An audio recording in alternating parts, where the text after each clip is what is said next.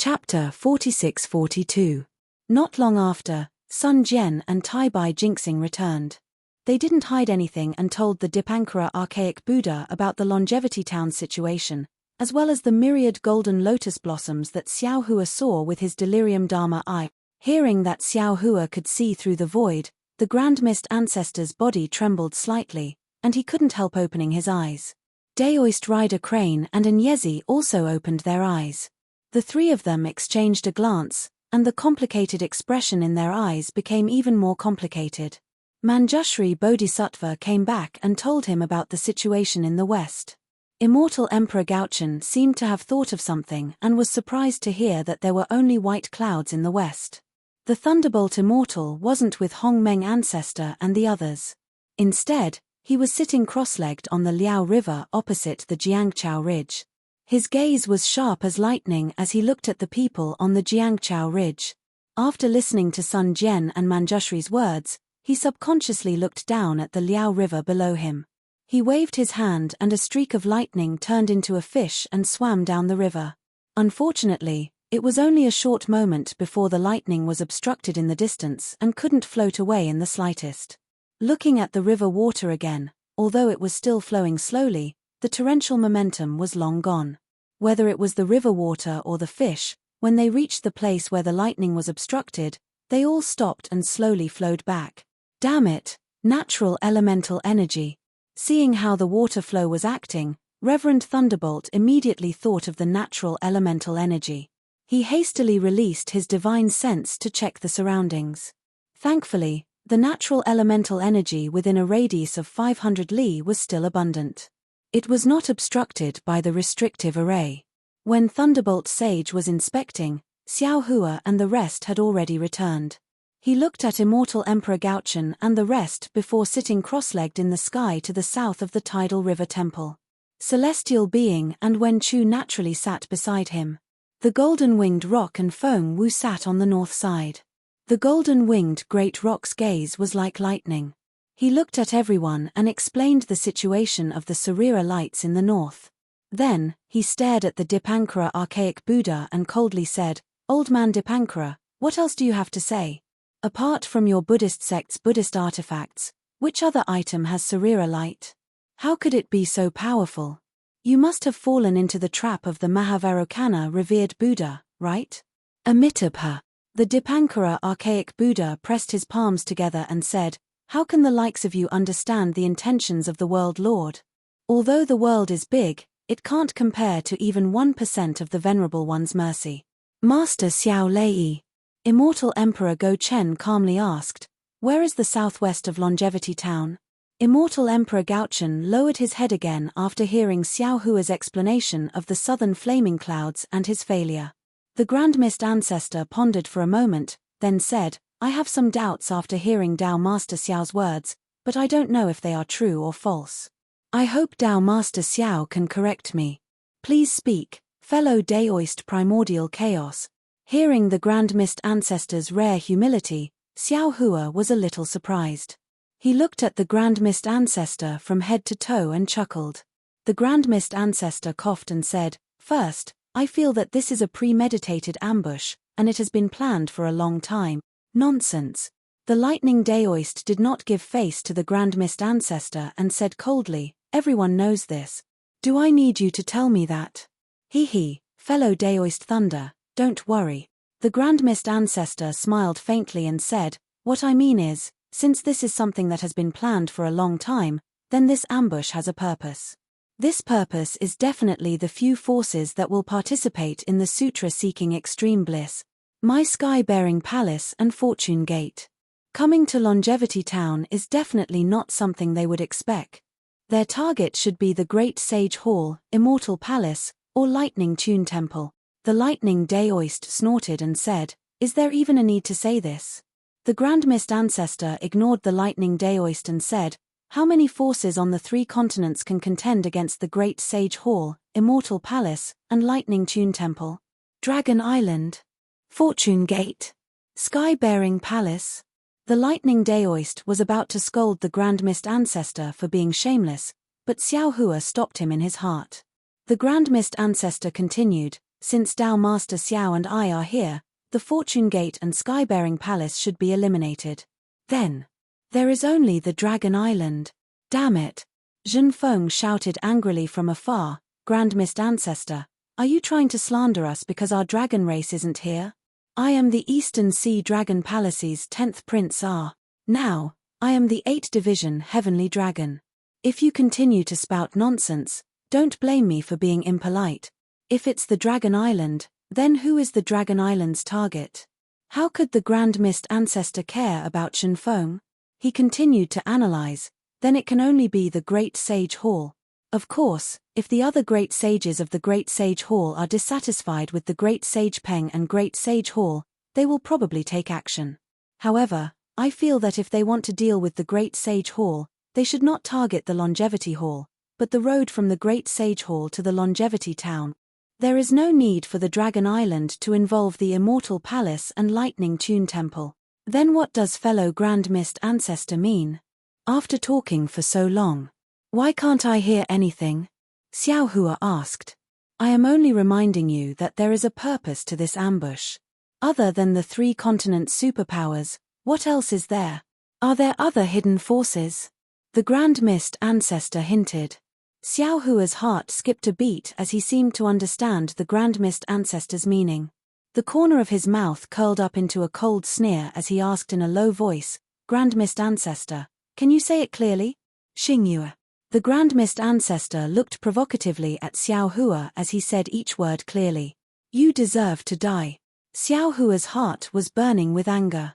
Thinking about how Shuji had treated him well in the Star Moon Palace, then thinking about how Shuji had blocked him, not allowing him to make things difficult for the Grand Mist Ancestor, then thinking about what Shuji had not said.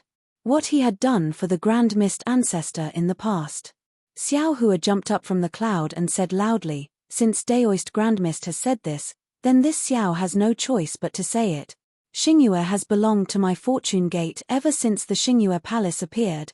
Whoever dares to have any ideas about Xingyue, don't blame my Fortune Gate for being impolite. Everyone was stunned, and the Grand Mist Ancestor was even more shocked. He hurriedly said, Ayo, fellow Daoist Xiao, congratulations, congratulations, this seat has been rude.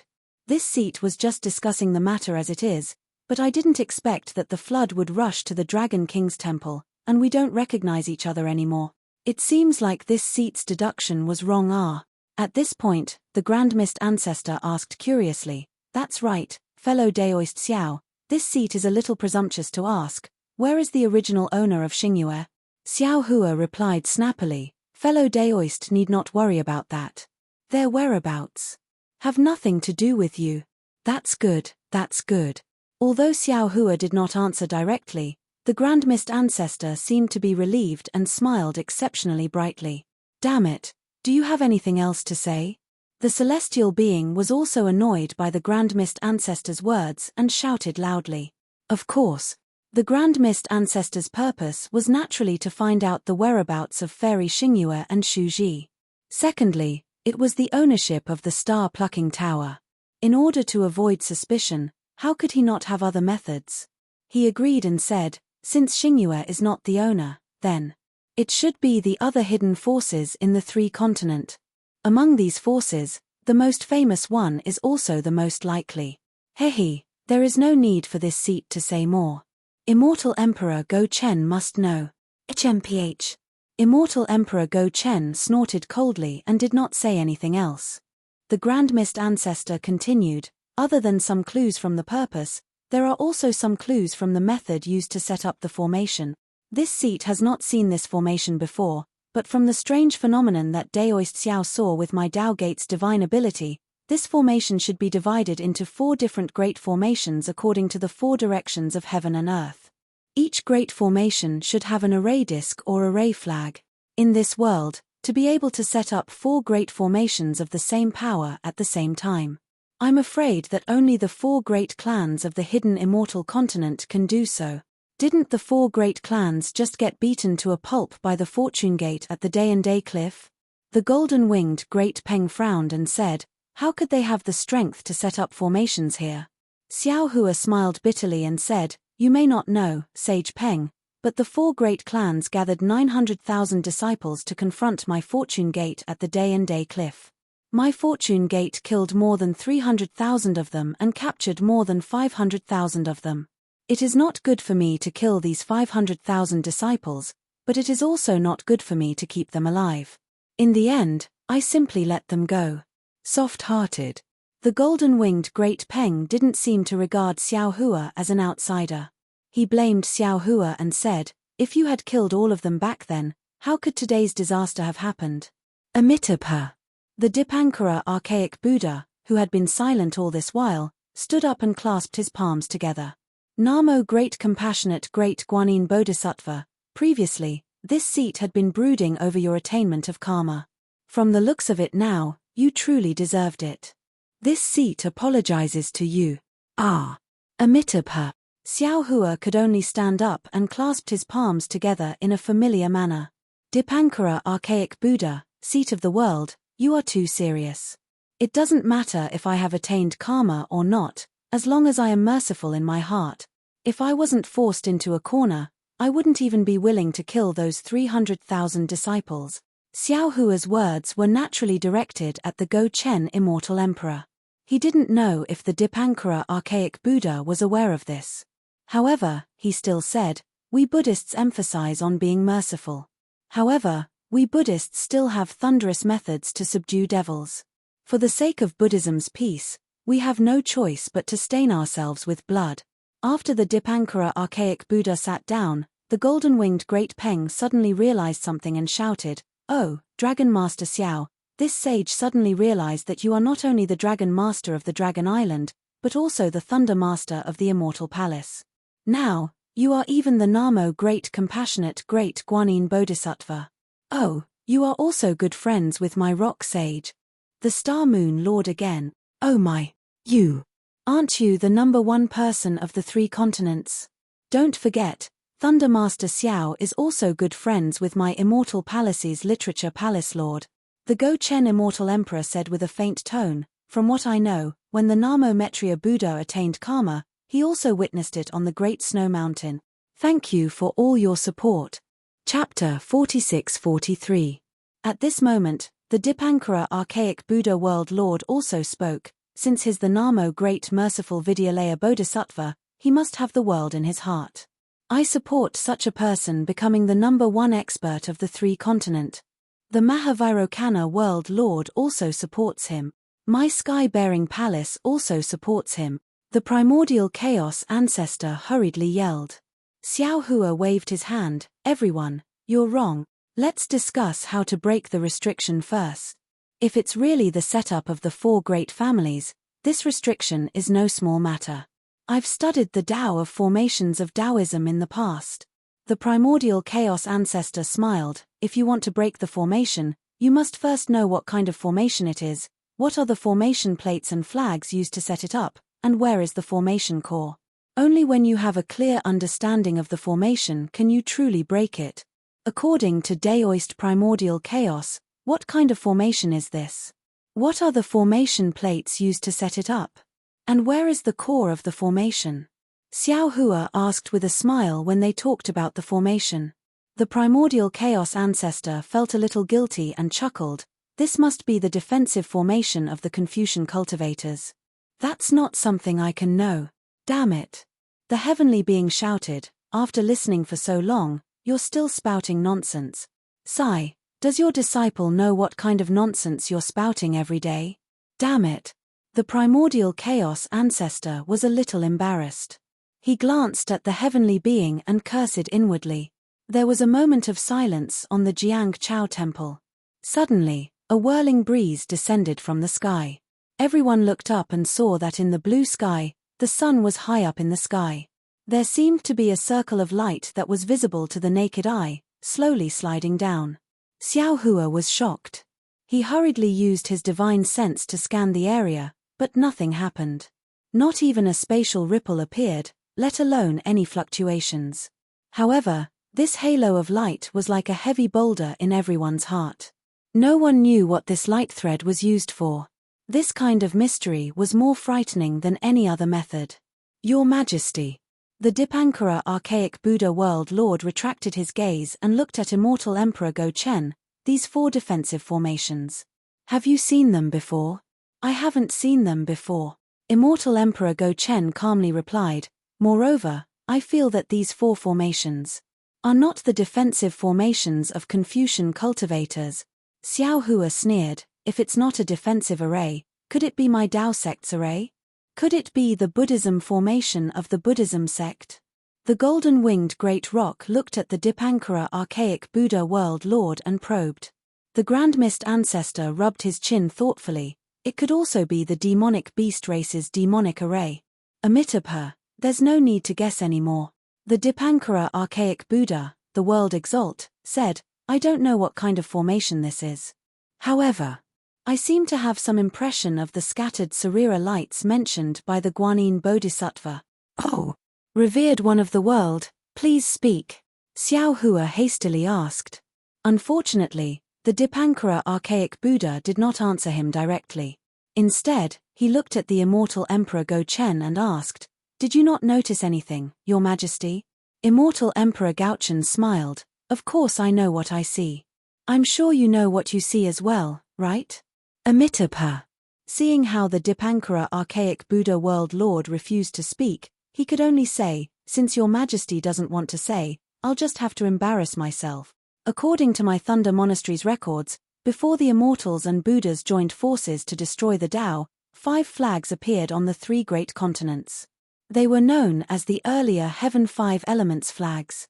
According to legend, these 5 Elements flags were formed from the 5 petals of the chaotic green lotus. They are all supreme-grade early heaven treasures. The Eastern treasured flag is known as the Green Lotus flag. It can calm one's heart, repel all evils, and be invulnerable to all arts. The Eastern treasured flag emits the scattered Sarira lights. These scattered Sarira lights are similar to my Buddhism sect's scattered Sarira lights, yet there are some differences. I don't know what the differences are, because I've never seen this Green Lotus flag before. If the Guanyin Bodhisattva didn't mention the scattered Sarira lights, I wouldn't have remembered this story. SSS. Hearing the Dipankara archaic Buddha world lord mention the 5 elements flags, Xiao Hua instantly thought of the mystic origin water control flag he had obtained in the profound water palace. He couldn't help but suck in a breath of cold air as he thought, that day in the profound water palace, Xin Xin revealed the origin of the mystic origin water control flag. She said that it came from the immortal world and was used to suppress the devil saber murder in the profound water palace. The immortal world she mentioned must be the heavenly court. I've only seen the might of the mystic origin water control flag and don't fully understand it. However, I'm well aware of how powerful the devil saber murder is. That's a devilish saber that even the devil lords of the ruins feared. Yet, it was suppressed by the mystic origin water control flag. If this mystic origin water control flag is one of the 5 elements flags, then the other 4 5 elements flags that form these 4 formations aren't something I can deal with. Even if I summon my devilish saber, I won't be able to do anything. Thinking of this, Xiao Hua hurriedly asked, World Lord, the other 4 5 elements flags. What are their names? What's so powerful about them? Amitabha. The cultivation of Buddhism isn't about Buddhism formations, but about the heart. If it weren't for the Sarira lights on the Green Lotus flag, I wouldn't have known about it. Therefore, I don't know about the other 4 5 elements flags. The Dipankara archaic Buddha world lord didn't know if he really didn't know or if he was faking it. He only pushed this question to immortal Emperor Go-Chen. I'm afraid I can only ask Your Majesty about this. HMPH. Xiao Hua snorted and looked at immortal Emperor Go-Chen. Even Xin Xin knew about the origin of the mystic origin water control flag. How could immortal Emperor Go-Chen not know about it? Unfortunately, immortal Emperor Go-Chen still shook his head. Why must I know if the earlier Heaven 5 Elements flags don't belong to my immortal palace? What? Your Majesty doesn't know about it if it doesn't belong to the immortal palace? Xiao Hua narrowed his eyes and asked calmly. Oh, if that's the case, this sage finally remembered. The golden-winged great rock suddenly cried out. The Great Sage Hall has records of something called the Carnate Pentagonal Formation. This formation is neither a Dharma formation nor a demonic formation, much less an imperial formation or a Buddhist formation. The pentagonal formation is set up by 5 carnate flags. These 5 flags possess boundless power and are used to protect one's body. All evil will be repelled, and all magic will be impenetrable. Let this sage think. The central flag is called the Yellow Earth Apricot Flag? Yes, it's called the Yellow Earth Apricot Flag. When this Yellow Earth Apricot Flag is activated, nothing can break through it. All evils will be repelled, and no arts will be able to invade it. Yes, it seems to be called the 10,000 Golden Lotuses. It's very similar to what Longsha Xiao saw in the east of Longevity Town. What about the others? Xiao Hua asked. The golden-winged great rock shrugged and shook his head. This sage can't remember the others. This sage only took a casual glance. But then, the golden-winged great rock looked at Immortal Emperor Go Chen and said, Go Chen, it is said that the earlier Heaven Five Elements flag was obtained by a Confucian sage. Later on, it was controlled by the human race and eventually lost to the hidden immortal continent. Could it be that you don't know about it? Chen Ph. Immortal Emperor Go Chen coldly snorted and said, My Confucian sage has many sages. I don't know who Sage Peng is talking about. Moreover, my immortal palace has never had any records about this. However, if you are talking about the earlier Heaven Five Elements flag, this emperor doesn't know everything. I only know that the southern flag is called the Floating Flame Flag. This flag confuses yin and yang, reverses the 5 elements, repels all evils, and is impenetrable by all arts. When it is activated, the flames are like clouds and can conceal the 5 elements. The western flag is called the White Cloud Boundary Flag. This flag has a dense and mysterious image that illuminates the heaven and earth, repels all evils, and is impenetrable by all arts.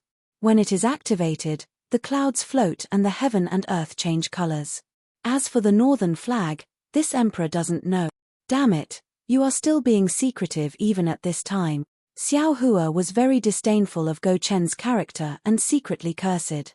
However, he wasn't sure if the Mystic Origin Water Control flag was the northern flag, so he couldn't say anything. When Chu frowned and said, If it is as you all said, then this immortal town is surrounded by the 5 elements grand formation. However, this 5 elements grand formation is missing the northern flag, so it can't be considered complete. We should have a chance. Immortal friend Wen Chu is looking down on this 5 elements grand formation too much. The golden-winged Great Peng shook his head and said, You should know that this 5 elements grand formation is called the innate 5 elements grand formation. Not to mention the 5 innate 5 elements flags acting as the eye of the formation, no one in the 3 continents can break it. Just the innate 5 elements flag alone is not a match for Immortal Friend. At this time, when Chu glanced at Xiao Hua. Xiao Hua had already told him about the Mystic Origin Water Control flag. After hearing this, Wen Chu's expression unconsciously changed. After all, he was very clear about the power of the Devil Saber murder. If that's the case, then this formation without the northern flag should be called the innate 4 elements grand formation. Immortal Emperor Gaochen said, At this time, I don't need to say anything more. Everyone should know who is scheming against us, right? Gaochen. The golden-winged Great Peng shrieked, Is there still a need to say it? The innate 4 elements grand formation is spread out in all directions and sealed off the immortal town. Apart from the 4 great clans, who else could it be? However, the one they are scheming against is probably you, right? Immortal Emperor Gaochen laughed and said, Is there a difference?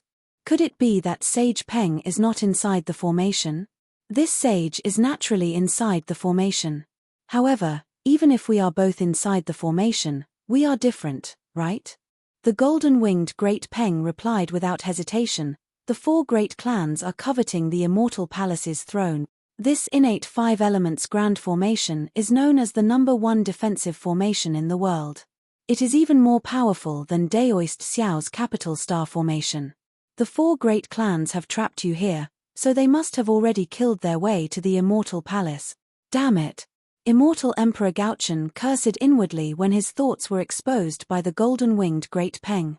He then looked at Xiao Hua and said, Master Xiao Hua, you should be more vigilant now. Previously, you fought against the 4 great clans at Chaomu Ya. This time, you are trapped in the immortal town. Who knows, the Nangong family might attack your soaring dragon mountain range first. Hearing Immortal Emperor Gaochen mention Chaomu Ya again, Xiaohua's anger surged. He sneered coldly, "Old man Gaochen, Sage Peng is not afraid of the 4 great clans attacking the Great Holy Hall. Do you think this Xiao is afraid of the Nangong family surrounding my fortune gate? This Xiao will put my words here. If Nangong Tianji dares to go, this Xiao can guarantee that he won't be able to keep his head. As for your majesty, shouldn't you tell this Xiao where the new Heaven's Punishment prison crystal is being kept? Otherwise, this Xiao will make a move before the innate 4 elements grand formation, gift it, and thank you for all your support." Chapter 46-44. Motherfucker, speak. At this time, the Celestial also shouted arrogantly, "Otherwise, I will pull you down from the throne." The rock chuckled and added, "Gaochen, I saw that you were scheming before, but you're still a lord of a region. You're still broad-minded. That's why I'll accept any invitations you have unless it's something special. But now, it seems that everything you've done doesn't match your status as the Lord of Immortal Palace. Daoist Xiao is a human grand ascension stage, a dragon among men. He's so broad-minded that even I want to befriend him. Why don't you like him? The 9th princess was wrong earlier, but Daoist Xiao gave you enough face in the battle against Chao Muya. If you still don't give him face, then don't blame me for not giving you any face. Hihi, how can taking advantage of a burning house be a gentleman's style?" Immortal Emperor Gaochen didn't care about the rock's threat and said flatly, "Sacred Peng, do you think I'm afraid of these idiots? Moreover, I also believe that Master Xiao Lei's words were just words of anger. He will definitely consider the big picture and help the master of the School of Literature to break the 4 directions formation, because if something happens to me, then no one will know about it." Xiao Hua looked at Immortal Emperor Go Chen's face that was covered by the light. He also couldn't see Immortal Emperor Go Chen's expression, but Xiao Hua knew that under the light. It was definitely a complacent expression. Immortal Emperor Go Chen was the only person who knew the whereabouts of the Heaven Punishment prison crystal. Unless he decided to break off relations with the Immortal Palace and search every inch of the hidden Immortal Continent, he really couldn't casually make a move. Xiao Hua took a deep breath and said coldly, "Your Majesty controls the fate of all Confucian cultivators in the world. How can you not have a way to destroy the schemes of the 4 clans? Oh, and where's your golden throne? All Confucian cultivators in the world will bow before the throne. Your Majesty, you should act quickly. If I could bring the throne down from Immortal Palace, would Dongfang Qiong Hao and the others still dare to set up this formation in Immortal Town?" Immortal Emperor Gaochen sneered.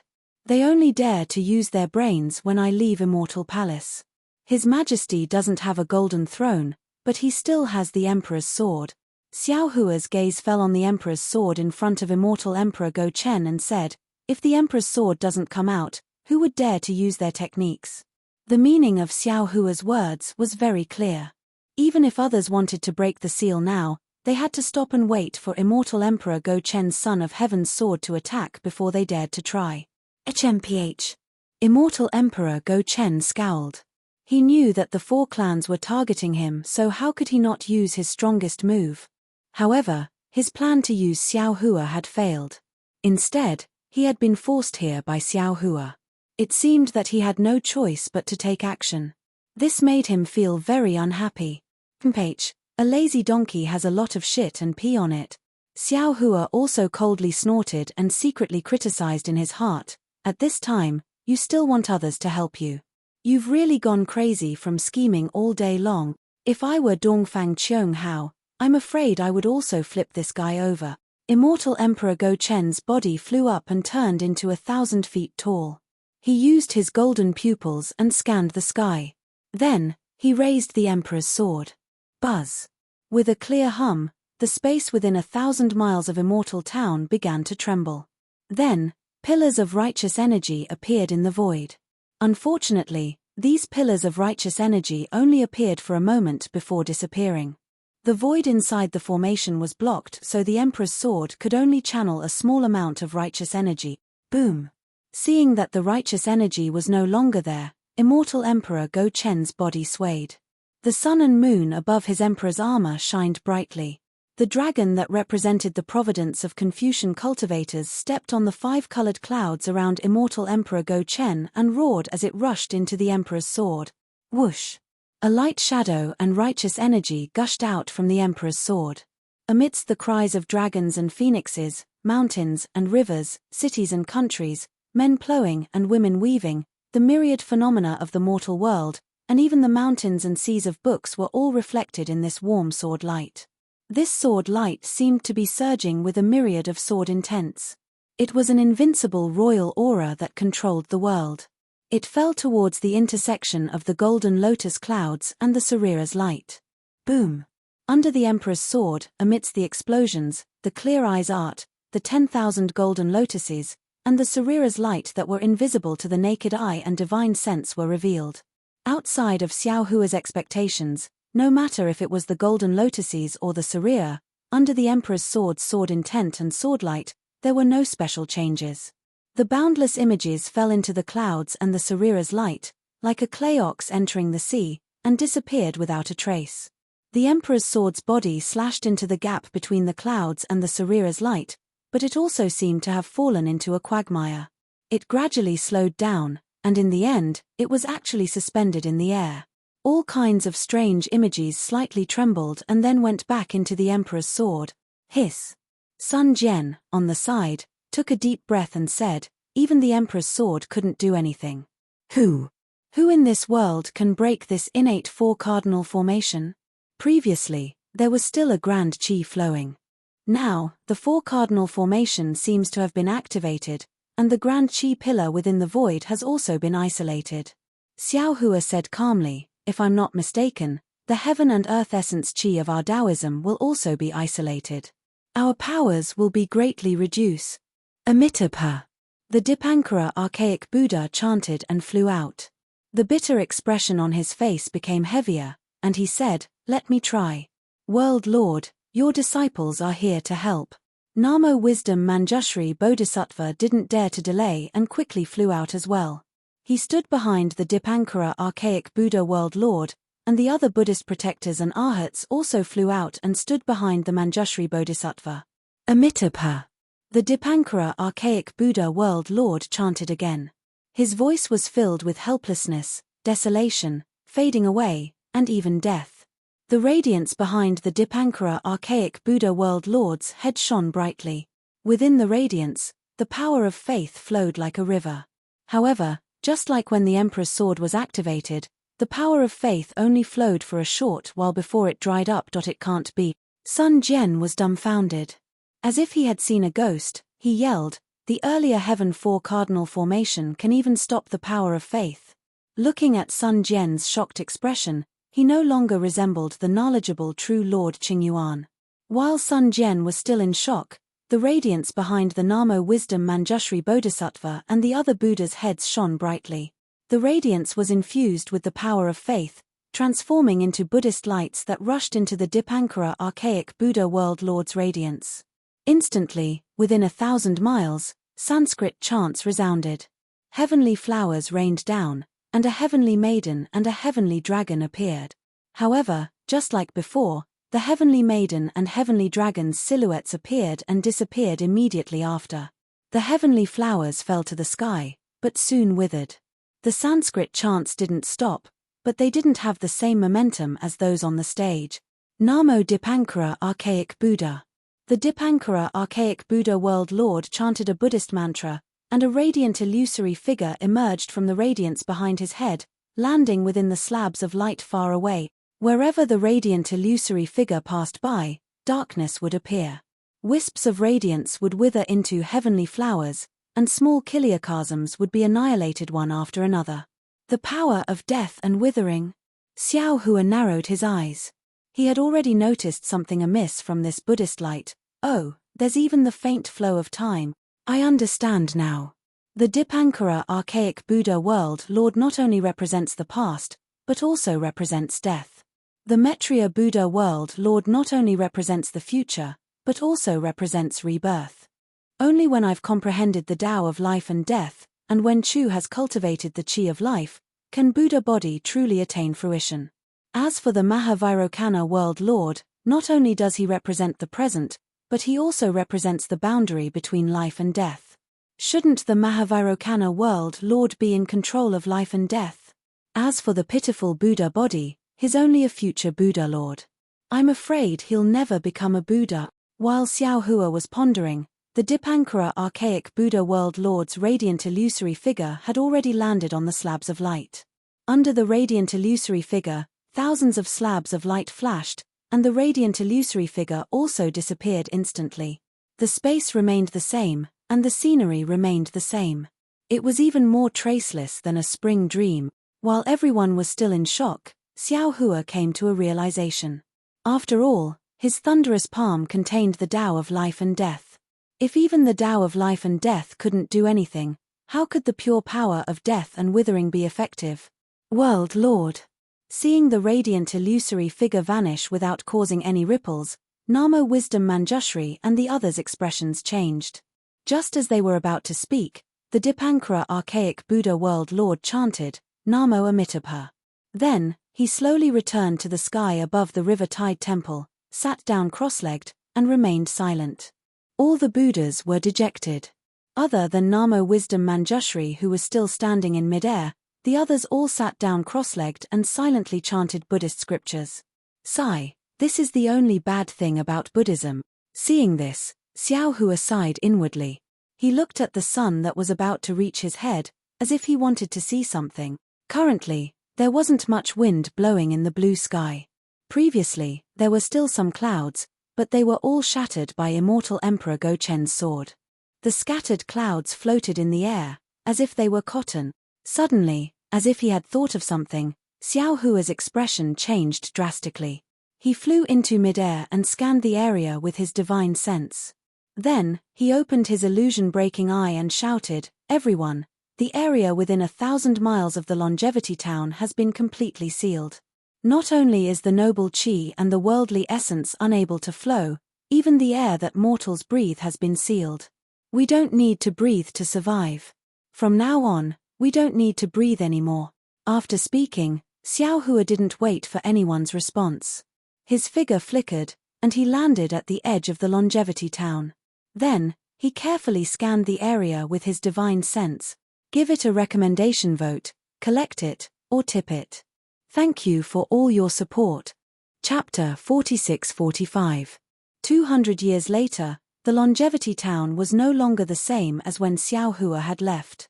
Not only was the town a few times larger, but the surrounding population had also increased by more than 10 times. Moreover, due to the sutra seeking extreme bliss, the Longevity Town only had the tidal river temple and other businesses related to Buddhism. The population that was more than 10 times larger were all gathered outside the Longevity Town. When Xiao Hua had left, the desolate roads and mountain ranges were now bustling with activity. Many villages and markets had appeared.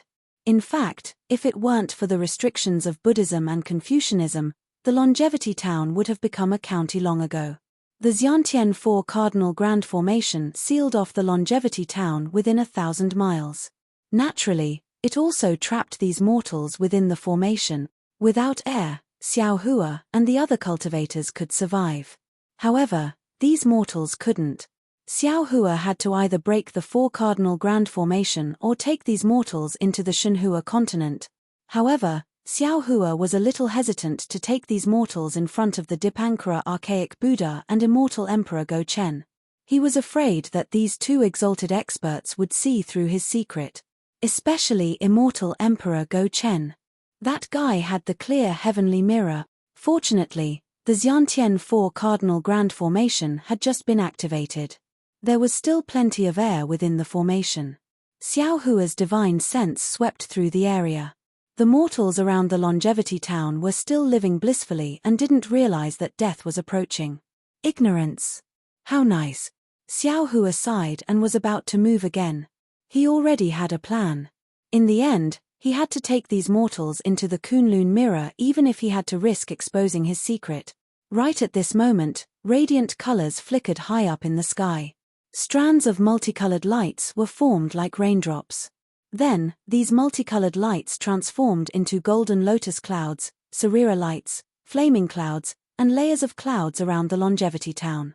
The clouds revealed by the 4 cardinal flags surged and transformed into Dongfang Qianghao, Shimen Jianzhong, Nangong Tianji, and Beiming Chu Qing. These 4 didn't have secondary bodies and weren't as large as normal secondary bodies. They were only a few dozen feet in size. As the multicolored lights passed by, all colors were restrained. They looked no different from ordinary mortals. Even the expressions on their faces were clear. Traitor. When immortal Emperor Go Chen saw the 4 clan masters appear, he immediately scolded them. Why did you all set up the Carnate 4 cardinal formation to seal the longevity town and trap me here? Your Majesty. Dongfang Qianghao and the others didn't glare at him. Instead, they bowed respectfully and said, since the ancient immortals and Buddhas joined forces to destroy the Tao, the military school has made outstanding contributions in battle. Since then, they have taken control of the immortal palace, and we Confucian cultivators have all submitted. However, since His Majesty took over the hidden immortal continent, although he barely made some achievements, it was easy for him to monopolize power. Especially in the last 1,000 years, His Majesty was headstrong and self-opinionated, listened to slander, and favored treacherous rebels. He was muddle-headed and tyrannical, which really hurt the hearts of Confucian cultivators and philosophers. Ever since the militarists took over the immortal palace, the 4 great aristocratic families have been living in seclusion. We don't care about the worldly affairs of the hidden immortal continent and only support the government of the immortal palace. Today, the patriarchs of the 100 schools have written a blood letter to the people, begging us to come out and remove the emperor from his position. We will return the righteousness of Confucian cultivators and restore the stability of Confucian cultivators. We, the 4 great clans, place the foundation of Confucian cultivators as our priority and place the livelihood of the people as our priority. We write the 4 great clans' declaration to exterminate Gaochen to the world so that it can be heard properly. Damn it! Damn it! Damn it! Immortal Emperor Go Chen was furious. He swung the Son of Heaven's sword at the 4 clan masters. Unfortunately, although the sword's light could stabilize mountains and rivers, it had no effect on the 4 figures. Dongfang Qianghao continued, we recognize that His Majesty has worked hard even if he didn't make any contributions, so we will give His Majesty 10 days to consider. If His Majesty kills Xiao Hua and abdicates, we will give His Majesty enough face and also make His Majesty the master of the Tushito Palace.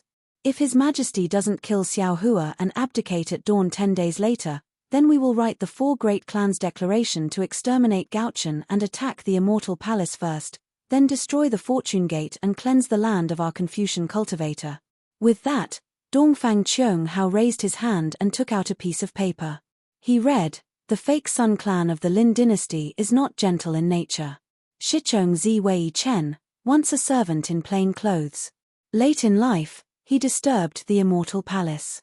Concealed the previous emperor's selfishness, trapping our emperor in a trap. With lizards as the heart, jackals and wolves as the second nature. Close to evil, killing the loyal and good.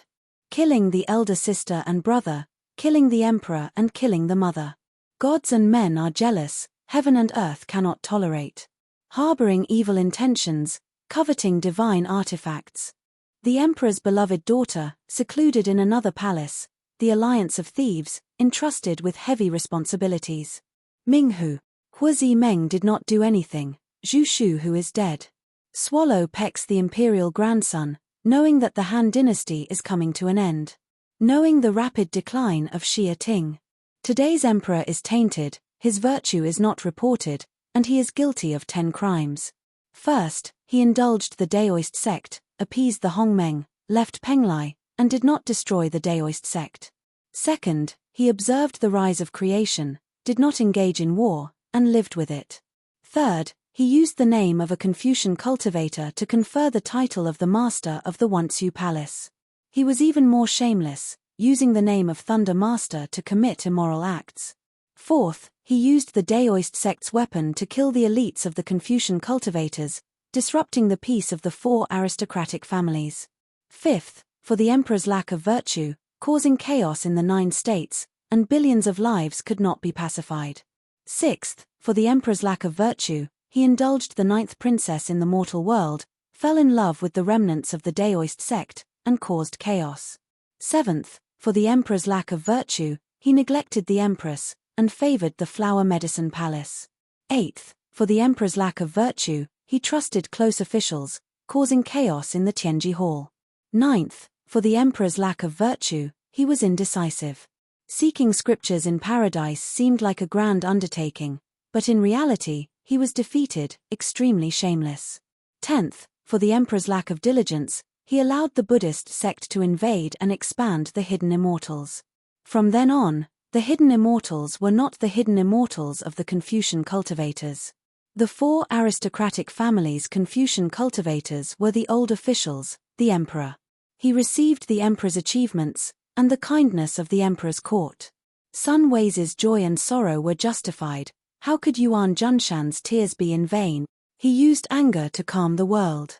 Because of the world's disappointment, he followed the heart of the universe.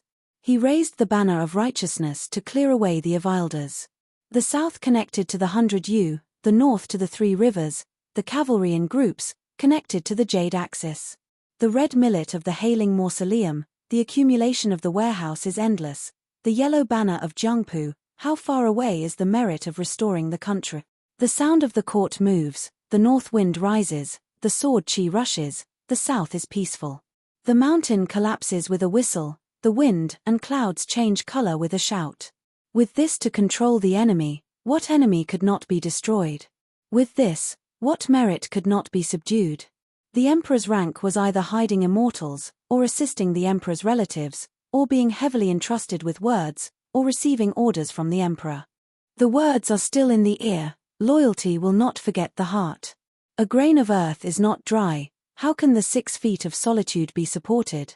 If he can turn the disaster into a blessing, he can send the past to the emperor's residence, and not abolish the emperor's order, he will be rewarded with the same title as the mountains and rivers. If he is attached to a poor city, wandering the wrong path, and ignorant of the signs of the past, he will be punished in the future. Please take a look at today's domain. Whose world is it? Dongfang Qiong Hao recited the declaration of the 4 great clans against Gaochen with a sonorous and forceful tone. It was like thunder or war drums. The area within 1,000 miles of Longevity Town was filled with grief and indignation. It was as if Dongfang Qiong Hao's 10 sins were true. Not to mention the mortals, even Xiao Hua secretly nodded after hearing this. This declaration was written very well. Anyone who heard it would feel that immortal Emperor Gaochen was not virtuous. The 4 great clans had no choice but to do this. All of the righteousness fell on the 4 great clans' side. After Dongfang Qiong Hao finished reciting the declaration, he didn't stop for a moment. His figure immediately disappeared, and the clan masters of the other 3 clans also disappeared.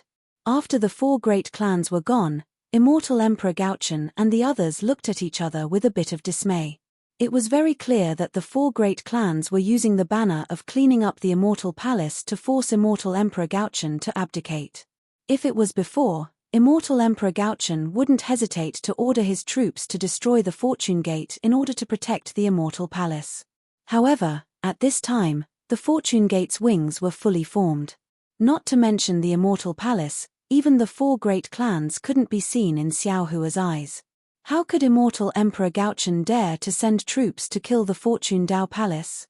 The more immortal Emperor Gaochen destroyed the Dao Palace, the more he would be killed by Xiao Hua.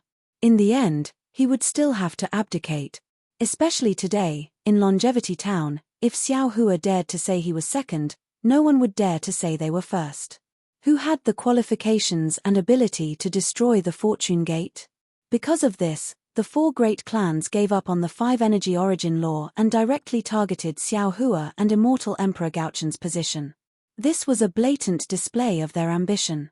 If it wasn't for Gaochen abdicating and killing Xiao Hua, the innate 4 directions grand formation wouldn't have been activated. Immortal Emperor Gaochen was the leader of the Immortal Palace. After hearing the declaration, he immediately calmed down and sheathed the Son of Heaven's sword at his waist. He didn't even have the intention to discuss with Tai Bai Jinxing and Sun Jian. He simply returned to the sky above the tidal river temple, thinking about how to kill Xiao Hua or how to escape. Seeing Immortal Emperor Gaochun's reaction, Sun Jian glanced at Tai Bai Jinxing. Tai Bai Jinxing's face was also filled with worry. He glanced at Xiao Hua and opened his mouth as if he wanted to say something, but in the end, he didn't say anything. Damn it. The golden-winged Great Peng laughed and shouted, "You humans are really interesting. If you want to fight, then fight. Why do you need to make a reason?" However, this declaration is really well written. This saint also wants to punch Gaochun a few times after hearing it. Ha ha ha. Xiao Hua coldly glanced at the silent Gaochun. There were currently 4 forces within 1,000 li of this space: the Confucian cultivators, the Buddhist sect, the Daoist gate, and the demonic race. If Immortal Emperor Gaochun wanted to deal with Xiao Hua, he could only join hands with the Buddhist sect or the demonic race, just like how they suppressed the Grand Mist Ancestor. But now, not to mention the Buddhist sect and the demonic race being on good terms with Xiao Hua, even the Grand Mist Ancestor dared to appear in front of Immortal Emperor Gaochun. How could Immortal Emperor Gaochun deal with Xiao Hua? If he pointed his sword at Xiao Hua, he would only die a more miserable death. Therefore, Xiao Hua looked at Gaochun, pondered for a moment, and said, "Your Majesty. Give it a recommendation vote, collect it, gift it, and thank you for all your support." Chapter 46-46. What's the matter? Immortal Emperor Go Chen's tone was indifferent and even a bit arrogant. It was as if he wasn't affected by the declaration at all. He didn't even feel the awkwardness and danger of his situation. He simply asked, "If you want to capture me and go to the 4 clans to claim credit, then you have made a mistake in your calculations." Xiao Hua was furious after hearing this and said, "Go Chen, don't think that just because you have the clear heavenly mirror, no one can do anything to you. You have the clear heavenly mirror and a 9th-grade immortal palace Wen Sheng. I also have millions of soldiers in my Kunlun mirror. If I want to capture you, it will be as easy as flipping my hand. Master Xiao Lei, Master Xiao Lei." Tai Bai Jinxing hurriedly flew over and bowed. "If you have anything to say, please say it." Phew. Xiao Hua took a deep breath, but he immediately regretted it. He calmed himself down and pointed below, saying, "There are millions of mortals within 1,000 miles of the Longevity Town. They should be the first victims since the Longevity Town has been sealed off by the 4 great clans. Moreover, they are powerless and have no way to resist. Therefore, if possible, Your Majesty, please use the clear heavenly mirror at the right time to capture these mortals." "Who told you that my clear heavenly mirror can capture mortals?" Immortal Emperor Go Chen said coldly, "My clear heavenly mirror is the imperial artifact of the hidden immortal continent. HMPH. Xiao Hua knew that he wouldn't reveal the secret of the clear heavenly mirror until the very last moment. Therefore, he wouldn't capture the mortals of the Longevity Town in front of everyone. Therefore, Xiao Hua coldly harumphed and ignored Huang Xiaolong.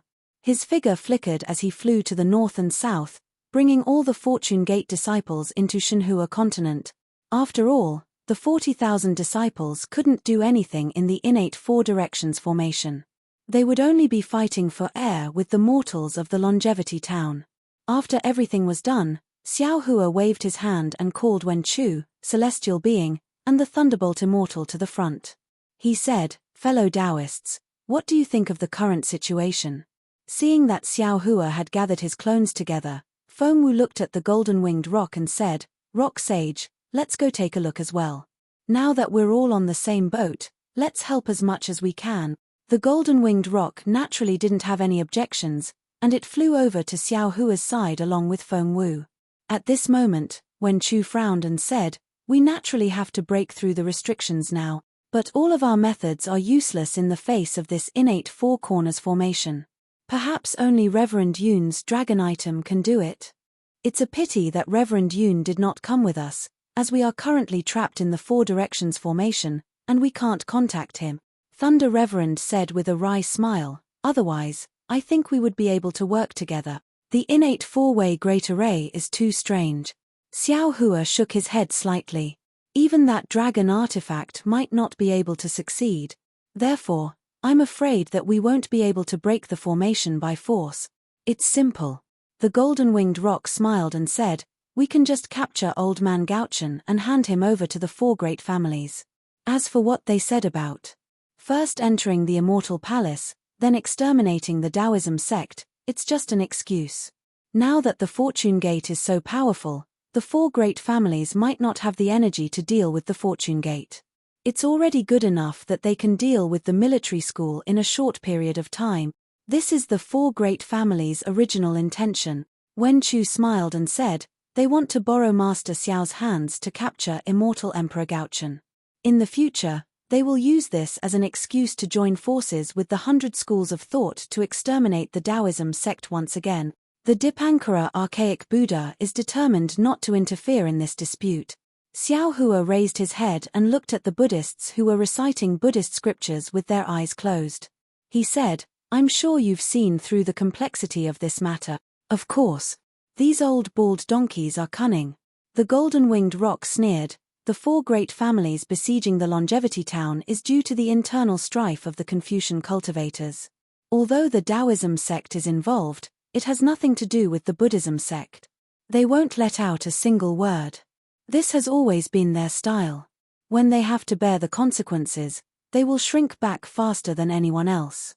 When there are benefits, they will fly faster than anyone else." That Mahavairokkana archaic Buddha probably felt that the sutra praying in nirvana this time wasn't good and knew that someone would cause trouble. That's why he didn't dare to come over and asked the Dipankara archaic Buddha to come over. Oh, this is called tribulation facing in the Buddhism sect. Seeing how the golden-winged rock wasn't interested in the Buddhism sect, Xiao Hua smiled and said, "Actually, Rock Sage doesn't have to care about it. You just need to rest. How can this sage be compared to those old bald donkeys?" The golden-winged rock said proudly, "Naturally, this sage wouldn't care about the four great families targeting Old Man Gauchen. However, the four great families even schemed against this sage. How can this sage let this go? Moreover, this sage and Dragon Master Xiao don't know each other. This sage is very willing to befriend Dragon Master Xiao. Whatever Dragon Master Xiao wants to do, this sage will support it." "Good." Xiao Hua laughed and raised his palm, saying, "A rock sage like this is also someone this Xiao is willing to befriend." "Good." The golden-winged rock was overjoyed. He hurriedly flapped his wings and clapped with Xiao Hua's palm. After the palm strike, Xiao Hua smiled and said, "Now that this Xiao has obtained rock sage support, why should I be afraid of this formation not being broken?" Instead, it was the golden-winged rock who was a little embarrassed and said in a low voice, "Master Xiao Lei thinks too highly of this sage. Previously, this sage and the Phoenix Sage had already tried. We didn't have any effective abilities." Hearing the golden-winged rock being so straightforward, Xiao Hua didn't understand the hidden meaning in the human's words. He nodded and said, "While a single person can surpass others and do what 100 people can do. However, if 100 people work together, what they can do will surpass that of a single person. Breaking the formation isn't just a matter of abilities. It's also a matter of methods. We still need to work together to succeed." Seeing that the golden-winged rock still didn't understand, Xiao Hua said even more straightforwardly, "Also, this Xiao doesn't need any abilities to help, as long as Rock Sage has the heart. There are still 10 days until the deadline. In the end, if there is no other way, this Xiao can just keep the mortals in the longevity town into the Kunlun mirror. Isn't it just being trapped in the innate four directions formation? If nothing happens in 10 days, nothing happens in 100 days. If the four families have the ability to trap this Xiao for 100 years, hehe, there's no need for that." Feng Wu laughed and said, "As long as the Thunder Sound Temple and Fortune Gate don't return after half a year, they will definitely come to investigate. At that time, the four families will be in trouble." Xiao Hua smiled and said, "There's no need to wait that long. 10 days later, the four families will definitely make their move. After the Immortal Palace falls, that will be the time for the Four Directions formation to be activated.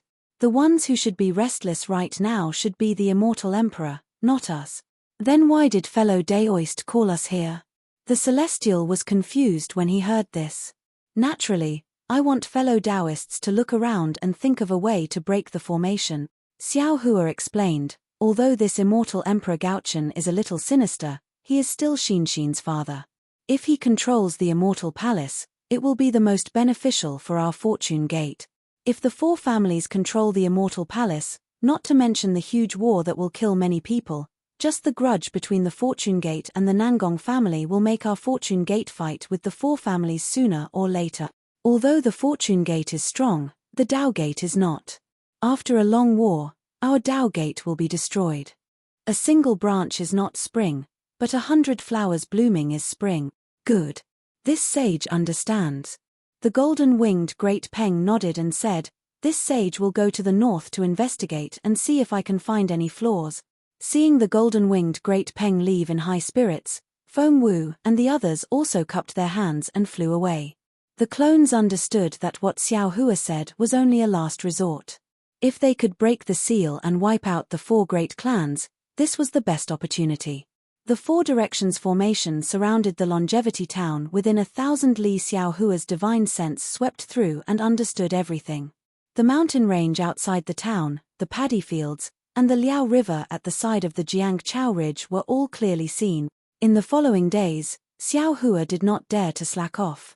He opened his illusion breaker eye and scanned the Four Directions formation within 1,000 li, not missing a single spot. The more Xiao Hua looked, the colder his heart became. This Four Directions formation was indeed, as Immortal Emperor Gaochen said, it was a Xiantian Grand formation. It could not be compared to ordinary formations, defensive formations, or Buddhist formations. Within the clouds, there were no flaws at all. Even when Xiao Hua's illusion breaker eye's silver light beam fell into the clouds, it could not cause any fluctuations. In the end, Xiao Hua helplessly stopped and stood in front of the mountain range like a crouching bull. At this time, it was also a moonlit night. There seemed to be some wind and rain high up in the sky, but this wind and rain could not fall on the mountain range.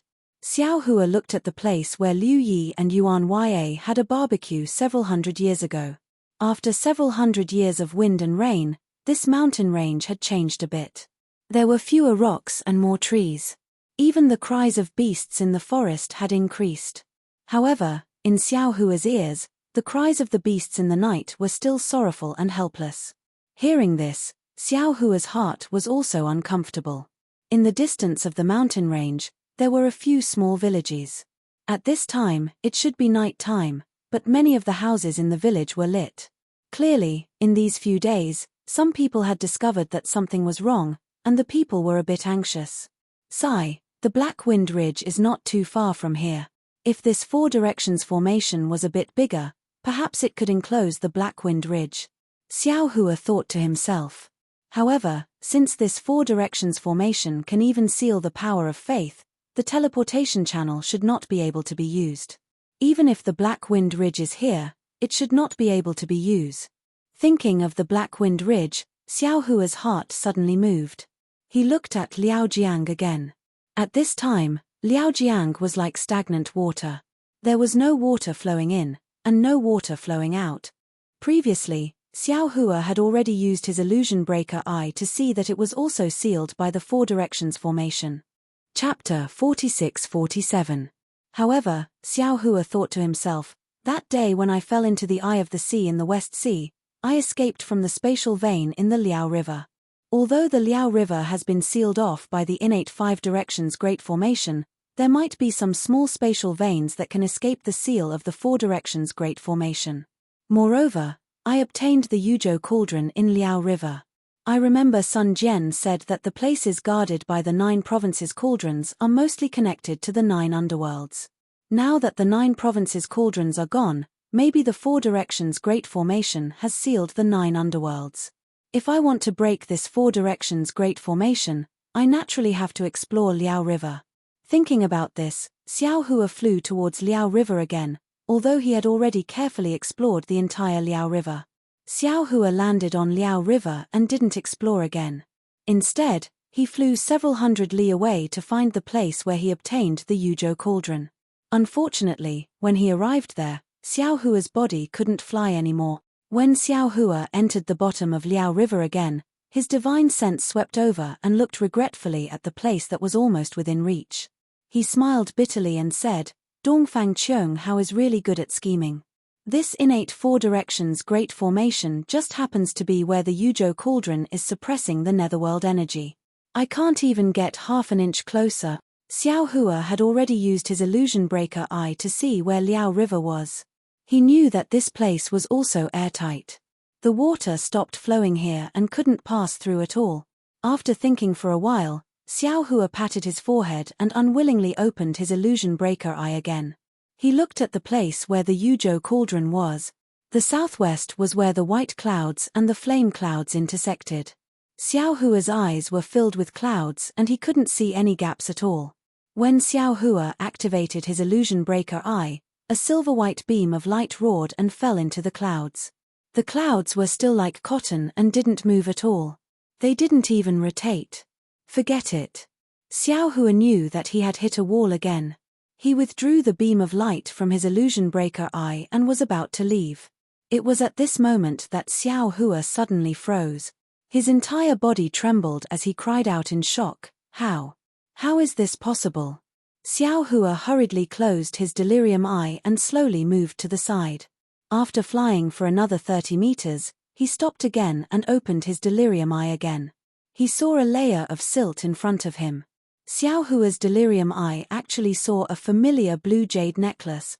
Isn't this the water phase jade luo of the Shenyuan water control flag that Xiao Hua saw in the Shenyuan water palace at the bottom of the river? This jade necklace was also in the shape of a cloud. It was extremely harmonious with the white clouds and the flame clouds. If Xiao Hua hadn't landed here to look carefully, he definitely wouldn't have found it. Impossible. Impossible. Xiao Hua's body trembled as he thought to himself, this place should be the location of the Yuzhou cauldron. This Xiao has already carefully examined it before. A few days ago, this water blue jade was definitely not here. Moreover, this Shenyuan water control flag's Ying Luo is a great enemy of this Xiao's devil saber. If it had been there before, this Xiao's devil saber would have reacted. In other words, this water phase jade luo only appeared recently. However, this water phase jade luo belongs to the Shenyuan water control flag, and the flag is in Xin Xin's hands. Xin Xin was also imprisoned in the Heaven's Punishment prison crystal by that damned Gauchen geezer. How could this flag be here? Could it be? Could it be? Thinking of this, Xiao Hua suddenly recalled Tai Bai Jinxing's words at the end of the sutra praying in extreme bliss. Xiao Hua suddenly became excited and thought, could it be that Gauchen geezer actually placed the new Heaven's Punishment prison crystal here? He wanted to wait until after the sutra praying in extreme bliss and let Tai Bai Jinxing speak. He used the sutra praying ceremony as an excuse to release Xin Xin from the Heaven's Punishment prison crystal. Damn it, could it be that this Xiao wronged immortal Emperor Gauchen? Yes, it's possible. He originally wanted to do so, but because of Xiao Mao's repeated appearances that disrupted his plans, he changed his mind and didn't pardon Xin Xin. Moreover, it was because he knew that Xin Xin's Shenyuan water control flag was here that he was so calm. He was waiting for the reactions of the Supremes, waiting for this Xiao's reaction. This bastard actually had such a backup plan. If that's the case, then this Xiao has given this Xiao a good opportunity. This Xiao doesn't need to look at immortal Emperor Gauchen's face anymore. This Xiao will find the new Heaven's Punishment prison crystal and see what that bastard has to say. Ayo, that's not right. If Xin Xin was imprisoned in the Heaven's Punishment prison crystal, how could the Jade Luo from the Shenyuan water control flag enter this place? Oh, I see. It must be that Xin Xin used the Shenyuan water control flag to send the Jade Luo through the Heaven's Punishment prison crystal to seek help from the outside. If anyone could see the Jade Luo, then they would naturally be able to find the Heaven's Punishment prison crystal. And today, the four clans just happened to place the innate Four Corners Grand Formation on top of the Heaven's Punishment prison crystal to suppress Xin Xin, so the Jade Luo was integrated into the innate Four Corners Grand Formation. The special thing is that if I'm not mistaken, the Shenyuan water control flag is one of the innate Five Directions flags, and this Jade Luo is one of the clouds in the innate Five Directions Grand Formation. It is normal for the Jade Luo to be able to enter this place. If that's the case, then I only need to find the Heaven's Punishment prison crystal and rescue Xin Xin. Wouldn't her Shenyuan water control flag be able to break the innate Four Corners Grand Formation? But right now, the Heaven's Punishment prison crystal is not inside the innate Four Corners Grand Formation, but below it. How can I obtain it? Xiao Hua closed his delirium eyes and landed on the bottom of Liao River. His hand pinched his chin as he pondered. After half a cup of tea's time, Xiao Hua's mouth revealed a trace of a smile.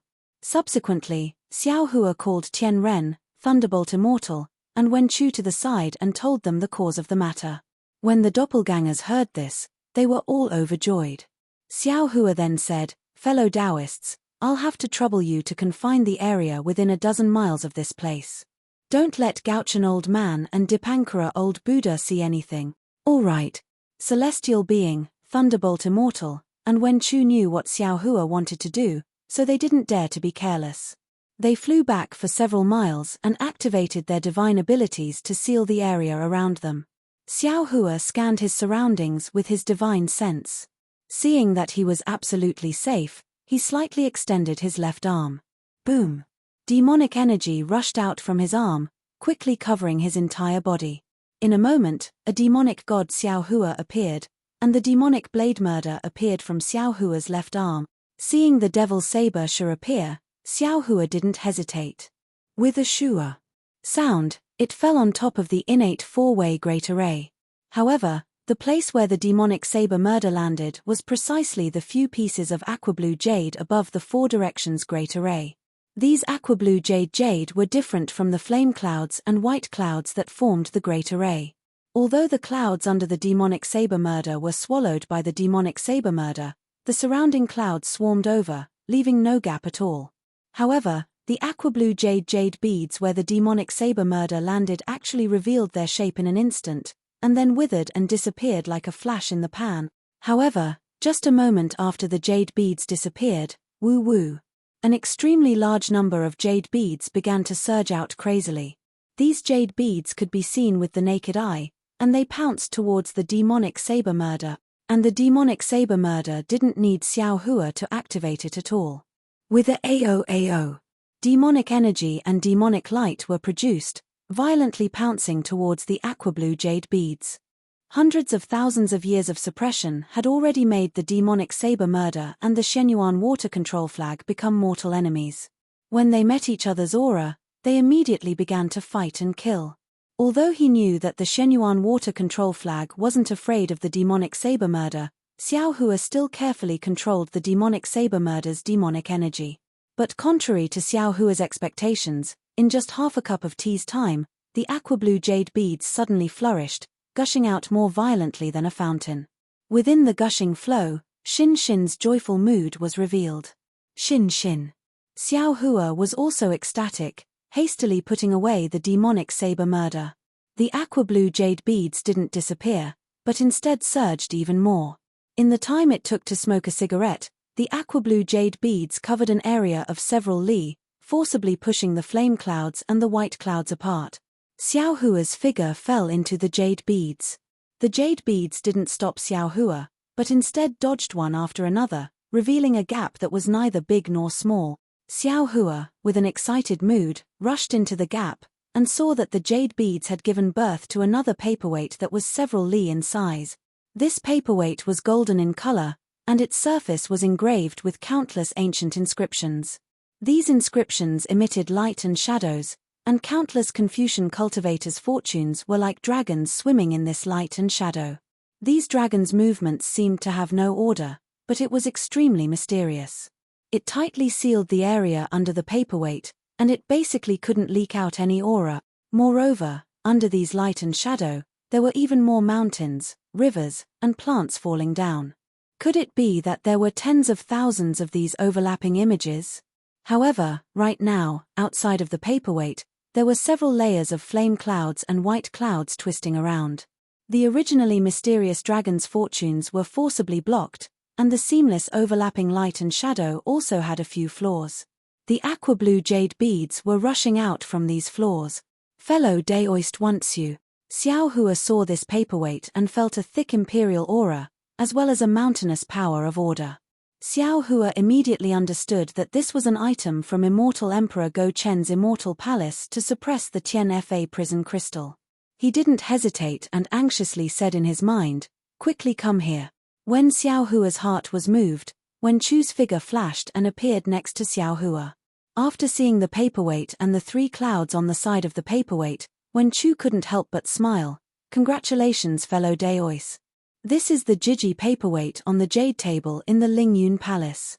It is used to place the spring and autumn brush used by the immortal emperor to write decrees."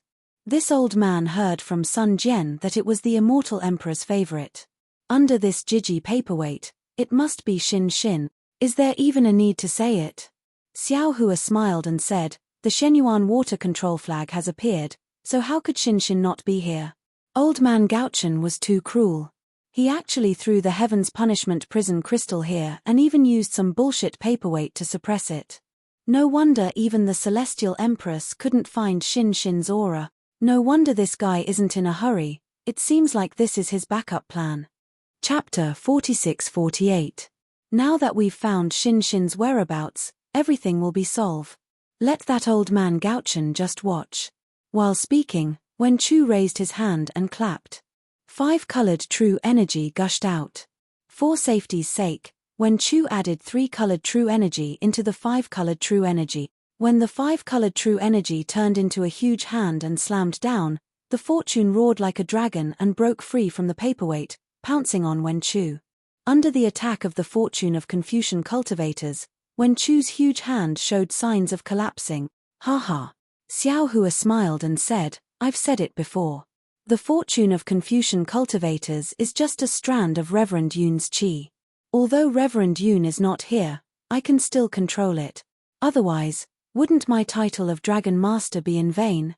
While speaking, Xiao Hua opened his mouth and was about to spit out a dragon breath. But after thinking for a while, he reached out his hand and grabbed the red dragon crown, putting it on his head with a flip of his hand. Oh. The brilliance of the red dragon crown fell, and lines of dragon runes emerged from Xiao Hua's body. He let out a long roar that sounded like a dragon's roar. Then, he spat out a mouthful of dragon breath that landed on the dragon-like fortune. Roar. The dragon-like fortune was also very strong.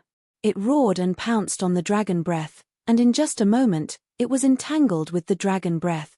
Ha ha ha. Wen Chu laughed heartily. His large hand fell from the side. Under the 5-colored cloud, the light that was lifted turned into many inscriptions on the armor. They fell like dead tadpoles. When these inscriptions landed on the aqua-blue jade, they turned into lonely strokes. The huge 5-colored hand fell on the paperweight and grabbed it. Then, Wen Chu roared, "Rise!" Rumble. Under the Liao River, a loud rumble could be heard. The golden paperweight was slowly pulled out from the ground by Wen Chu. The whole underground shook, and the heaven and earth order rushed out of its confinement uncontrollably. The Liao River, which was like stagnant water, suddenly became a huge wave. However, under the confinement of celestial being and lightning immortal, the huge wave calmed down in a moment. Of course, how could immortal Emperor Gaochen and the others not notice Liao Jiang's momentum and the heaven and earth order that represented the immortal palace? Especially since the source of the order of heaven and earth was at the bottom of Liao River. Immortal Emperor Gaochen's expression changed. Seeing Wen Chu pull out the paperweight, Xiao Hua's heart beat wildly. He opened his mouth, and with a roar, he swallowed the destiny that was fighting the dragon breath into his stomach. Then he waved his hand, and the 5-colored hand of lightning fell and merged with Wen Chu's 5-colored hand of true energy. Rise. Xiao Hua also roared and pulled out the golden paperweight all of a sudden. Then, Xiao Hua decisively released his consciousness and rolled it on the golden paperweight. Whoosh. Instantly, the paperweight on the immortal palace's Lingyun Hall changed to Xiao's surname. With the disappearance of the Shiji paperweight, the boundless water-blue-colored pearls crazily gushed out.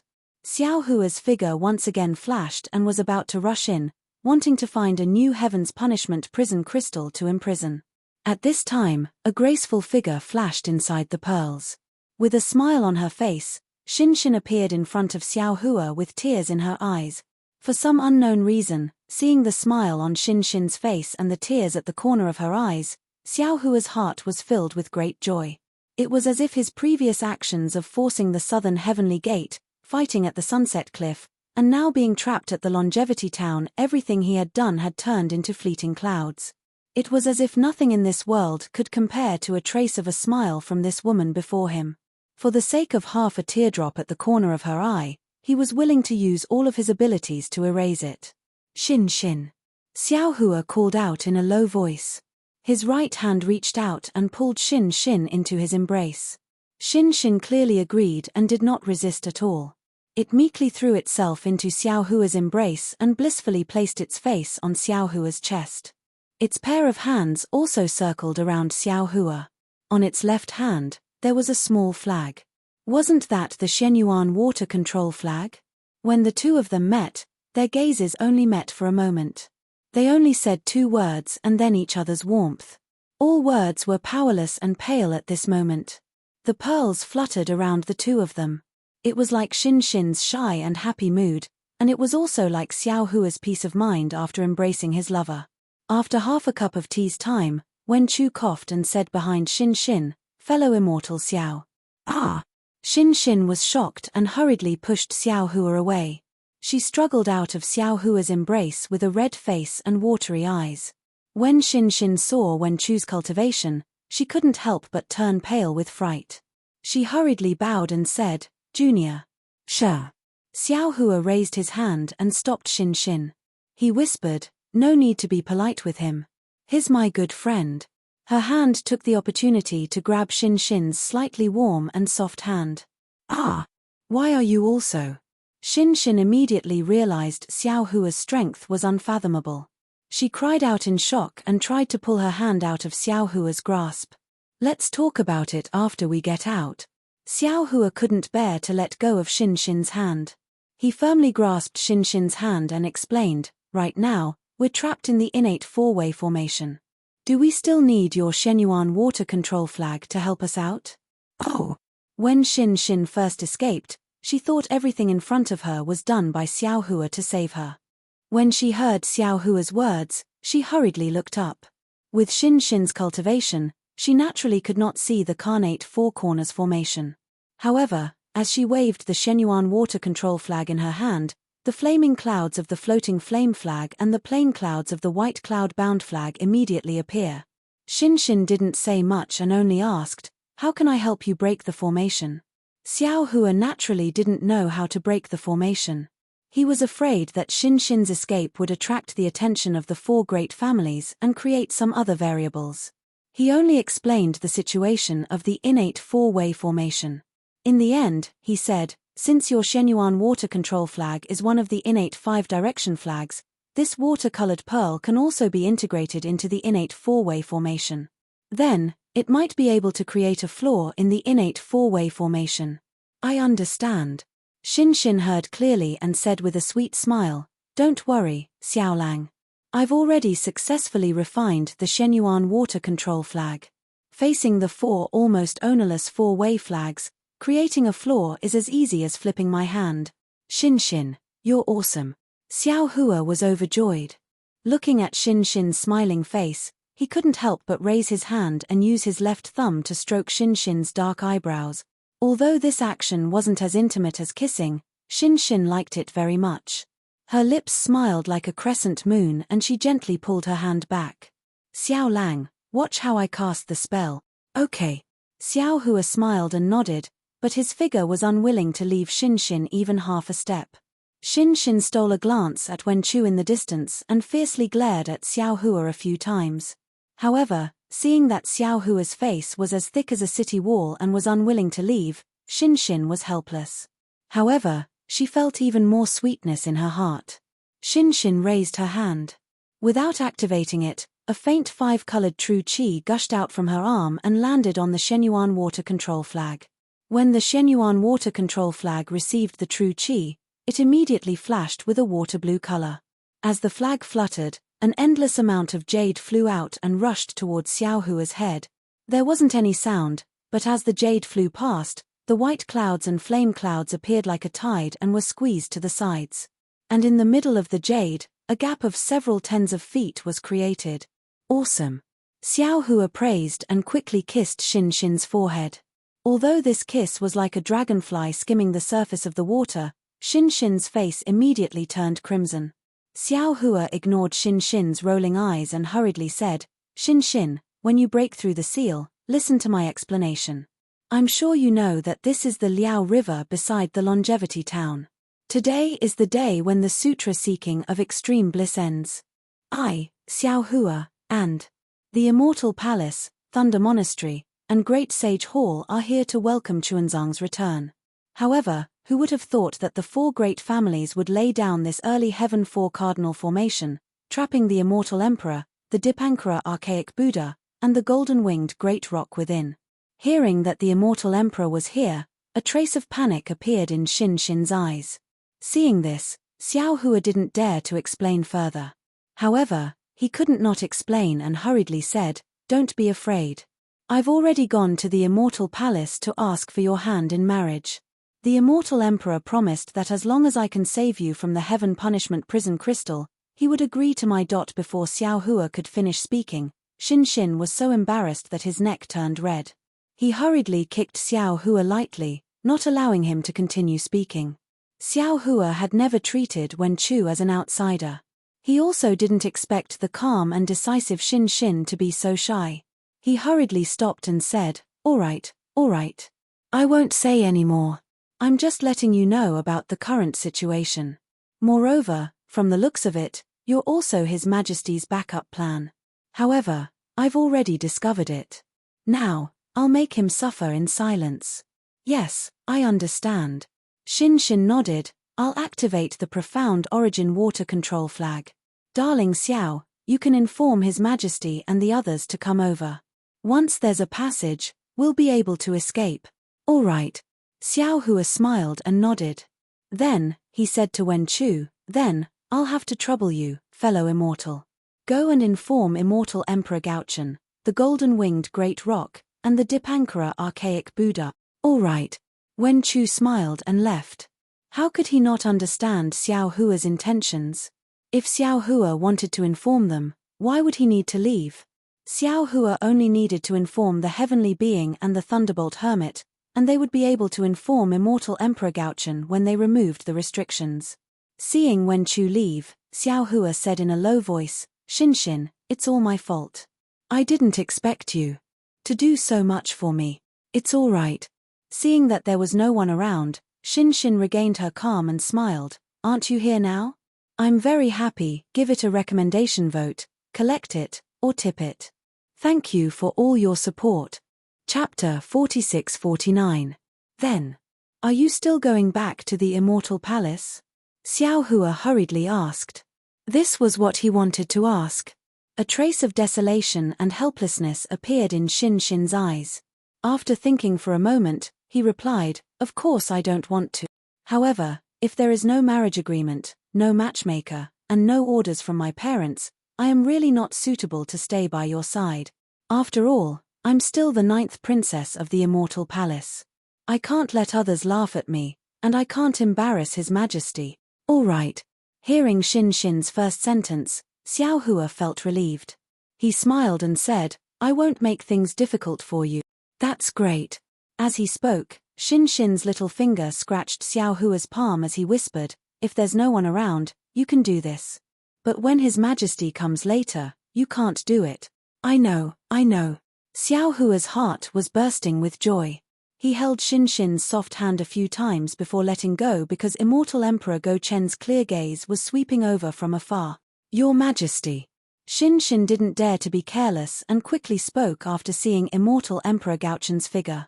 Immortal Emperor Go Chen waved his hand and said, No need to be so courteous. I have suppressed you here to prevent any changes in the sutra seeking of extreme bliss. Yes, Your Majesty. Xin Xin was even more disappointed after hearing Immortal Emperor Go Chen's cold tone. She answered and activated the jade bracelet again. Boom, boom, boom. It was also at this moment that outside the jade bracelet, there was a sudden great tremor. The jade bracelet began to swirl in the air, and the several 100 feet wide passageway suddenly shrunk. Obviously, the four aristocratic families had already discovered that there was something wrong with the array, and had begun to activate the 4 square flags to encircle and suppress the Shenyuan water control flag. Puff! Xin glanced at the slightly anxious Xiao Hua. Without any hesitation, he spat a mouthful of essence blood onto the Shenyuan water control flag. At this time, the flag didn't reject Xin's essence blood like it did at the beginning. Instead, after Xin's essence blood fell, it immediately produced a blood-colored jade. This jade was 3 times bigger than before. Moreover, this jade's blood-colored light seemed to be able to spread. In a moment, it had already dyed all the jade, and the nearby space was blood-red. Whoosh! Suddenly, a wave of awe-inspiring qi descended upon Xin's body. Xin hurriedly called out, "Darling Xiao." Hearing that Xin didn't call him Your Majesty and instead called him Xiao Hua's heart was about to be drunk. He turned around and shouted, "Your Majesty, leave quickly." "All right." The Go Chen Immortal Emperor acknowledged. 5 colored radiances flickered around his body, and he transformed into a distorted silhouette as he dashed out of the tunnel. Behind him wasn't Sun Jian or Taibai Jinxing. Instead, it was the Dipankara Archaic Buddha World Exalt. The Dipankara Archaic Buddha World Exalt nodded at Xin before disappearing in a flash. Core. After the Dipankara Archaic Buddha, it was naturally the golden-winged Great Rock. He let out a strange cry and blinked his eyes at Xiao Hua and Xin before flapping his wings and rushing out of the tunnel. Then, the primordial chaos ancestor, Phoenix Wu, heavenly being, and the others flew over. Xiao Hua nodded slightly, and his clones left first. In the end, the primordial chaos ancestor cupped his hands towards Xiao Hua helplessly before flying out of the tunnel with the concealed Night Child and Daoist Rider Crane. After these people left, Xiao Hua grabbed Xin's waist and said, "Let's go. We'll leave first. There's no need to wait for the formation to be completely broken. Once His Majesty leaves, this earlier Heaven Four-Way Grand Formation will be broken." "All right." Xin agreed obediently. A jade bracelet appeared beneath his feet and carried him and Xiao Hua out of the tunnel. As expected, after flying for a few hundred feet, sounds of mountains collapsing and the earth cracking could be heard from outside the jade bracelet. The entire tunnel expanded by dozens of times, and the pressure of the earlier Heaven Four-Way Grand Formation suddenly disappeared. As Xin waved the Shenyuan water control flag, the jade luo near the water slowly disappeared. Under the sunlight, Xiao Hua could see clearly that he and Xin were already above Liao River. Currently, due to the earlier Heaven Four-Way Grand Formation being broken, the Liao River's water that had been obstructed for several days gushed down like a flood. As it roared, the paddy fields by the shore were swept into the river. Damn it! Seeing this, Xiao Hua cursed inwardly. Not daring to delay, he waved his hand and took out the Kunlun mirror. In a flash of light, tens of thousands of Fortune Gate's disciples were released. When these disciples heard the battle cries in front of them, their blood boiled, and they prepared to use their magic power to fight. However, Xiao Hua ordered, "Disciples, use your divine abilities to suppress the Liao River's water. Don't let the river water reach the shore." The group of Fortune Gate's disciples looked at each other, but they were only stunned for a moment. Then, they roared, "Yes, disciples understand." Then, each of them flew towards the Liao River, preparing to suppress the flood. "Darling Xiao." Seeing Xiao Hua giving orders like this, treating the Longevity Town citizens as more important than anything else, Xin's heart was intoxicated. That thin figure, slender eyebrows, and that unfathomable benevolence, he was far more charming than any all-powerful general or emperor. Admiration flickered in Xin's eyes as she whispered, "This concubine can do this." Without waiting for Xiao Hua to answer, Xin waved the Mystic Origin water control flag in her hand.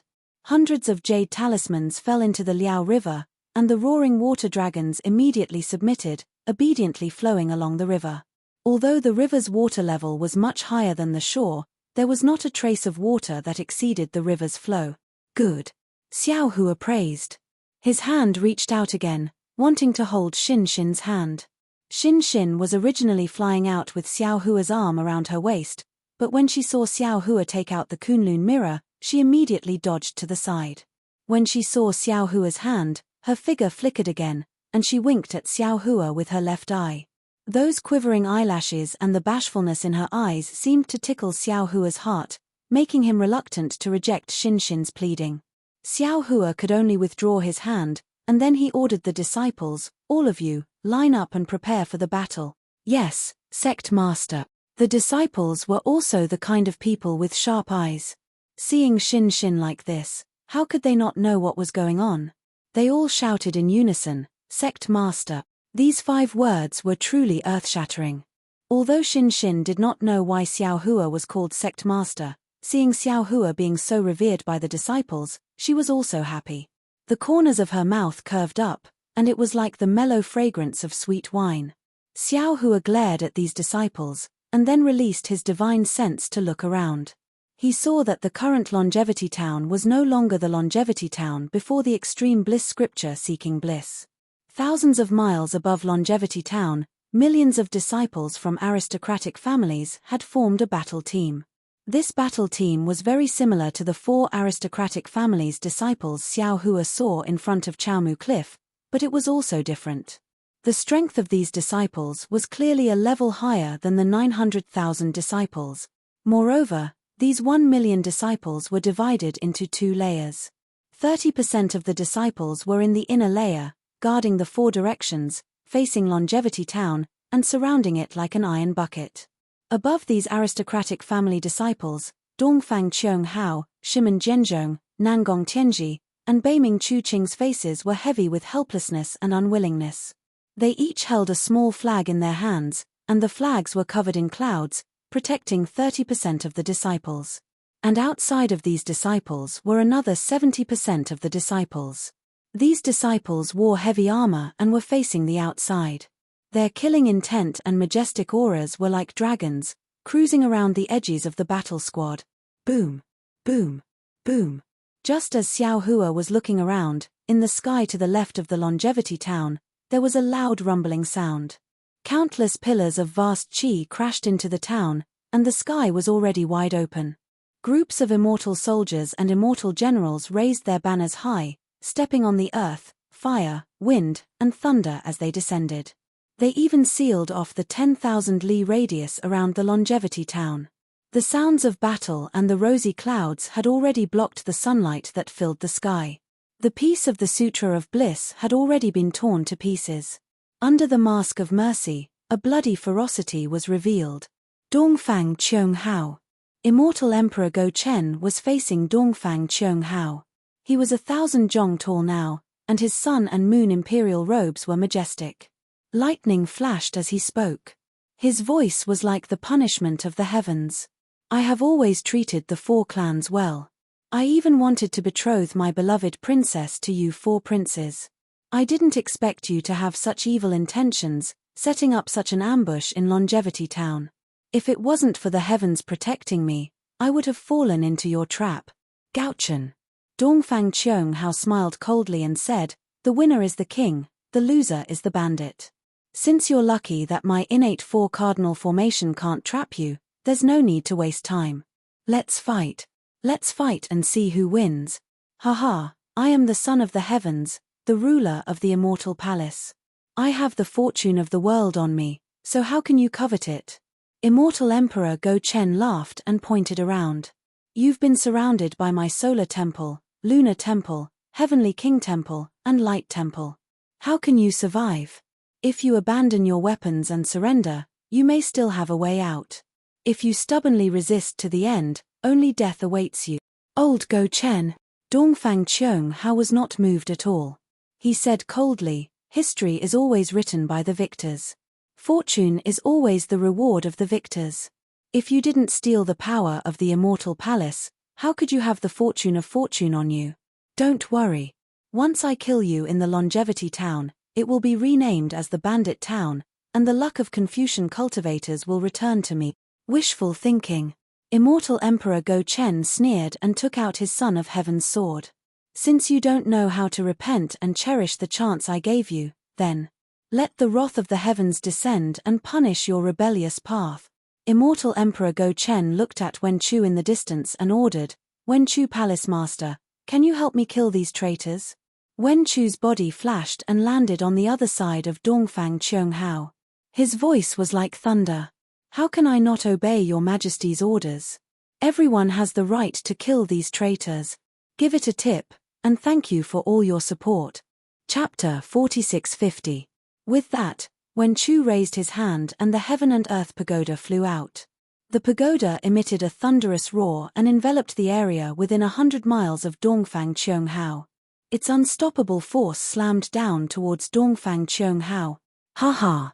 Dongfang Cheonghao wasn't afraid at all despite the pagoda's boundless aura. He sneered, "You don't know what kind of treasure you're facing." With that, Dongfang Cheonghao waved his hand and the small flag in his hand began to move. Wen Chu understood that this flag was a triangular flag. The entire flag was apricot yellow, and there were 5 golden lotuses embroidered on the flag. Between the 5 jade talismans, there were faint cloud patterns. The edges of the flag were embroidered with clouds, suns, and moons. When the flag was waved, the clouds floated and the sun and moon shone brightly. Moreover, the flag didn't summon any worldly energy or righteous aura. There wasn't even any energy fluctuation. However, as he waved it, the small flag shone with an apricot yellow light. Every time the light flashed, many golden lotuses would appear and slowly float in the air. Strange runic symbols flowed on the apricot yellow light. These runic symbols were golden and silver in color, and they looked like tadpoles or inscriptions. The lotuses rushed to the sky and landed below the pagoda. The pagoda rumbled several times but couldn't descend. It was stopped by Dongfang Cheonghao's apricot yellow flag. There wasn't the slightest trace of smoke and dust. In the name of the Son of Heaven, I summon the might of the heaven and earth, summon the arts of immortal Confucianism, and punish the traitors. Immortal Emperor Go Chen sneered and took out his sword while chanting. As the emperor's words echoed in the air, the entire space trembled. Waves of earth-shattering ripples came down along with layers of heavenly punishment. The lightning was like fire, burning the sky red. Immortal Emperor Go Chen had already brought down his sword. The heavenly punishment and the wrath of the immortal palaces not only fell on Dongfang Cheonghao but also the hundreds of thousands of Dongfang clan disciples. The west side of Longevity Town was where the Shimen family was guarding. Shimen Zhenzhong held a triangular ball of light in his hand. The white cloud-bound flag did not reveal its true appearance. Beneath him, there were also hundreds of thousands of disciples from aristocratic families, close to 1 million. They were about to clash with Lunar Temple's troops. Shimen Zhenzhong didn't command the battle formation. He narrowed his eyes and looked forward. In front of him, the golden-winged Peng and Feng Wu had surrounded him. Not to mention the fact that Feng Wu wanted to kill Shimen Zhenzhong, even the golden-winged Peng was furious. As it flapped its wings, hundreds of pillars of light descended from the sky and fell into the star marks on its body. Then, a starlight phantom several thousand feet in size appeared near the golden-winged Peng's body. The space within this phantom completely collapsed and a destructive aura filled the air. The Phoenix Wu didn't dare to be careless and also moved her monster body. Boom, boom, boom. The power of the stars and moon poured down like a river of stars. As countless star patterns flashed around the Phoenix Wu's body, a starlight phantom that was less than 10,000 feet tall but seemed to be solid and transparent appeared. The brilliance at the edge of this phantom was distorted, and if one's gaze fell upon it, they would immediately sink. The Phoenix Wu let out a clear cry and activated her monster body and phantom at the same time as the golden-winged roc. Her 4 sharp claws were suffused with a power that could destroy heaven and earth as she pounced toward Shimen Zhenzhong. Shimen Zhenzhong sneered. He waved the ball of light in his hand. The ball of light scattered, revealing a triangular cloud-bound flag. The flag was white, and there were 5 clouds embroidered on the flag. The 5 clouds were different, and there were some cloud-like patterns in between. At the edge of the white cloud-bound flag, there was no special shape, only some twisted cloud patterns. At this moment, when Shimen Zhenzhong waved the white cloud-bound flag, the entire small flag emitted a white brilliance. At the bottom of the brilliance, strange runes flowed. These runes were the same as the other flags, they were golden and silver in color. They were shaped like tadpoles and were shaped like inscriptions. Moreover, under the brilliance, there was a lot of dense clouds. These clouds seemed to slowly float in the air, but in a moment, they protected Shimen Zhenzhong and some of the disciples of the Shimen family, welcoming the terrifying attacks of the golden-winged rock and foam woot. The south of the longevity town was naturally where the Nangong clan was guarding. Nangong Tianji's face was filled with shock as he faced the celestial being and the lightning-enlightened being. He really didn't expect immortal Emperor Gaochen and the others to be able to escape from the innate Four Directions Grand Formation. In order to set up this innate Four Directions Grand Formation without attracting the attention of the Immortal Palace, avoiding the Earth, the Heaven and Earth Gate, and the Thunder Sound Temple's Arhat, the four great clans spent a lot of effort. In order to dispel immortal Emperor Gaochen's doubts, the four great clans even used the conflict between the Nangong clan and Xiao Hua to set up a trap. They were prepared to use the 900,000 disciples and the Nangong clan's reputation as the price to lure immortal Emperor Gaochen. Whether it was the reputation or the 900,000 disciples, these were the limits of the four great clans. Their goal was to trap immortal Emperor Gaochen in the longevity town so that they could attack the immortal palace and obtain the golden throne. Fortunately, Xiao Hua was merciful. He took the Nangong clan's reputation and released the 500,000 disciples back to the four great clans. Dongfang Qiong secretly laughed at Xiao Hua's soft-heartedness and comforted Nangong Tianji, saying that they would use the blood of the Fortune Gate's disciples to wash away the humiliation of the Nangong clan. However, the Nangong clan was clear that once the four great clans took over the Immortal Palace, the first thing they would do would be to appease and recruit the Fortune Gate. There was no way they would start a war. The Nangong clan would definitely be tied to the pillar of humiliation. The humiliation of the Nangong clan would probably only be forgotten after thousands of years.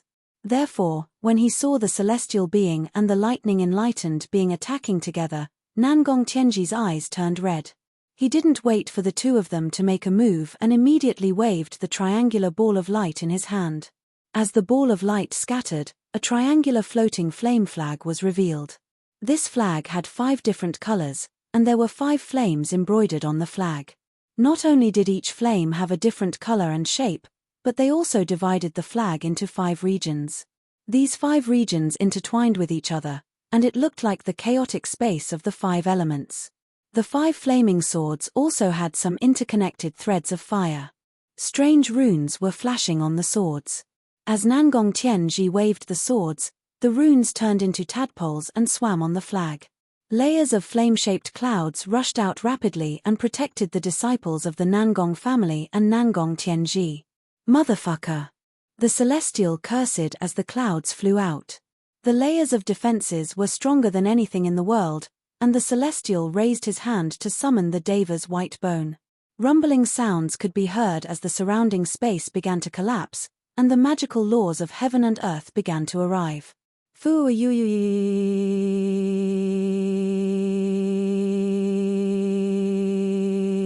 You are seeing the faint golden light around the celestial being's body, and the laws of heaven and earth disappeared the moment they entered the golden light. The lightning enlightened being laughed and said, "Congratulations, fellow cultivator. If I'm not wrong, you will be able to refine the celestial being's white bone into your body today." Roar!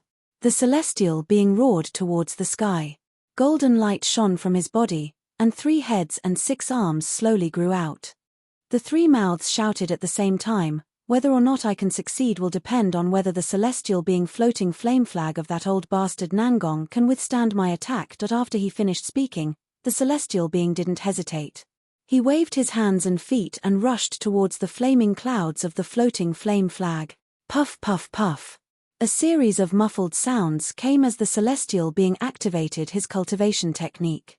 While refining the celestial being's white bone, he attacked Nangong Tianji at the same time. The celestial being's body flashed with golden light, and when the golden light landed on the cloud, it was as immortal Emperor Gaochen had said. All evil was repelled, and all the golden light hit the surface of the celestial being's body. Waves of strange fluctuations came from the places where the golden light landed, and they rushed into the celestial being's body and penetrated his bones. Seeing the celestial being in such a state, the Thunderbolt Hermit kept the Thunderbolt sword that he had already activated and stood at the side with his hands behind his back to support the celestial being. However, the Thunderbolt Hermit also released his divine sense and scanned the surroundings. The primordial chaos ancestor, the concealed night child, and the riding crane hermit, who had flown out earlier, were nowhere to be seen. They must have left this troublesome place as soon as they escaped. The north of the Longevity Town was naturally where the Dark North family was guarding. However, the Dipankara archaic Buddha, who had rushed out together with Immortal Emperor Go-Chen, wasn't in a hurry to leave. Instead, he sat cross-legged on the 9 grades lotus platform and glared at Dark North Kuo-Ching, who was holding the triangular flag. The Buddhism sect was naturally merciful, but it didn't mean that they didn't have the means to subdue devils. Back then, in the profound water palace, Ji Yuzhen even used his protective means and overestimated himself, trying to shake the profound essence water control flag. Facing the green lotus flag today, the Dipankara archaic Buddha's world lord was truly enraged. However, he chanted, "Namo Amitabha, my Buddha is merciful. Please forgive your disciples' anger today." As he spoke, the Dipankara archaic Buddha world lord raised his right palm, which expanded to a size of several miles. That Buddha palm was no longer a Buddha palm. Instead, it resembled a huge mountain, a deep pool, or countless Buddha kingdoms. Boundless power of faith fell within this Buddha palm. Under this Buddha palm, the power of mountains, stars, and samsara, which were commonly seen in Buddhism sect's Buddha seals, were continuously produced. Following the changes of this force, the space above the northern nether family's head started collapsing, and being annihilated. Buddha lights, blood lights, and even faint cries of wandering souls could be heard. Dark North Kuo-Ching's expression changed drastically. However, she forced herself to remain calm and waved the green lotus flag in her hand. This green lotus flag was different from the other 5 elements flags. A layer of treasured radiance covered the flag, and within the radiance, strange runes flickered. At first glance, this treasured radiance resembled the Maitreya Buddha's 7 wonders tree. Give it a recommendation vote, collect it, or tip it. Thank you for all forms of support. Chapter 4651. However, there were 3 green lotuses embroidered on the flag gate. The lotuses were of different sizes and were arranged in a triangular formation. Each of the lotuses had clouds coming out from them. These clouds intertwined on the flag and formed circles as thin as mosquitoes. Currently, as the green lotus flag was being waved, countless rays of light shot out from the circular surface of the flag, forming the shapes of sariras of various sizes in mid-air. These sariras emitted a kind of extreme gentleness. As they shot into the air, they welcomed the Dipankara archaic Buddha's Buddha palm. Kill. As the group of Supreme Being experts made their moves, the immortal soldiers and immortal generals naturally received the orders from their generals. They activated the clouds and pounced on the battle teams of the disciples of the 4 great clans with weapons in hand. For a moment, the battle cries rang out again. Immortal Emperor Go-Chen was fooled by the 4 clans and came to Longevity from his palace. However, he was still fully prepared and hid his troops in the fire, earth, wind, and lightning above the town in case of an emergency. Unfortunately, Immortal Emperor Go-Chen still underestimated the 4 clans. The moment the Xiantian 4 Corners Grand Formation appeared, it immediately cut off all information. If it wasn't for the new mystic water control flag, then the 4 clans would have succeeded. Once Immortal Emperor Go-Chen escaped, the first thing he did was to issue a decree and order the 10 halls to surround and annihilate the disciples of the 4 great clans. Of course, the 4 great clans were not unprepared. The 70% of the disciples outside the Grand Formation were prepared to meet the 10 halls troop. In the time it took to finish a cup of tea, tens of thousands of disciples and immortal soldiers had already perished. Their flesh and blood began to scatter all over the sacred ground of the Buddhist sect. As for Immortal Emperor Gao-Chen, the Son of Heaven's sword carried the heavenly punishment and slammed into the 10,000 golden lotuses of the apricot yellow flag. The lotuses were destroyed by the heavenly punishment, but they were born again. Even with the suppression of Wen Chu's worldly pagoda, the Son of Heaven's sword couldn't reach Dongfang Qiong Hao's eyes. Immortal Emperor Go-Chen and Wen Chu didn't succeed, but the Peng and the Phoenix Parasol didn't fare any better. The 4 claws of the 2 grand saints were extremely powerful at this moment. Even if there was a mountain here, it would still be torn to pieces. However, when such a powerful attack landed in the clouds, it destroyed most of them. But in the next moment, More clouds surged out and dragged the two great saints' bodies out of the cloud. He didn't let them get close at all. As for the Dipankara archaic Buddha's Buddha palm, as soon as it landed, the Sarira lights were annihilated. However, as the lights were annihilated, another layer of lights appeared. These layers of lights overlapped each other and blocked the Buddha palm's attack. Upon seeing this, be it the immortal Emperor Go-Chen, the Dipankara archaic Buddha, or even the golden-winged great rock, their expressions changed drastically. After all, as long as the four great clans had the four cardinal flags, they would be in an invincible position. This battle would probably not have any result. They all looked at the new princess who was standing with Xiao Hua in the distance. His gaze fell on the Shenyuan water control flag in her hand. Feng Wu, Daoist thunderclap, and Wen Chu's expressions didn't change at all. They knew clearly in their hearts that even though the four great clans had the innate four-directional flags, the flags could only be used for defense. In other words, they were invulnerable to all evil, and invulnerable to all techniques. Xiao Hua's Devil Saber Massacre was the nemesis of these four cardinal flags. As for the heavenly being, he was happily activating his abilities and rushing into the flaming clouds. He was extremely busy. Xin Xin. The immortal Emperor Go-Chen said, "Listen to my command. Help me destroy this yin-yang apricot yellow flag." "Yes, Your Majesty." Xin Xin naturally couldn't disobey the orders of the Celestial Emperor, so he respectfully responded. He secretly glanced at Xiao Hua before urging his body to fly out. When Dongfang Qianghao saw this, his face turned even paler. He seemed to have already seen the four great clans bleeding all over the ground and being annihilated. Boom, boom, boom. It was also at this moment that a thunderous sound came from the sky. It was like a torrential rain, and it was like 10,000 horses were mute. This sound covered the sky and passed through the sky. The floating clouds in the sky were more or less shattered. Layers of chaotic fluctuations fell down as if the sky was falling and the earth was splitting. In an instant, the sun and moon lost their light, and the stars dimmed. This. What's going on?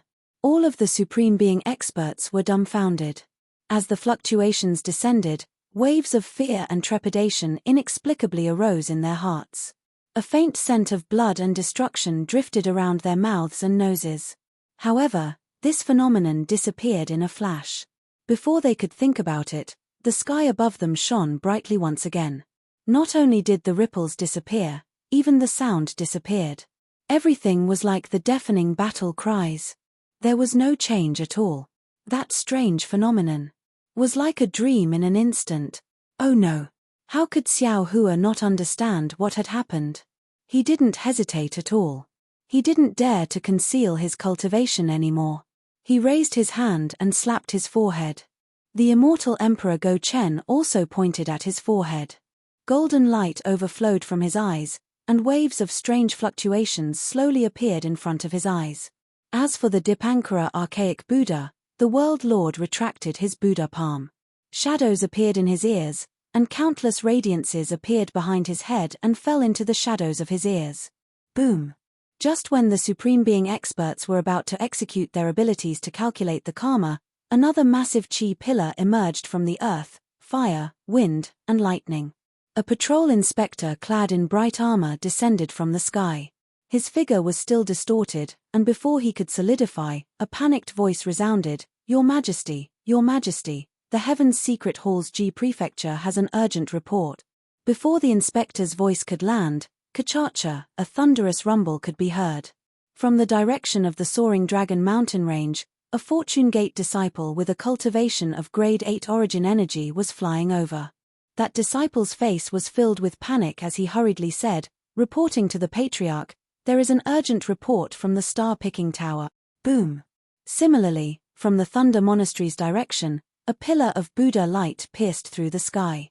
A long-eared Arhat clad in a monk's robe hurriedly descended while stepping on a 6th-grade Buddha lotus. That Arhat's eyes were filled with disbelief. He didn't have the calmness of an ordinary Buddha as he said, "Dipankara archaic Buddha, the World Lord, Heavenly King Polylor has sent an urgent report from the southern part of the Blessed Land world." "Speak." Immortal Emperor Go-Chen hurriedly stopped his divine ability and retreated. Reporting. Without waiting for the patrol inspector to speak, the starry sky to the north of the Longevity Town was already in chaos. Streams of stars fell from the sky, and after they fell to the ground, a celestial bridge pierced through them and rushed over from afar. Amidst the starlight, a faint hall could be seen on the other side of the celestial bridge. The great sage hall's celestial bridge sent a message. The golden-winged great rock didn't have any divine ability of karma, nor did he have the ability to predict the future. He only knew that something earth-shattering must have happened in the 3 continents. Now that he saw the great sage hall using the celestial bridge to send a message, his expression changed greatly. He exclaimed, "Could it be that something strange has happened in my 1,000 demons' sacred territory?" Sage Peng. No demons appeared where the star bridge landed. Instead, a dignified voice sounded. It was the 3rd great sage of the Great Sage Temple, the mystic armored Pentaceratops. Strange insects have appeared in the extreme north of our 1,000 demons' sacred realm. There are countless of them, and they devoured several demon realms in a single day. Not only did the demons in the demon realms vanish into nothingness, even the mountains and lakes of the demon realms have disappeared without a trace. It is exactly the same as the Qijing, Yuanfeng, and Bingqin demon realms from before. Countless. The golden-winged great rock was dumbfounded. Not only that, the Pentaceratops continued, the same insects have appeared in the west of the West Sea. They have devoured hundreds of thousands of sea demons and thousands of dragons. The Dragon King of the West Sea, Ao Hong, happened to be patrolling the Eye of the West Sea and was besieged by the insects. It is unknown whether he is still alive or not. Sacred Rock, we have gathered at the Great Sage Hall. You and Sacred Phoenix should return quickly so that we can discuss how to eliminate these insects. West Sea Dragon King Ao Hong is still alive. Let alone the golden-winged great rock, even immortal Emperor Go Chen, the Dipankara archaic Buddha, and Xiao Hua were stunned. The Dragon King of the West Sea, Ao Hong, was a Dragon King of the 9th grade Essence Qi realm. Although he had yet to reach the peak of the 9th grade Essence Qi realm, he shouldn't have been besieged by these insects, right? Strange insects. Xiao Hua suddenly came to an understanding, and his gaze passed through everyone to look at Sun Jian. Sure enough, Sun Jian's expression changed drastically as well, and he just happened to be looking at Xiao Hua. As their gazes met, a strand of indescribable terror arose in their eyes at the same time. None of the people present knew how powerful the strange insects they had encountered in the void were. If they encountered those strange insects, then the 3 continents would be doomed. After all, even the dragon race and the dragon temple were no match for those strange insects. After the profound armored Pentaceratops finished speaking, the starry bridge disappeared, and the inverted starry river returned to its original state. Your Majesty. The Immortal Palace's inspector stole a glance at Immortal Emperor Go Chen, who had also turned pale, and reported, "Urgent report from the Heavenly Mysteries Hall. Strange insects have appeared at the border of the hidden immortal continent in the east of the Ji province. These insects are innumerable. They are like locusts, leaving no survivors behind. Now, they have caused the annihilation of 10 countries. Millions of living beings have died. 10 7th grade Essence Qi realm disciples of the Heavenly Mysteries Hall have perished, and 400,000 immortal soldiers guarding the border of the continent have gone missing." Long-eared Arhat. Shock appeared on the Dipankara archaic Buddha's face as he looked at the Arhat who had sent the report. "Reporting to the World Lord." Long-eared Arhat hurriedly replied, "Heavenly King Polylor has sent an urgent report from the southern part of the Blessed Land world.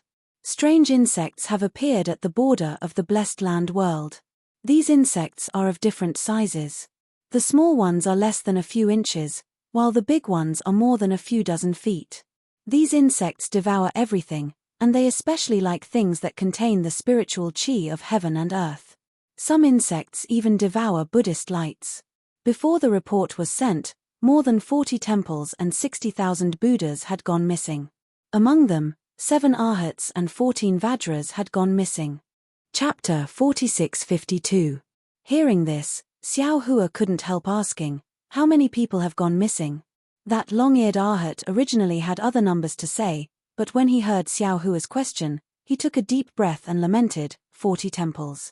About 4,670,000 benefactors have disappeared. So many. Xiao Hua's heart ached, then he looked at his disciple and asked, "Do you have more bad news?" That Fortune Gate disciple took a deep breath and said loudly, "Other than the above, Zhai Xinglu has other news. On the hidden immortal mainland, strange insects have appeared in Qing province and Yangzhou, killing nearly 700,000 people in 4 towns.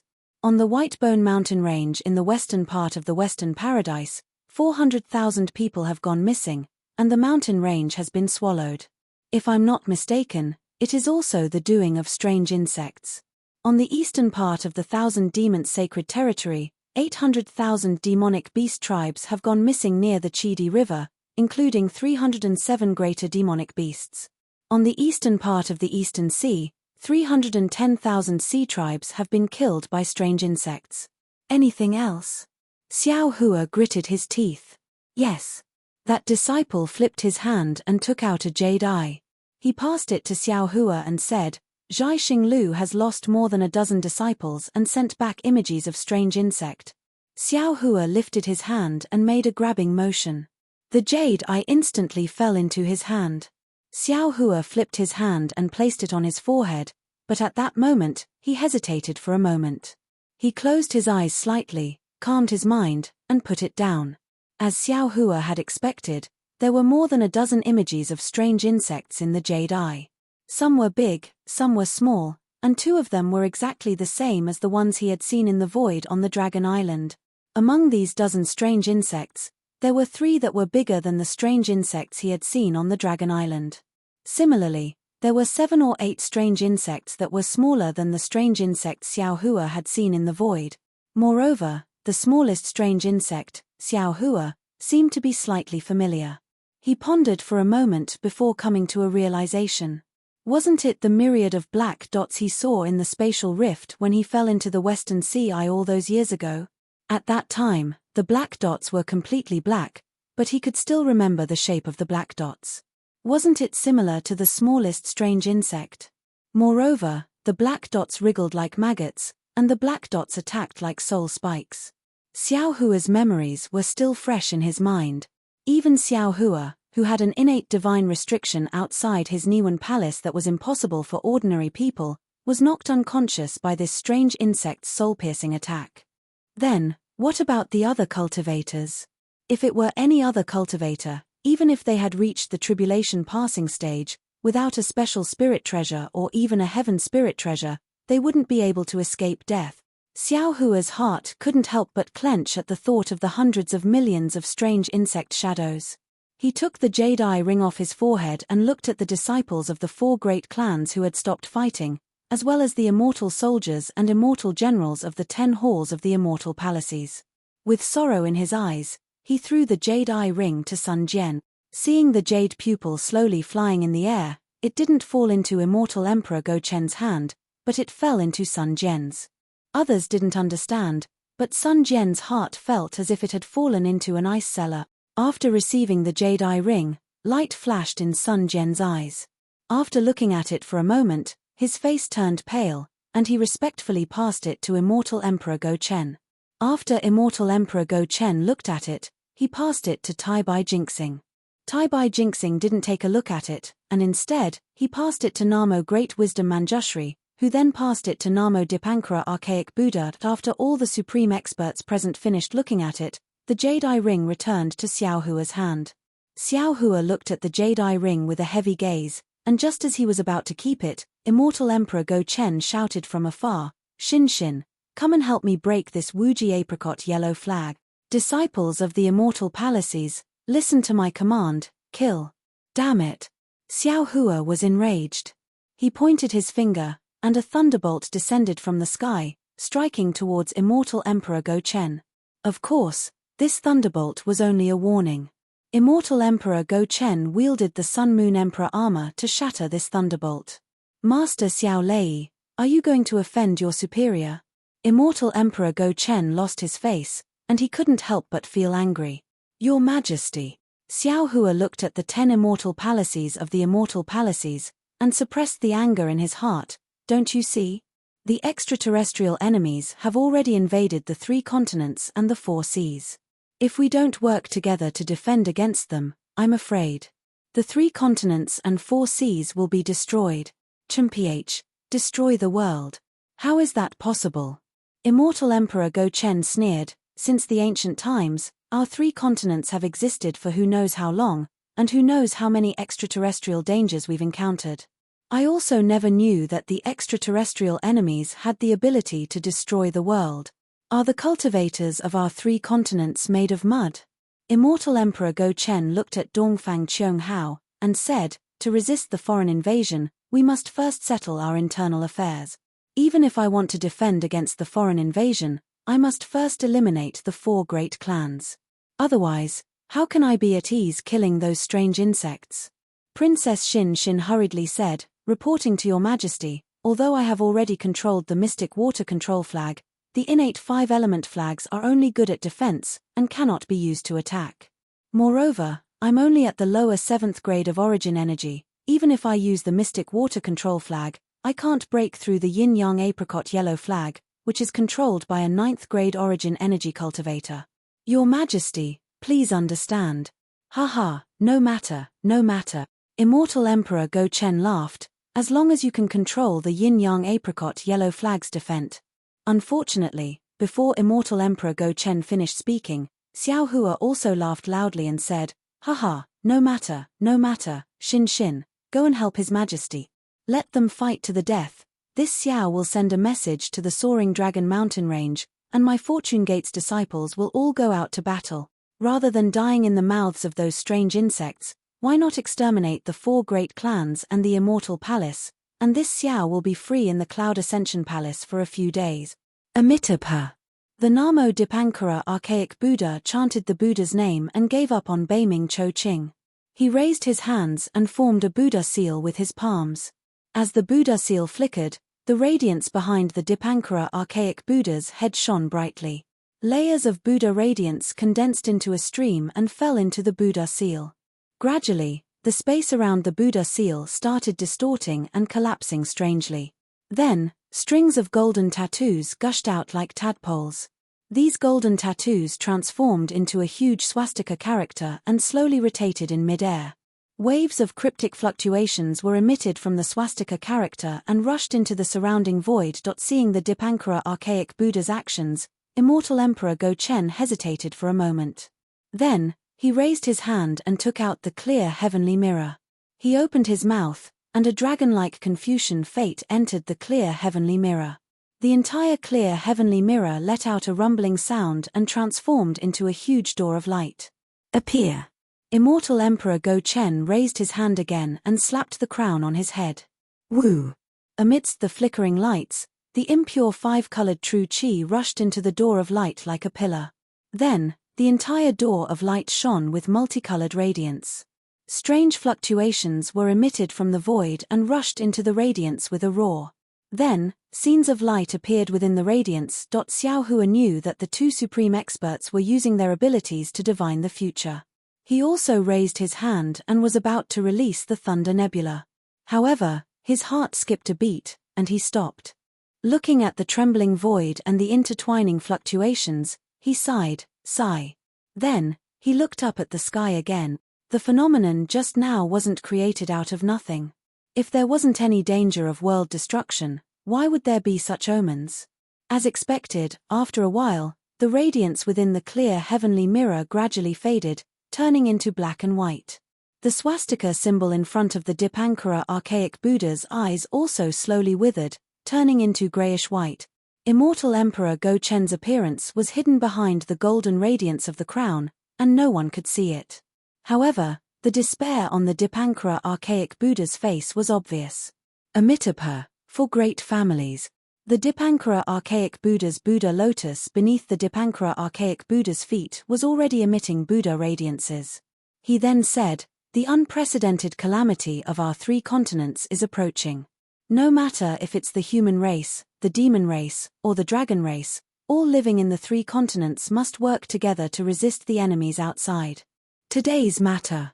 My Buddhism sect won't pursue it any further. When you return, Think about it carefully. Do you want to live in internal strife, or die in the hands of the strange insects outside? Amitabha, Amitabha. Namo Dashi, Manjushri, and the other Buddhas clasped their palms together and chanted Buddha's name. Following the Dipankara archaic Buddha's world exalt, they flew into the sky and disappeared in an instant. Caw. The golden-winged great roc also let out a cry.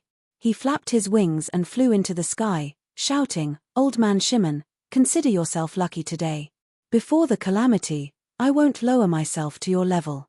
If you can fight against the enemies outside with the help of the human race, I'll treat it as if nothing happened. Otherwise, don't blame me for luring my 1,000 demons sacred territories children into the 4 great families." After saying that, the golden-winged great roc flew into the sky. Feng Wu also nodded towards Xiao Hua and followed after him. Seeing Feng Wu leaving, Xiao Hua's heart skipped a beat. He hurriedly sent a voice transmission. "Phoenix Sage, don't we have a teleportation formation under the Black Wind Ridge? Use the teleportation formation to return with the Rock Sage." "All right," Feng Wu replied, "since you've taken out our Fortune Gate's teleportation formation, I'm afraid the Rock Sage will treat you as his brother in the future." Then, Feng Wu and the golden-winged great roc's figures tilted and landed on the Black Wind Ridge. "Your Majesty." Seeing that the demonic beast race and the Buddhist sect had left, Dongfang Qianghao hurriedly said, "This old subject was foolish and blinded by greed. I actually wanted to scheme against your Majesty." Dongfang Qianghao's expression changed like flipping through a book. Xiao Hua was also dumbfounded. He listened in a daze for the time it took to brew a cup of tea. Dongfang Qianghao's endless confession was like a gem, and every word was brilliant. If he wrote it, it would be even more wonderful than the 4 great clans' declaration of collusion. In the end, Dongfang Qianghao said, "Therefore, this old subject is willing to lead the disciples of the 4 great families and be your Majesty's vanguard. We will kill the strange insects, destroy the enemies outside, and return peace to the 3 continents." After saying that, Dongfang Qianghao knelt in the air and bowed his head to beg for forgiveness. "Give it a tip, and thank you for all your support." Chapter 4653. Dongfang Qianghao, Shimon Zhenzhong, Nangong Tian, Beiming Kui Qing, and the millions of disciples from the 4 aristocratic families did the same.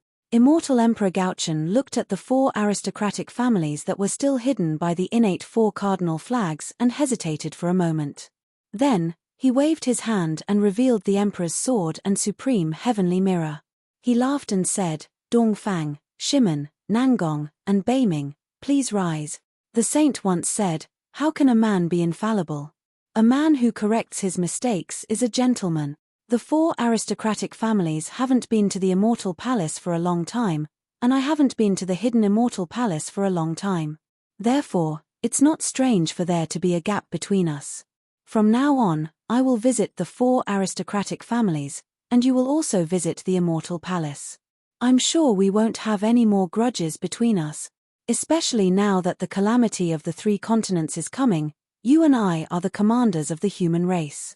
Even if we die fighting the enemies from the outside, we can't cause trouble here. Thank you, Your Majesty." Dongfang Qianghao and the other 3 aristocratic families all stood up. Immortal Emperor Gaochen saw this and didn't stay for long. He raised his hand and said, "Immortal soldiers of the 10 palaces of the Immortal Palace, march to the Lingyunside Palace. I will live and die with the hidden Immortal Continent." Yes. The immortal soldiers and generals obeyed. They activated their clouds and set off. Dongfang Qianghao waved his hand and put away the Wuji apricot yellow flag when he saw that 30% of the soldiers had left. He ordered, "Soldiers, retreat." With Dongfang Qianghao's order, the Dongfang aristocratic family's troops readied themselves and cleaned up the mess. Shimon Zhenzhong, Nangong Tian, and Beiming Kui Qing also put away the 5-element flags and prepared to retreat. Dongfang Qianghao glanced at Immortal Emperor Gaochen and bowed.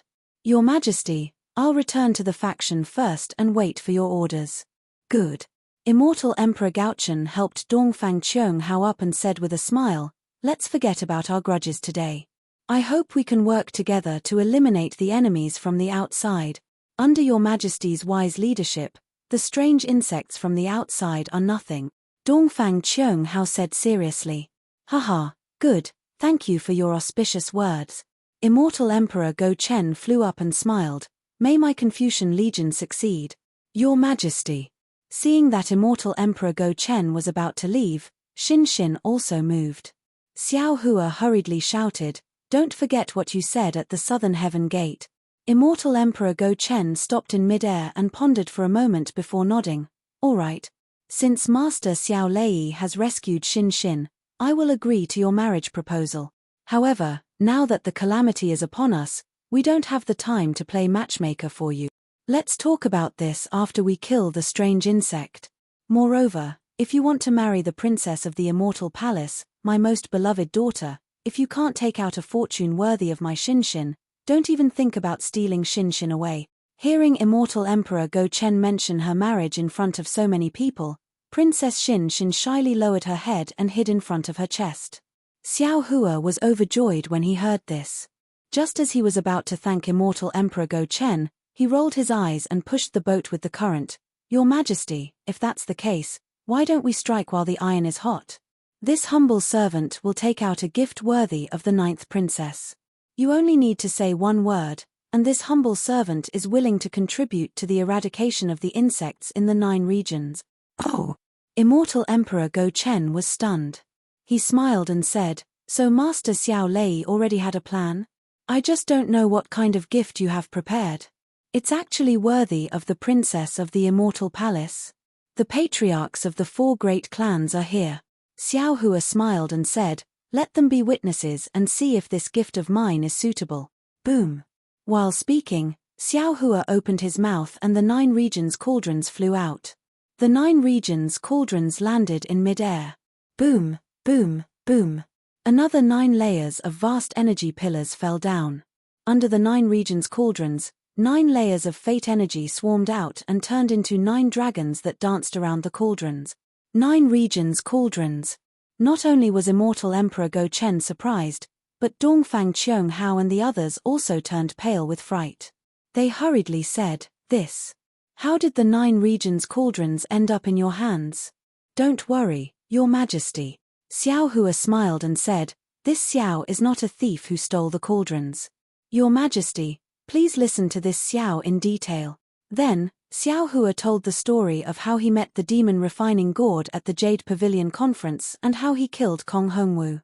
Finally, he said, this Xiao obtained 5 9 regions cauldrons from Kong Hongwu's cosmos bag. Then, this Xiao found out that Kong Hongwu was a secret agent of the Heaven's Secret Hall through Star-Plucking Pavilion. That's why I suspected the Hall Master of the Heaven's Secret Hall, Xiexin. Then, Your Majesty personally killed Xiexin. Damn it, damn it.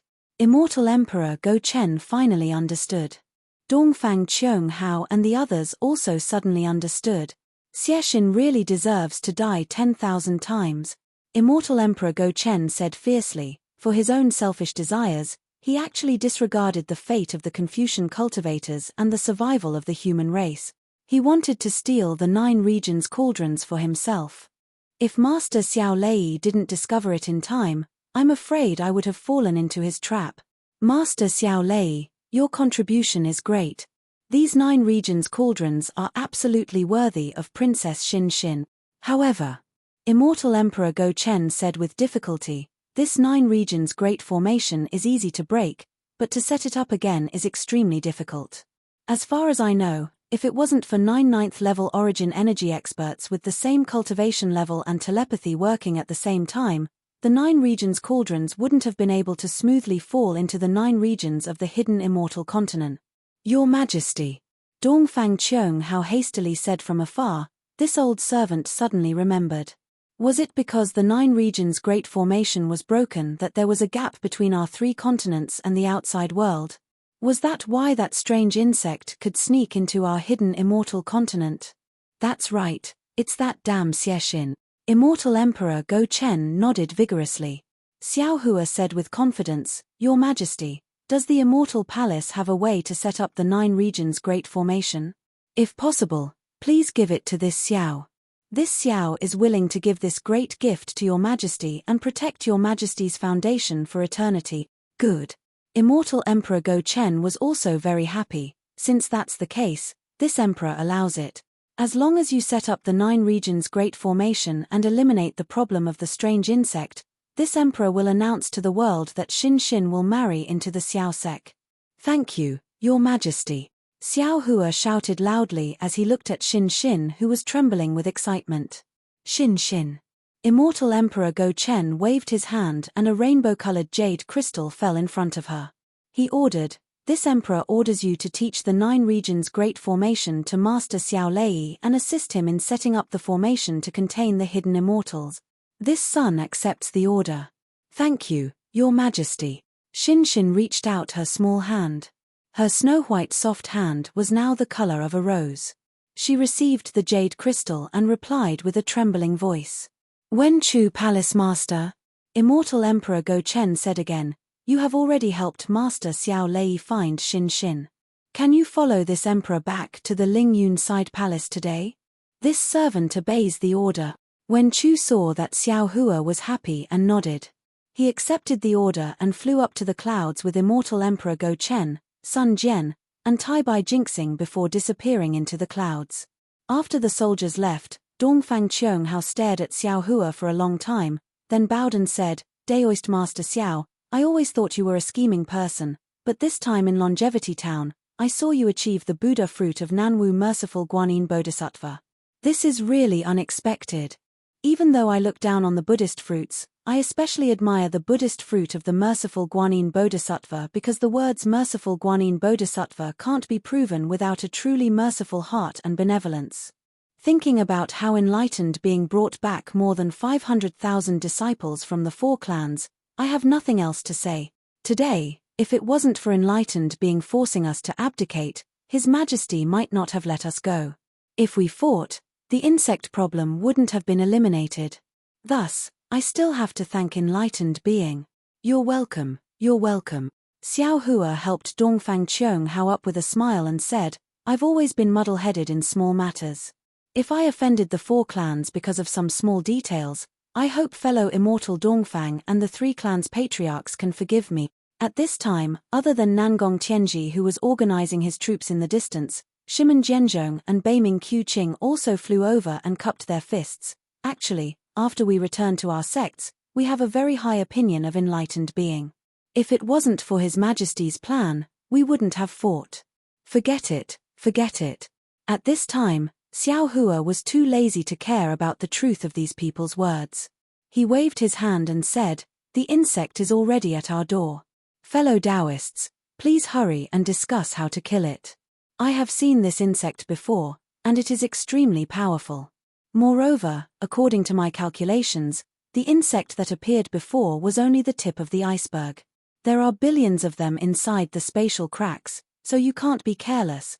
After I return to the Fortune Gate, I will write down the method to kill this insect and send it to the 3 continents through the star-plucking tower." Good. The 3 clans' patriarchs clapped their hands and said, "Enlightened being Xiao is indeed worthy of being called Guanyin Bodhisattva." Then, the 4 clans also left. Xiao Hua watched the group of Confucian disciples leave on clouds, leaving behind countless legends on the hidden immortal continent. Even his golden Buddha statue that had just been completed had now lost its rightful glory. Xiao Hua's heart was filled with emotions.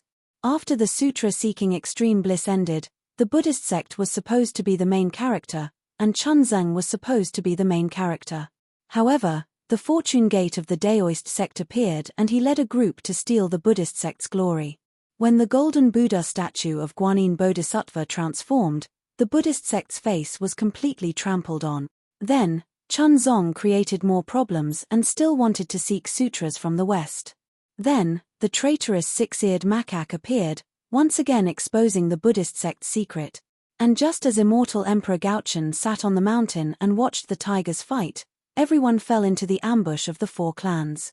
The 4 clans' swords were aimed at the Immortal Palace's throne. Seeing that the 4 supreme experts were helpless, the Immortal Emperor's subordinate, Princess Xin Xin, appeared out of nowhere. With a mystic origin water control flag, she broke the innate 4-cardinal formation that no one could break, allowing the Immortal Palace to completely turn the tables and surround the 4 clans. Seeing that the war was about to break out, and nearly 1 million lives were about to be exterminated, the alien insect appeared, and the 3 continents apocalyptic omen was born, stopping the human race's tragedy. The strange changes in the world were all revealed in the Longevity Town. At this time, when Xiao Hua thought about it, he was also filled with emotions. Chapter 46-54. Dongfang Cheung Hao's words of thanks. Xiao Hua was truly worthy of it. The battle between the Buddhas and the immortals in the town of Longevity had become secondary. The most important thing was the battle between the militarists and the 4 great clans. The Great Sage Temple and the Thunder Temple could only watch from the sidelines. If it wasn't for Xiao Hua using the Fortune Gate's strength and his own cultivation to threaten Immortal Emperor Go Chen, with Immortal Emperor Go Chen's temperament, he might not have let go of this golden opportunity to exterminate the 4 great clan.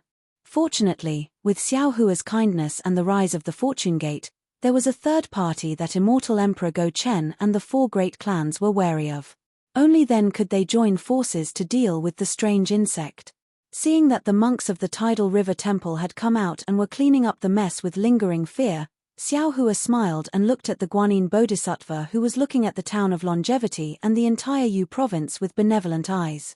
Xiao Hua opened his mouth and said, "Hundreds of years were like a dream. The parting at that time was like returning now. Whoever caused it, there will be consequences. Right and wrong, only the heavenly Tao knows. Namo Metria Buddha." "Hihi, Xiao Hua, what are you talking about?" Princess Xin Xin smiled and said, "I have never seen you so majestic. Even His Majesty was overshadowed by your brilliance. All of the brilliance is but a cloud before you, all of the prestige is no match for the gentleness in your eyes." Xiao Hua said affectionately, "When the 9-province formation is completed, this husband will draw your eyebrows for you." Xin Xin was originally shy when he heard this, but when Xiao Hua said husband, he hastily frowned and said in a low voice, "Xiao Lang, the titles of husband and wife, don't speak carelessly. Before performing the ceremony of husband and wife, it's improper." "Ha ha." Xiao Hua touched his nose awkwardly. He understood that Xin Xin was a princess of the Immortal Palace and had been learning Confucian etiquette since young. Fairy Hong Xia and Xue Xue were Daoist cultivators and didn't care about these things. He would have to be more careful in the future. Thinking about Fairy Hong Xia and Xue Xue, Xiao Hua's heart moved. He wanted to tell Xin Xin, but he swallowed his words. Although Confucian cultivators emphasized 3 wives and 4 concubines and Xin Xin might not care about Fairy Hong Xia, he had just proposed marriage in front of Immortal Emperor Go Chen. Any woman would be unhappy if he told Xin Xin. He had left Dawn Rain Mainland for several hundred years. Who knew if Fairy Hong Xia had any other thoughts? Thus, Xiao Hua decided to leave this matter for the future. "Xin Xin, I will be careful in the future," Xiao Hua said. Xiao Hua's side Xin. Xin blinked her eyes smiling. She's Hua's. The 2 of them had only whispered a few words when Celestial Being and Thunderbolt Immortal flew over from afar. Seeing this, Xiao Hua asked worriedly, "How's the situation around Longevity Town?" "I'll let you know." Thunderbolt Immortal smiled. "The 4 great clans are quite honest. Although they cut off the Liao River's flow, they also set up a forbidden array. The river water didn't flood the land of ordinary people and didn't affect their livelihood because of the array." That's good." Xiao Hua nodded slightly. After thinking for a while, he took out the Kunlun mirror. Under the light, Daoist Witch and his disciples flew out. Xiao Hua ordered, "Return to the Fortune Dao Palace first and discuss the matter of resisting the alien insects. This matter is of great importance. It's comparable to the heavenly demon's destruction of the world." Hiss. The disciples were shocked and didn't dare to delay. After saluting, they flew back to the soaring Dragon Mountain range. After everyone left, Xiao Hua smiled and said, "Xin Xin, why don't you come with me to a place?" "Oh, where?" Xin Xin didn't understand. Is there anything more important in this world than the alien insects? Of course. Xiao Hua moved his body, and with a wave of his hand, he held Xin Xin's small hand in his. Seeing that there was no one around, Xin Xin obediently let Xiao Hua hold his hand, just like that day in the flower pavilion. Then, he heard Xiao Hua say, Don't you want to know what happened in these 300 years? Don't you want to know how I cultivated to the Mahayana realm in 300 years? Of course I do.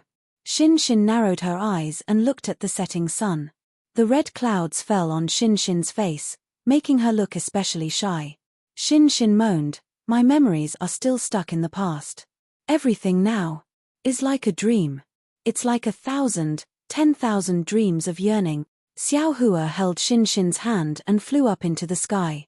Their figures landed on the ground and slowly elongated, just like the countless couples in the world. At this moment, they were comparable to the eternity of the world. Jiangshui Town was a small town near the coast of the East Sea in Liangqi County of Jing Province. The town wasn't big and the people were simple. In the southwest of the town, there was a family with the surname Chen. This family was originally a scholarly family in Jiangshui Town and had a history of several hundred years. Unfortunately, this family didn't have many descendants. Every generation, there was only one son. 60 years ago, they were still a small family. They didn't have any descendants and even became poorer. But later, the two elders of the Chen family brought back a daughter-in-law from the Qingyu Hall in the town's east. Their family's situation gradually improved. Today, the Chen family was divided into 5 branches. Each branch had 4 to 10 children, gradually showing the aura of a small family.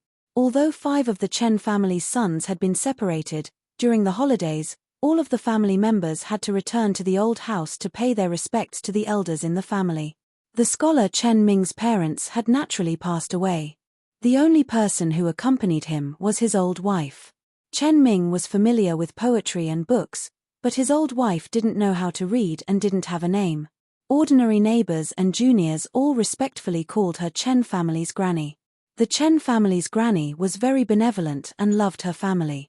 She was even more filial to Chen Ming's parents. Chen Ming's parents were even closer to the Chen family's granny than to Chen Ming. Of course, Chen Ming's parents were good to the Chen family's granny not only because of their feelings for each other, but also because the Chen family's granny was good at managing the family. Because ever since the Chen family's granny married into the family, not only did the Chen family's financial situation improve, but in 10 years, the Chen family had added 6 sons. What made Chen Ming's parents unable to close their mouths was that these 6 sons were each more intelligent and strong than the next. Some were smart in reading, some were good at business. In short, every one of them was promising, and when they grew up, they would become outstanding. In the end, before Chen Ming's parents passed away, they still held the Chen family's granny's hand and sighed with emotion. Marrying this daughter-in-law was the Chen family's ancestral grave emitting green smoke. In the eyes of others, the Chen family's granny was good in everything, but there was one thing that no one understood. Even Chen Ming himself didn't understand it. That is, the Chen family's granny was kind to others, but never gave alms to the monks who came to beg for alms. Not only did she not give alms, but she also didn't allow her family to give alms. However, the Chen family's granny herself often went to a small temple about 100 li away from Jiangshui Town to give alms. Jiangshui Town originally didn't have a temple, but after Chuanzang's Nirvana Sutra, there were a few Buddhas from the Nirvana world who couldn't hold back their desire to become Buddhists. They followed Chuanzang's footsteps and began to develop their power in the hidden immortal continent.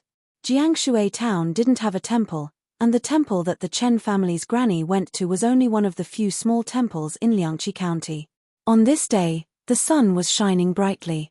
The sun hung in the west and gradually set.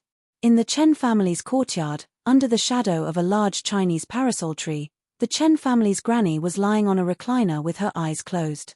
Under those eyelids, a pair of eyes were randomly rolling left and right. 2 withered hands were tightly gripping the sides of the recliner, as if she was having a nightmare. Father. Suddenly, the Chen family's granny opened her eyes. 2 drops of turbid tears slowly flowed down her cheeks. Her eyes were filled with hatred and regret. After the Chen family's granny woke up, she was in a daze for a moment. Then, she came to her senses. Just as she was about to wipe away her tears, a gust of wind suddenly blew in the courtyard. Woo! A cool breeze blew past, and a piece of leaf slowly drifted down from the Chinese parasol tree. Sigh, I'm old, this lifetime. The Chen family's granny raised her hand and used her rough hand to wipe away the tears at the corner of her eyes. That piece of leaf just happened to fall on her knee. Just as the Chen family's granny was about to brush away the leaf from the Chinese parasol tree, two figures suddenly appeared and blocked the sunlight that shone on her. The Chen family's granny was not surprised because her juniors often came to greet her. Since she was old and sleepy, her juniors would often stand respectfully by her side. When she slowly raised her head and narrowed her eyes to look at the people who came, she could not help but be stunned. This was because the people standing in front of her were a man and a woman. The man was tall and thin with slanted eyebrows. Although he did not look particularly handsome, the aura between his eyebrows was incomparably gentle. Not to mention the slight smile at the corner of the man's mouth, it actually made the Chen family's granny, who was in her 60s, feel her heart skip a beat. If the man could make the Chen family's granny's heart grow grass, then the woman beside the man could really make the Chen family's granny suffocate. This woman was dressed in palace attire and had a picturesque appearance. Although there was no special smile on her face, her moon-like eyes were filled with grace and gentleness. A feeling that made people want to worship her involuntarily rose in the heart of the Chen family's granny. Before the Chen family's granny could retract her gaze from the two people, the man asked in a gentle voice, "Are you Marrow Cow?" Marrow Cow? It was a familiar name, a name that she had not heard for a long time, a name that was deeply engraved in her memory. When she suddenly heard it, the Chen family's granny was stunned. Her body, which was about to straighten up, stiffened, and her heart turned cold. It was just like the moment she saw her mother fall to the ground and die. "Don't worry." The woman smiled faintly like a blooming spring flower. The Chen family's granny felt a little dizzy again. Give it a recommendation vote, bookmark it, or tip it. Thank you for all your support. Chapter 4655. After half a cup of tea's time, the Chen family's granny finally calmed down. She very naturally turned her head and looked towards the central room. There was also a reclining chair at the entrance of the central room. That was where Chen Ming was reading. However, when the Chen family's granny's gaze fell on Chen Ming, she saw that he was holding an ancient book in his hand. He was squinting his eyes as he strenuously read it. Beside him, there was also a young page boy serving him. However, at this moment, the two of them were like clay sculptures. They couldn't even move. One was flipping through the book while the other was holding a bamboo fan to light the stove. Not to mention them, even the flame in the small stove was still under the kettle. Great. Great master. The Chen family's granny seemed to understand something. She hurriedly struggled to get up from the reclining chair. That reclining chair could be swayed. Normally, the Chen family's granny would have to rely on the support of the younger generation to get up. At this moment, how could she get up in a panic? The man slightly smiled.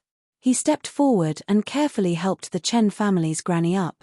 When the Chen family's granny saw that the man was personally helping her, she was even more terrified.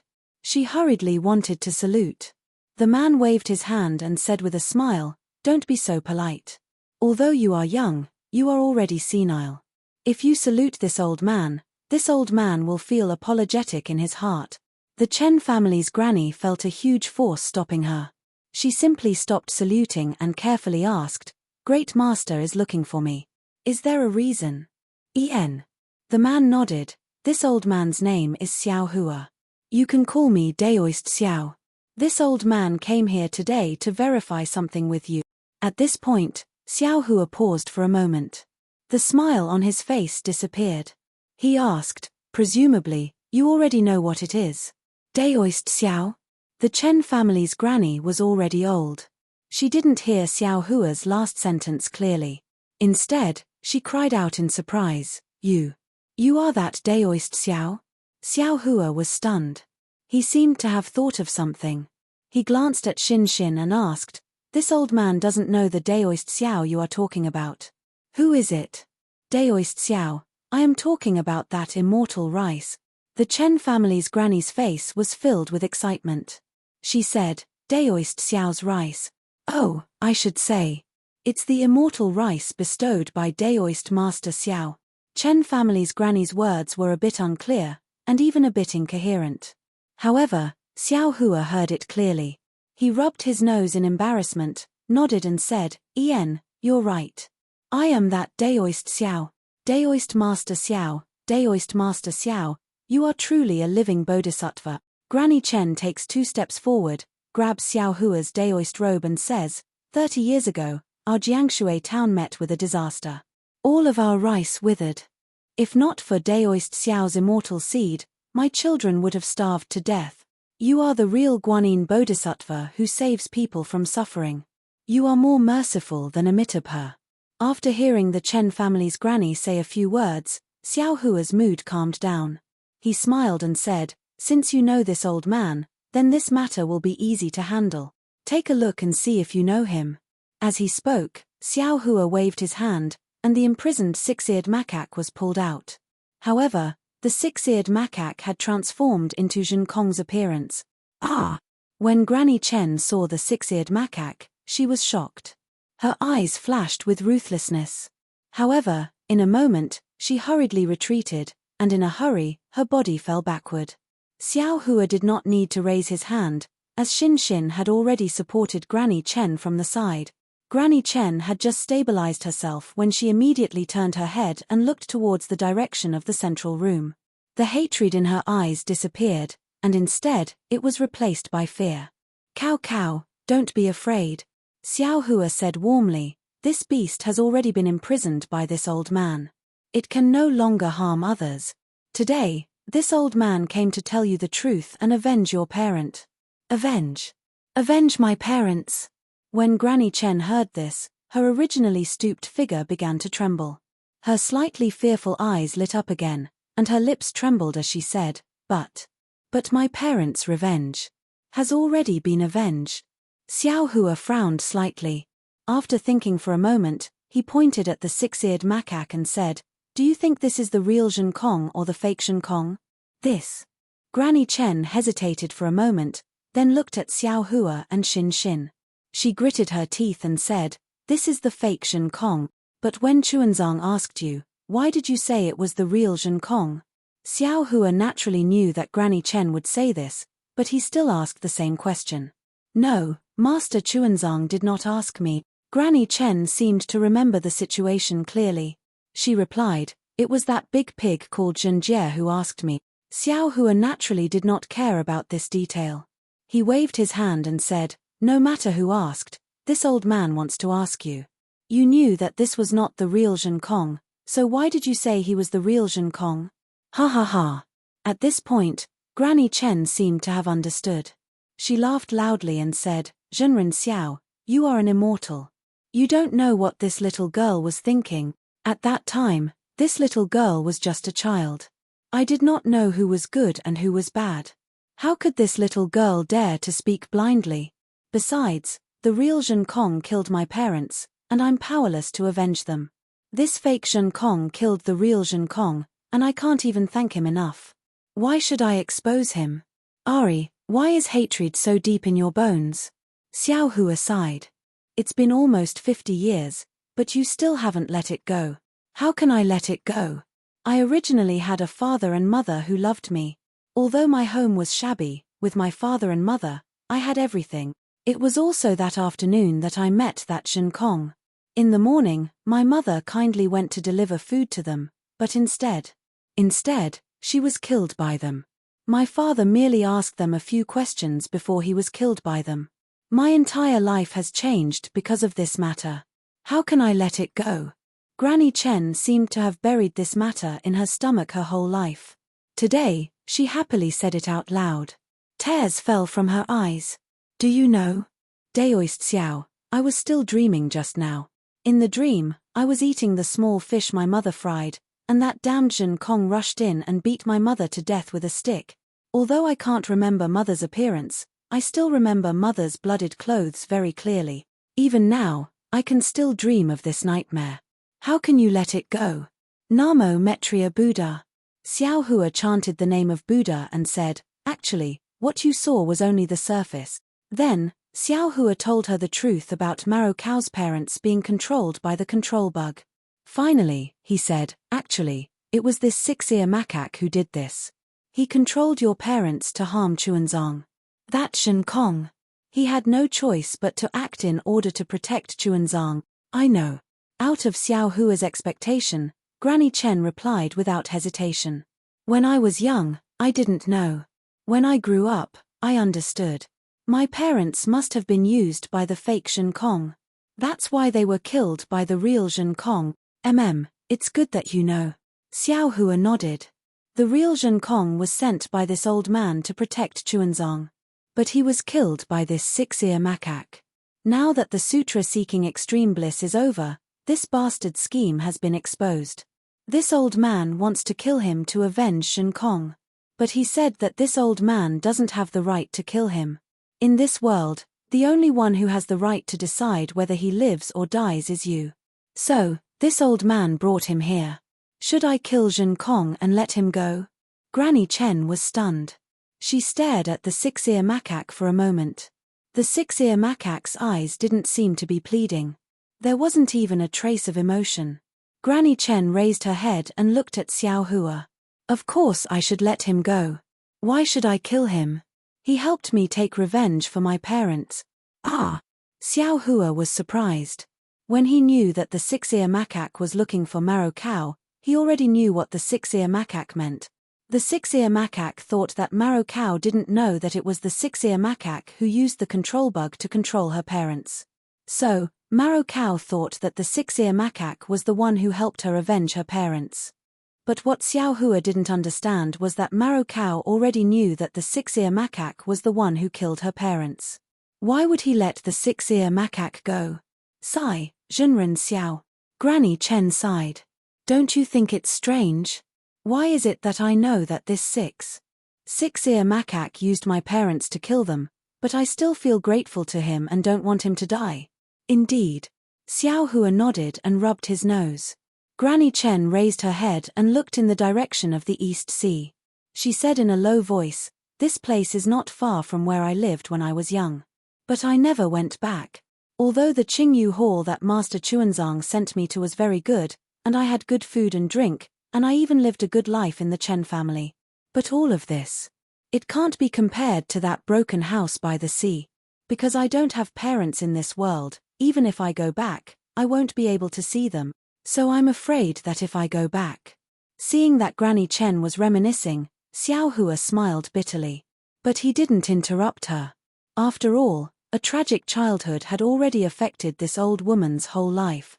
Fortunately, after a while, Granny Chen said again, "Zhenren Xiao, although I'm old, I'm not stupid. Although the six-ear macaque used my parents, I don't hate him, because there are too many people in this world who are scheming against each other, deceiving each other and using each other. Compared to these people, the six-ear macaque's methods are nothing. Daoist Master Xiao, in my entire life, I have only been to Liangqi County. Most of my time has been spent in Jiangshui town. My third son is a businessman. I have only followed him for 3 years in this small Jiangshui town. In those 3 short years, I have seen all kinds of strange ways of using people. If this small town is like this, then what about the whole Liangqi County? What about the whole Jing province? What about the whole hidden immortal continent? I often tell my son that other people can be used because they have value to be used. If a person has no value to be used, then there's no meaning to their existence. But after you use them, you must repay them. Even if you're scheming against them, don't be unscrupulous, and don't be ruthless. Because it's normal to use people, but unscrupulous means can take people's lives." Chapter 46-56. Hiss. Xiao Hua sucked in a breath of cold air. He seemed to understand what Cao Cao wanted to say. Sure enough, Granny Chen cried again. "Six-ear monkey used my parents. I really don't hate him because he wanted to achieve his goal. He wanted to join the Sutra of Bliss, so he had to use some tricks. The one I hate the most is Zhen Kong. My parents were controlled by the six-eared monkey. Even if they were controlled, they couldn't possibly be Zhen Kong's match. Zhen Kong had the means to subdue my parents, but he just killed them with a single strike of his staff. Why? Does killing them with one hit make him look strong? Would he be able to obtain more merit through this? Why can't he tie them up? Why can't he let them live?" Well, Xiao Hua was speechless. He hesitated for a moment and said, once the control bug is placed in a person's body, that person is no longer the same person. Even if they aren't killed, they will go crazy. They will no longer be the same person.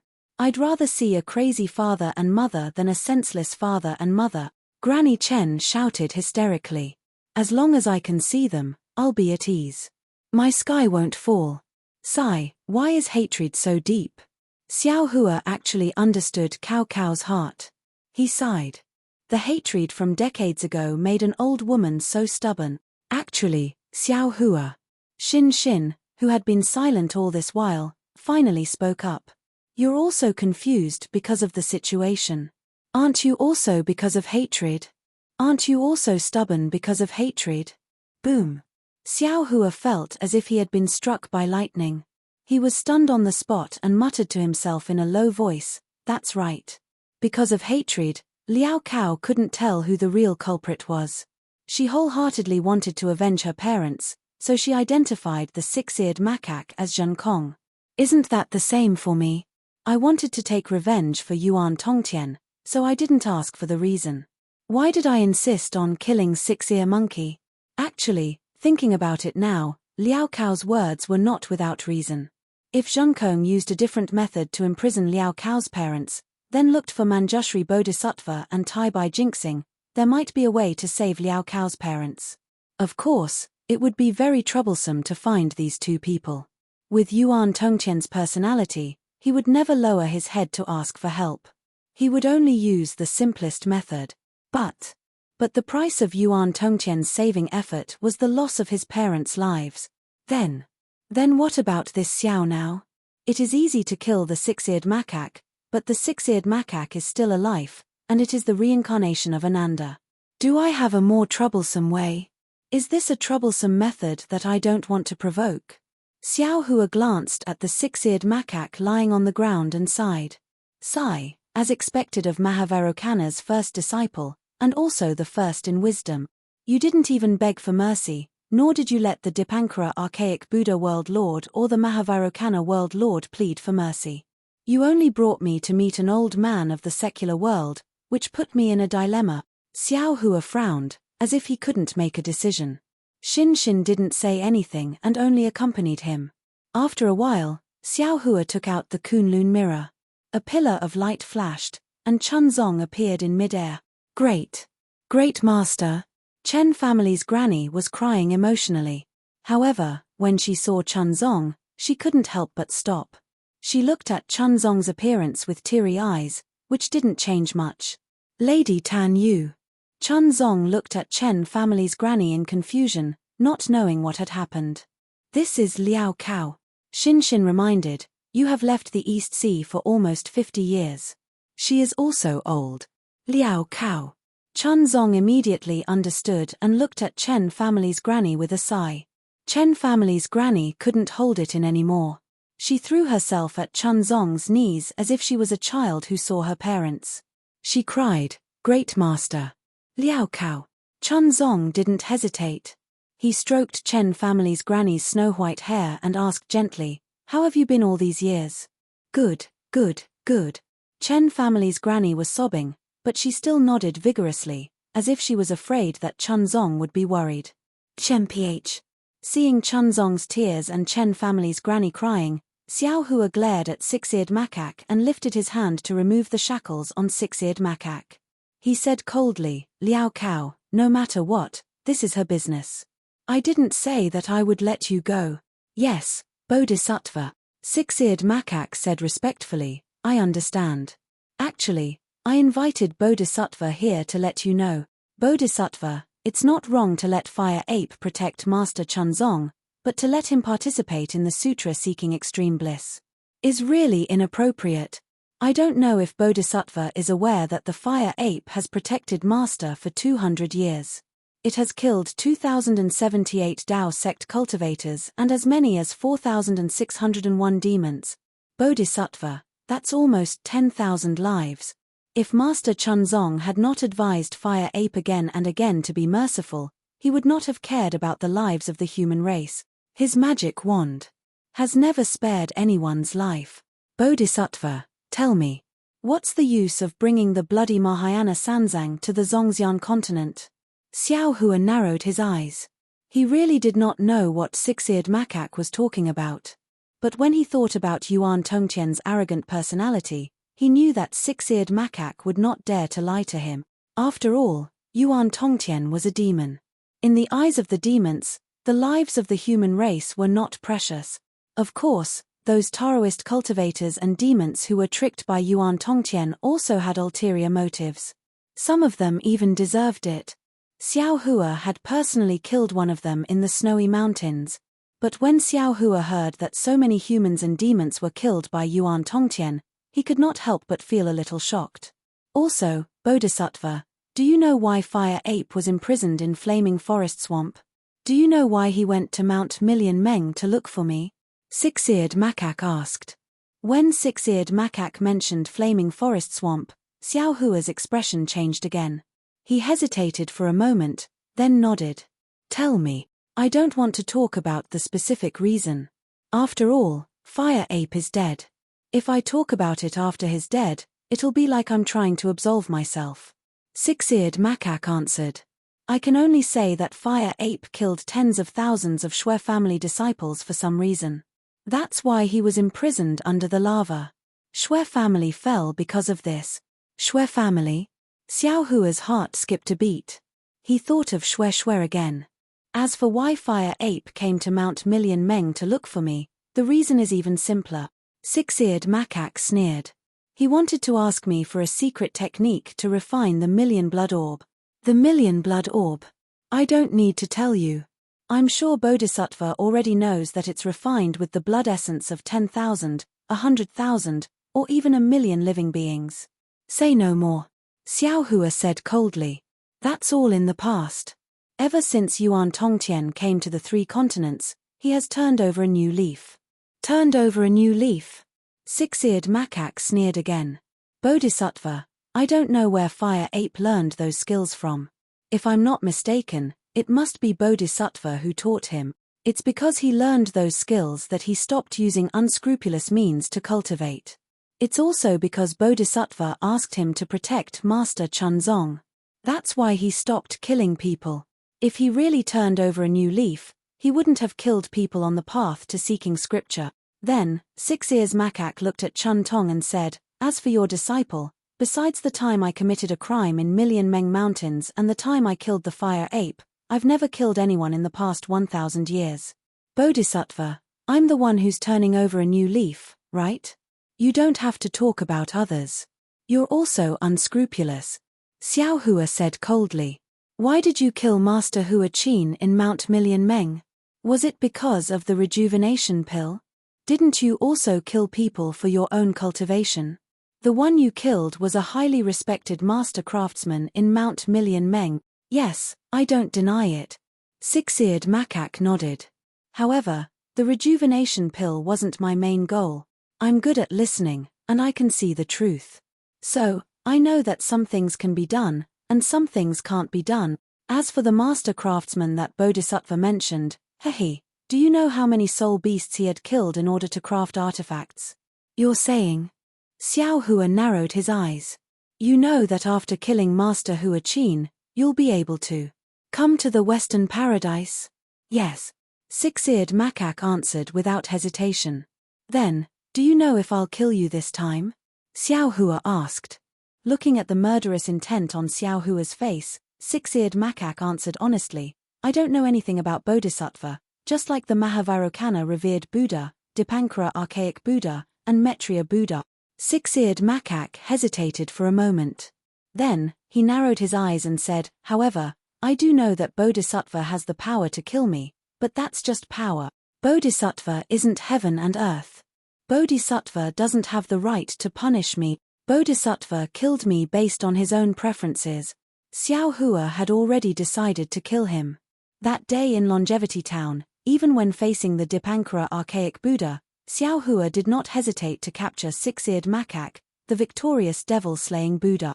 The Dipankara archaic Buddha did not say anything either. On the way to Jiangshui Town, Xiao Hua had expected Liao Cao to react this way. However, He did not expect Liao Cao to not hate Six-Eared Macaque even though he knew that Six-Eared Macaque was the culprit. On top of that, Six-Eared Macaque had told Xiao Hua about Yuan Tongqian's misdeeds in the past and his killing today. Xiao Hua could not refute it. Chapter 46-57. In particular, there were two sentences that Xiao Hua was deeply moved by. The first one was, "Why is hatred so deep?" This was what Xiao Hua said to Maro Cao, and it was also what Xin said to Xiao Hua. Maro Cao could not let go of his hatred for Yuan Tongqian, and he himself had not let go of his hatred for Six-Eared Macaque. In other words, he had no right to criticize Maro Cao. The second one was, Bodhisattva has the power to kill his disciple, but this is power. Bodhisattva is not heaven and earth, and Bodhisattva has no right to condemn his disciple. Bodhisattva kills his disciple because of his own preferences. This was what Six-Eared Macaque said to Xiao Hua. If this was before, Xiao Hua would have harumphed and said, "I may not be heaven and earth, but I am the master of justice. I am heaven and earth, and I have the right to condemn you." Unfortunately, Six-Eared Macaque and Yuan Tongqian's misdeeds, Xiao Hua could not rely on his love for Yuan Tongqian, and Yuan Tongqian's loyalty to him to say that he had the right to condemn him. But Six-Eared Macaque did kill Yuan Tongqian, and Yuan Tongqian was under Xiao Hua's orders to protect Chunzong. Xiao Hua did have the right to kill Six-Eared Macaque to avenge Yuan Tongqian. HMPH. Xiao Hua sneered and raised his hand. Six-Eared Macaque, no matter how glib your tongue is, I will not let you go. It's fine. Six-Eared Macaque closed his eyes and answered calmly, as if he was facing death. Bodhisattva, do as you wish. Xin wanted to say something, but she knew that since Xiao Hua had already made his decision, she shouldn't stop him, even if she felt that what Xiao Hua did wasn't particularly appropriate. At this moment, Granny Chen had stopped crying. She asked in a low voice, "Master, the sutra praying in Nirvana has ended. Your merit has been completed. I'm sure Master is going to spread Buddhism in the Longevity Town and enlighten people. I dare not ask for anything, but there is a small temple about 100 miles away from Jiangshui Town. Can you go there and preach?" Chunzong put his palms together. Amitabha, of course. But I can only preach for 3 days. After 3 days, I will still be going to the west. Oh, Master. Granny Chen was surprised. Didn't you already take the scriptures? Where are you going? Of course we're heading there.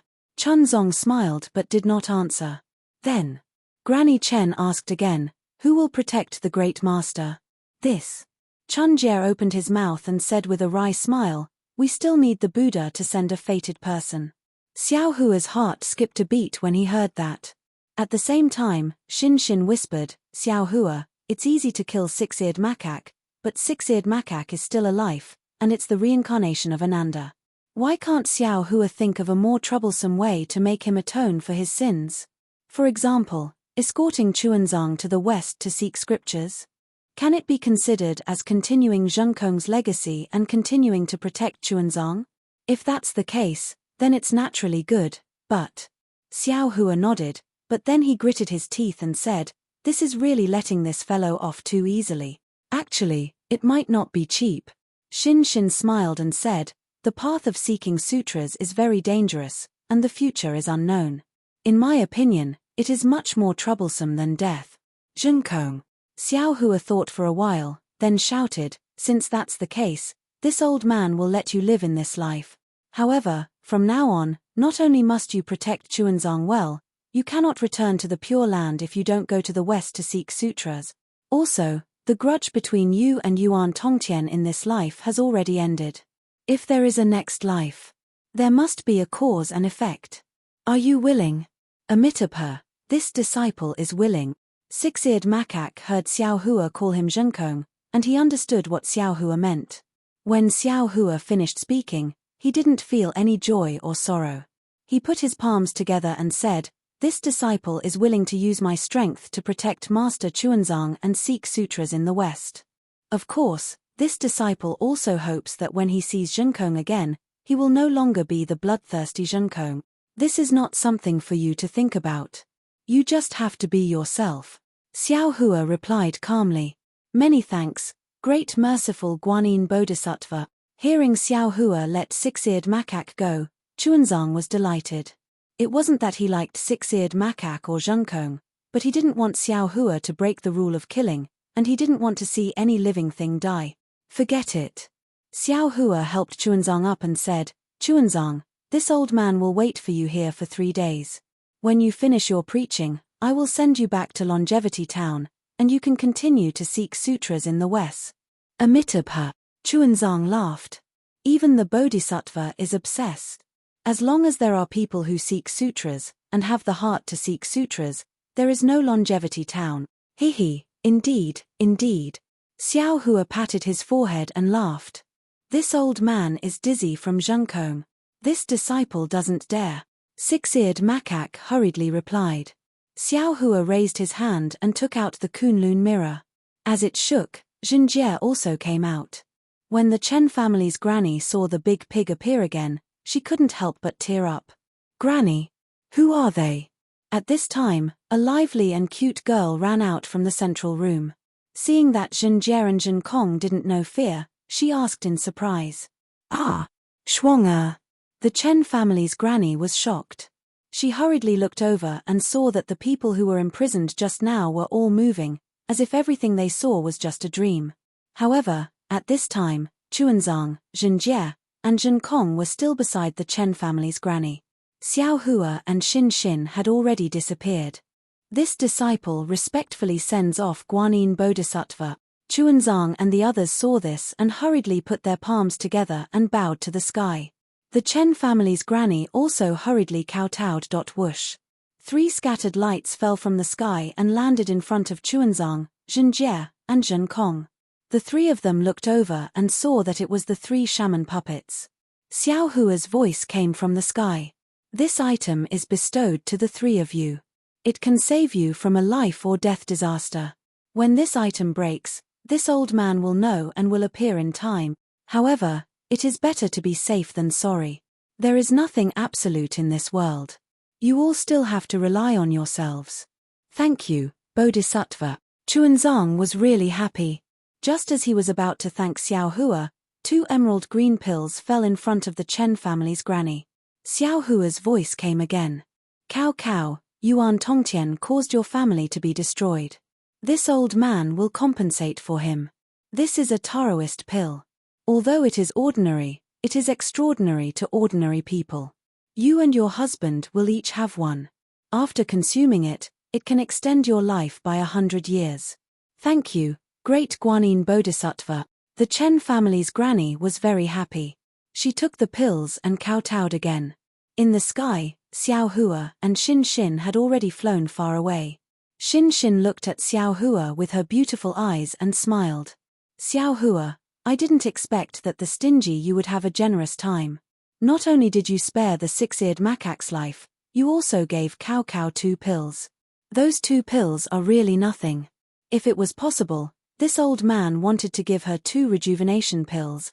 Unfortunately, the rejuvenation pills are not for ordinary people to consume.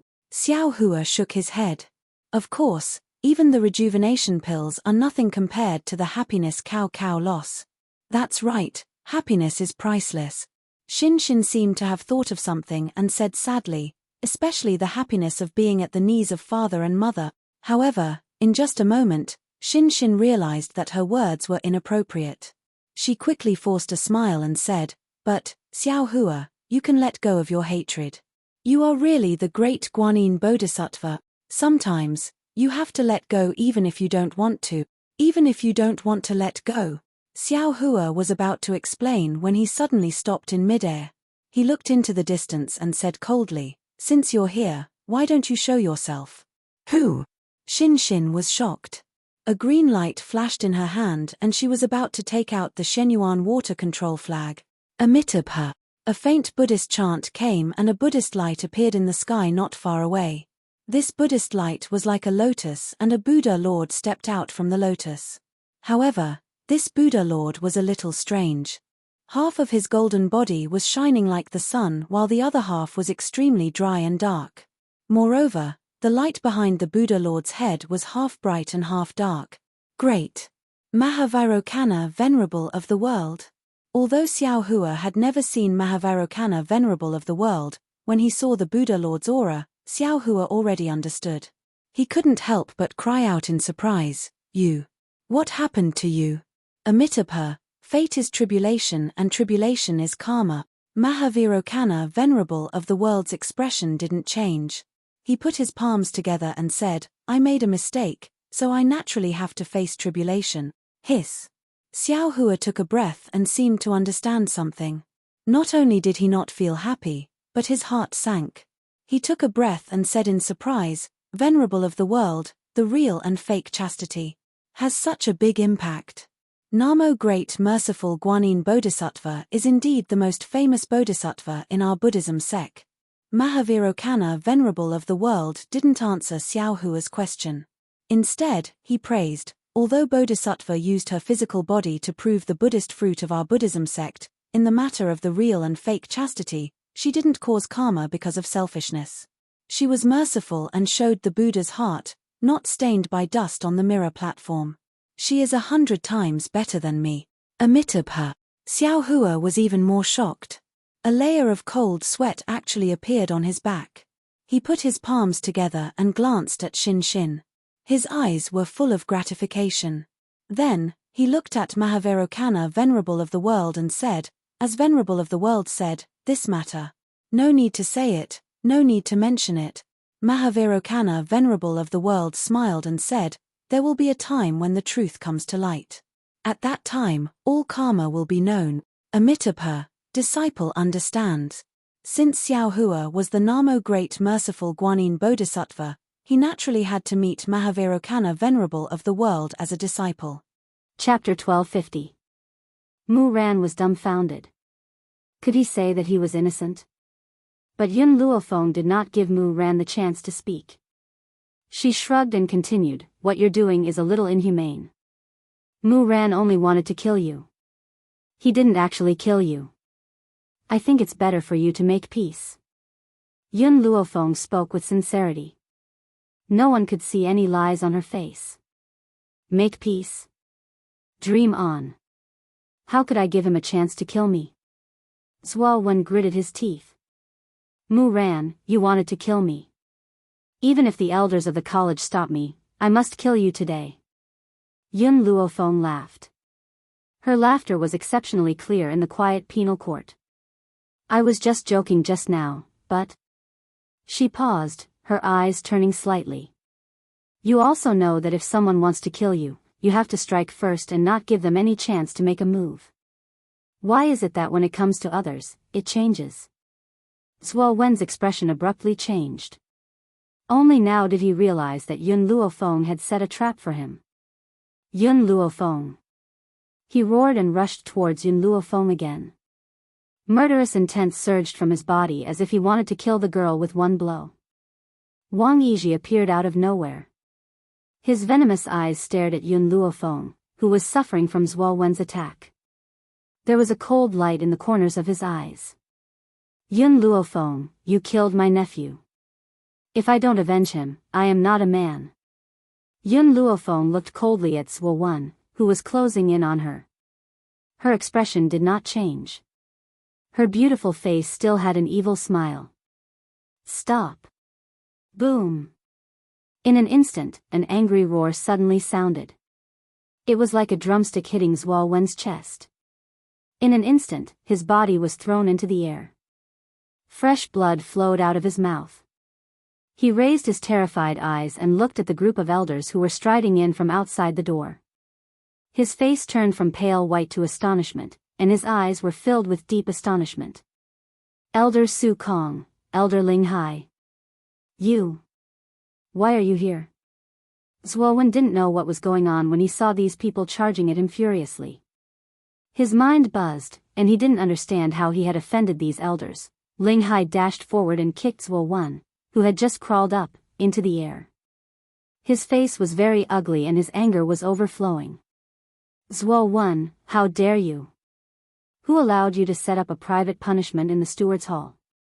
Especially, he even dared to lay his hands on a weak girl? Zhuo Wen was dumbfounded. He was just punishing a disciple. How did he attract these old fellows? Could it be that Huli went to invite them? Furthermore, the weak girl that Elder Ling Hai spoke of, was she really Yun Luofeng? If this woman was a weak woman, then there wouldn't be any evil women in this world. Thinking of this, Zhuo Wen took a deep breath. He suppressed the panic in his heart and explained, "Elders, listen to me. What Huli said is only his side of the story. Don't believe him. This woman dared to commit murder in public. She has committed a heinous crime and should be punished with death. Therefore, I am only punishing her according to the rules of the Academy. Elders, you will definitely investigate this matter and decide who is right and who is wrong. You won't be blinded by some treacherous people." The treacherous people that he spoke of were people like Yun Luofeng. Chapter 1251. Ling Hai laughed out loud. His laughter was filled with anger. "Zhuo Wen. You still dare to shirk responsibility at a time like this?" He gritted his teeth and glared at Zhuo Wen. "You should quit your job as the hall master of the steward hall. Pack up the shop and get lost." Zhuo Wen's mind was blown. He didn't understand why Ling Hai wanted him to get lost. Just because he took care of Yun Luofeng? Elder Ling Hai, Zhuo Wen wanted to continue defending himself, but he saw that the elders were already walking towards Yun Luofeng. "My precious disciple, are you hurt? Don't worry, I will definitely get revenge for you." When Ling Hai said this, he turned around and glared at Zhuo Wen. Rumble. Zhuo Wen felt as if his brain had been struck by lightning. His face was full of shock. Yun Luofeng was Ling Hai's disciple. Was this a joke? How could this be? But what shocked Zhuo Wen even more was that Ling Hai's concern for him made the other elders look at Yun Luofeng nervously. "Feng, did Zhuo Wen hurt you? If he hurt you, the 5 of us will definitely not let him leave. You are our disciple, but you were bullied when we weren't paying attention, and you were even brought to the penal hall. If we don't get revenge for you, if word gets out, where will the 5 of us put our faces?" The more the 5 elders spoke, the angrier they became. All of their sharp gazes shot towards Zhuo Wen. Zhuo Wen was completely dumbfounded. He originally thought that Yun Luofeng was at most Ling Hai's disciple, but according to the current situation, the 5 elders were all his masters. Oh my God, he had offended all the elders of the East Courtyard. Wang Yizhi took 2 steps back, his face extremely pale. He turned around and wanted to escape, but at this moment, a nightmarish voice made his body freeze. "Where do you think you're going?" Su Kong was expressionless as he looked coldly at Wang Yizhi. Wang Yizhi wiped the sweat off his forehead and smiled awkwardly at Su Kong. "Elder Su Kong, this matter has nothing to do with me. It was all my nephew's fault. Please let me go this time. If I knew that Yun Luofeng was your disciple, I wouldn't dare to do it even if I had 100 guts." "Let you go?" Void sneered, "You made such a big mistake, why should I let you go? From tomorrow onwards, I'll let Steward Jean take over the steward's hall. Your crimes will be judged by him." Thump. Wang Yizhi's legs went soft, and he fell heavily to the ground. He knew that he had no way out this time. "Elder Void," Zhuo Wen gritted his teeth, "you want to remove me from my position. Do the elders of the West Courtyard agree?" Void looked at him coldly. "Can't you just hand over your resignation?" "Why is Elder Su Kong so sure that I will hand in my resignation letter?" Zhuo Wen clenched his fists tightly. If he left the academy, he would not have a better future. Therefore, he would definitely not be willing to hand in his resignation letter. Void raised his eyebrows. "Hand in your resignation letter yourself.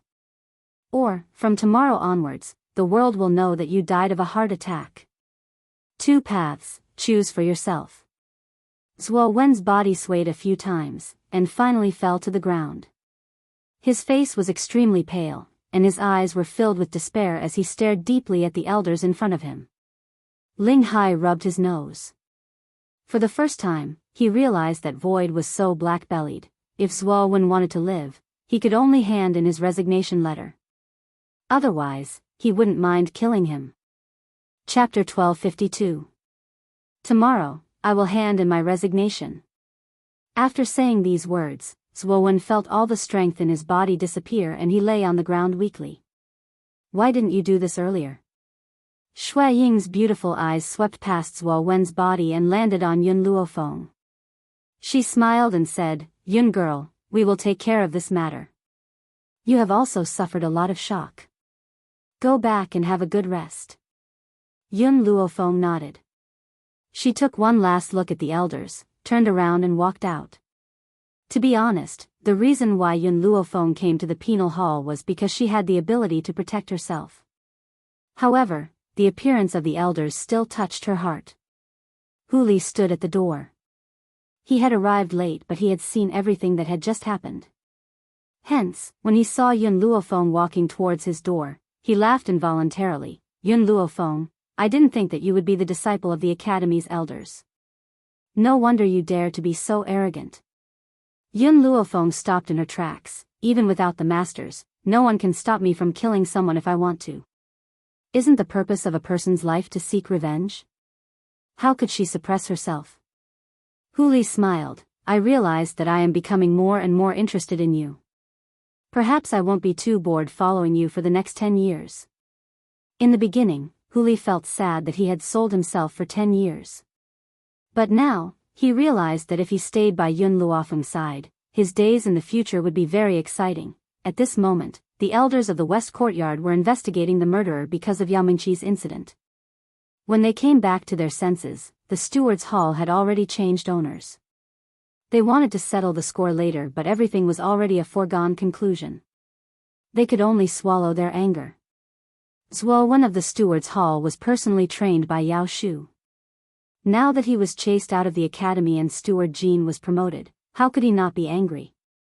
Hence, his hatred towards the East Courtyard grew stronger and stronger. Before returning home, Yun Luofeng purposely changed her clothes and healed the injuries on her body. Even so, when Yun Shao saw her for the first time, his breathing suddenly tightened. You're injured? Yun Luofeng was startled. She had already healed most of her injuries but the man before her eyes could still see through her. I just fought with someone. It's nothing serious. Yun Luofeng raised the corners of her lips and slowly walked towards Yun Shao. She reached out and gently wrapped her arms around the man in front of her, burying her head in his chest. Yun Shao, let's have a baby. Children? Those two words caused the light in Yun Zhao's eyes to gradually soften. He raised his hands and hugged the young girl tightly. After a while, he finally reacted and furrowed his brows. Don't change the subject. Tell me, who hurt you? Murderous intent surged from his body, and a cold aura arose spontaneously. Yun Luofeng believed that if he said Hu Li's name, he would definitely rush to the Western Continent Academy and tear that fox-like man into pieces. I'm fine now. Don't worry. I didn't lose this battle. Yun Zhao's eyes stared intently at Yun Luofeng. I know that you want to rely on your own strength to fight, but when the time is right, you can rely on me. My power exists to protect you. I do not wish for you to suffer any injuries. All right. Yun Luofeng lifted her head and kissed the man's lips. Suddenly, she seemed to have discovered something and slightly narrowed her eyes. Did someone come today? Chapter 1253. Yun Luofeng has always been very sensitive to smells. Hence, the faintly discernible fragrance wafting out from the courtyard caused a cold glint to flash across Yun Luofeng's eyes. Yun Shao nodded honestly. A woman sneaked into our house and secretly ate the pastries I made. However, I've already made her spit them out and crippled her. Perhaps she was afraid that Yun Luofeng would be angry, Yun Shao hurriedly explained. I didn't let her dirty our territory. The corners of Yun Luofeng's lips curled into a smile as he narrowed his eyes. Looks like I can't leave your side in the future. Otherwise, who knows how many women will want to seduce you? They can't. In this world, the only person who can get close to him is Yun Luofeng. Yun Zhao's eyes darkened and a light flashed across his grim eyes. However, no one knew what he was thinking. The next day, after Yun Luofeng had breakfast, she headed to the academy. Yun Shao stood at the doorway as he watched her leave, his deep and serene eyes unable to see the bottom. Yun Shao, are you thinking of going to the academy to find master? Little Mo had unknowingly walked up from behind him. Her large, bright eyes blinked slightly as she looked at Yun Xiao curiously. Yun Xiao's gaze became even colder. I'm worried about her. Little Mo blinked, it's already past the registration period. You can't go to the academy even if you want to. As if she had not heard Little Mo's words, Yun Xiao strode out. After a long while, a grim voice rang in Little Mo's ears. Follow me. Little Mo curled her lips and hurriedly chased after Yun Xiao, disappearing under the bright sunlight. As Yun Luofeng had defeated Hu Li of the Heaven Roll, he had successfully entered the Heaven Roll. As a disciple of the Heaven Roll, he did not need to attend classes and only needed to stay in the cultivation room to cultivate every day. At this moment, Yun Luofeng had just sat down in his room and had not even had time to cultivate when a clamor sounded from outside the door. What's going on? She stood up from the mat and walked towards the door. The moment she opened the door, she saw a fair-skinned and handsome young man standing in front of her door. As soon as he saw her, he got straight to the point and said, Yun Luofeng, I saw your battle with Hu Li yesterday, so I came to look for you. You also want to challenge me? Yun Luofeng raised his eyebrows and looked at the youth's handsome face. The young man blushed. No, I'm not here to challenge you. I'm here to confess to you. Farewell. Yun Luofeng was stunned for a moment. His brows furrowed slightly. I'm not interested. After saying that, she was about to close the door. Wait. The young man hurried forward and extended his hand to stop Yun Luofeng from closing the door. His face was filled with sincerity. After watching your battle yesterday, I realized that you're the most domineering woman I've ever seen. Especially the scene of you dealing with Wang Mujing, it made me very excited. Yun Luofeng, you can give me a chance. Do you want to scram yourself, or do you want me to help you? Yun Luofeng raised his eyebrows, his domineering eyes sweeping over the young man's blushing face. The young man wanted to continue speaking, but at this moment, an enchanting voice rang out from behind him. You Zizha, you already have a fiancé and you still want to pester Yun Luofeng? Hu Li waved his fan and walked over with a face full of smiles. He slowly walked to Yun Luofeng's side and winked at her. Even if Yun Luofeng accepts me, he'll never accept you. Chapter 1254. Yu Zizha's expression was a little awkward. My fiancé has nothing to do with me. It was decided by my parents, but I have the right to pursue my true love. You know him? Yun Luofeng ignored Yu Zizha and turned to look at Hu Li, the person ranked first on the Earth list. Hu Li said in a low voice. He's only half a step away from becoming a holy king. As for his fiancée. He paused, then continued, she's ranked second on the Earth list. Although both of them are on the Earth list, their families are very powerful in the Western continent. Oh. Yun Luofeng raised his eyebrows and turned to enter the room. You know him. You deal with him for me. Hu Li's mouth twitched. As a little follower, he had to deal with his master's suitor? Cough cough. Hu Li coughed dryly. Yu Zizha, you should go back. Don't bother her. Don't forget, you already have a fiancé. Yu Zizha looked at Yun Luofeng, who had entered the room, and sighed softly. He turned around and left with a helpless expression. But this would not make him give up. No matter what, he would move Yun Luofeng. Early in the morning, because of Yu Zizha's actions, Yun Luofeng was once again embroiled in rumors. The entire academy was saying that she had taken a fancy to Yu Zizha's family. That was why she had seduced Yu Zizha and snatched his fiancé away. A woman like this, no matter how talented she was still disdainful. At this moment, Yun Luofeng's cultivation room was surrounded by a group of women. The leader of those people was a beautiful woman. At this moment, she had her hands on her hips and was glaring angrily. Yun Luofeng, don't think that you're great just because you entered the heaven list. Wasn't that because Hu Li let you go? But it's not enough that you seduced Hu Li. You even dared to seduce my fiancé. Get out here immediately.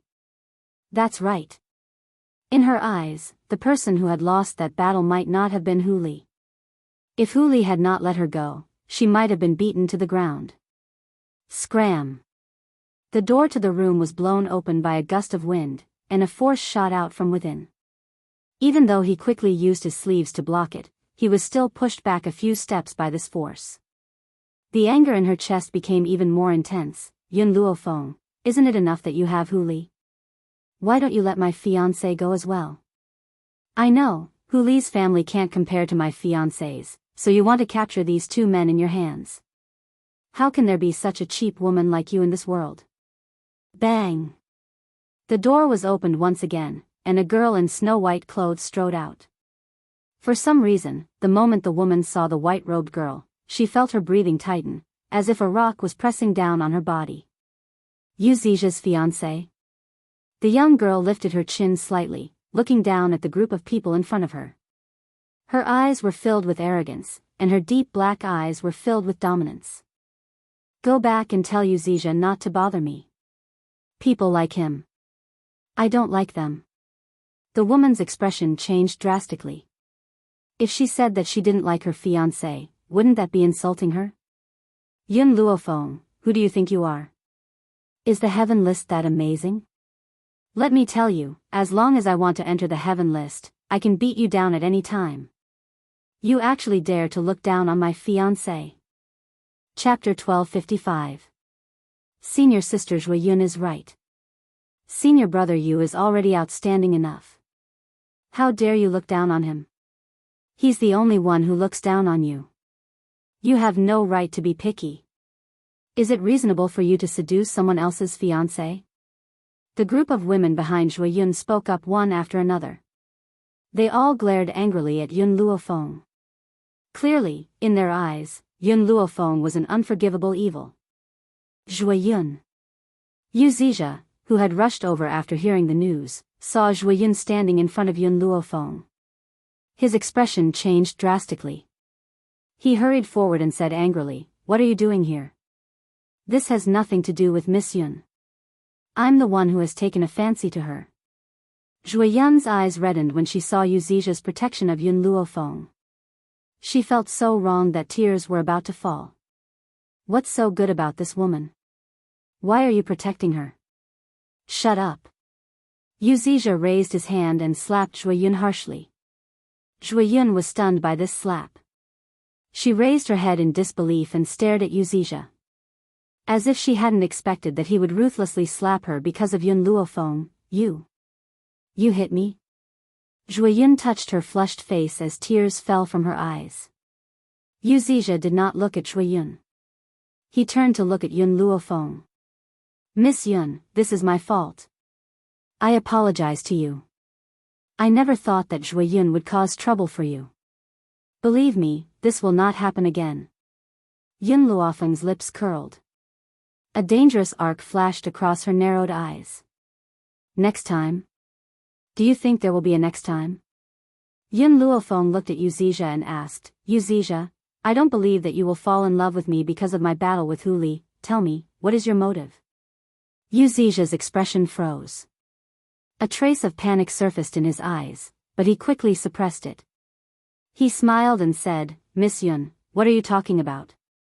Why don't I understand? I do have feelings for Miss Yun. I have no other intentions. Furthermore, it's understandable that you won't accept me.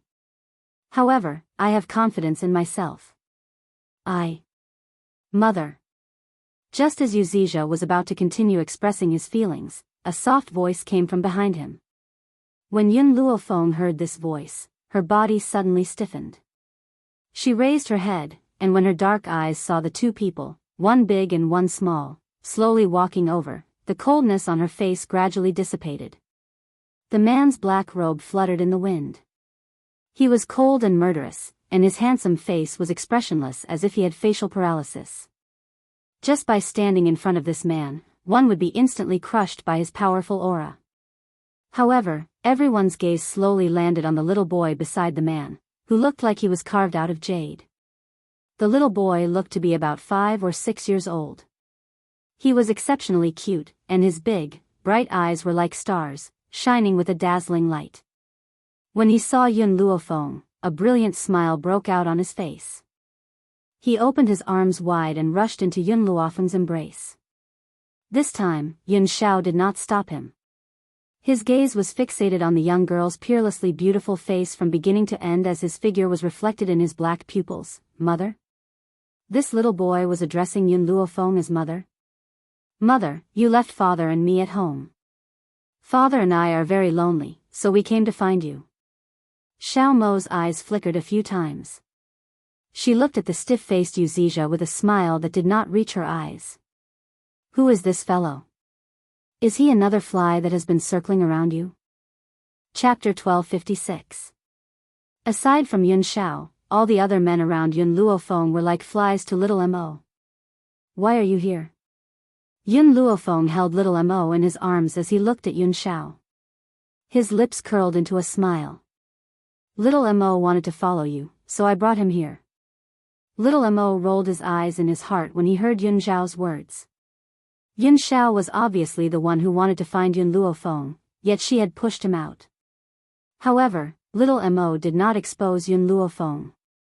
He smiled and said, I miss my mother, so I asked my father to bring me to find you. Over the past few years, little Mo had been calling her mother more and more smoothly. He had even used this method to chase away many of Yun Luofeng's pursuers. After all, no matter how outstanding those people were, they could not compare to Yun Xiao. Cough cough. Yuzija coughed dryly and said awkwardly, Miss Yun, so you thought you were married? Yun Luofeng raised his brows and swept his cold gaze towards Yuzija. I don't care what your motives are. If you plan to hurt me or the people around me, I will not let you off. From the moment Yuzija had appeared, she knew that this man was not simply pursuing her. There was a secret in his heart that could not be divulged. Yuzija's expression became even more awkward. He did not say another word and hurriedly left. Yuzija. Zhuiyun stomped her foot and was about to chase after him when a cold voice suddenly rang out from behind her. Who allowed you to leave? Zhuiyun's body stiffened. She turned around and gritted her teeth. This is the West Continent College, what do you want? You humiliated him with your words, so there's no need for you to keep your tongue. Ah! Zhuiyun had just screamed when a force entered her mouth. She felt a sharp pain on her tongue and blood seeped out from the corner of her mouth. Get lost. The man waved his sleeves in a cold and domineering manner. The moment he waved his sleeves, a shockwave spread out and sent those who were blocking Yun Luofeng's path flying. Yun Luofeng. Hu Li walked over from behind the crowd. Just as he was about to raise his hand to pat Yun Luofeng's shoulder, he came into contact with the man's cold and stern eyes. He was so frightened that he quickly withdrew his hand. I didn't expect that you're already married. Fortunately, I found out early. Otherwise, what if I fall in love with you after getting to know you better? Haha. Yun Luofeng knew that Hu Li was joking, so he did not take it to heart. On the contrary, Yun Zhao's cold eyes swept over him, and his grim black eyes were mixed with a warning. You won't have the chance to interact with her. Hu Li chuckled, that's not necessarily true. I'm going to follow her for 10 years. In these 10 years, I'm going to get to know her better. 10 years? Yun Xiao frowned and his gaze fell on Yun Luofeng. Yun Luofeng shrugged. He was the one who fought with me before. He lost to me, so he has to serve me for 10 years. Oh. Yun Zhao's eyes filled with killing intent once again turned towards Hu Li. The person who injured you was him? Hu Li's heart trembled when he came into contact with the man's gaze. A hint of astonishment flashed across his cunning fox eyes. If it weren't for the fact that you're going to serve Feng, for 10 years, I wouldn't have let you off so easily just because you've injured her. After throwing these words, Yun Xiao retracted his aura and spoke in a grim voice. Once he had retracted his aura, Hu Li felt his entire body relax. Unknowingly, his back was already drenched in sweat. At this moment, in a corner not too far away, a woman saw the grim man standing next to Yun Luofeng and a sense of shock flashed across her eyes. Chapter 1257. Isn't that the father and son that Senior Mingqi met before? That day, they had followed Yao Mingqi back and witnessed the fight between Yao Mingqi and the father and son. Yao Mingqi concluded that this man must have been abandoned by his wife, which was why he was so angry and even abused his child. Unfortunately, the man's strength was too terrifying, so much so that Yao Mingqi did not dare to fight back. No, I must tell Senior Mingqi about this. The girl gritted her teeth and quickly ran in another direction. The room was exquisite and luxurious, the pink curtains fluttering in the wind. Yao Mingqi lay on the bed in a daze, her gaze fixed on the roof beam. A line of tears flowed from the corner of her eyes, emitting a sparkling luster. Senior Mingqi. Suddenly, an anxious voice came from outside the room, but it did not cause any change in Yao Mingqi's mood. Her eyes were still dull and gloomy. Senior Mingqi, guess who I just saw? The woman quickly ran in and said while gasping for breath, do you still remember that day when we came back and found a child crying in a house? You went to check it out. Yao Mingqi's gaze finally moved from the roof beam to the girl's face. Just now, I saw that father and son. The girl wiped the sweat from her forehead. Our academy's Yun Luofeng is that man's wife. Yun Luofeng? His wife? Yao Mingqi's hand on the bed sheet clenched tightly, her heart felt like it was being torn apart. She could not help but gasp in pain. Wasn't he abandoned by his wife? Then why was his wife in the academy? Had she misunderstood all this time? Senior Mingqi. The girl carefully looked at the pale Yao Mingqi, not understanding what had happened. Yao Mingqi lowered her eyes and said the only thing she had said since she was crippled. I want to see Master. The girl was overjoyed. Okay, I'll go inform Elder Yao Shu now. She had finally made Senior Mingqi speak. If Elder Yao Shu knew, he would definitely reward her. Thinking of this, the girl quickly turned and left. She wanted to go to the west courtyard to inform Elder Yao Shu. Sure enough, knowing that his own disciple wanted to see him, Elder Yao Shu quickly ran over. His face was filled with heartache as he walked in front of Yao Mingqi. Mingqi, don't worry. I will find a doctor to treat you. Yao Mingqi clenched her fists tightly. Dad, other than them, there was no one else here, so Yao Mingqi called him father. Her tears instantly flowed like a river, and a look of grievance appeared on her face. Mingqi. Yao Shu's heart ached. Tell me, who hurt you? Was it those old bastards from the void? Yao Mingqi shook her head. The one who injured me was Yun Luofeng. Yun Luofeng? Yao Shu was taken aback. Only then did he remember the storm that had been brewing within the academy recently. He asked hesitantly, you mean our academy's Yun Luofeng? It's her. Yao Mingqi's tears flowed down again. Previously, I saw her abusing her son. I couldn't stand it anymore, so I wanted to meddle in other people's business. Who knew that I would be chased away after being scolded by her? And yesterday, because I was worried, I wanted to enter her house to see if she was abusing her son again. Who knew that just as I entered, I would bump into her? Mingqi, your strength isn't bad, why were you crippled by her? Yao Shu frowned and asked. Chapter 1258. Yao Mingqi's pale face was filled with pain. Father, her son has been educated by her to become an ingrate. I risked my life to help her, but he used that innocent and pure appearance to confuse me. That's why I fell into Yun Luofeng's hands. Not only did she cripple me, she even framed me for stealing. I really didn't do anything. Her voice was hoarse and her face was wet with tears. However, this is not her obedient child. If that boy doesn't listen to her orders, she will definitely abuse him again. What? Yao Shu was furious and slammed the table. The veins on his face bulged. Yun Luofeng, that woman is so cruel. Not only did she abuse a child, she also hurt my daughter. Mingqi, don't worry, I will definitely avenge you. Father, I don't want her to die too early. I want her to feel the same pain that I did. Yao Mingqi lowered her eyes and a trace of ruthlessness flashed across her face. Her voice was hoarse. I'm going to find Yun Luofeng now. Yao Shu's eyes darkened. He didn't even have time to comfort his daughter before he quickly rushed out. under the azure sky, the crowd had already dispersed.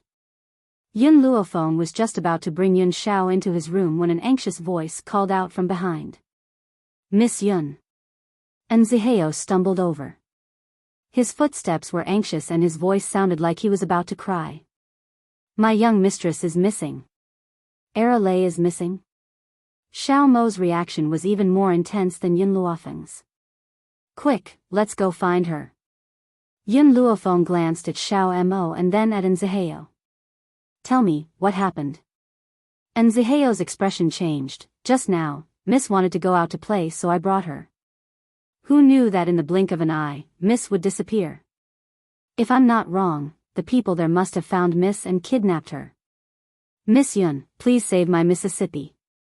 As long as you save her, I will do anything to repay you." After saying this, Zihao knelt on the ground and kowtowed fiercely. His head quickly turned purple, and blood flowed down his forehead. Yun Luofeng was his last hope. He could only hold on to him tightly. In this place, besides Yun Luofeng, no one else could help him. "Let's go first. Tell me more about the situation on the way." And Zihao lifted his head and looked at Yun Luofeng in disbelief.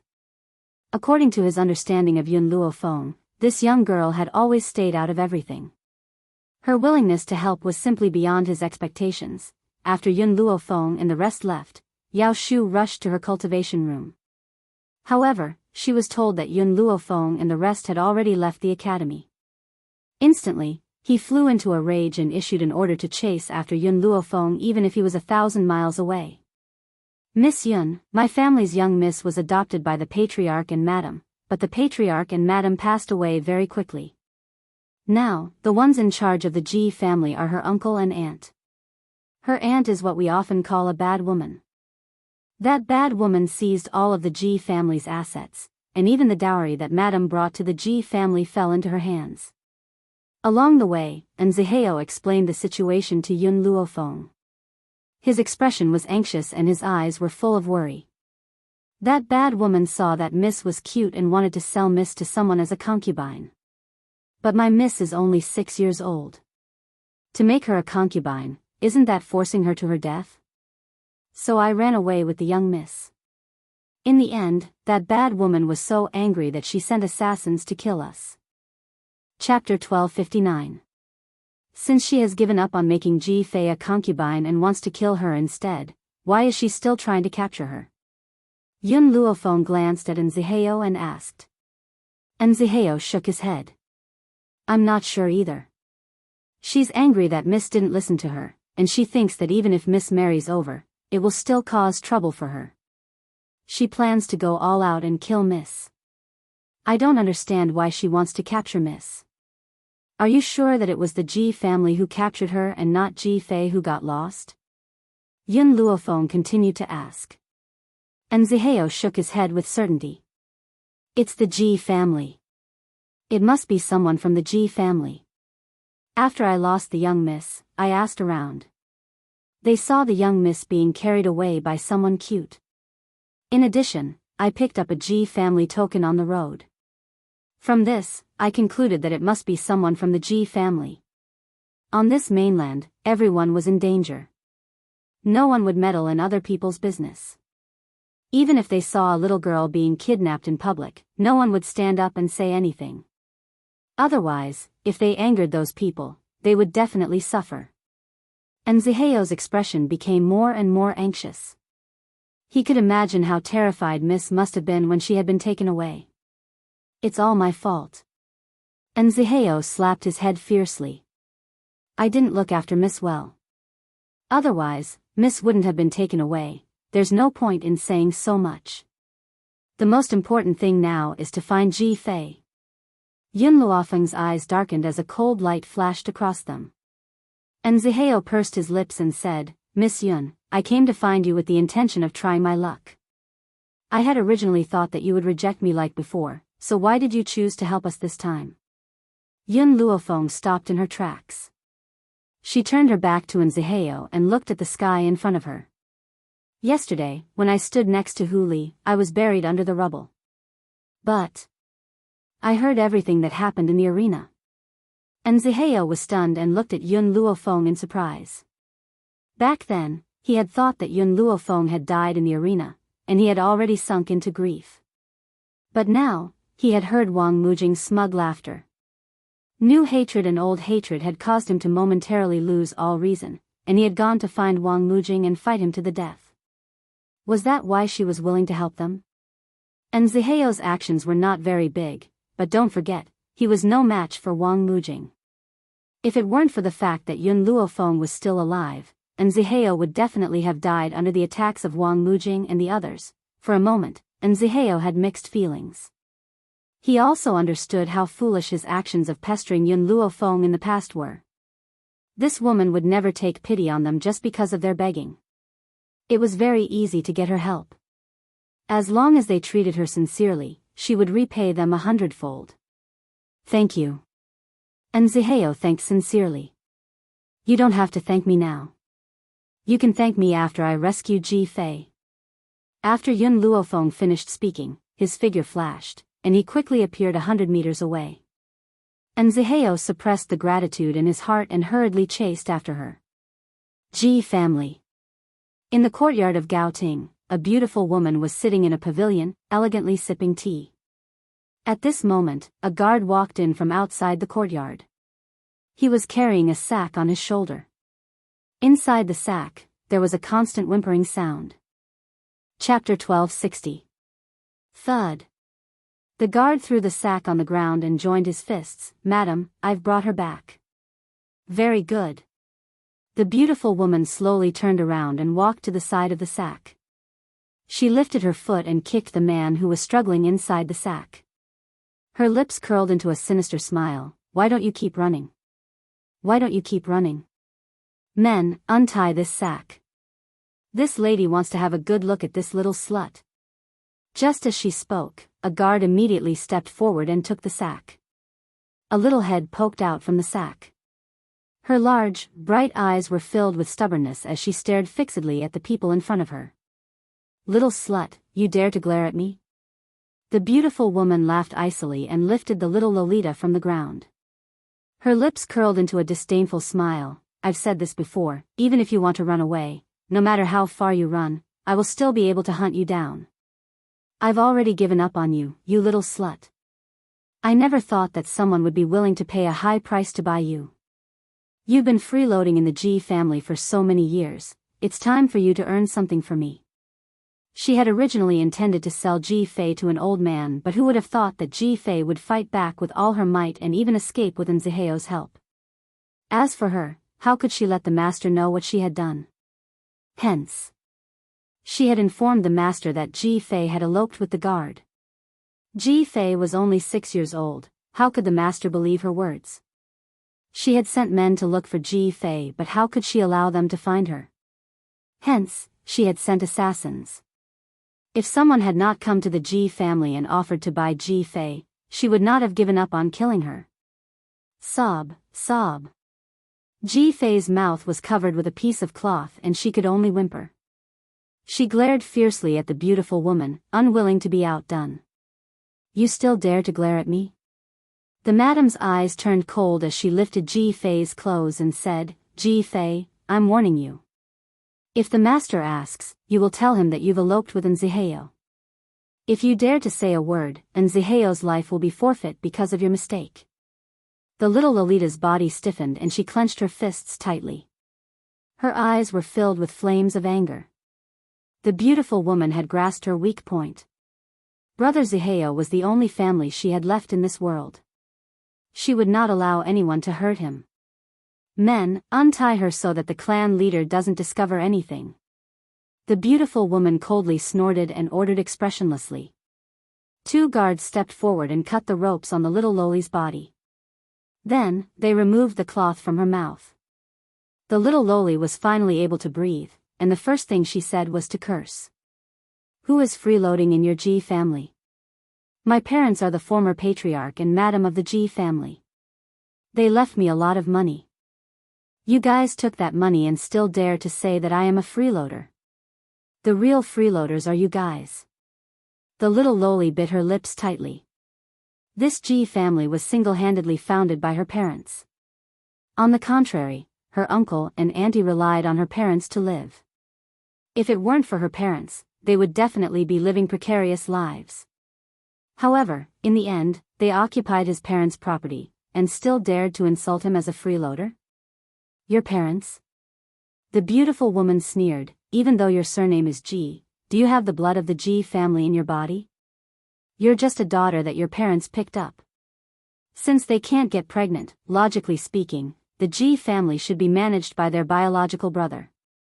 Could it be that the G family should be given to an outsider like you instead of his biological brother? Chapter 1261. I'm your father's sister-in-law. So what if I eat and drink in the G family? Who asked them to be blood-related brothers? Who do you think you are? I don't know where you picked up this wild girl. You're clearly a freeloader in the G family. The beautiful woman snorts and looks at little Lolita with a mocking gaze. Little Lolita's face turns red with anger. In the family tree, I'm my father and mother's daughter. Hearing little Lolita's words, the beautiful woman frowns slightly. This little girl dares to speak to her like this?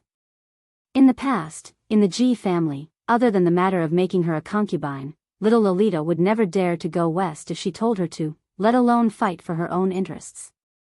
She's only left for a few months, but her temper has become so bad and hard. G Fei, I'm in charge of the G family now. Everything in the G family is managed by me. If I say that you're a freeloader, then you're just freeloading here. And my G family doesn't intend to support a big living person like you. Little Lolita snorts. Ziheo Gij and I are living outside and relying on ourselves. Why did you bring me back? You've lived in the G family for 6 years. Shouldn't you do something for this family? The beautiful woman slightly narrows her eyes. That lord used an extremely powerful spiritual beast and tens of millions of silver to buy you. For the G family, you must go.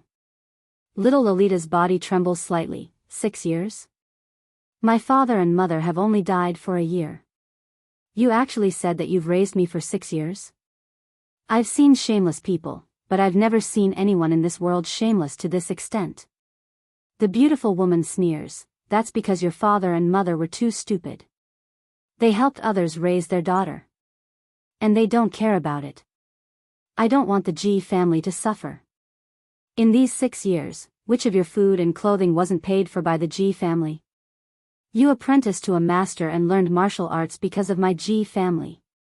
My G family has raised you for so long. You must do something for us. She keeps mentioning the G family, treating herself as a member of the G family. As the daughter of the previous head of the G family, little Lolita is an outsider. Little Lolita's face turns pale and she takes a few steps back. Just as she was about to turn around and run away, the sound of hurried footsteps came from behind her. Fei, you're back. You're really back. Come and let me see you. Have you lost weight recently? The middle-aged man quickly walked over and hugged the little Loli. His face was full of joy. Your father handed you over to me before he passed away. If anything happens to you outside, how will I explain it to your father in the underworld? The beautiful woman changed her sinister expression and walked towards the middle-aged man with a smile. Master, Fei is back. Don't worry. Besides, she just admitted that she eloped with Nziheo because she was tempted by him. She already knows her mistake, so don't blame her. The beautiful woman turned to Ji Fei and a cold light flashed across her eyes. She said with a fake smile, Fei, don't you think so? Seeing the warning in the beautiful woman's eyes, Ji Fei fell silent. She didn't know if Nziheo had really fallen into her hands. If Nziheo was really in her hands and she didn't listen to her, Nziheo would definitely be in danger. It really is that ingrate, Nziheo. The middle-aged man flew into a rage. If my younger brother hadn't saved him, he wouldn't have lived to this day. Now, he eloped with my younger brother's daughter. Fei is only 6 years old. How could Nziheo do such a thing that's worse than an animal? Chapter 1262. Ingrate? Ji Fei laughed coldly in her heart. Speaking of ingrates, they were probably more like it. Don't be fooled by the middle-aged man's close relationship with him. That was because he had yet to fully control the Ji family. If word got out that he had mistreated his own brother's daughter, his reputation would plummet. Hence, he would never let such a thing happen. Fei should be tired. Bring her to rest and dress her up. I will not let my brother's daughter suffer any grievances. The middle-aged man looked up at the beautiful woman and calmly instructed. Master, leave Fei to me. I will treat her well. The beautiful woman lowered her eyes and smiled faintly. The sinister look in her eyes deepened. She was so happy that she could not close her mouth when she thought of the generous conditions offered by those people. Great Dragon Wall. On the bustling street, Nziheo stopped in his tracks. He looked at the man and woman beside him and said, Young Master Yun Shao, Miss Yun, this is the Ji family's territory. The Ji family's influence in Great Dragon Wall is vast, and the master of the Ji family has already reached the level of a sage king. Nziheo was very angry at this point. Back then, before the previous master, who was Mrs. Father, died, I don't know what he gave the master of the Ji family to make him break through to the level of a sage king. He also asked him to take care of Miss, but I never thought that the Ji family would treat her like this. Her parents had died in an accident, they had forcefully seized the family's assets, then chased the single daughter out of the family. How familiar was this scene? Yun Luofeng's heart suddenly tightened. A cold light flashed in her lowered eyes. Back in Huaxia, she had also experienced such a scene. Even now, she could not forget those people's faces. Let's go to the Ji family home now. Yun Luofeng raised her evil eyes slightly, and a murderous intent spread from her body. Who's there? At the entrance of the Ji family home, the two guards at the door saw the menacing group and their expressions instantly turned cold. However, when they caught a glimpse of Nziheo, who was following closely behind, their cold expressions turned into shock. Nziheo, how dare you come back? One of the guards looked furious. He shot a look at his comrade and said, Hurry and inform the master and madam that Nziheo has returned. All right. The guard turned around and walked into the courtyard. Not long after, a man and a woman led a group of people out in a hurry.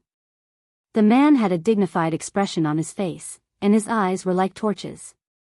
The beautiful woman next to him had a smile on her face, and when she saw Nziheo standing at the entrance, her beautiful eyes flashed with killing intent. Nziheo. The middle-aged man gritted his teeth. You ingrate, you dare to return to my Ji family. Ingrates? Nziheo sneered, You're talking about yourself, aren't you? Impudent. The middle-aged man flew into a rage, You're just a little guard, yet you dare to speak to this patriarch in such a manner. Who gave you such courage? Nziheo raised his handsome face, his expression fearless. You merely inherited your position as the family head from my master. If it wasn't for old master, I don't know where you would be now. Hee. The middle-aged man was so angry that he laughed. Speaking of my younger brother, I want to settle the score with you. My younger brother has always treated you well and even treated you like his own son. What did you do? You seduced his daughter and even eloped with her? Fei is only 6 years old. How could you do such a thing that is worse than an animal? Chapter 1263. Seduce the young mistress? Elope? Nziheo was slightly confused. Suddenly, he raised his head and glared angrily at the beautiful woman. You're the one who spread these rumors? The beautiful woman's eyes flickered and her gaze was filled with grievance. Master, he actually dared to frame me. Furthermore, Fei has already admitted to it, yet he refuses to admit it. The young mistress admitted it? Nziheo's emotions fluctuated even further. Where is the young mistress now? You must have imprisoned her. Let her out. Impudent. The middle-aged man roared once again. Fei is my younger brother's daughter. No one in the household has a higher status than her. Who would imprison her? Nziheo, you seduced Fei first and now you dare to frame her. You deserve to die. Nziheo clenched his fists tightly as veins popped on his forehead. Dan Min, you wanted to marry the young mistress to an old man as a concubine. That was why I had escaped with her. However, you refused to let us go and chased after us for months. Now, you've even kidnapped the young mistress. Let the young mistress out. Otherwise, I won't let you off. The beautiful woman's expression became even more aggrieved as she bit her lip. Master, he was the one who seduced Fei Fei and tried to frame me. He actually said that I wanted to marry Fei Fei to an old man as a concubine? Fei Fei is my niece. I love her dearly. How could I possibly let her become a concubine? The middle-aged man comforted the beautiful woman as his sharp gaze swept towards Nziheo. Nziheo, you're digging your own grave. Boom. The aura from his body surged and attacked Nziheo like a torrential storm. Nziheo's expression instantly changed and turned incomparably pale. However, he continued to stand in front of the door and did not collapse. For the sake of the young mistress, he could not give up. You seduced Fei Fei. Today, I will kill you. Under normal circumstances, an elopement between a young mistress and a guard would be a scandal for the entire family. No organization would dare to say something like that in front of so many people. However, the middle-aged man did not seem to have any reservations as he continued to accuse Nziheo of seducing Ji Fei.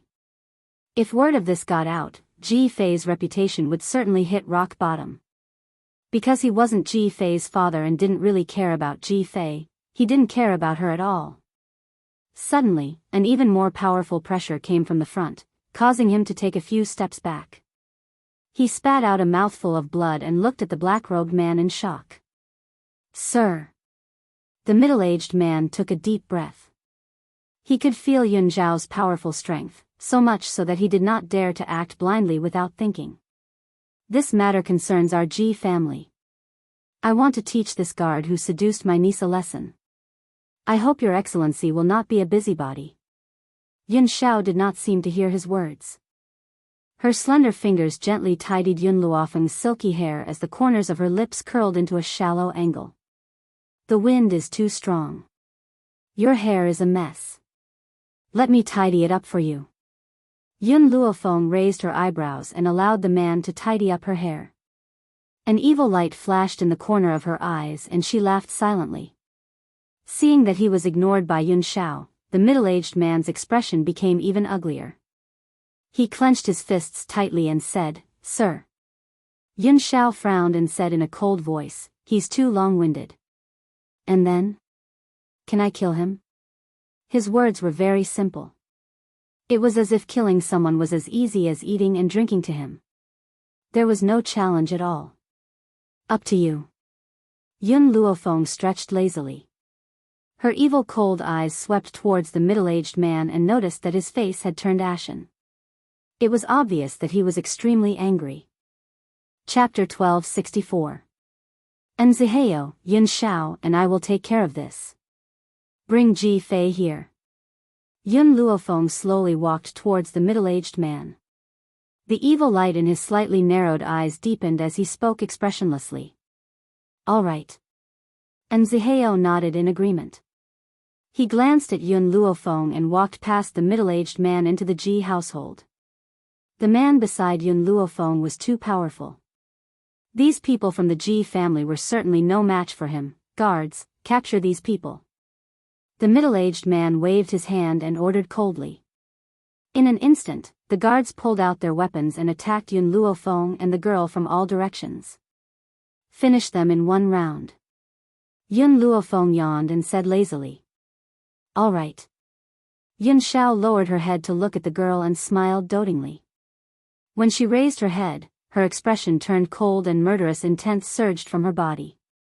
She had said to finish them in one round. She did not mean finish off these guards, but everyone present. A strong wind rose and her black robe fluttered. The man's expression was as cold as a god of death. He no longer had the doting look he had when he faced Yun Luofeng. The middle-aged man's face drained of color. His face was pale with fright. He wanted to retreat, but it was as if a hand had reached out from the ground and firmly grabbed onto his ankle.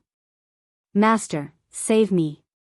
In this strong wind, the beautiful woman felt as if her body was about to be sucked into the air. She grabbed onto the middle-aged man tightly, as if she was clutching onto her last life-saving straw. Yun Xiao, don't kill them yet. After Yun Luofeng said this, she simply sat to one side and looked mockingly at the two struggling in the strong wind. Bang! The power penetrated his body. The middle-aged man felt as if all his organs had been crushed. His face was ashen from the pain, but he could not even move his feet. He was rooted firmly to the ground. At this moment, he was like a live target. He could not move at all. All he could do was forcibly receive the violent power, in the luxurious dormitory. The little Lolita held her cheeks. Her eyes stared unblinkingly at the courtyard outside the room. Her bright eyes were full of worry. I wonder if Brother Zihao has really fallen into the hands of these people. She sighed softly. When she returned to Ji's house, these people kept a strict watch on her and did not allow her to step into the door. She had no chance to leave here. And Zihao, you actually came back. Suddenly, she heard a loud shout from outside the door, and a look of joy flashed across her big, bright eyes.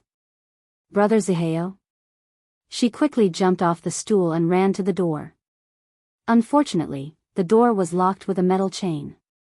She knocked on the door and said anxiously, Brother Zihao, is it you? Did you not fall into their hands? You came back to save me? Outside the door, no one answered her. The little Loli's heart gradually sank, her eyes filled with disappointment. Was he hallucinating just now? Brother Zihao didn't come? Just as she was about to turn around in disappointment, the crisp sound of a chain being cut came from behind her, causing her small body to stiffen. Miss, I'm here to pick you up, miss, I have come to take you away. The little Loli could not believe her ears. She bit her lips and turned her head stiffly. And Zihao appeared in front of her, covered in blood. Chapter 1265. And Zihao held a long sword in his hand, the blade dripping with fresh blood. Behind him, two guards lay in a pool of their own blood.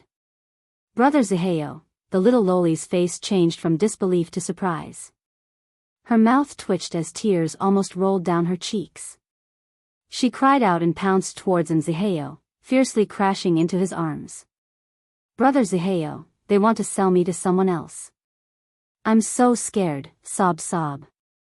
Ever since arriving at the Ji family home, she had been suppressing her emotions.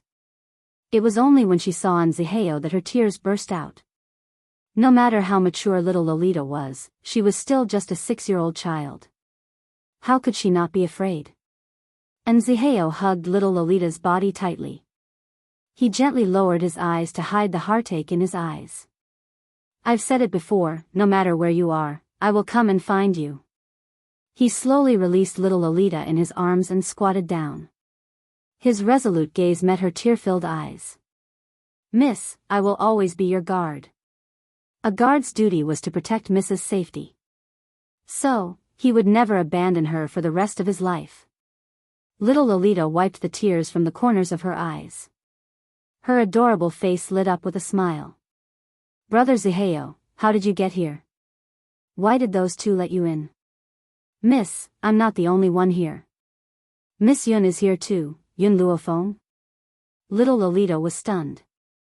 Her eyes curved into crescent moons and her smile was as bright as the sun. I knew that she would definitely come to save me. Why? And Zihao was stunned. How did you know? Because, she taught me how to kill. Little Lolita smiled adorably. From the moment she taught me how to kill, she accepted us. And Zihao laughed bitterly. In the end, he was the only one who was shocked by Yun Luofeng's help. But Miss had already seen through everything. Let's go, Mississippi. Miss Yun is still waiting for us outside. And Zihao held little Lolita's hand and walked out of the house. From this moment onwards, he would never let Miss come to any harm. On the streets outside the Ji family home, there were already many pedestrians gathered. These people were shocked by Yun Zhao's strength, and were also deeply puzzled by the fact that the other party had come to the Ji family to cause trouble. Yun Luofeng's sharp eyes caught sight of Nziheo and his servant walking out of the courtyard, and his expression finally relaxed. It seems that the Ji family did not mistreat Ji Fei. If that was the case, she was relieved. Fei Fei. The middle-aged man's expression changed when he saw Nziheo holding the little Lolita's hand. You still want to elope with Nziheo? How can you face your parents if you do this? The little girl raised her head and looked at the middle-aged man. She said in a childish voice, I didn't elope with brother Nziheo. Auntie has wronged us. She wanted to sell me to an old man as a concubine, but I didn't agree, so she wanted to put me under house arrest. It was big brother Nziheo who helped me escape. The crowd was in an uproar. During this period of time, Long Chongqing and everyone else had thought that the little girl of the Ji family had eloped with a guard. Now, it seemed that there was more to it than meets the eye. What nonsense are you spouting? The beautiful woman was furious and glared at the little Loli. Little Lolita raised her head and stared fearlessly into the woman's fierce eyes. When you saw that I had escaped, you sent assassins to hunt me down. But later, because someone offered you a spiritual beast and tens of millions of silvers to buy me, you agreed.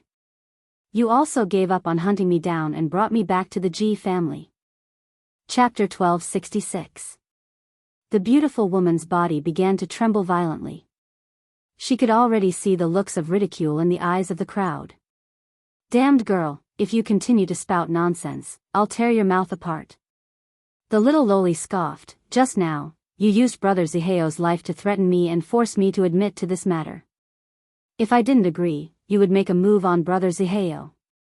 These past few months, it was brother Nziheo who risked his life to protect me. That's why I was able to survive. For brother Nziheo's sake, I had no choice but to let you control me. The crowd had already begun to point fingers at the beautiful woman. The looks of ridicule and disdain were like a thorn that pierced fiercely into her heart. The little Loli gripped Nziheo's hand tightly and continued, you said that I was a freeloader in the Ji family.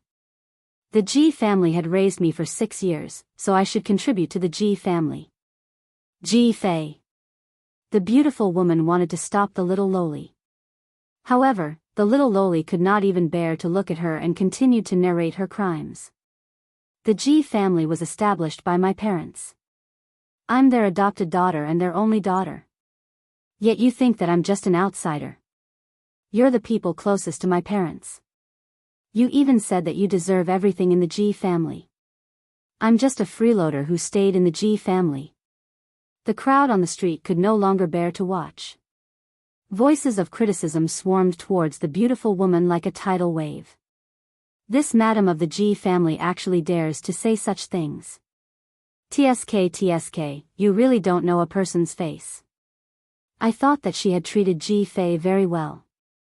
Even though Ji Fei is only an adopted daughter, she was adopted by the previous head of the Ji family. According to the genealogy, she is the rightful heir to the Ji family. If Ji Fei had not been so young, the previous head of the Ji family would not have handed the family over to his own younger brother. Unfortunately, the previous head of the Ji family did not have a good eye for people. Ji Fei was wronged by the Ji family and was almost sold off. She was even labeled as a freeloader and even shamelessly claimed that the Ji family had raised Ji Fei for 6 years. TSK, were they the ones who raised her for 6 years? That's the daughter that the former patriarch raised himself. For many years, this shameless couple lived and ate for free in the Ji family, enjoying the grace that the Ji family brought them. But their parents died less than a year ago, and they want to sell their daughter. I've seen shameless people, but only this pair are shameless to this extent. Today, I've really broadened my horizons. After saying what she wanted to say in her heart, Ji Fei felt her entire body relax. The unwillingness and anger that she had suppressed for many days was finally revealed in front of others. The beautiful woman's body went limp and she collapsed to the ground. Her forehead was covered with a layer of cold sweat and her face was pale. Dan Min. The middle-aged man turned to Dan Min angrily. Is what she said true? Dan Min's face grew paler and paler. Suddenly, she smiled, and it was a sinister smile. Am I wrong? She had been freeloading in the Ji family. She doesn't have the bloodline of the Ji family in her body. She's not even a member of the Ji family. The beautiful woman's hair was disheveled and she looked like a lunatic. Her eyes emitted a dark green light. This Ji family is ours. We definitely can't give it to that little hussy, Ji Fei. Shut up. At this moment, Yun Xiao had already retracted his tail teeth. So, the middle-aged man quickly ran in front of Dan Min and fiercely slapped her across the face. Who allowed you to say such words? Fei Fei is my younger brother's only daughter. You actually dare to say that she's freeloading? Chapter 1267. Dan Min lowered her head. Her hair was a mess on her temples as her lips slowly curled into a sarcastic smile. You are the only heir to the Ji family. As the elder brother, the Ji family will be yours after your younger brother dies. Who does Ji Fei think she is? She's just an adopted daughter, not a real member of the Ji family. You. The middle-aged man trembled in anger. Of course, his thoughts were the same as Dan Min's. He believed that he should be the head of the Ji family. However, he was not stupid enough to show it in front of others. He angrily scolded, "Hurry up and apologize to Fei Fei." Dan Min scoffed and turned around. Her eyes were filled with disdain. Fei Fei. When the middle-aged man saw that it was Dan Min, he quickly walked over to her and gently placed his hand on her shoulder. It's all eldest uncle's fault for making you suffer. Don't worry, eldest uncle will avenge you and divorce this woman. Eldest uncle has always doted on you. How could I allow you to suffer? The little Lolita gently raised the corners of her lips and blinked her large eyes. If I wanted to take back everything that belonged to my parents, would you give it to me? The middle-aged man looked a little embarrassed. He said earnestly, Fei Fei, you're too young. It's not easy to be the head of the family. Over the past year, haven't I worked hard enough? How could I bear to see you work so hard? You should still be the eldest miss of the Ji family. I can give you a position that is second only to one and above all. The little Lolita tilted her head innocently. But I'm not afraid of being tired. Can eldest uncle return my power? This was left behind by my father. Besides, Brother Zihao has been helping me. The middle-aged man's expression darkened. He glanced at Zihao and said in a low voice, Fei Fei, in this world, how can outsiders be more reliable than family? And Zihao may have been with you for so many years, but he is still an outsider. If you ask him to help you, isn't that the same as giving him power? The little Lolita smiled. Eldest uncle, during the days that I've been away, it was this outsider you speak of who used his life to protect me.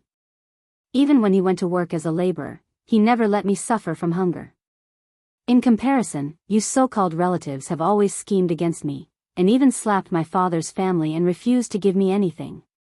The middle-aged man's expression gradually became cold. Fei Fei, stop fooling around. Let's go home first, okay? When we get back, I'll have a good chat with you. No.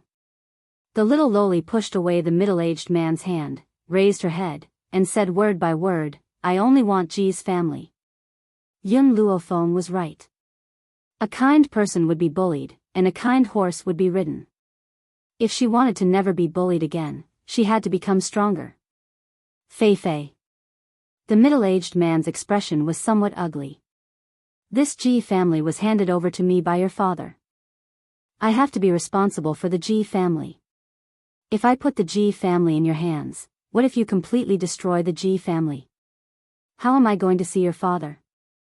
The little Loli's eyes were stubborn. No matter what you say, this Ji family is mine. Yun Luofeng's eyes narrowed slightly as he watched the two of them clash. Yun Xiao, if anyone dares to stop Ji Fei from managing the Ji family, kill them without mercy.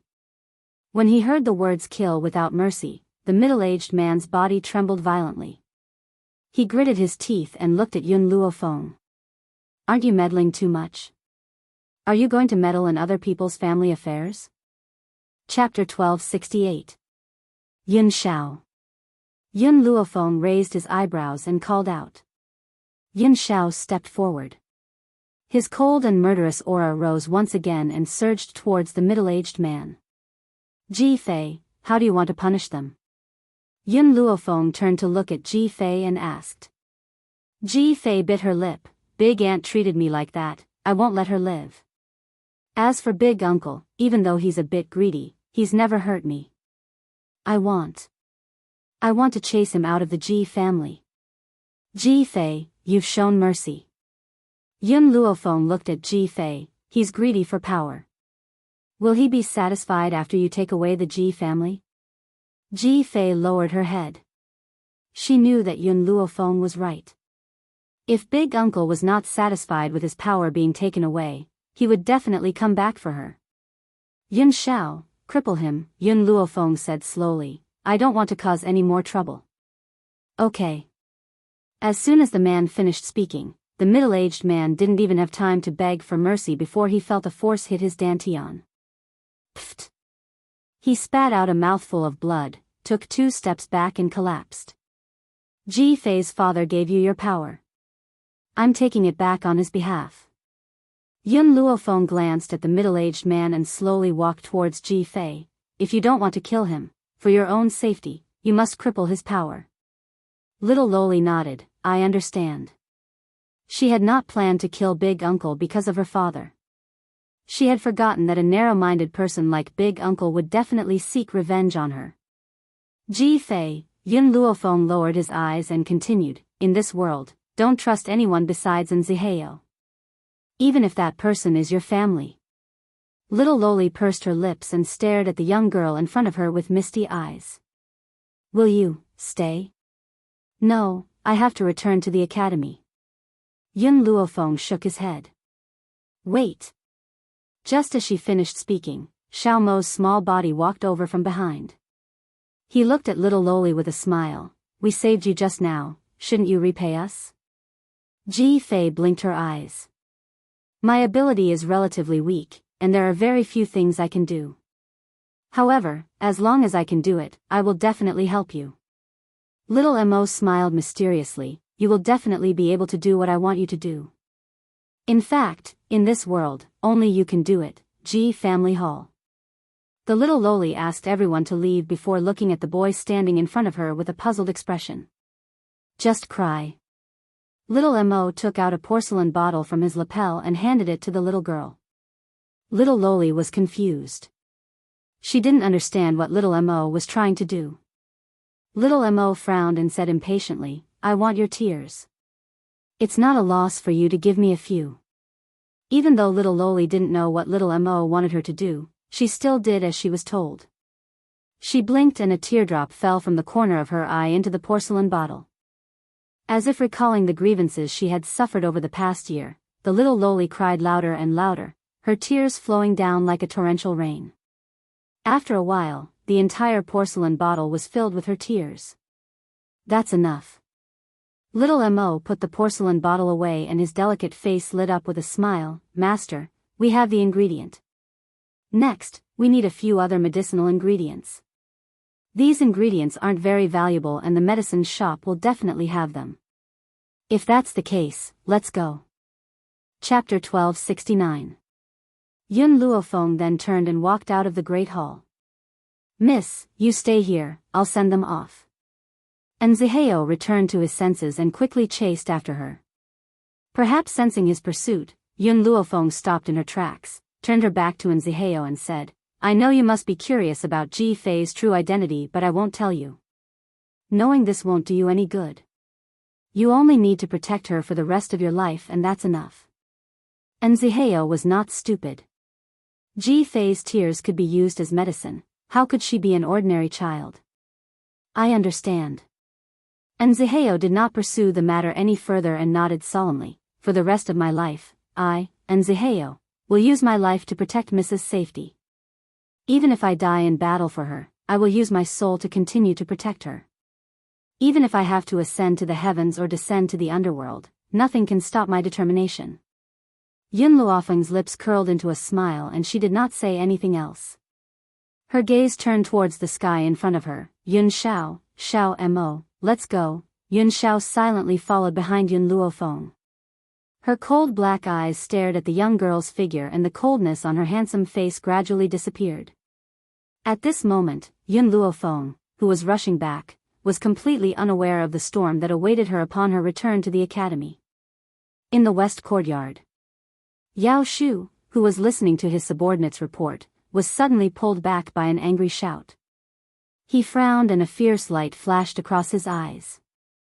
Then, he saw a furious Ling Hai rush in from outside the door. The guards could not stop him no matter how hard they tried. Yao Shu, get out here.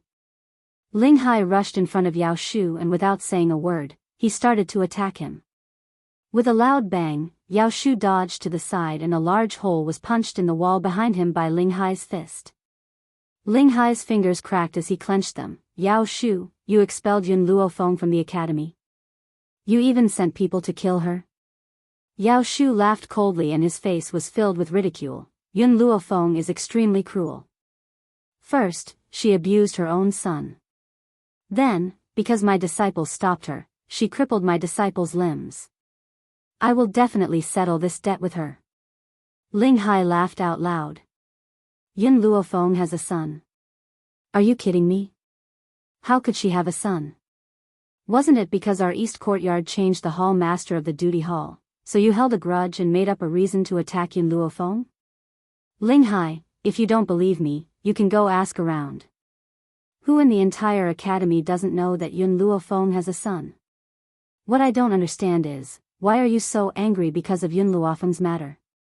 Only a few people knew about what had happened in the duty hall that day. Thus, Yao Shu did not know about the relationship between Yun Luofeng and the East Courtyard. Humph.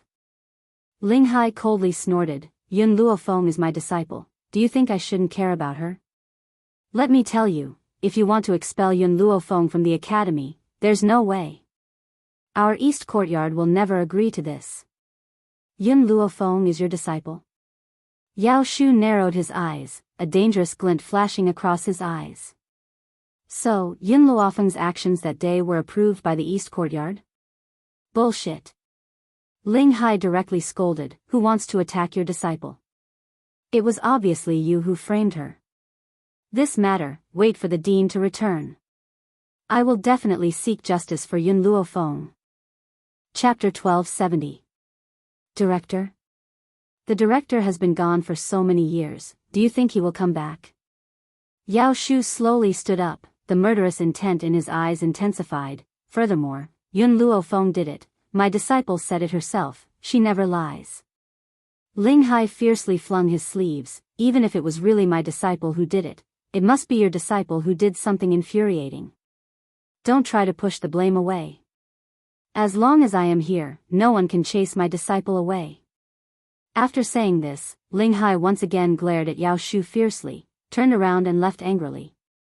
Staring at his departing figure, Yao Shu's eyes turned even colder. East Courtyard.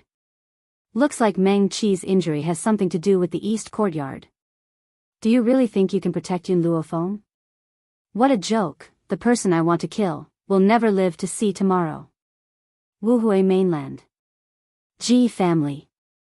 On the luxurious carved bed, the red bed curtains fluttered in the wind, faintly revealing the alluring scene on the bed. Ji Jiutian half reclined on the bed, his red robe half unbuttoned, revealing his fair, jade-like chest. His features were exquisite, with a red dot between his brows, slightly raised, wild and domineering. Two beautiful maids squatted on the bed, massaging his legs. The entire room was filled with an unusual anger. Master. At this moment, a maid's voice came from outside the door. Someone from the 7 continents is here. 7 continents? The man raised his eyebrows. Who? West Continent Institute, Elder Fifan. Originally, the maid thought she would be punished for disturbing the man, who knew that only the man's charming laughter could be heard from inside the room. 7 continents. Yun Luofeng has been in the 7 continents for some time, let him in. Yes, master. Just as she finished speaking, the maid's footsteps gradually faded away. Not long after, the room door was pushed open by an old hand. Lin Fifan hurried in from outside, his eyes immediately saw the bewitching man on the bed, his eyes instantly filled with grievance. Director, when are you going back to the school? The school cannot be left unattended, you should return with us.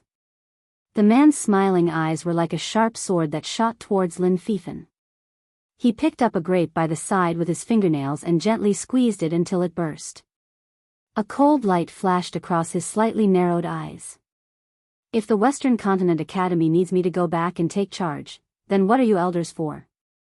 Lin Fifan's voice paused. The Western Continent Academy has been divided into two big sects, the East Courtyard and the West Courtyard. But before the internal troubles were settled, external troubles came. Back then, when you were still around, even the Continent Lord had to be courteous to our Western Continent Academy. Once you disappeared, the Continent Lord no longer placed our academy in his eyes. The man casually picked up another grape. This time, he did not crush it. Instead, he elegantly placed it in his mouth. All these years, I have only managed your Western Continent Academy on behalf of my good friend. This does not mean that the Western Continent Academy can restrict me. Dean. Lin Fifan still wanted to say something, but the man's expression gradually became impatient. I have helped him for so many years, that's enough. Go back, there's no need to come to the G family to find me. Lin Fifan sighed helplessly. He took one last look at the bewitching man, then walked out with a bitter smile. Western Continent.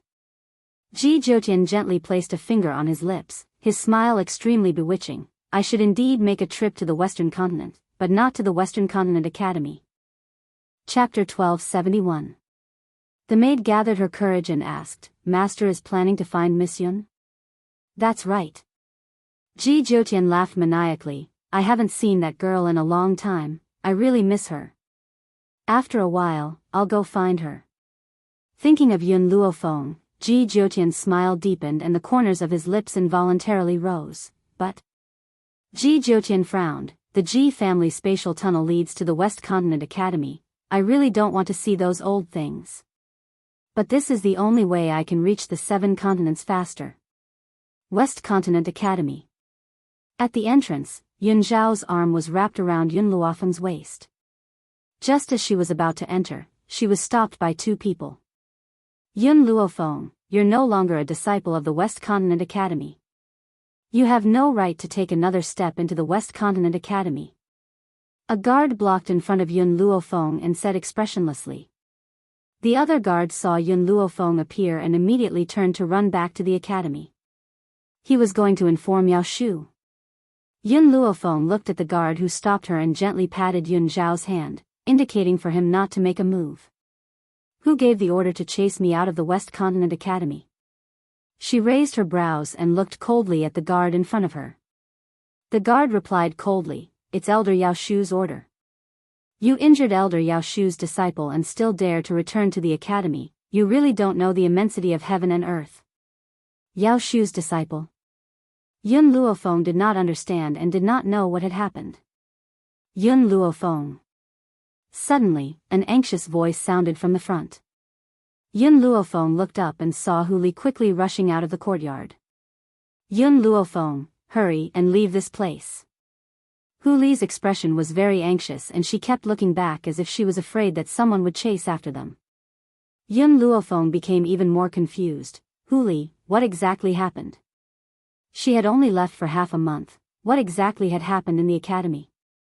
Yun Luofeng, Elder Yao Shu's disciple, Yao Mingqi, had her tendons cut by someone a while ago. Now she has come out and said that it was you who did it. Hurry and leave this place, it'll be too late if you don't leave now.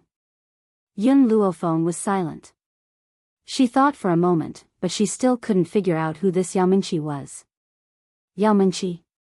Could it be her? Little Mo exclaimed in surprise. Yun Luofeng turned to look at Little Mo. You know him? Little Mo rubbed his nose and said, The woman who broke into our house had her tendons cut off by Yun Xiao. Furthermore, not only did she eat the food that Yun Xiao made for you, she even tried to seduce Yun Xiao. So, she reaped what she sowed. I just don't know why she said that you did all of this. Yun Luofeng subconsciously glanced at Yun Xiao, the corners of his lips curling into a smile. Isn't there a saying that love begets hate? I reckon that when Yun Shao came to find me, she recognized Yun Shao and transferred her hatred onto me. Perhaps she even thinks that if I die, Yun Shao might be hers. The scenery here is not bad. However, Yun Shao had said this out of the blue. Yun Luofeng was silent. Yun Shao lowered his eyes and stared at her. If you like it, I can snatch this place for you. What he meant was that he could snatch this West Continent Academy for Yun Luofeng at any time. Why would he be afraid of Yao Shu and his group? Chapter 1272. From the moment he had cut off Yao Mingqi's tendons, he had never placed the West Continent Academy in his eyes. Hu Li's mouth twitched a few times and he said helplessly, "You guys better leave quickly. If you don't leave now, it'll be too late." Just as he finished speaking, a powerful force suddenly attacked from behind, carrying with it a monstrous rage as it launched an attack towards Yun Luofeng. Yun Zhao's body flashed and he appeared in front of Yun Luofeng.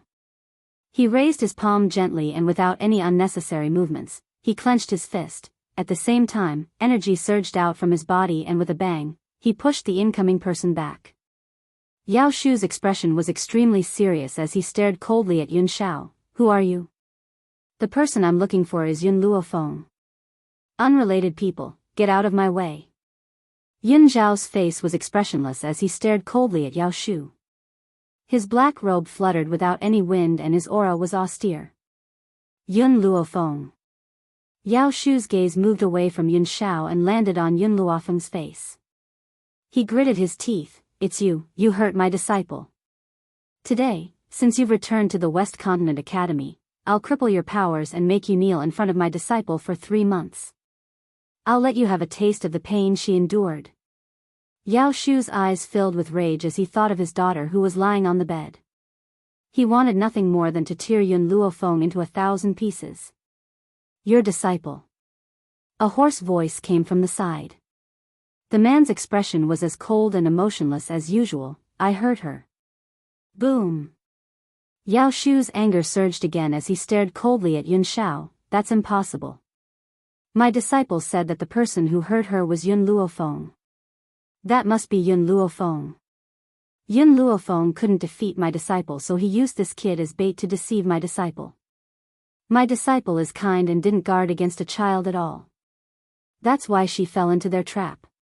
His sharp gaze swept across Xiao Mo's body as the murderous intent in his eyes intensified. Xiao Mo laughed mockingly. "Your disciple clearly tried to seduce my father and was injured by him. Yet, she blamed my mother for it. TSK, in your heart, is this kind of woman a kind person?" "Humph." Yao Shu snorted coldly. "Don't even think of framing my disciple. My disciple has a whole bunch of suitors. It's impossible for her to seduce this man. Hu Li is also one of her pursuers. If she chooses Hu Li, why would she look for a man who already has a wife?" Puff. Hu Li almost spat out his saliva. What did this have to do with him? Moreover, when did he become Yao Mingqi's pursuer? Why didn't he know? "I see." Yun Luofeng narrowed his eyes and looked at Hu Li with a faint smile.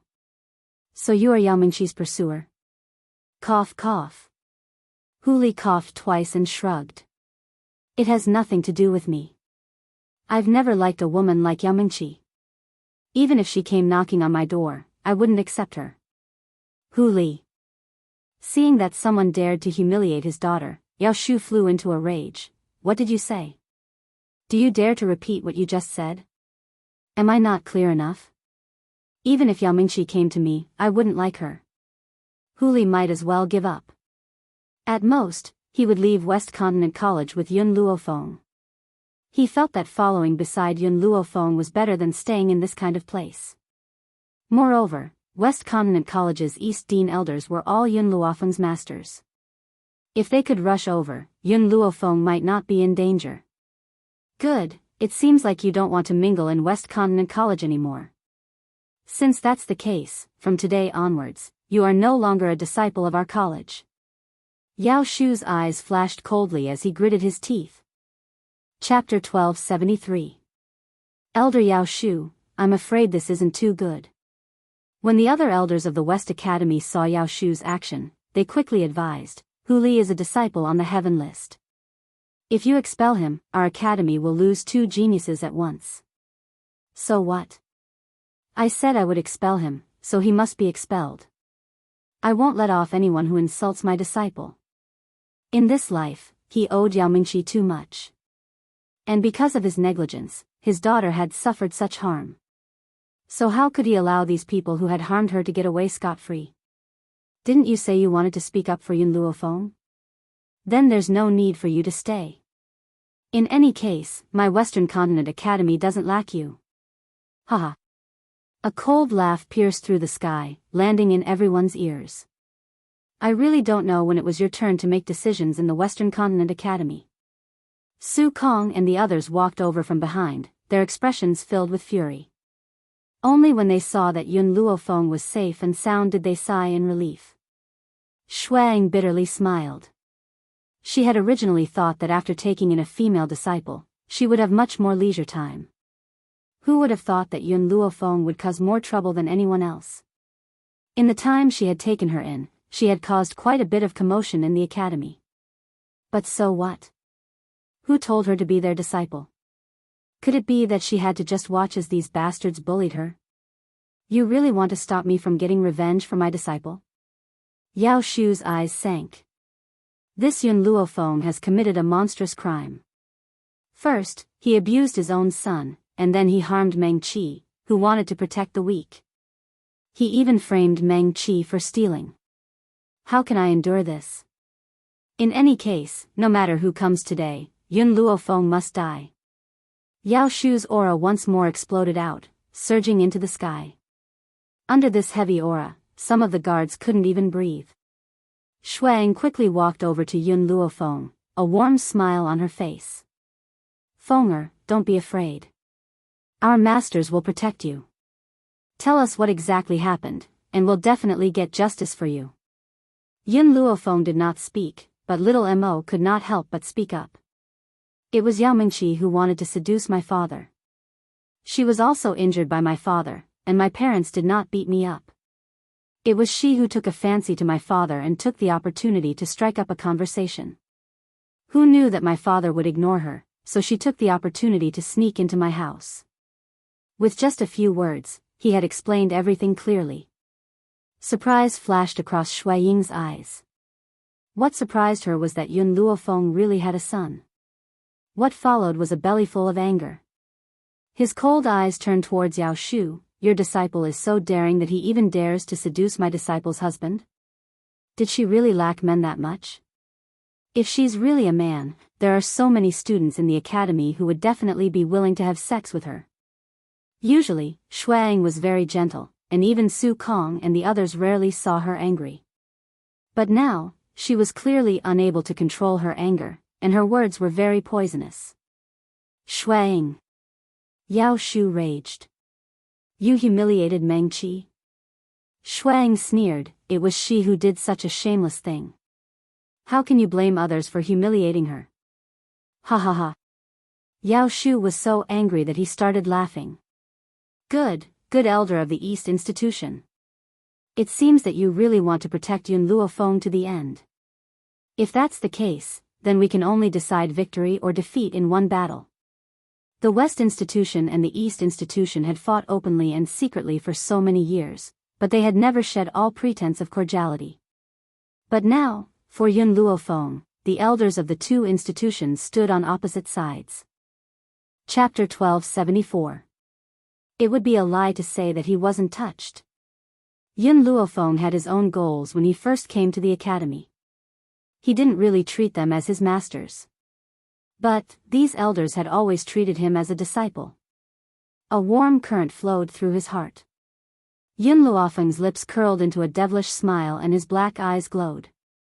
Yun Shao, if my masters can't beat Yao Shu and the others, then you don't have to care so much. Okay.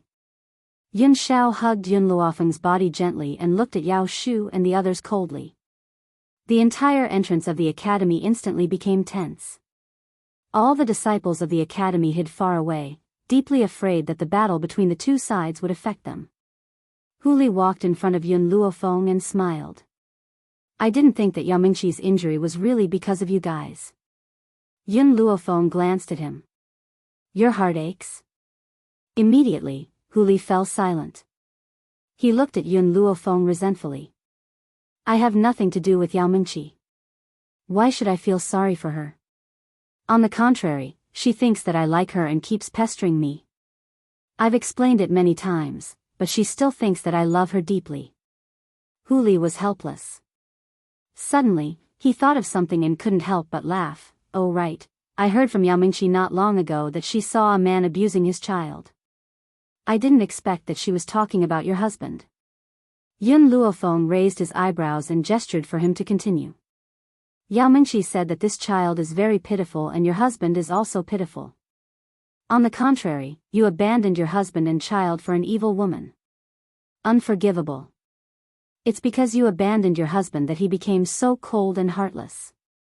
That's why your child was abused like this.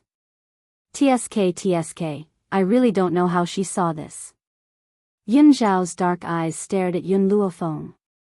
You can't abandon your husband and child.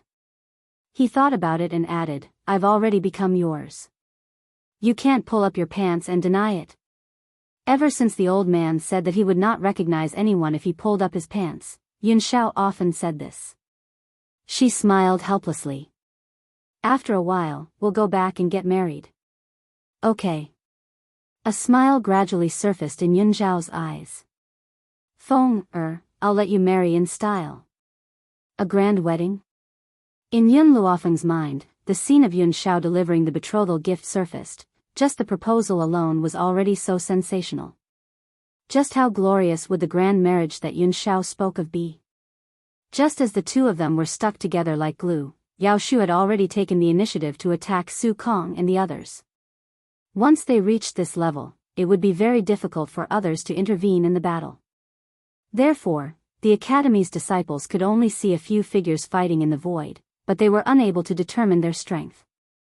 Is this the power of an Academy elder? He was so powerful that no one could match him. Boom boom boom.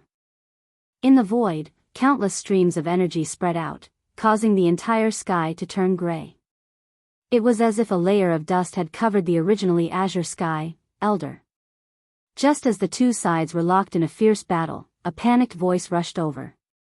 I sensed a power coming from the wormhole in the Academy. If I'm not wrong, someone must have come through the wormhole. What? In the void, the two sides separated. They looked at each other with shock in their eyes. Chapter 1275. Someone came through the wormhole? Could it be, it's the Dean, it must be the Dean. Shuang was overjoyed. I met the Dean about 10 years ago. I haven't seen him for 10 years. I didn't expect the Dean to come back at this time. Su Kong and the others were also surprised, forgetting about the battle just now. Yao Shu, since the Dean is back, let's seek justice from the Dean. Su Kong looked at Yao Shu and his lips curled into a cold smile. Yao Shu laughed and his eyes were filled with anger. Even if the Dean is back, he will definitely stand on my side. After all, my disciple was crippled by Yun Luofeng. Don't tell me that I don't even have the right to seek justice. You just listened to your disciple's side of the story and you think that my disciple was in the wrong first? Shuang said coldly. The Dean will naturally seek justice for this matter. Let's go and pardon her now. After saying this, she walked to Yun Luofeng's side and said, Feng, don't be afraid. The Dean will definitely seek justice for us. Yun Luofeng smiled evilly. Yun Zhao, let's go and join in the fun. At the same time, let's see what kind of person the Dean is. The West Continent Academy's wormhole was located at the back of the mountain. Other than the elders, no one else had the right to enter the back of the mountain. At this moment, at the entrance of a cave in the back of the mountain, the elders looked nervous as they stared unblinkingly at the entrance of the cave. In an instant, a ray of light flashed and a coquettish man slowly walked out of the cave. His red clothes were brighter than blood and he was peerless. It seems that I have been discovered. The man's red lips curled into a smile. His clothes were always half open and he was coquettish and flirtatious. Greetings, Dean. All the elders knelt down and greeted him respectfully. The man held the back of his head with both hands and narrowed his eyes. His gaze swept across the crowd, and in the next moment, he found Yun Luofeng standing behind the crowd. Yun Luofeng was stunned. Ji Jiutian was the dean of the West Continent Academy? Was this world so small? She actually bumped into him here? Yun Shao felt the change in the girl next to him and held her hand tightly. He looked at Ji Jiutian coldly and became slightly vigilant. Dean! Yao Shu stood up from the ground and cried, "You have to help me. My disciple was injured and her hands and feet were broken, but these people from the East Courtyard still want to protect her. This is really infuriating." Ji Jiutian withdrew his gaze from Yun Luofeng and raised his eyebrows at the elders. "I want to know what exactly happened." Principal, Shuang glared fiercely at Yao Shu. "It was Yao Shu's disciple who tried to seduce my disciple's man. That's why I took revenge." Hee hee. Yao Shu sneered and said mockingly, "My disciple needs to seduce men? Especially when the other party was someone else's man? This woman can't compare to my disciple in any way, and now she wants to frame her." His gaze was directed at Yun Luofeng. Ji Jiutian looked at Yun Luofeng again, and the corners of his lips curled up into a meaningful smile. "You said that the person who crippled your disciple was Yun Luofeng?" Yao Shu did not react for a moment and replied, "That's right, it was Yun Luofeng. She abused her own son and my disciple saw it, so she crippled my disciple." Principal, you. Chapter 1276. Suddenly, Yao Shu reacted and stared at Ji Jiutian with widened eyes. "Dean. You. How did you know her name is Yun Luofeng?" Ji Jiutian smiled. Her smile was as wild and domineering as usual. "Unfortunately, this girl is my friend." "Friend?" Yao Shu widened his eyes in shock and stared at Ji Jiutian in disbelief. At this moment, he even suspected that there was something wrong with his ears. Did the dean just say Yun Luofeng was his friend? Yao Shu's face paled at this moment. He took 2 steps back and stumbled before falling to the ground. Despair filled his heart. Ji Jiutian slowly walked towards Yao Shu. "Based on my understanding of Yun Luofeng, she would never provoke anyone. On the contrary, there are often blind people who provoke her. If it wasn't for your daughter angering her, she wouldn't have crippled her. Also..." Ji Jiutian paused, his smile was sinister. "You said that Yun Luofeng can't compare to your disciple? Which means that there's something wrong with my judgment, right?" Yao Shu's lips trembled slightly. He laughed dryly. "Dean, this is a misunderstanding. Everything is a misunderstanding." "Misunderstanding?" Ji Jiutian laughed wildly. "Then why didn't you say it was a misunderstanding before? When I said that Yun Luofeng was my friend, you said it was a misunderstanding? It seems that in the 10 years that I left, West Continent Academy was indeed not as good as before." Su Kong and the others looked at each other. They never thought that Yun Luofeng would be the dean's disciple. This matter was too unexpected, and it shook everyone's hearts. "Yun Luofeng," Huli looked at Yun Luofeng resentfully, "why didn't you say so earlier that you knew the dean?" Yun Luofeng narrowed his eyes. "I didn't know that other than being the ancestor of the Ji family, this guy was also the dean of West Continent Academy. What other identities does he have? I'm interested." Hearing this, Yun Shao quickly turned Yun Luofeng's head around so that she could look at her. She said jealously, "It's enough that you're interested in me, you don't need to be interested in him." "Dean." Ling Hai looked at Yao Shu. Whenever he thought about how Yao Shu wanted to make a move on his disciple, the anger in his heart would surge. How should we punish Yao Shu for his actions? Ji Jiutian glanced at Yao Shu. "Send him to the criminal court for punishment. Also, throw his disciple over as well." Every force had their own rules. That was the reason why the criminal division existed. Ji Jiutian was not a kind person to begin with. How could the punishment he set be easy?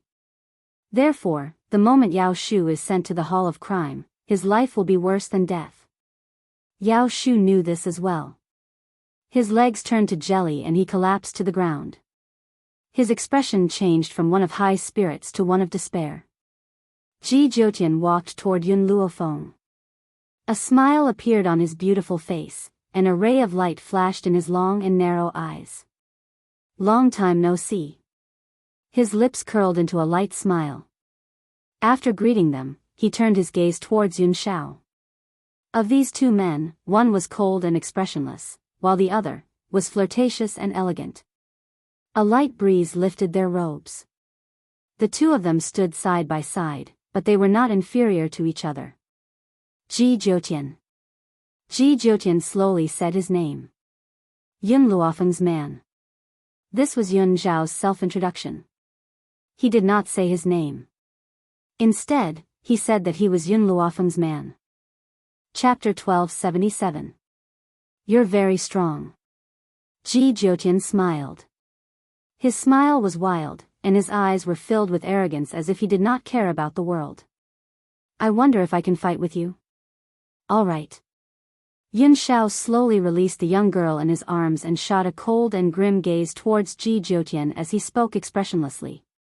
Yun Shao. Yun Luofeng tugged on Yun Zhao's sleeve and frowned. I don't know what level Ji Jiutian is at. As if afraid that Yun Luofeng would worry, Yun Zhao's eyes softened. He patted her hand and said, "Wait for me." Yun Luofeng gently let go of him. She stared at the man's handsome and cold face and her lips curled into a smile. All right, I'll wait for you. She believed in Yun Shao. Since Yun Shao had promised Ji Jiutian, he had the strength to fight. Yun Shao kissed Yun Luofeng's forehead and said softly, I'll be back soon. He raised his head and looked at Ji Jiutian. His expression turned cold once again. Let's go. Ji Jiutian laughed wildly. I'd like to experience the Ghost Emperor's power. Ghost Emperor? When the elders who had yet to leave heard Ji Jiutian's words, all their gazes instantly landed on Yun Zhao's face. The headmaster had called him the Ghost Emperor? Could this man be the legendary Ghost Emperor who had destroyed the Limitless sect on his own? Yao Shu fainted from the shock. He could have offended anyone but the Ghost Emperor. Based on the Ghost Emperor's power, even if all the elders attacked him at the same time, they might not be his match. At that moment, Yao Shu finally understood why this man had dared to attack Meng Qi. He had the ability to look down on the West Continent College. The funny thing was, it was too late for regrets. Yao Mingqi lay on the bed, waiting for Yao Shu's good news. But in the end, a group of guards tied her up and dragged her to the penal court. What do you want? How dare you attack me? My master won't let you off. When the guard heard this, he sneered coldly, You mean Elder Yao Shu? Oh, no, he's no longer an elder. He can't even protect himself, how could he care about you? Unable to protect himself? Yao Mingqi shuddered, her face filled with terror. How could this be? How could father be unable to protect himself? Didn't he go find Yun Luofeng to vent his anger on him? Could it be that the elders of the East Courtyard stopped him? Don't try to scare me. I know that the people in charge of the criminal division are from the East Courtyard. Those old guys from the East Courtyard have always been on the opposite side of my master. It must be the people from the East Courtyard who want to take revenge on my master. That's why they ordered you to catch me. You'd better let me go, otherwise, my master will not let you go. Shut up. The guard felt that Yao Mingqi was too noisy, so he took off his socks and stuffed them into her mouth. A wave of foot odor assaulted Yao Mingqi's nostrils, almost causing her to faint. 2 streams of tears hung from the corners of her eyes as she let out a whimper. No matter how much Yao Mingqi struggled, she was eventually thrown into the criminal court. Meng Qi. Yao Shu's heart broke when he saw Yao Mingqi thrown in. He scrambled over to Yao Mingqi, took the stinky sock out of her mouth, and threw it to the side. Father. Yao Mingqi threw herself into Yao Shu's arms, crying herself hoarse. Just now, those 2 guards were so rough with me. Father, you must take revenge for me. Tear them to pieces. Chapter 1278. Yao Shu's expression changed. He raised his hand to touch Yao Mingqi's back, but found that he did not know where to start. Yao Mingqi did not notice Yao Shu's strange behavior. She was still angrily complaining about the two guards, and even told Yao Shu to cut them into pieces. Mengqi. Yao Shu sighed and smiled bitterly. This time, I'm afraid I can't help you. Father? Yao Mengqi raised her teary eyes and looked at Yao Shu in confusion. Father, what do you mean? What do you mean by I can't help him? Your father's meaning is very simple. He can't even protect himself, how can he help you? It was unknown when Ling Hai had appeared in the criminal hall. He crossed his arms in front of his chest and looked at the father and daughter who were hugging each other with disdain. You're talking nonsense. Yao Mengqi glared at Ling Hai. My father is an elder like you, what right do you have to punish him? Ling Hai smiled coldly. You probably don't know, but the dean has returned. Furthermore, he personally sent your father to the criminal court. What? Yao Mengqi was stunned. Her eyes were filled with disbelief as she looked down at Yao Shu. Father, he's lying to me, right? You're an elder of the school, why did the dean send you to the criminal court to be punished? Yao Shu lowered his head. He did not dare to look at Yao Mengqi's bright eyes, afraid that he would break down. Yao Mengqi, you still dare to ask why he was punished? Isn't this all your fault? Ling Hai's eyes were sharp. You framed Yun Luofeng and caused your father to be punished. Yao Mengqi's body trembled. Her eyes flashed. What did you say? When did I frame her? Don't make things up. You took a liking to Yun Luofeng's husband and framed her so that your father would stand up for you. But you didn't know that our dean and Yun Luofeng were old friends. Because of this, he sent your father to the criminal court to be punished. The dean and Yun Luofeng were old friends? Yao Mengqi bit her lips tightly as her body trembled violently. Impossible.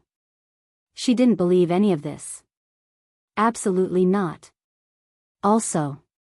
Ling Hai paused for a moment, then continued, the man you like is the Ghost Emperor who has recently caused a huge commotion in the Western continent.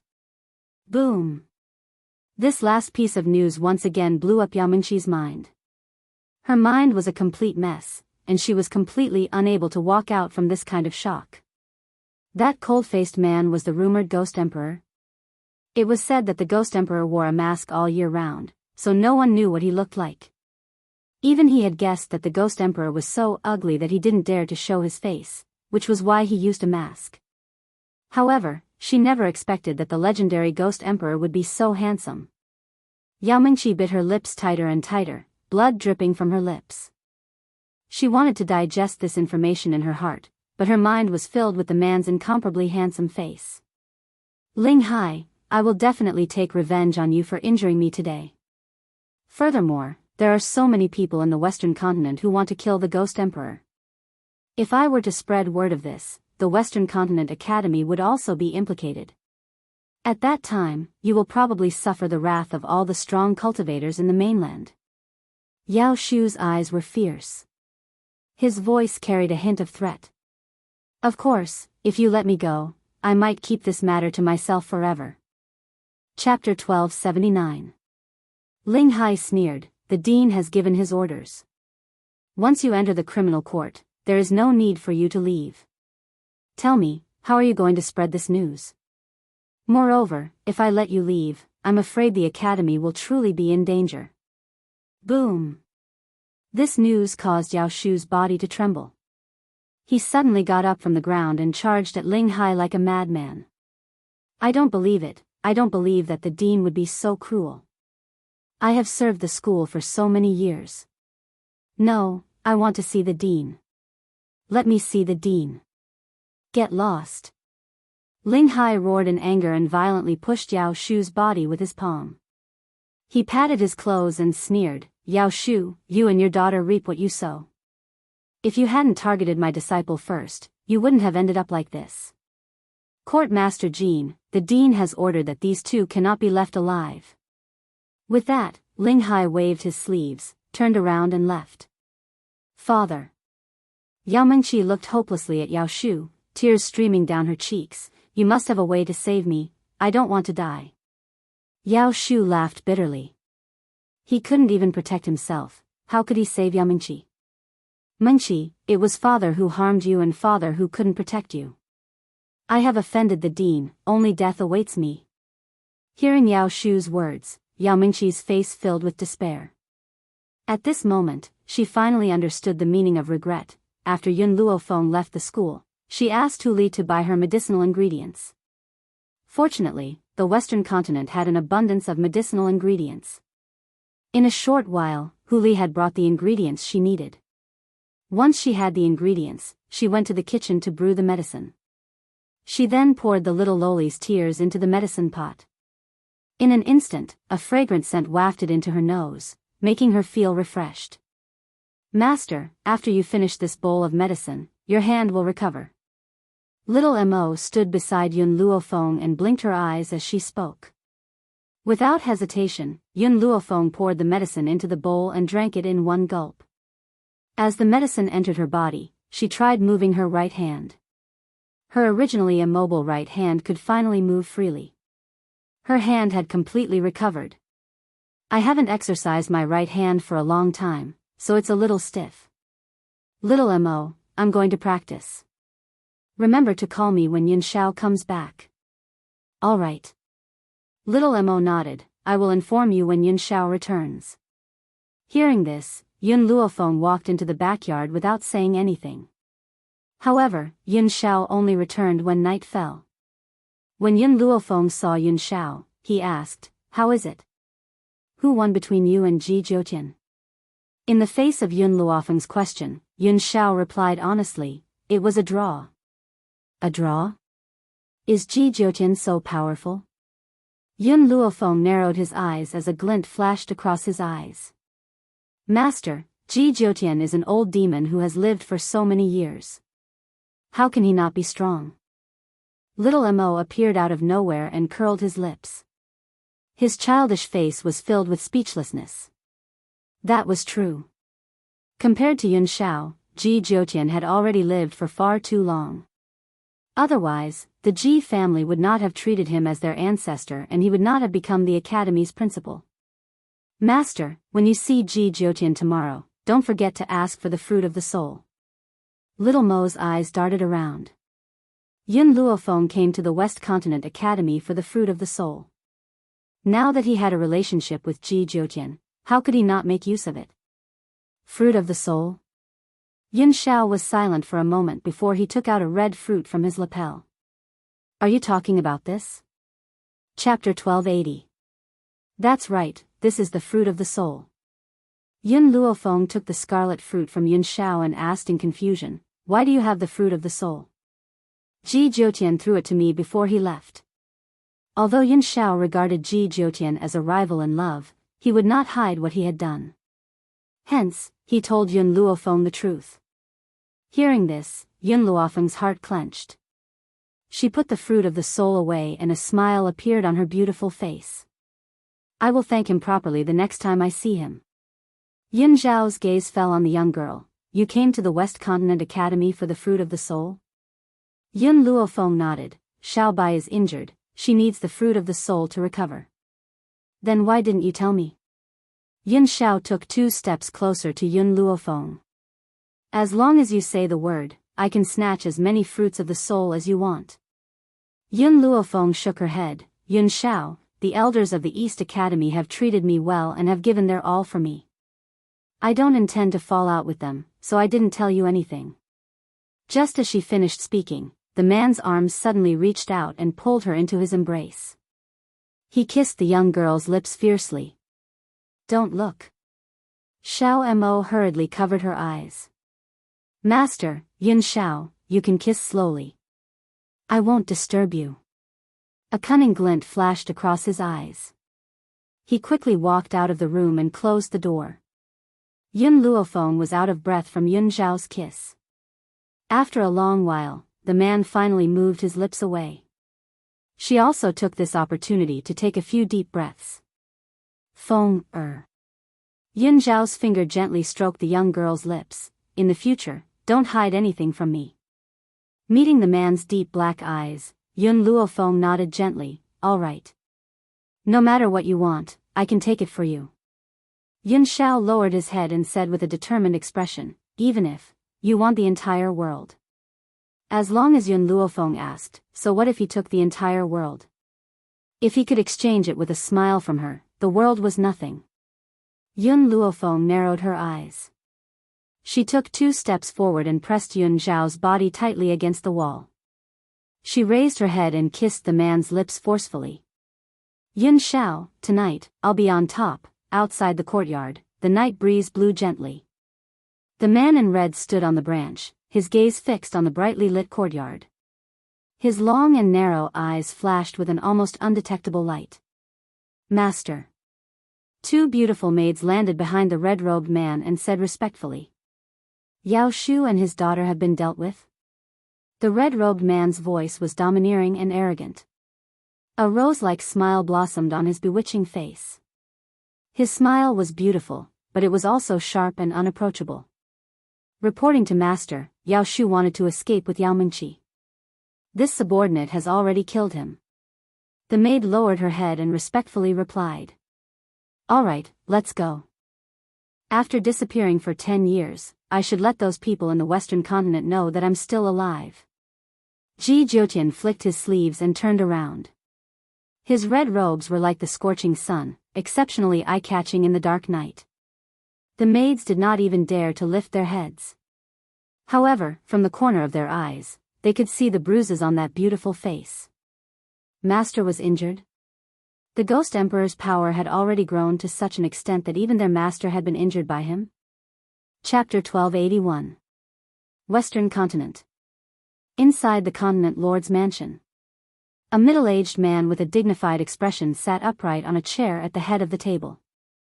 Below him were the leaders of the various powers, and 2 beautiful maids were behind the middle-aged man, lightly hammering his shoulders as they bowed and groveled.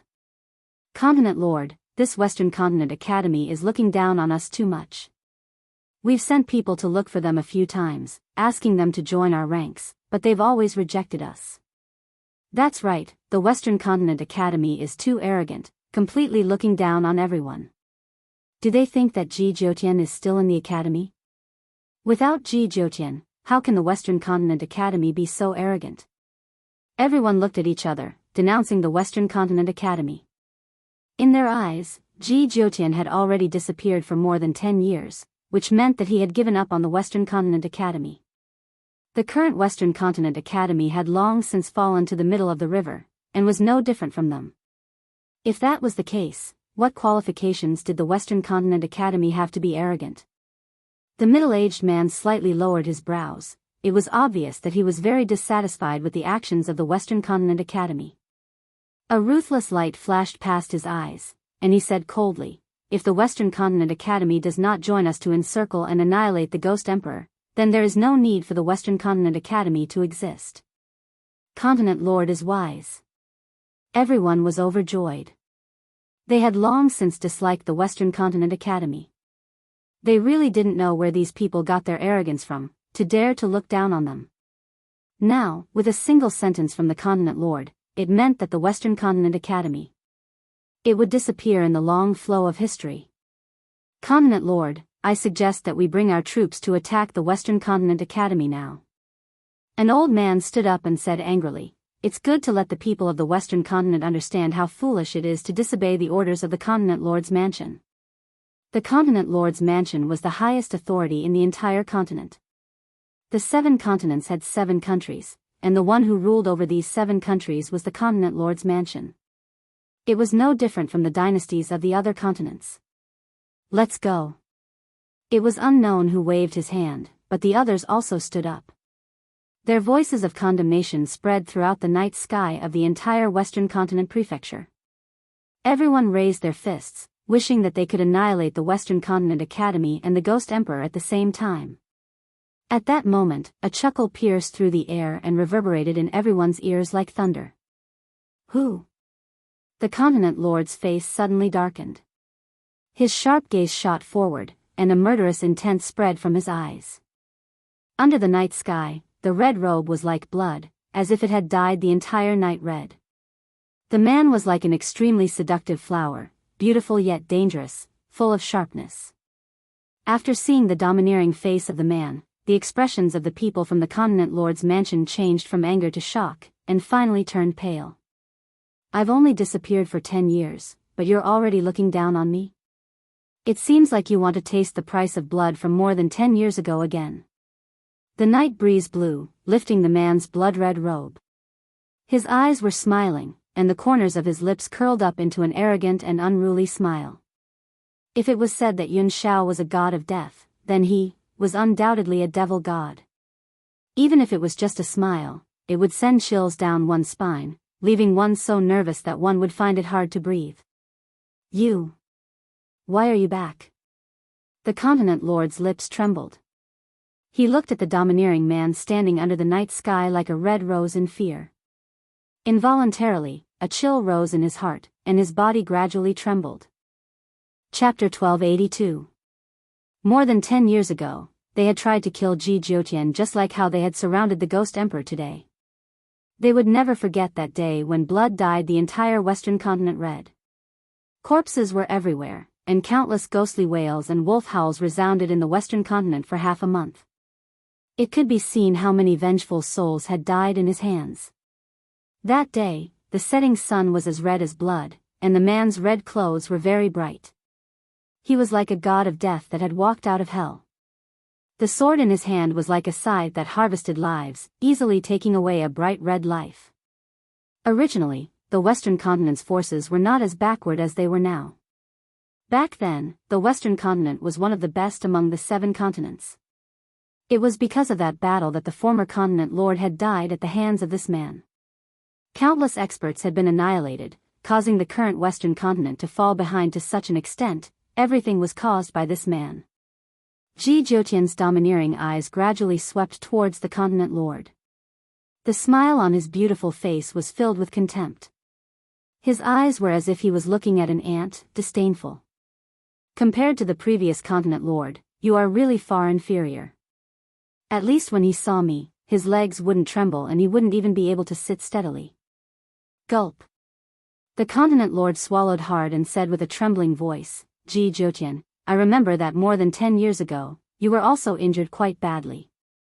It seems that even now, your strength has not recovered to its peak. Even if my legs and hands were crippled, it would still be easy for me to take your lives. What was insolence? Everyone present had experienced this word from this man. But who gave him the right to be arrogant? Regardless of whether Ji Jiutian's strength had recovered or not, they did not dare to take this risk.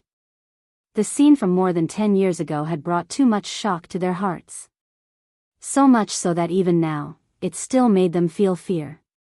Not to mention fighting, they did not even dare to look at Ji Jiutian. I came here today to tell you, don't think that just because I disappeared for 10 years, you can do whatever you want to the Western Continent Academy. The man slightly raised his eyebrows, his tone arrogant and domineering, incomparably insolent. Even if I don't like this Western Continent Academy, it is still left behind by my old friend. I have the right to let it exist forever. No one could say that a force could exist forever in this world. On this continent, if one was not careful, a force could be destroyed. However, no one dared to refute Ji Jiutian. With Ji Jiutian's power, the power he wanted to protect would definitely exist forever. Also, Ji Jiutian laughed maniacally. The Ghost Emperor is not someone you can provoke. I advise you not to provoke him. The Continent Lord's face turned even paler. Ji Jiutian, we can promise not to act against the West Continent Academy, but aren't you meddling too much? Our encirclement and annihilation of the Ghost Emperor is our business, it has nothing to do with you. This sentence, he said it very strongly, but his trembling legs had already revealed the fear in his heart. His long and narrow eyes fell on the Continent Lord and the smile on Ji Jiutian's lips carried a trace of coldness. It is indeed your business to encircle and kill the Ghost Emperor, but if you hurt the little girl by his side, then I will have to interfere. In the Wuhui mainland, he did not care about Yun Luofeng's matters. He did not even provide her with any help. Chapter 1283. That was because he knew very well that the clowns of the Wuhui continent could not touch her. The 7 continents, on the other hand, were different. Before Yun Luofeng grew up, he had the obligation to sweep away all troubles for her. The Continent Lord's eyes widened in shock. He did not understand what Ji Jiutian meant. Ji Jiutian swept a cold glance at the Continent Lord. His domineering gaze contained a cold glint and murderous intent. If I find out that you dare to have any designs on the Ghost Emperor again, I will clean up the Western continent. The man's arrogant and unruly voice exploded in the Continent Lord's mansion. Even when the man in the blood-red robe turned around and left, the people of the Continent Lord's mansion had not regained their senses. After a long while, someone asked, "Continent Lord, what should we do next?" "What should we do?" The Continent Lord laughed bitterly. "What can we do? Are you going to offend Ji Jiutian? That fellow is a madman who kills without blinking an eye." "Continent Lord," an old man's eyes flickered and said, "Ji Jiutian is so powerful and he is not used by the Western continent. It's such a pity. Why don't we choose a woman to seduce him? All heroes have a weakness for the charms of beauties. As long as a woman can win his favor, he will definitely listen to our orders from then on." The Continent Lord laughed coldly. "Have you forgotten how the war started more than 10 years ago? The daughter of the previous Continent Lord fell in love with Ji Jiutian at first sight. The previous Continent Lord doted on his daughter and thought of ways to let his daughter get close to Ji Jiutian. However, just as she expressed her love, she was thrown out by Ji Jiutian. She relied on the power of the Continent Lord's mansion to force Ji Jiutian. As a result, she completely angered that madman. What happened next was basically public knowledge. In a fit of rage, Ji Jiutian crippled the eldest daughter of the Continent Lord's mansion. This incurred the wrath of the experts of the Western continent and they began to hunt Ji Jiutian down. There were more than 10,000 experts in the Western continent. Each of them was extremely powerful. However, that madman had carved out a bloody path in front of so many people. Trying to use a woman to lure a madman? As soon as you reveal your thoughts, you'll immediately become a dead soul under my blade. Therefore, this kind of thinking is useless to Ji Jiutian. The Continent Lord narrowed his eyes. Back then, the daughter of the previous Continent Lord, who was publicly acknowledged as the #1 beauty in the Western continent, was not attractive to him at all. What kind of beauty do you think can attract his attention? Suddenly, a young man in the crowd spoke up. Just now, Ji Jiutian said that he helped the Ghost Emperor not because of the Ghost Emperor, but because of the woman by his side. If this woman is not by the Ghost Emperor's side, can we encircle and annihilate the Ghost Emperor? At this moment, the young man seemed to have forgotten what Ji Jiutian had said earlier. The Ghost Arch was not someone they could provoke. It was precisely because they had neglected this sentence that the tragedy from 10 years ago had happened again in the Western continent. That's a good idea. The Continent Lord's eyes flickered. Ji Jiutian is already very terrifying in the Western continent. We can't have another Ghost Emperor. Therefore, we have to kill the Ghost Emperor before he matures. Otherwise, how would he be the Continent Lord of the Western continent in the future? This Continent Lord will find someone to handle this matter. You guys can leave first. Also, no one is allowed to leak any information about today's meeting. If this Continent Lord finds out that someone has spread the news, this Continent Lord will hunt you down even if you are 1,000 miles away. I won't rest until you are dead. A murderous intent flashed across the Continent Lord's eyes. An awe-inspiring aura spread out from his body and was filled with killing intent. Chapter 1284. The Divine Grimoire Space. Just as Yun Luofeng appeared in the middle of the field, Xiao Mo spotted her and surrounded her with the other gold-seeking mice. "Master." He called out obediently. His voice was so soft and adorable that it could melt anyone's heart. "Have you fed her the fruit of the spirit?" Yun Luofeng glanced at Lin Ruobai who was lying flat on the flowers and asked. Xiao Mo nodded. "This is the second fruit of the spirit. Now, there's only one left. As long as she consumes 3 fruits of the spirit, her soul will gradually recover." "One more?" Yun Luofeng gently stroked her chin as a light flashed in her eyes. It looked like it was time for her to leave the West Continent Academy and search for the 3rd fruit of the spirit. "Master, congratulations on your right hand. It's finally back to normal." Xiao Mo's face lit up with a brilliant smile. Her eyes were like the stars in the night sky, flashing with a bright light. Perhaps there was nothing that made her happier than seeing Yun Luofeng's right hand recover. By the way, Master, when will you get more medicinal herbs? These herbs are not enough for the gold-seeking mice. Xiao Mo felt wronged and her eyes were full of resentment. Besides, the little tree needs medicinal herbs to grow. The more medicinal herbs there are, the faster it will grow. The spiritual herbs are not enough for them now. Yun Luofeng gently narrowed her eyes and swept them across the field under the blue sky. Wait until I find the third fruit of the spirit. I'll come back and settle the matter here. Yun Xiao is still waiting for me outside. I'll be leaving first. Just as he finished speaking, a white light flashed and Yun Luofeng's figure disappeared. On the bed, the young girl had just opened her eyes when she met a pair of deep and serene eyes. At that moment, her soul seemed to be drawn into those eyes and she could not look away. Yun Xiao. You're awake? Yun Xiao hugged the young girl's body tightly from the side. His handsome and cold face lit up with a small smile. Even though his smile was very shallow, it was enough to deeply attract Yun Luofeng. She looked at the man before her and realized that she could not get enough of him. Especially his exquisite figure, she could not help but touch it forcefully. If you want to touch, you can touch as much as you want. The man's voice was low and hoarse, ringing in her ear like a curse. Once upon a time, this man was so adorable that he didn't even know what warming the bed meant. But the current Yun Xiao had already grown into a real man. Yun Xiao, tell me more about the forces in the 7 continents. Yun Luofeng knew that now was not the time to tease this man. She stretched lazily and rested her head on her hands. Her evil eyes stared at the man beside her with a smile. The man glanced at her. The 7 continents are divided into a few big continents. These big continents are the West Continent, East Continent, North Continent, South Continent, Central Continent, Ling Continent, and Beast Continent. Yun Luofeng was silent. Qin Yuqing had told her about these continents before. Among them, the Western Continent's power is the weakest. However, over a decade ago, the Western Continent wasn't at its current level. Yun Xiao muttered to himself for a moment before continuing. Over a decade ago, a single person had killed all the powerful cultivators in the Western Continent, including the Continent Lord, causing them to lag behind the Western Continent by 100 years. Yun Luofeng raised his eyebrows slightly.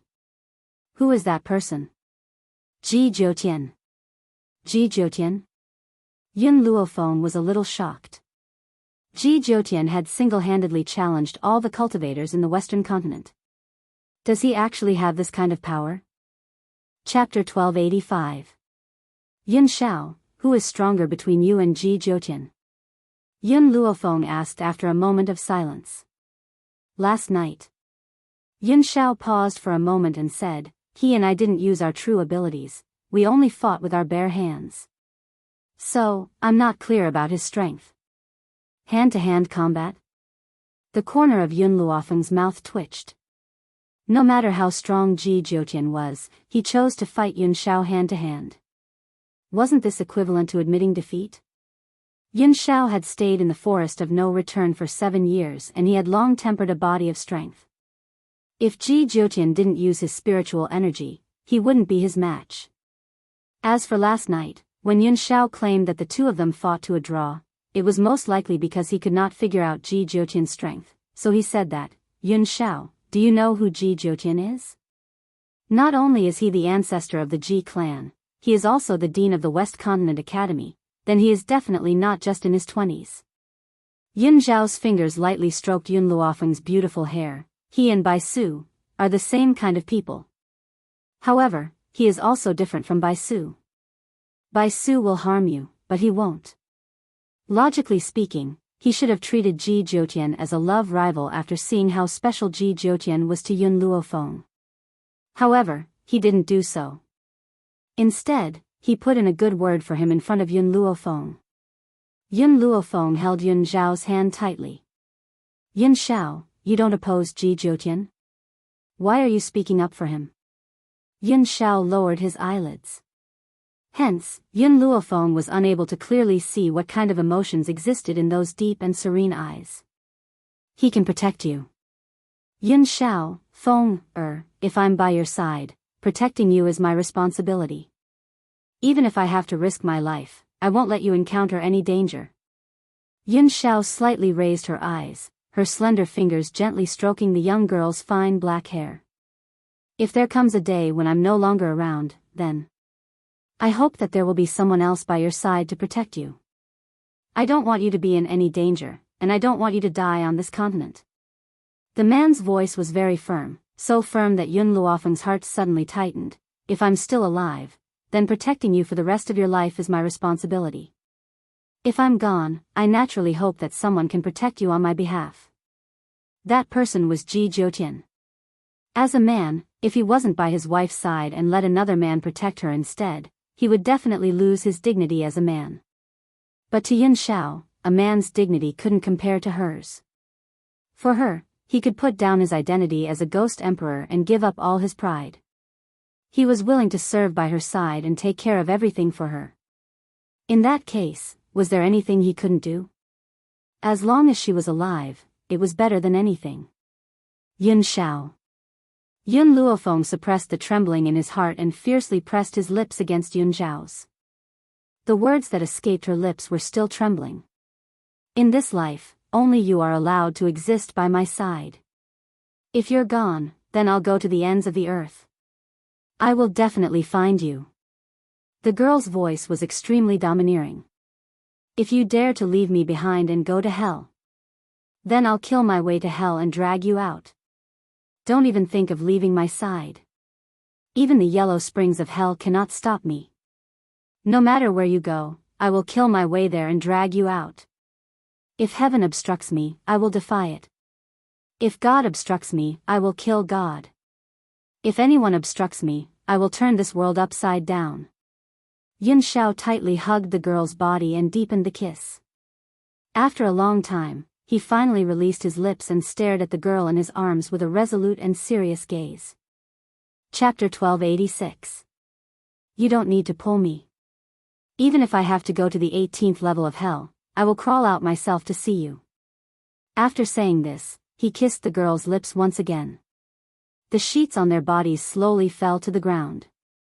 Within the curtains, only the two bodies could be seen entwined together. Finally, the girl turned over and pressed down on the man's body. Her fine black hair fell down, creating a unique scene. East Courtyard. All the elders had gathered and were discussing something. But at this moment, a handsome man and a beautiful woman walked in hand. When they saw the two people walking in, their eyes lit up. Disciple, why are you here? Ling Hai rushed forward excitedly. He looked at this disciple of his, liking him more and more. Yun Luofeng smiled, his gaze sweeping across all the elders present. I'm here to say goodbye. Goodbye? Ling Hai frowned. What, you're leaving? That's right, I still have something to do. Also. Yun Luofeng paused, then said apologetically, Teachers, I have to confess something. All the elders looked at each other, then looked at Yun Luofeng with puzzled eyes. Actually, I came to West Continent Academy and became your disciple because I have my own goals. Yun Luofeng's expression was full of apology. Initially, I sensed the existence of the fruit of the soul in this academy, that's why I wanted to come here. Fruit of the soul? All the elders were astonished. What's the fruit of the soul? They had stayed in this academy for so long, yet they still did not know where the fruit of the soul was. Yun Luofeng smiled. The fruit of the soul was hidden in the academy by Ji Jiutian. Before he left, he had already brought it to me. But, after all, my goals in becoming your disciples were not pure. I'm sorry.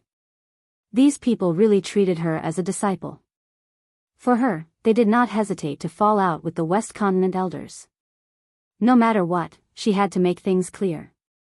At the same time, she was prepared to be scolded by all the elders. No matter who took in a disciple who was satisfied, if they found out that this disciple had ulterior motives, they would be bitterly disappointed. As expected, after hearing his words, all the elders fell silent, causing the entire East Courtyard to be filled with a silent atmosphere. Yun Xiao seemed to be afraid that Yun Luofeng would be nervous, so she gently squeezed her hand. allowing her power to pass into her body. Logically speaking, with Yun Luofeng's talent and her relationship with Ji Jiutian, there was no need for her to explain it to the elders. There was no need for her to be as nervous as she was now. But she still came over to explain her purpose. Moreover, her expression did not change, but her heart was filled with nervousness, and her palms were unknowingly covered with sweat. Even though she had faced many experts over the years, she had never been as nervous as she was now. Pfft! Suddenly, a chuckle came from the east courtyard and broke the silence. Shuang covered her mouth and chuckled. I was wondering what was the matter. So it's just a small matter. Speaking of which, I still have to thank the soul fruit. If not for it, how would I have the opportunity to accept such an outstanding disciple? Yun Luofeng was stunned. He asked in disbelief, "You're not angry?" Angry? Ling Hai glared at Yun Luofeng. Why should we be angry? Are we angry that you didn't tell us this earlier? If you had told us earlier, I would have turned the entire West Continent Academy upside down to find the soul fruit. These people's gazes were not fake. They were also not so tolerant towards Yun Luofeng because of their respect for Ji Jiutian. Chapter 1287. They really weren't angered by this matter. If they were angry, it would be Yun Luofeng who did not tell them about this earlier. In this way, they could still help her. Yun Luofeng's heart was filled with gratitude. A smile appeared on her beautiful face. During the time that Ji Jiutian is not around, if the academy encounters any danger, spread the news. As long as I hear it, I will rush back to help. Whether it was to repay Ji Jiutian for helping her, or for these masters who had treated her as their disciple, she would not be stingy with her help. Disciple, Su Kong smiled, with your talent, it won't be long before you become famous in the mainland. When that time comes, as your masters, we will also be proud. So, you don't have to feel sorry for what happened before. Just as Shuang said, we should be grateful for the fruit of the soul. Otherwise, how could we have received such an outstanding disciple like you? Su Kong was afraid that Yun Luofeng would blame herself for her previous deception. Hence, he repeated Shui Ying's words. I understand. Yun Luofeng cupped her fists. Masters, take care. Yun Xiao, let's go. Saying so, she looked at the elders one last time, turned around and walked out. Before she left, the atmosphere in the elders' court became quiet once again. Ling Hai secretly wiped the corners of his eyes. Su Kong glanced at him, walked over, patted his shoulder and said, "Can't bear to part with your disciple? In my entire life, this is the first time I have received such an outstanding disciple. Do you think I can bear to part with her?" Ling Hai glared at Su Kong, his expression full of grievance. Her path is very long. We cannot limit her footsteps. As long as we are fated, we will definitely meet again in the future. Shuang smiled. She did not feel too sad. After all, they were on the same mainland and there would definitely be a chance to meet again in the future. What's wrong with all of you? Why are all of you crying? An unclear voice sounded from outside the elders' court. Soon after, an old man slowly walked into the room. Our disciples are about to leave the academy. Ling Hai is sad about the separation. That's right, Extraordinary, why are you back? Shuang raised her eyebrows, looked at Extraordinary who had appeared at the door and asked. Extraordinary was a little confused. What do you mean? Disciples of yours? All of you accepted a disciple at the same time? Who is so lucky to be chosen by you at the same time? Shuang smiled slightly and said, this is our good fortune to be able to accept such an outstanding disciple. Back then, when my disciple was taking the test, the spiritual energy in her body showed no signs of stopping. Because of this, we took a fancy to her talent, and because Su Kong and the others were also fighting to be her master, in the end, we unanimously decided to accept her as a disciple. Wait. Extraordinary scratched his head and frowned. I seem to remember that you promised me that the next genius would be my disciple. Ah. Really? Ling Hai, who was originally sad about the parting, immediately regained his senses when he heard this. He looked at the people beside him suspiciously. Which one of you said that? Why don't I remember? Su Kong and the others looked at the sky, pretending to have lost their memories. I don't remember either. I don't think I said something like that. Shuang, did you say it? I didn't either. I don't remember saying that at all. Extraordinary, you're thinking too much. None of us said anything like that. Chapter 1288. It's enough for my precious disciple to have 5 masters, no more, absolutely no more. Extraordinary, don't even think about her. Extraordinary was so angry that his face turned the color of a pig's liver. These old fellows were really shameless. Not only did they snatch away his disciple when he was not around, they even refused to acknowledge it. I don't care if you remember or not. Anyway, that genius is my disciple. You must give up your position. You can't be so treacherous. How can we get along in the future? Su Kong coughed dryly. Linghai, Shuang, it's getting late. Let's go. Yes, it's getting late. Let's go. After saying this, the old men pretended not to see Fifan and walked out of the courtyard, leaving Fifan, who was livid with anger. You shameless old fellows, I want to cut off all ties with you. Extraordinary's roar resounded in the air above the entire elders' court. Unfortunately, no one responded for a long time. At the academy, Yun Luofeng and Yun Xiao walked side by side on the long lawn. The people around them all looked at them. Their eyes were filled with admiration. They did not know about Ji Jiutian's appearance. They only knew that Yun Luofeng had crippled the disciple of the West Courtyard's elder. In the end, the West Courtyard's elder brought people to settle the score with her but was captured by the duties hall. For her sake, the 2 elders had even shed all pretenses of cordiality. Which disciple in the academy could cause such a stir? It seemed that ever since Yun Luofeng had come to the West Continent Academy, the academy had never been peaceful again. Yun Luofeng. Suddenly, a hurried voice rang out from behind her, causing Yun Luofeng to stop in her tracks. She turned around and saw Hu Li, who was drenched in sweat, walking quickly towards her. He was slightly out of breath. Yun Luofeng, are you leaving the academy? It has to be said that Hu Li's feeling was right. Yun Luofeng was indeed planning to leave the West Continent Academy. Yes. Yun Luofeng nodded and replied. Hu Li's lips curled into a smile. If you are leaving the West Continent Academy, I will go with you. Don't forget, I have already sold myself to you for 10 years. In these 10 years, I will not leave your side and protect you. Yun Luofeng raised her brows and turned to look at Yun Xiao. Only after seeing Yun Xiao nod at her did she look straight at Hu Li. Yun Xiao and I have too many enemies. If you follow us, you will encounter danger.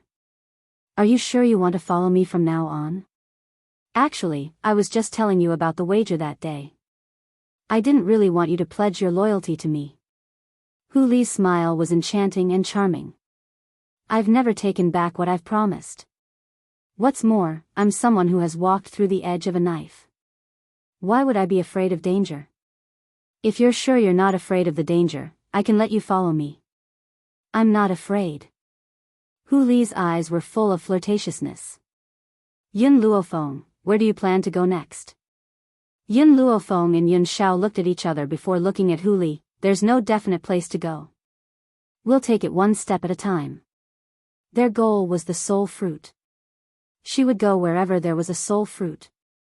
Since that's the case, if you don't mind, I'd like to return home first. All right.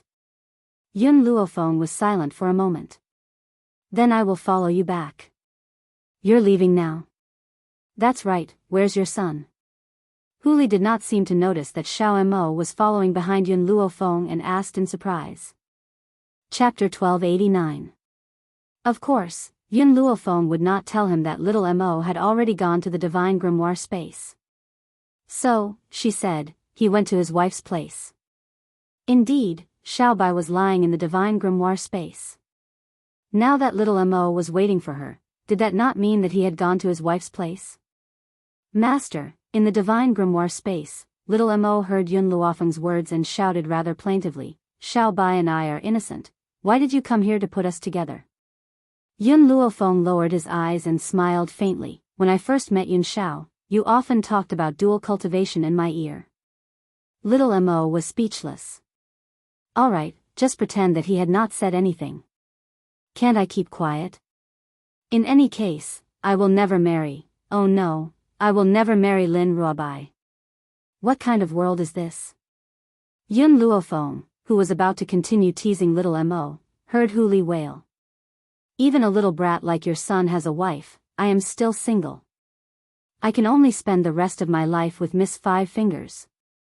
Hu Li's expression was very sad as she said aggrievedly. Yun Luofeng curled his lips into a smile. You seem to only need to beckon and there will be a lot of women coming to you. Yun Xiao seemed to be a little jealous that Yun Luofeng and Hu Li were talking so much. He hugged Yun Luofeng's waist tightly and glanced at Hu Li with warning eyes. Hu Li did not notice the man's warning eyes at all and continued, I have no interest in those vulgar women. You talk too much. As soon as he finished speaking, a low and cold voice suddenly sounded, causing Hu Li to shiver from the bottom of his heart. Yun Luofeng's man was really a big vinegar jar. Yet, only Yun Luofeng could subdue this kind of man. I will say one last thing. Hu Li pouted aggrievedly. Yun Luofeng, the first genius on the heaven list is looking for you, saying that he wants to duel with you. Not interested. Yun Luofeng threw down this sentence with a deadpan expression.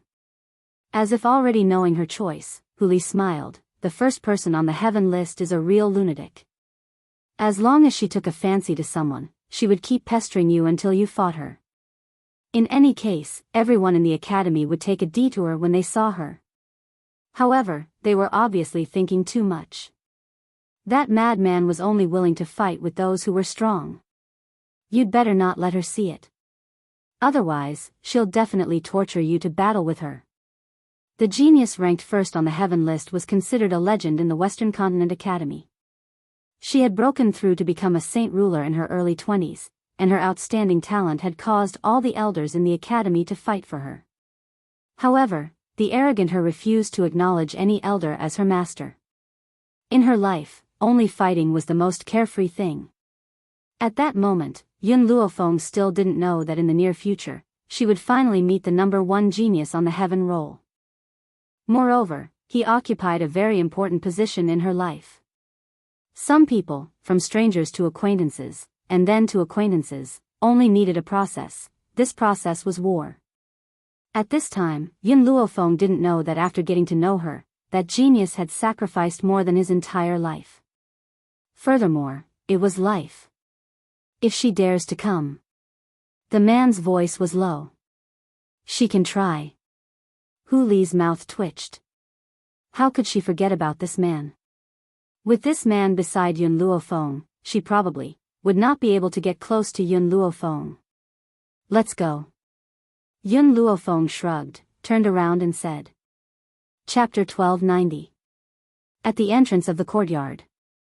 The guards had just respectfully sent Yun Luofeng and the others off when they felt a gust of wind behind them. By the time they reacted, a gust of wind had blown past, accompanied by a fiery red dress. It almost sent them flying to the ground. That person rushed to the entrance and frowned as she looked in the direction that Yun Luofeng and the others had left. She pondered for a moment, then turned to look at the two dumbfounded guards.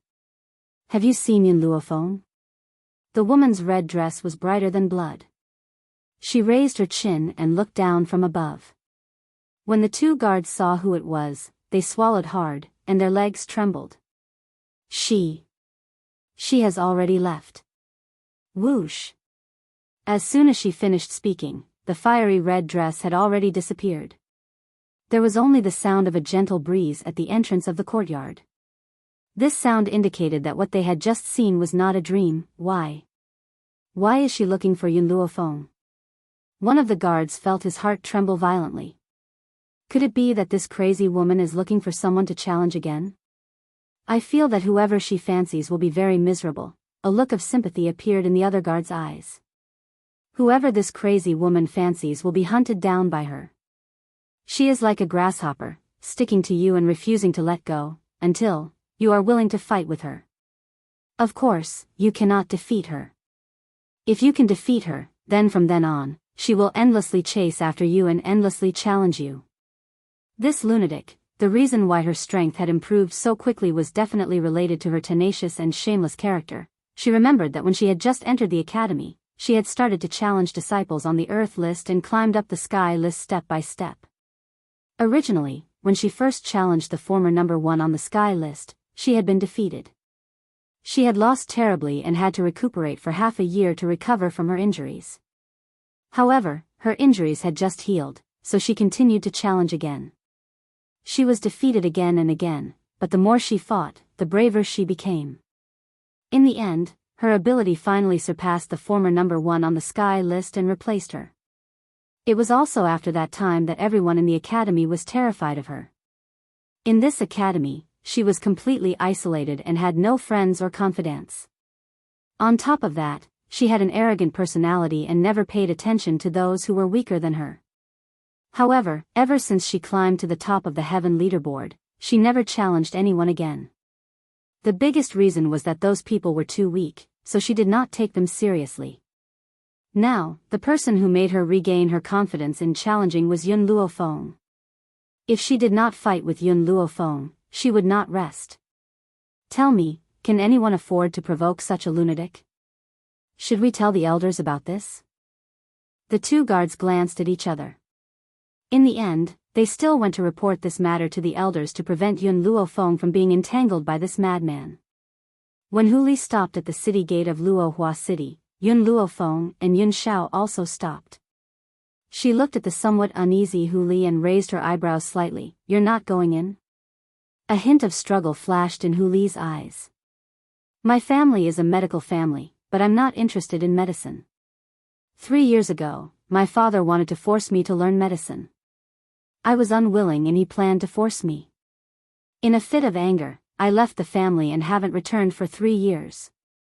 After my brother found out that I was in the West Continent Academy, he also came to the academy. However, in these 3 years, he was afraid of making me unhappy, so he didn't tell me about what happened to my family, so I don't know if my father has forgiven me." Chapter 1291. Hu Li felt remorseful when he thought of what had happened in the past. How could he not miss home in the past 3 years? However, he had an unrestrained personality and did not want to be tied down by his father. Moreover, he felt guilty towards his father, so he had not returned for 3 years.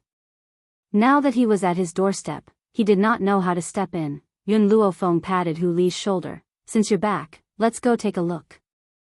"Okay." Hu Li's eyes gradually regained their calm. He took a deep breath and stepped into the city gate.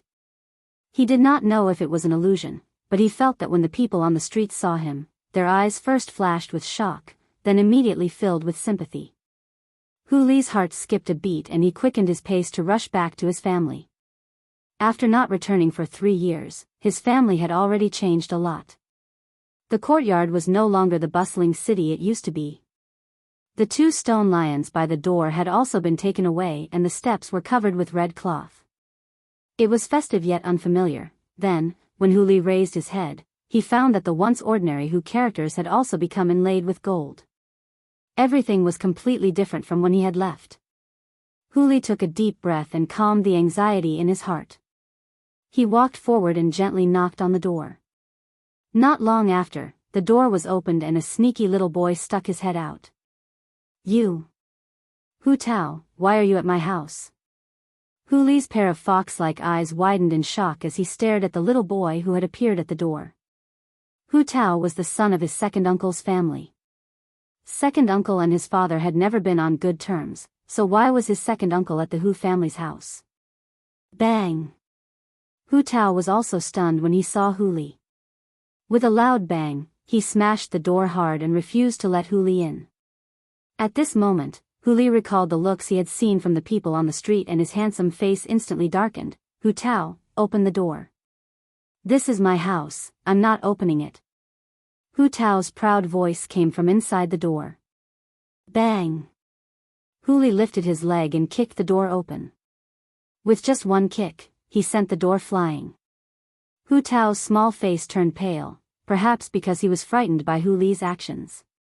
He looked at Hu Li in horror as he walked through the door. Hu Li's handsome face was livid as he strode in. He grabbed Hu Tao's clothes and asked coldly, "Where is my father? Where did my brother go? Why did my Hu clan become your people?"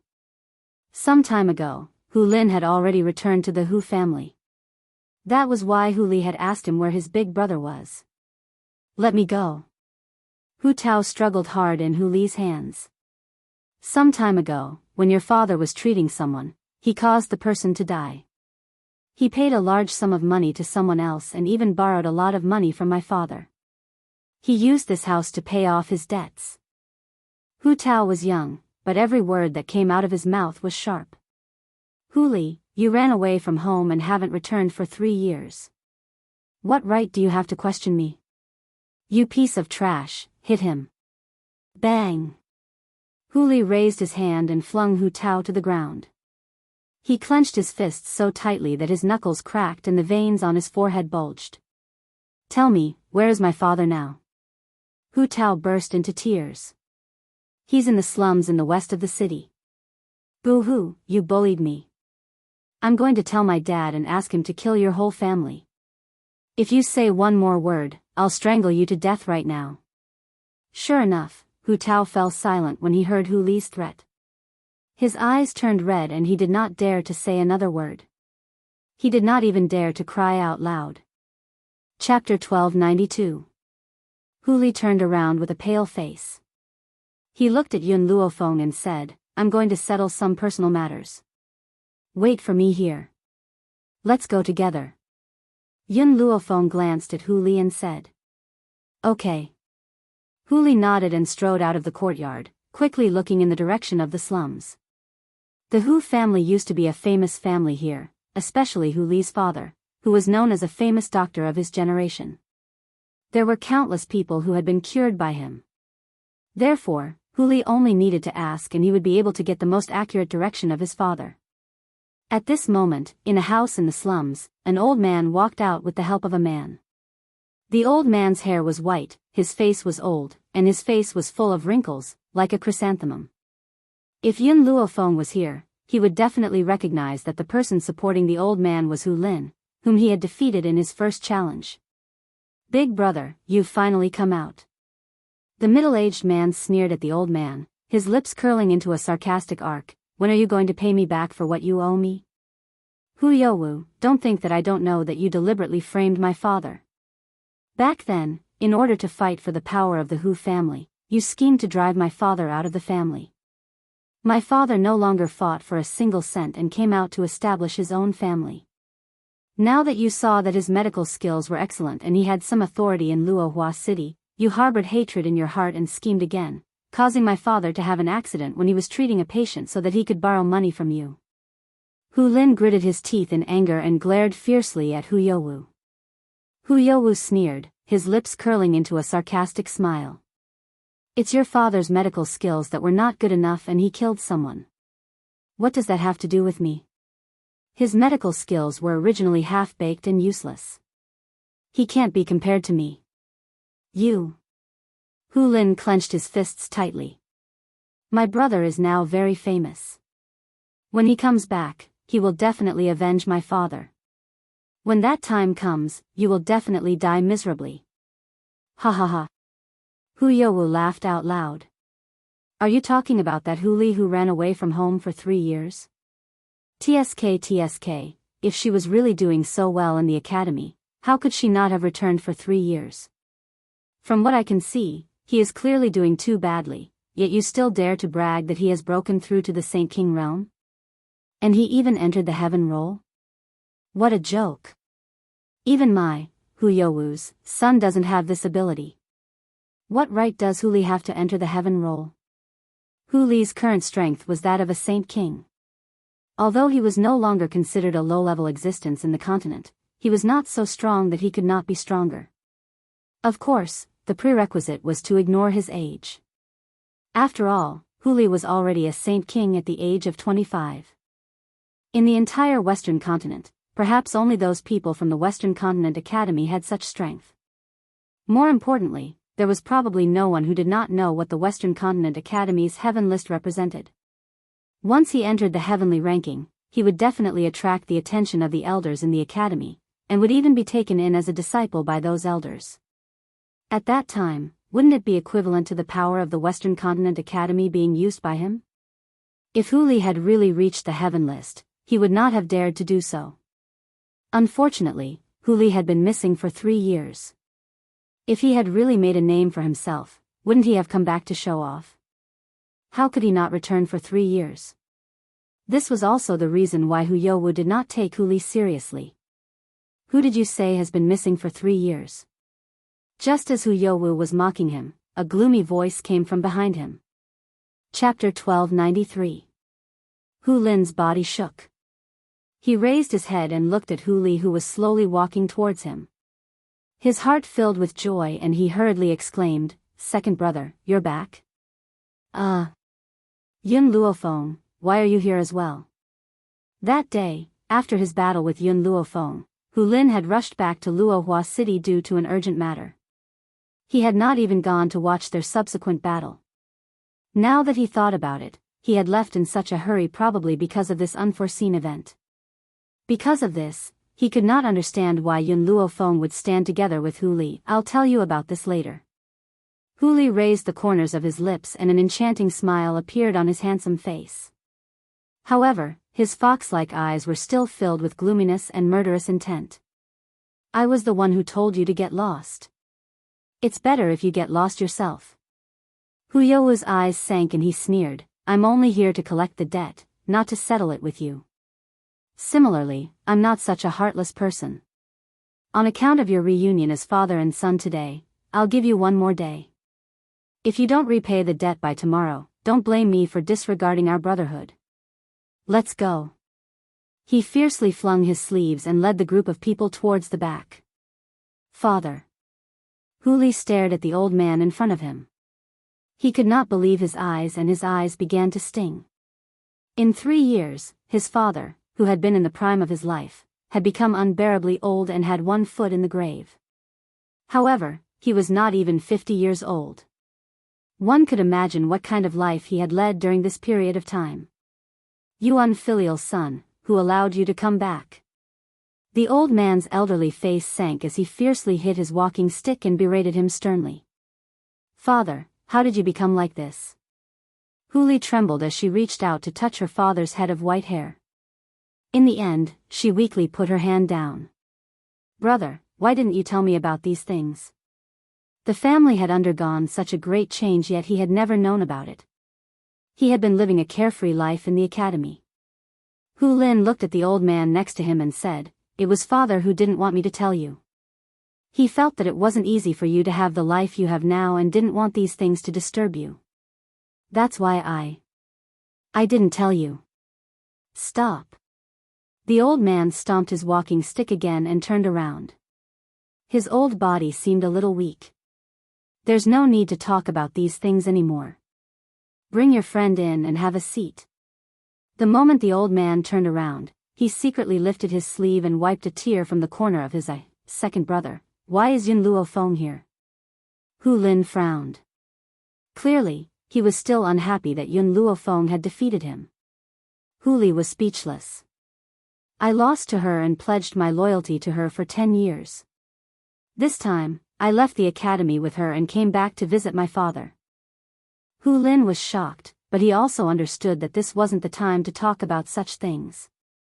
He looked away from Yun Luofeng and turned to Hu Li. "Actually, after you left that year, father also regretted it. He felt that he shouldn't have forced you to do something you didn't like, but you know his personality. He's too stubborn and will never admit his mistakes. In these 3 years, because of Hu Youwu's suppression, father's life has been getting worse with each passing year, but he never allowed me to tell you. He was afraid that it would distract you. He didn't want to be a stumbling block for you." Looking at his stooped father, Hu Li's heart ached even more. Suddenly, he knelt on the ground with a bang and shouted, "Father, I was wrong." Chapter 1294. The old man's body trembled and he slowly turned around. At this moment, he could no longer hold back his tears. it's good that you're back. Hu Li's head was buried in the ground. He had missed too much in the past 3 years. Even his father had become so old and was no longer as spirited as before, but no matter how much he suffered, he had to bear it alone. Even though he knew that he was doing well in the academy, he did not want to disturb him. Yun Luofeng and Yun Xiao stood silently behind Hu Li. No one made a sound to disturb him. They knew that at this moment, Hu Li needed to vent the guilt and pain in his heart. Get up. The old man leaned on his walking stick and walked in front of Hu Li to help him up.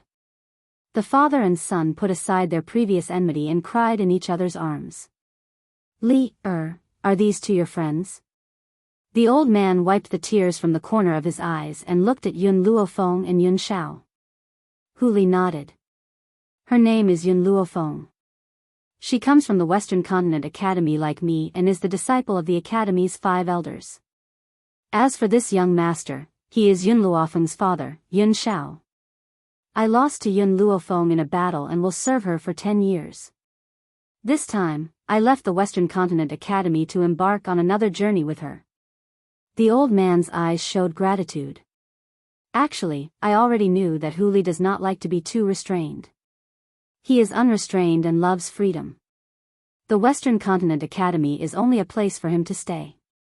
He was afraid that I would not be able to find him, so he stayed in the academy. Now, because of your appearance, he has regained the confidence to chase after his dreams. This old man should thank the two of you. Yun Luofeng did not speak.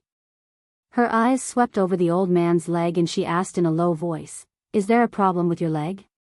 The old man smiled bitterly and nodded. Previously, when I was saving someone, I accidentally treated him and he died. This leg was broken by them. Originally, with my medical skills, I had a 50% chance of restoring it, but unfortunately, I lost all my money to the deceased's family and even owed a lot of debts. I can't even afford the medicine, which led to bone necrosis. It's impossible for me to stand up again. Father, I have money. I can buy medicine for you. Hu Li stood up from the ground and took out his spatial ring. He placed all his belongings in the old man's hand. Hurry up and buy the medicine. The old man shook his head. If it was a few days ago when my leg was broken, would still have a 50% chance. Now, I don't even have a 10% chance. Hu Li's head drooped as he gripped the spatial ring in his hand tightly. His heart wrenched violently. If he had been in Fallen Blossom City during those few days, he would never have let anyone bully his father like that. If he had never left the family, his father would not have encountered such a thing. All of this was his fault. Hu Li hammered his head fiercely, wanting to smash his head with all his might. Little brother. Hu Lin was shocked. He rushed forward and grabbed Hu Li's hand. What are you doing? No one is blaming you. Besides, it was father who told me not to say it. It has nothing to do with you. Let me go. Hu Li struggled out of Hu Lin's grasp. Just as Hu Lin was about to continue grabbing onto Hu Li, a cold voice came from the side. Let him go. If he wants to smash, let him. If he wants to die, I'll send him on his way. Hearing this, Hu Lin turned his head angrily. Yun Luofeng, what do you mean by that? Chapter 1295. What do I mean? Yun Luofeng's lips curled into a sinister smile. Hu Li knows very well what I mean. At a time like this, instead of thinking about how to help your father, you're torturing yourself first. Your father is already in so much pain, do you want him to suffer even more for you? Hu Li's hand slowly drooped. His handsome face turned increasingly pale and ashamed. Hu Li, I had asked you to follow me not because of your evasive personality. Yun Luofeng's black eyes were domineering and insolent. I lack people who dare to take responsibility for their actions by my side. So, you should be thinking about how to avenge your father, not how to punish yourself. Hu Li smiled bitterly and said, You're right, now is not the time for me to punish myself. I must first deal with the person who hurt my father, then I can continue to apologize to my father. Yun Luofeng's words were indeed a little heartless, but there was nothing wrong with them. They were like a hammer that smashed into Hu Li's heart, calming him down. When he saw the calm and reflective Hu Li, Yun Luofeng shifted his gaze to the old man's crippled right leg. Your leg, it's not that there's no way to treat it. The old man's body stiffened.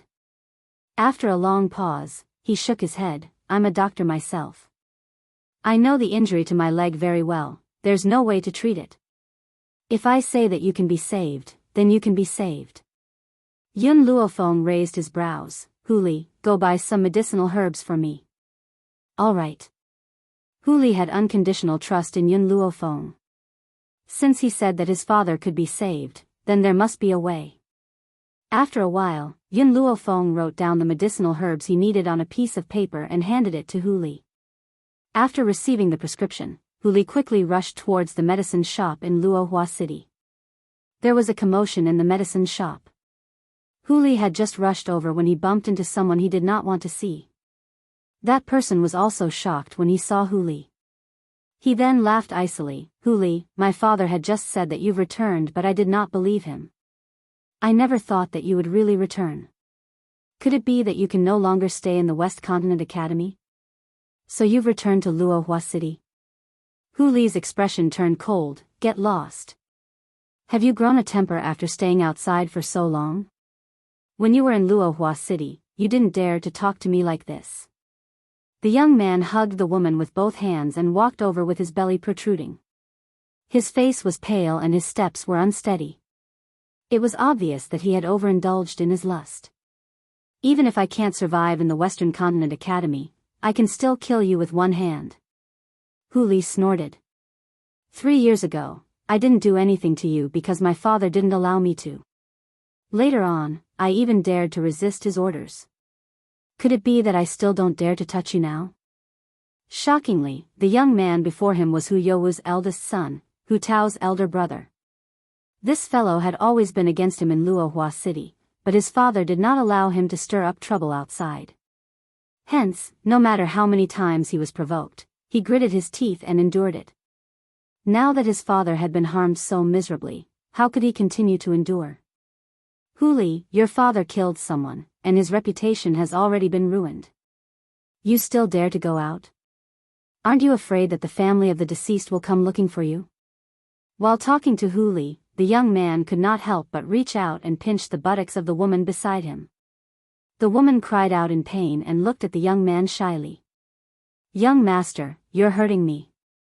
Chapter 1296. The young man laughed and laughed vulgarly in the woman's ear. Wait until tonight, I will make you feel even more pain. The woman lowered her head shyly. When the young man did not see her, a trace of disdain flashed across her eyes. Just him? He still wants to make me feel pain? Perhaps even a toothpick would be more powerful than him, if it was not for the fact that Hu Rui was more generous and the fact that the Hu family was also an aristocratic family in Luohua City. She would not even bother to comply with him. When Hu Li saw Hu Rui making such a wretched gesture in front of him, a trace of disgust flashed across his eyes and his voice became colder. Get lost. When he said this, an imposing aura suddenly burst out. Hu Rui did not know what was going on, but his body suddenly flew out and crashed into the crowd with a bang. Hu Li brushed his sleeves and walked in with large strides. He threw the prescription on the table and said coldly, "Take out these medicinal ingredients." The shopkeeper looked up at him indifferently. I'm sorry, this shop does not have the medicinal ingredients you want. Hu Li had not returned for 3 years and everyone said that he was worse than a dog. Looking at his poor appearance, he could not afford to buy medicinal ingredients. Moreover, even if he could afford it, in order not to offend the Hu family, he would not sell it to him. Are you sure you don't have it? Hu Li narrowed his eyes slightly and threatened coldly. Go, go, go, the shopkeeper said impatiently, hurry up and leave. I already said we don't have these medicinal ingredients. Just as he finished speaking, he felt a chill on his neck, causing him to shiver. His eyes swept down slightly. When he saw the sword on his neck, his face turned pale and his voice trembled. Young Master Hu Li, I was just joking. Hu Li sneered, take out the medicinal ingredients or I will kill you immediately. A kind person would be bullied. A kind dog would be ridden by others. Only when one is evil would others fear him. At this moment, Huli deeply understood this point. 3 years ago, he was in Luohua City. Even though his father was chased out of the Hu family, his reputation was still flourishing. Who in the entire Luohua City did not give him face? Now that his reputation had fallen, these people turned their backs on him. Then why should he be polite to them? The shopkeeper trembled as he grabbed the medicinal herbs that Huli needed from the medicine cabinet. One by one, he wrapped them in yellow paper and carefully handed them to Huli. At this moment, his hands were trembling. "You, the medicinal herb you wanted." Huli raised her eyebrows and asked, "How much silver?" "No, I don't want silver." How could he still dare to ask Huli for money? Being able to stay alive was already good enough. Huli looked coldly at the shopkeeper and casually threw down a pool of silver. "I'm not the kind of person who takes things from others without giving them money. I'll give you the silver. In the future, I won't come to your medicine store anymore." With that, Huli turned around and left. At this moment, there was a commotion in the crowd. Huli had just stepped out of the medicine shop when a group of people surrounded him. Those people were dressed in mourning clothes, and their faces were full of grief. When they saw Huli at the door of the medicine shop, their grief turned into anger. "Bastard of the Hu clan, pay with your life. Your father killed my son, I want you to pay with your life." A middle-aged man angrily pounced on Huli. His hand was wrapped in a layer of spiritual power, and he wanted to hit the top of Huli's head. Before he could reach Huli, he was shaken away by the aura of Huli's body. Ouch! The middle-aged man fell to the ground and cried bitterly, "This bastard's father killed my son. I want him to pay with his life, but he still wants to hit me. You guys judge, is there still law in this world?" Chapter 1297. Huli's eyes became colder and colder as he looked at the middle-aged man who was crying on the ground. During this period of time, everyone in Luohua City knew about the changes that had happened to Huli's family. Therefore, when they heard the middle-aged man's words, they could not help but criticize him. "This doctor who is too much. He treated someone to death, and he still has the nerve to call himself a doctor." TSK, it's true that the Hu family is a medical family, but the Hu family has always been controlled by Hu Youwu. I guess Hu Wenwu's medical skills are not good, so the Hu family did not use him. The Hu Wenwu that this man was talking about was Huli's father. Huli sneered as he looked at the middle-aged man who was crying bitterly. A hint of viciousness flashed in his eyes. He had not had the time to ask who had been killed by his father. Now that he saw this man, he felt that this matter was definitely not that simple. The man in front of him was the person who had almost become his father-in-law. He had been engaged to this man's daughter since he was young. Even though he did not like that woman, he intended to abide by the marriage contract for his father's orders.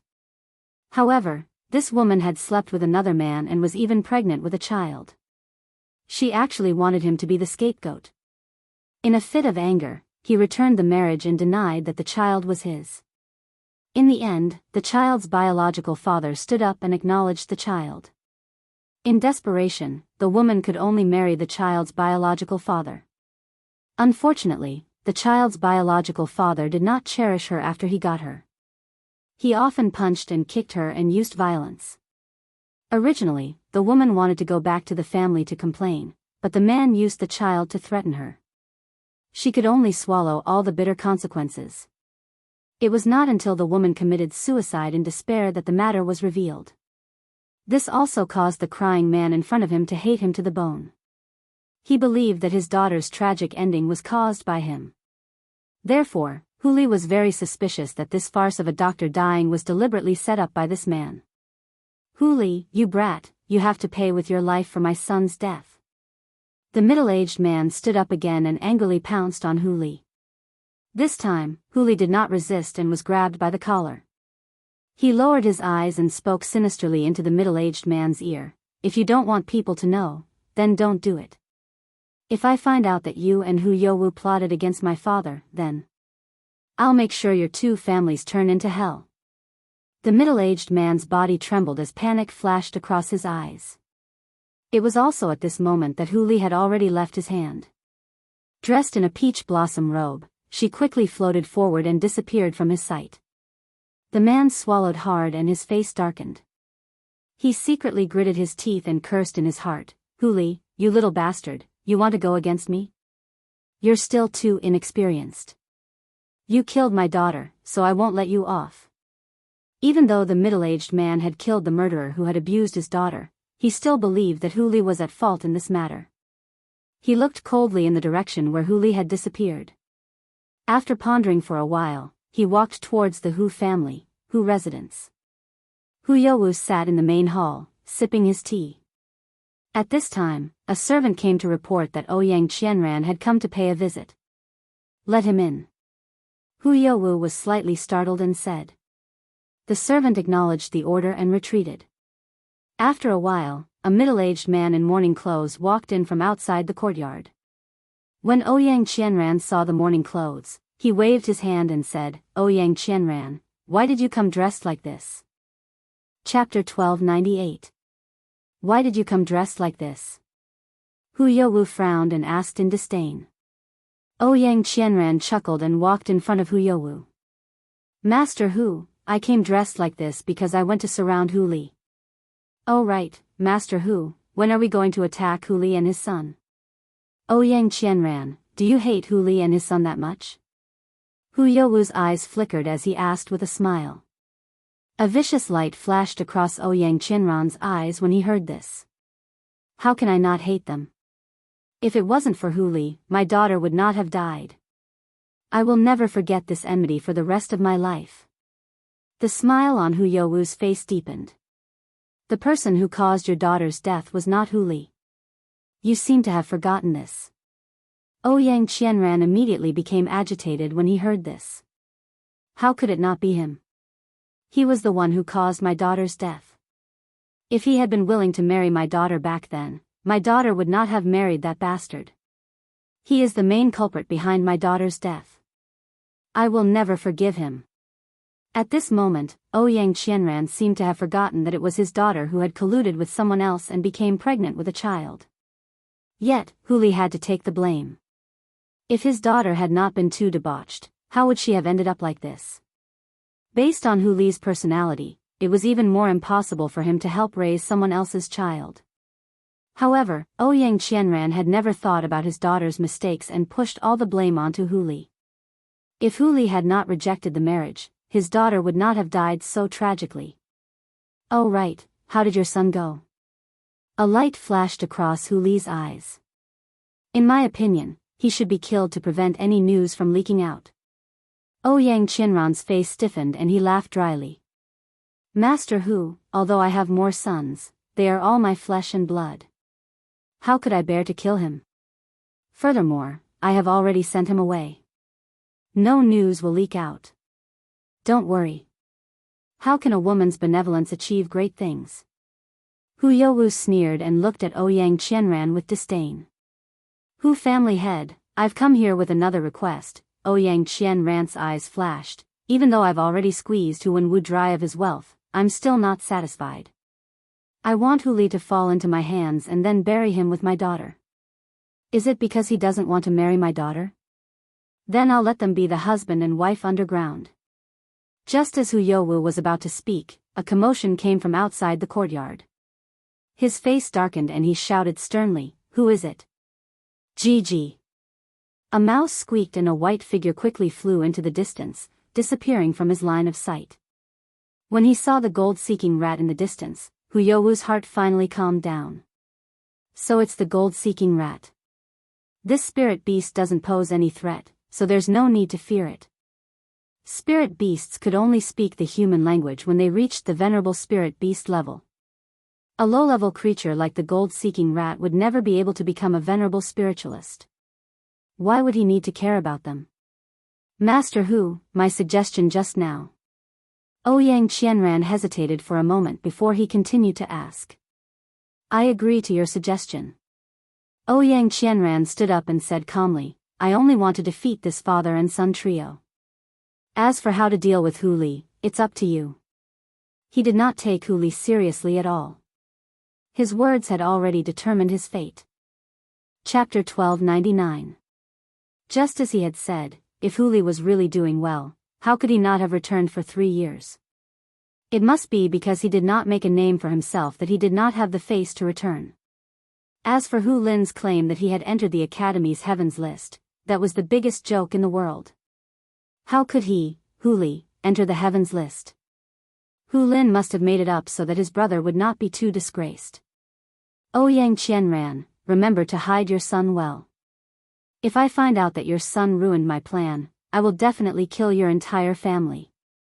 Hu Youwu made a gesture of slitting his throat as a sinister light flashed in his eyes. Ouyang Qianran's heart trembled when he saw Hu Youwu's action. He subconsciously wiped the cold sweat off his forehead. Master Hu, don't worry. No one knows where I hid my son. It won't be ruined because of him. I hope so. Hu Youwu sneered and did not waste any more time talking to Ouyang Qianran. He got someone to send him away. In the slums. Inside the house, Hu Lin, who was waiting anxiously, hurried forward to welcome his brother when he saw him return. Second brother, how was it? Did anyone cause trouble for you? Hu Li shook his head and handed the medicinal herbs to Yun Luofeng. He then turned to look at the old man. Father, tell me, what happened? Did you treat Ouyang Qianran's son? The old man's body trembled. Under Hu Li's questioning gaze, he nodded helplessly. It's indeed his son. His son only had a fever. I gave him a normal fever, but who knew that he would die inexplicably? Hearing this, Hu Lin was furious.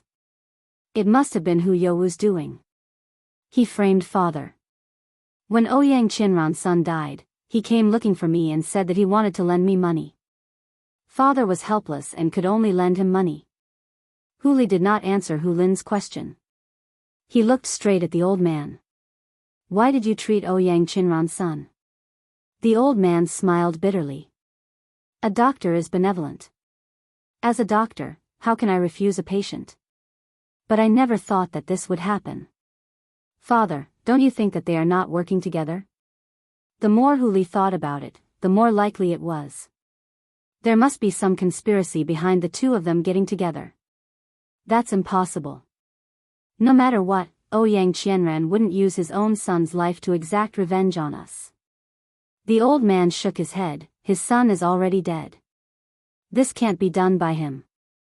It must be Hu Youwu. Hu Li smiled coldly. In her heart, she had already determined that this matter had something to do with Ouyang Qianran. Right at this moment, a gold-seeking rat scuttled in from outside the door. Then, under everyone's gaze, it gradually turned into a young man in white. Everyone in the room was scared silly as they looked at the young man who had appeared out of thin air. Milk Tea didn't look at anyone else as she reported to Yun Luofeng, Master, I followed your orders and followed Hu Youwu. Guess what I heard in the end? Milk Tea looked a little excited. It turns out that the patient who was killed didn't die. Instead, he was moved out. What? The old man and Hu Lin were shocked at the same time. They didn't have time to be surprised by Milk Tea's identity. Impossible. The old man shook his head. I clearly sensed that the little boy was no longer breathing. How could he not be dead? Chapter 1300. That was impossible. Hu Li sneered, Father, don't forget that Hu Youwu also has medical skills and inherited most of the Hu family's ancient books. He must have a way to make people not notice that the little guy is not dead. The old man's body trembled and he fell into a chair. In addition to practicing medicine for the sake of the people, he also pitied the child who was still suffering from a high fever. Because he felt guilty towards the Ouyang family, he did not even accept the consultation fee. Who knew that his good intentions would be exchanged for a wolf's ambition? Father, I've already said that this matter has something to do with Ouyang Qianran, but you didn't believe me. Hu Li was a little angry. At the thought of Ouyang Qianran and Hu Youwu joining forces to murder his father, his heart was filled with monstrous anger and he could not wait to rush over and kill all of them. However, Hu Li, who understood his father, knew that his father valued his reputation very much. How could he ruin his father's reputation because of his own selfishness? Brother, let's go find those people and settle the score. Hu Lin gritted his teeth, his eyes bursting with hatred. No. Hu Li had already calmed down. I have to find Ouyang Qinran's son first to prove father's innocence. I can't let father's reputation be destroyed, and I won't let evil people get away with it. Yun Luofeng, who had been silent since just now, said after hearing Hu Li's words, I'll send someone to find him for you. Thank you. Hu Li's eyes were filled with gratitude. Actually, Yun Luofeng could have ignored this matter. But she chose to find someone for him. He could not help but be moved by this. Yun Luofeng glanced at Hu Li. Don't forget, you have to leave this place with me. I don't want to waste too much time here, so I'll send someone to find someone for you. Otherwise, with your own strength, I'm afraid it will take a long time. Then how do you plan to find someone? Hu Li asked aloud. Yun Luofeng pondered for a moment, then looked up at the old man. Do you have anything that Ouyang Qinran's son used? Yes. The old man trembled as he walked to the side, took out a piece of white cloth, and then walked towards Yun Luofeng. This is what Ouyang Qinran's son used to wipe his mouth when he was coughing. He left it with me at the time.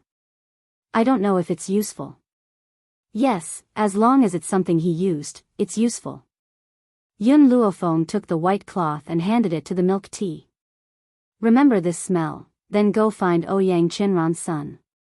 Milk tea's nose had always been very sensitive. Otherwise, he wouldn't have been called the gold-seeking mouse. In this world, there was nothing the gold-seeking mice couldn't find. Milk tea sniffed the white cloth and memorized the smell in her heart. She vowed solemnly, Master, wait for me here. I will find the person for you soon. After saying this, Milk tea quickly walked out of the door and disappeared from everyone's sight in the blink of an eye. Yun Luofeng picked up the herbs in his hands and turned to Hu Li. Do you know how to brew medicine? Hu Li was stunned for a moment before he nodded and said, yes. Boil these herbs into soup and let your father drink it.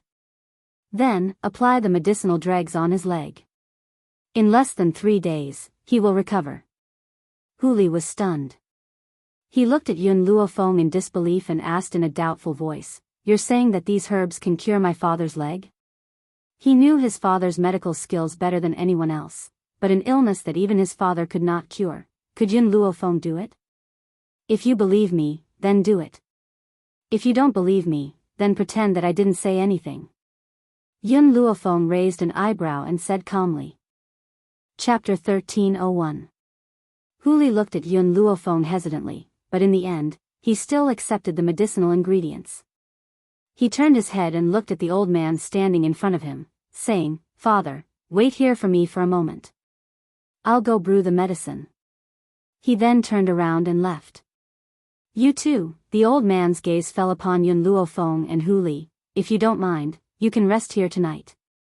Yun Luofeng nodded gently. For cultivators, even a sleepless night would not hinder them. The next day. Dawn. A clamor could be heard coming from outside the slums. The man was arrogant and domineering. Hu Wenwu, Hu Li, how's the preparation of your money? If you still can't repay the debt, you can only use your lives as compensation. Creak. The dilapidated old wooden door was pushed open by an old hand. Immediately, the old man walked out with the help of the Hu Li brothers. The walking stick in his hand fell heavily on the ground, like a hammer to the hearts of the crowd. Hu Youwu, you know very well what you've done. The old man's voice was hoarse and dry, extremely unpleasant to the ear. His dignified eyes stared coldly at the man standing in front of him, and his elderly face was cold and detached. Hu Youwu burst into laughter. What have I done? Why didn't I know? On the other hand, everyone in Luohua Adult City knows that you've treated a patient to death. Your reputation has been ruined and no one can help you. As soon as he finished speaking, Hu Youwu waved his hand and a piece of paper appeared in his hand. The bright red handprint was clearly visible on this piece of paper. You've borrowed a total of 10 million taels of silver from me. I wonder when you'll be able to return this money to me? The corners of his lips curled into a sarcastic angle as he stared at Hu Wenwu with disdain.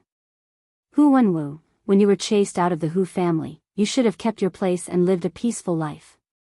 However, you couldn't let go of your reputation and continued to treat patients. Aren't you forcing me to take action? You've single-handedly caused your current situation and it has nothing to do with anyone else. The old man pointed angrily at his younger brother as his elderly body trembled. When he had found out the truth yesterday and recalled Hu Youwu's face, he felt the urge to give him a tight slap. Hua! At this moment, a strong gust of wind blew past. Hu Youwu did not hold onto the paper tightly and it was swept into the void by the wind. Hu Youwu was greatly alarmed. Just as he was about to leap up and grab the promissory note suddenly flew forward and landed in a large hand.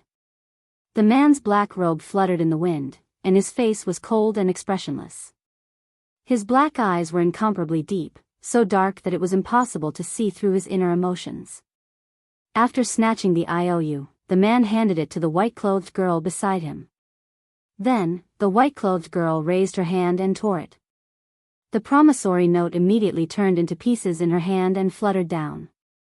Since you said that Hu Wenwu owes you a debt, you should take out the promissory note. If you don't even have a promissory note, what right do you have to demand for a debt? The young girl raised her eyebrows slightly.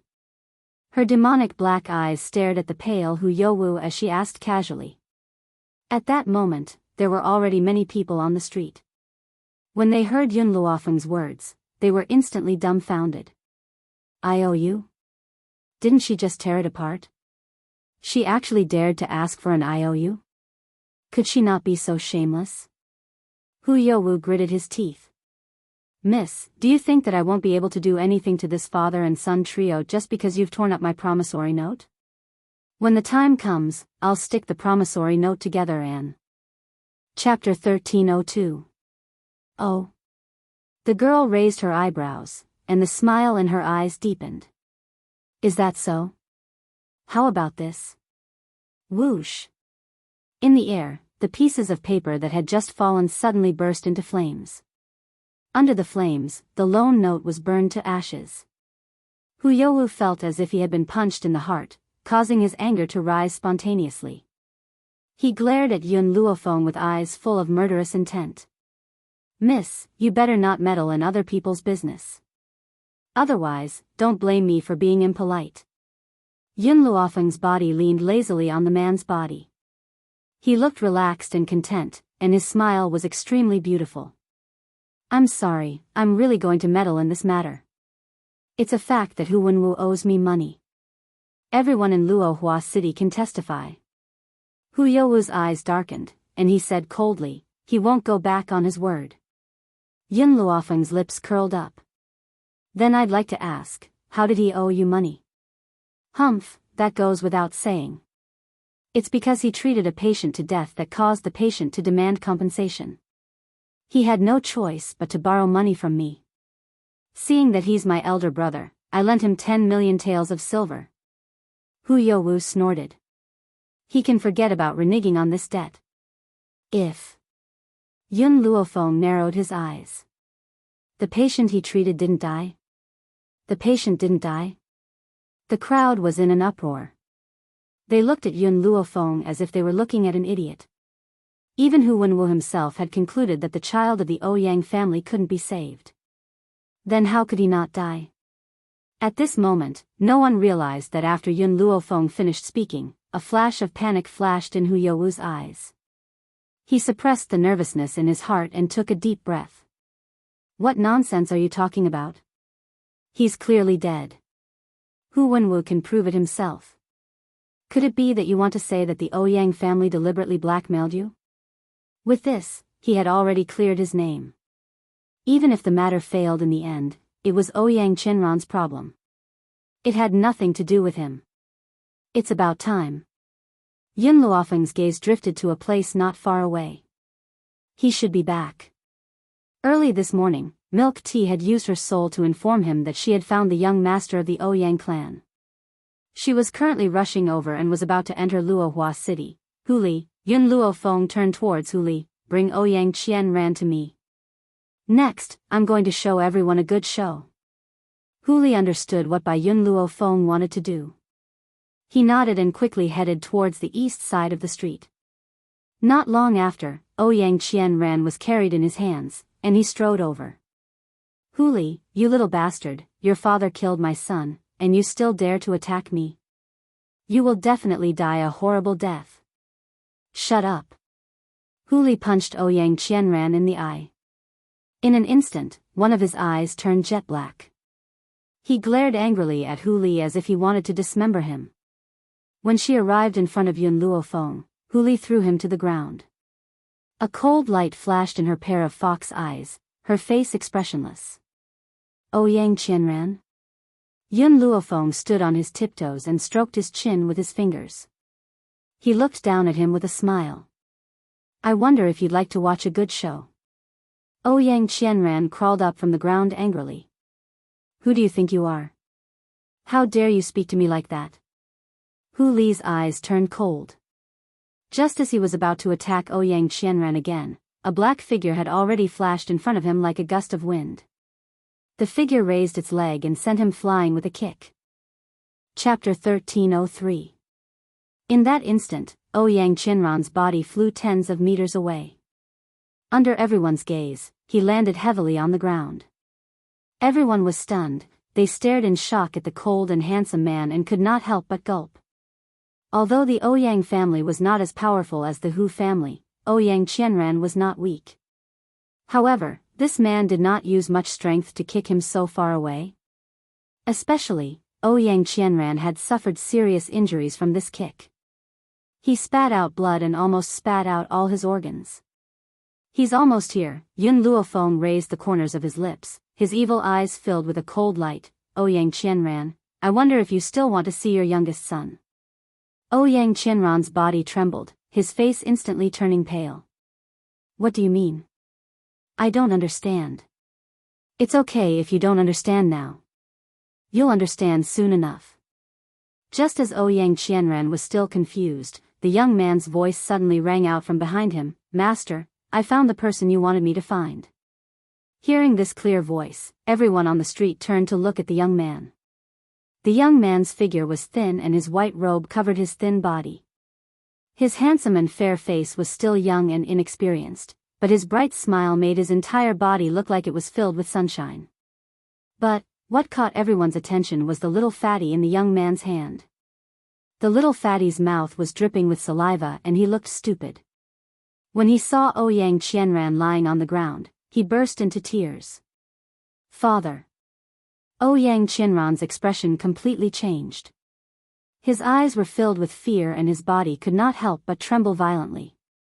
The little fatty's cry was like a stone that had been dropped into a calm lake, causing a huge uproar. Isn't that Ouyang Qianran's dead son? Why isn't he dead? That's not right, this kid looks a little stupid. He's not as quick-witted as he used to be. Back then, because this kid was already dead, Ouyang Qianran asked Hu Wenwu for compensation and broke his leg. Now, who can tell me what happened? Ouyang Qianran's eyes had already turned from the initial fear to despair. He had clearly hidden his son very well, so how could he have been found? At the same time, Hu Youwu's expression was also very ugly. He fiercely glared at Ouyang Qianran as a trace of anger flashed across his eyes. He had long since told him to get rid of this brat to avoid trouble, but Ouyang Qianran did not have the heart to do so. Otherwise, how could such a scene occur? Was this the good show that the woman in white mentioned? I believe that all of you have seen it for yourselves. Hu Li was the first to react. He sneered, "Ouyang Qianran's son is not dead at all. He had framed my father. How could he use such a despicable method? He's worse than a beast." At this moment, the noisy crowd once again erupted into an even more intense discussion. The shock in everyone's eyes was replaced by mockery, and countless accusations and curses flew towards Ouyang Qianran. Ouyang Qianran is truly sinister. His son is not dead at all, yet he actually said that his son is already dead. This is clearly a deliberate attempt to extort Doctor Who. Chapter 1304. I knew it, based on Doctor Who's medical skills, he wouldn't have caused death. So it was all a frame-up. Now that we have witness and material evidence, let's see what else he has to say. Hold on, even if Ouyang Chinran's son didn't die, why did he die at that time? Aside from the people who were crazily cursing Ouyang Chinran, there were naturally some clear-headed people in the crowd. That person interjected and caused the boiling crowd to quieten down.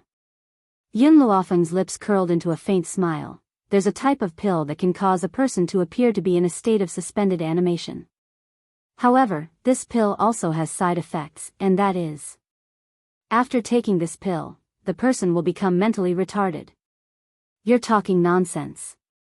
Ouyang Qianran rose angrily and glared fiercely at Yun Luofeng. That son's high fever is a fact. It wasn't because of that pill that caused him to become mentally retarded. His brain was burnt. Ouyang Qianran's heart clenched fiercely at the thought of this. He had used his son's high fever to frame Hu Wenwu, but because of this, his illness had been delayed and his son had become mentally retarded. However, at this moment, Ouyang Qianran, who knew that he had been exposed, did not continue to deny everything. Instead, he had admitted it. So what if he hated the Hu father and son? If it wasn't for them, how could his daughter have died? It was only right for him to seek revenge on them. There's a type of medicinal herb in this pill. It's called the mind-lost grass. As long as you're a doctor, you'll understand the effects of the mind-lost grass. Yun Luofeng raised his brows as he stared at Ouyang Qianran. The corners of his lips curled into a shallow angle. Mind-lost grass? Ouyang Qianran shook his head. Impossible. That pill can't possibly have the mind-lost grass. I don't believe it. I definitely won't believe it. Master. Milk Tea walked to Yun Luofeng's side, extended her hand and said, I found this in the Ouyang boy's residence. After saying this, he took out a pill and handed it to Yun Luofeng. Yun Luofeng was just about to reach out to take the pill when Yun Shao pressed down on his hand. He tore a piece of his sleeve and handed it to her. Don't dirty your hands. Yun Luofeng gave a slight smile. She grabbed the rag that Yun Shao handed to her and used it to wrap the herbs. After consuming the pseudo-death medicine, all you need to do is use your inner force to force the pill out, and you'll be able to wake up. I bet you didn't expect that your son would think it was something good and keep it. Yun Luofeng handed the pill to Hu Wenwu. Hu Wenwu was stunned. He took the pill and sniffed it gently. His expression changed suddenly. This pill does contain the mind-lost grass. If Yun Luofeng had said this, Ouyang Qianran would not have believed him. But the person in front of him was the highly respected Hu Wenwu. No matter how much he hated the Hu father and son, he had to admit Hu Wenwu's character. This fellow had always disdained to lie. Since he said that the pill contained the mind-lost grass, then it must be true.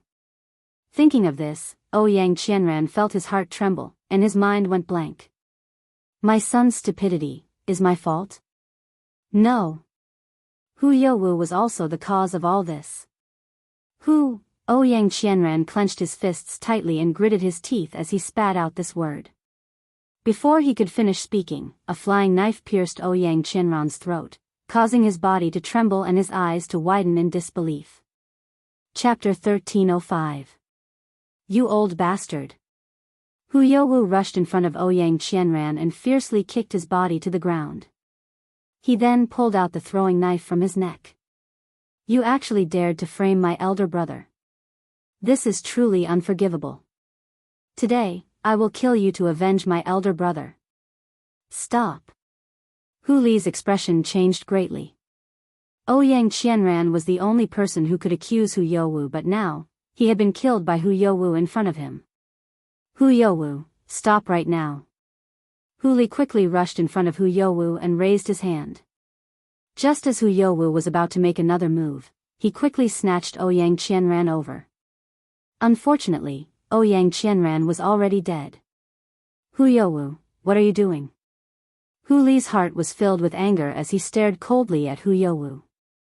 Hu Youwu chuckled, of course I'm avenging you. This bastard actually dared to frame you. Doesn't that mean he doesn't respect the Hu family? How can I allow these beasts to behave like this? Hu Li smiled coldly, you want to silence us. A cold light flashed in Hu Youwu's eyes and he put on a fake smile. What are you saying? I'm your second uncle after all. I'm definitely siding with my family. Otherwise, when your father was being forced, I wouldn't have lent him a loan. Where else can you find a good person like me? Hu Li clenched his fists tightly and cracked them. His expression was incomparably gloomy and the murderous intent on his body grew stronger. Yun Luofeng did not make a move. After all, he had done enough for Hu Li. Next, he would have to rely on himself. Hu Youwu, I'll get the evidence.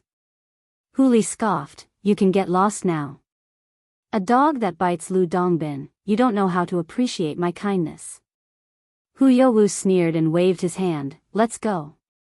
When he finished speaking, he led a group of people from the Hu clan away in a grandiose manner, leaving behind Hu Li, who was trembling in anger.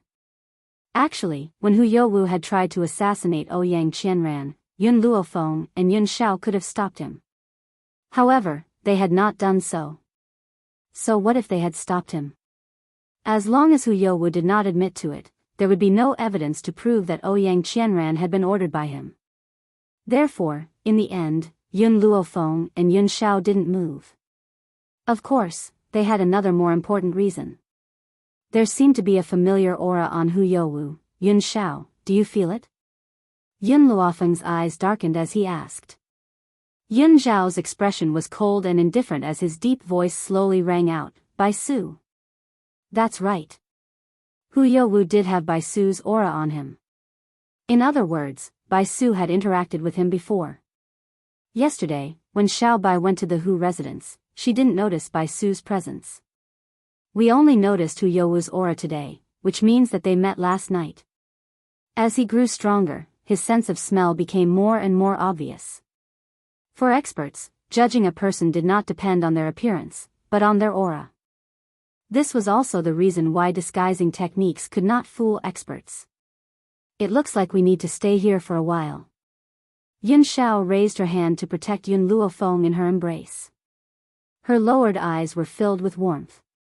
Yun Luofeng raised his eyebrows and smiled, you're planning to wait for Bai Su to appear? That's right, he's too dangerous. If I don't get rid of him, I won't be at ease with your safety. Chapter 1306. Hu Mansion. Hu Youwu's figure cut a sorry figure as he hurriedly rushed in. He ran into the main hall and took the teacup from a servant girl. He took a big gulp of tea and threw the teacup onto the ground. This woman has caused my plan to fail. I won't let her get away with it. A cold light flashed across his eyes as he spoke sinisterly. At that moment, a demonic voice suddenly rang out from the beam of the room, causing his expression to change drastically. I told you last night that you would fail. The man's voice was filled with insufferably arrogant, demonic and awe-inspiring. His handsome face curled into a small smile. Then, he leapt forward and stood in front of Hu Youwu. If you listen to my orders, I can help you. Hu Youwu's eyes darkened. He looked at the man standing in front of him and gritted his teeth. How do you want to help me, and why do you want to help me? He never believed that such a powerful man would help him for no reason. Not only was the man before him powerful, even his features were so perfect that they could turn all living things upside down. How could such a handsome and demonic man not move the hearts of all the women in the world? However, this man's aura was too frightening, so much so that no one could get close to him. The reason why I'm helping you is very simple. The man narrowed his eyes and a demonic smile appeared on the corners of his lips. I want Yun Luofeng. All these years, the Ghost Emperor had never given up on hunting him down. Since that was the case, he must snatch Yun Luofeng away and let him experience the pain of wishing he were dead. Also, a cold light flashed across the man's eyes. I heard that the Hu family has a magic weapon that can conceal one's aura. After I've helped you, I hope that you can give me that magic weapon. Hu Youwu was stunned. This magic weapon is not a problem, but, if you want Yun Luofeng, why don't you show yourself? The man's eyes swept towards Hu Youwu. This glance caused him to stop breathing. He felt as if his heart was being squeezed by a hand and it was so painful that it was difficult for him to breathe. You only need to complete the task that I've given you. Otherwise, you can lose your life here right now. Hu Youwu gritted his teeth. I will mobilize all the forces of the Hu family to deal with those people. After saying that, Hu Youwu hurriedly walked out of the hall. He did not even have the courage to look back at the devilish man. Master. It was unknown when the gorgeous woman had appeared beside Bai Su. She lowered her eyes slightly and said, "The Hu family's strength is not Yun Zhao's match." "I know." Bai Su smiled devilishly. "I don't intend to rely on these people to deal with Yun Zhao. I'm only trying to give them some trouble. Not to mention I came to the Hu clan for the sake of that magic treasure. As for the life and death of the Hu clan members, what does that have to do with me?" More importantly, when he stepped into the Hu family, he had already sensed Yun Zhao's existence. If he left Luohua City now, he would definitely be noticed by Yun Zhao. That was why he had asked Hu Youwu to bring people to cause trouble for them. Perhaps, it would also give him a chance to leave. "Have you found the item?" Bai Su's eyes darkened as he asked.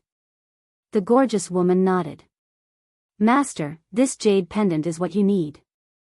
Bai Su raised his brows slightly. He turned to look at the jade pendant in the gorgeous woman's hand and slowly took it.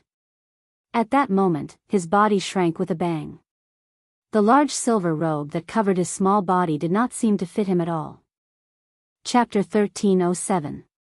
At this moment, Bai Su had turned back into a 5 or 6-year-old boy. He looked like he was carved from jade and was very cute. His big bright eyes contained an evil smile and the slight curve of his lips revealed an awe-inspiring murderous intent. "Back then, I was injured by Yun Zhao, causing my power to disappear. In order to recover, I could only become a child. Even now, I can only recover to my peak state for an hour at most. After an hour, he would become a boy again. My lord, your injury will recover very soon." The beautiful woman walked to Bai Su's side, her eyes filled with admiration. This was the man she had been waiting for her entire life. For him, she was willing to let go of everything. "Let's go." After getting what he wanted, Bai Su slowly walked out of the hall and disappeared without looking back. In Luohua City, the original silence was broken by the clamor of the Hu family. Hu Youwu led all the experts of the Hu family and aggressively killed their way into the slums, so much so that it attracted the attention of many onlookers. After a while, he had already walked to Hu Wenwu's door and kicked it open with a bang. "Hu Wenwu, get out here right now." Hu Youwu's eyes were fierce as he shouted angrily. Beside him, there was a group of old men. Obviously, these old men were the elders of the Hu family. When he saw Hu Wenwu walk out of the door with the help of a walking stick, Hu Youwu sneered, "Hu Wenwu, when you betrayed the Hu family, you were not qualified to continue practicing medicine. However, you have forgotten the family rules. Now, I have brought the elders of the family to seek justice." When Hu Li heard this, his fox-like eyes surged with anger. "Hu Youwu, when did my father betray the family? He was obviously driven out by the narrow-minded you. Moreover, the Hu family did not say that my father is not allowed to continue saving people. I am the master of the Hu family. If I say that there is such a rule, then there is. Once your father leaves the family, he is not allowed to continue practicing medicine. Now that he has violated the rules, I naturally have the right to execute him." Hu Li clenched his fists tightly as the veins on his forehead bulged. A murderous intent flashed in his eyes, causing his entire body to show its imposing manner. "Hu Youwu, what right do you have to execute my father?" Hu Lin also stood up and asked angrily. Hu Youwu said coldly, "Not only your father, but also you 2 brothers. All of you deserve to die. Men, arrest these people for me. My brother is a member of the Western Continent Academy's Heaven ranking." Hu Lin's face changed greatly as he anxiously shouted. The strength of the Hu clan elder was also not bad. No matter how talented his younger brother was, how could he fight with so many old fellows? Therefore, Hu Lin hurriedly mentioned the Western Continent Academy. "Heaven list?" The Hu clan elder laughed mockingly, his face full of disdain. If he could get onto the heaven roll, wouldn't it be too easy? Moreover, if he really had this kind of ability, his father would have announced it a long time ago.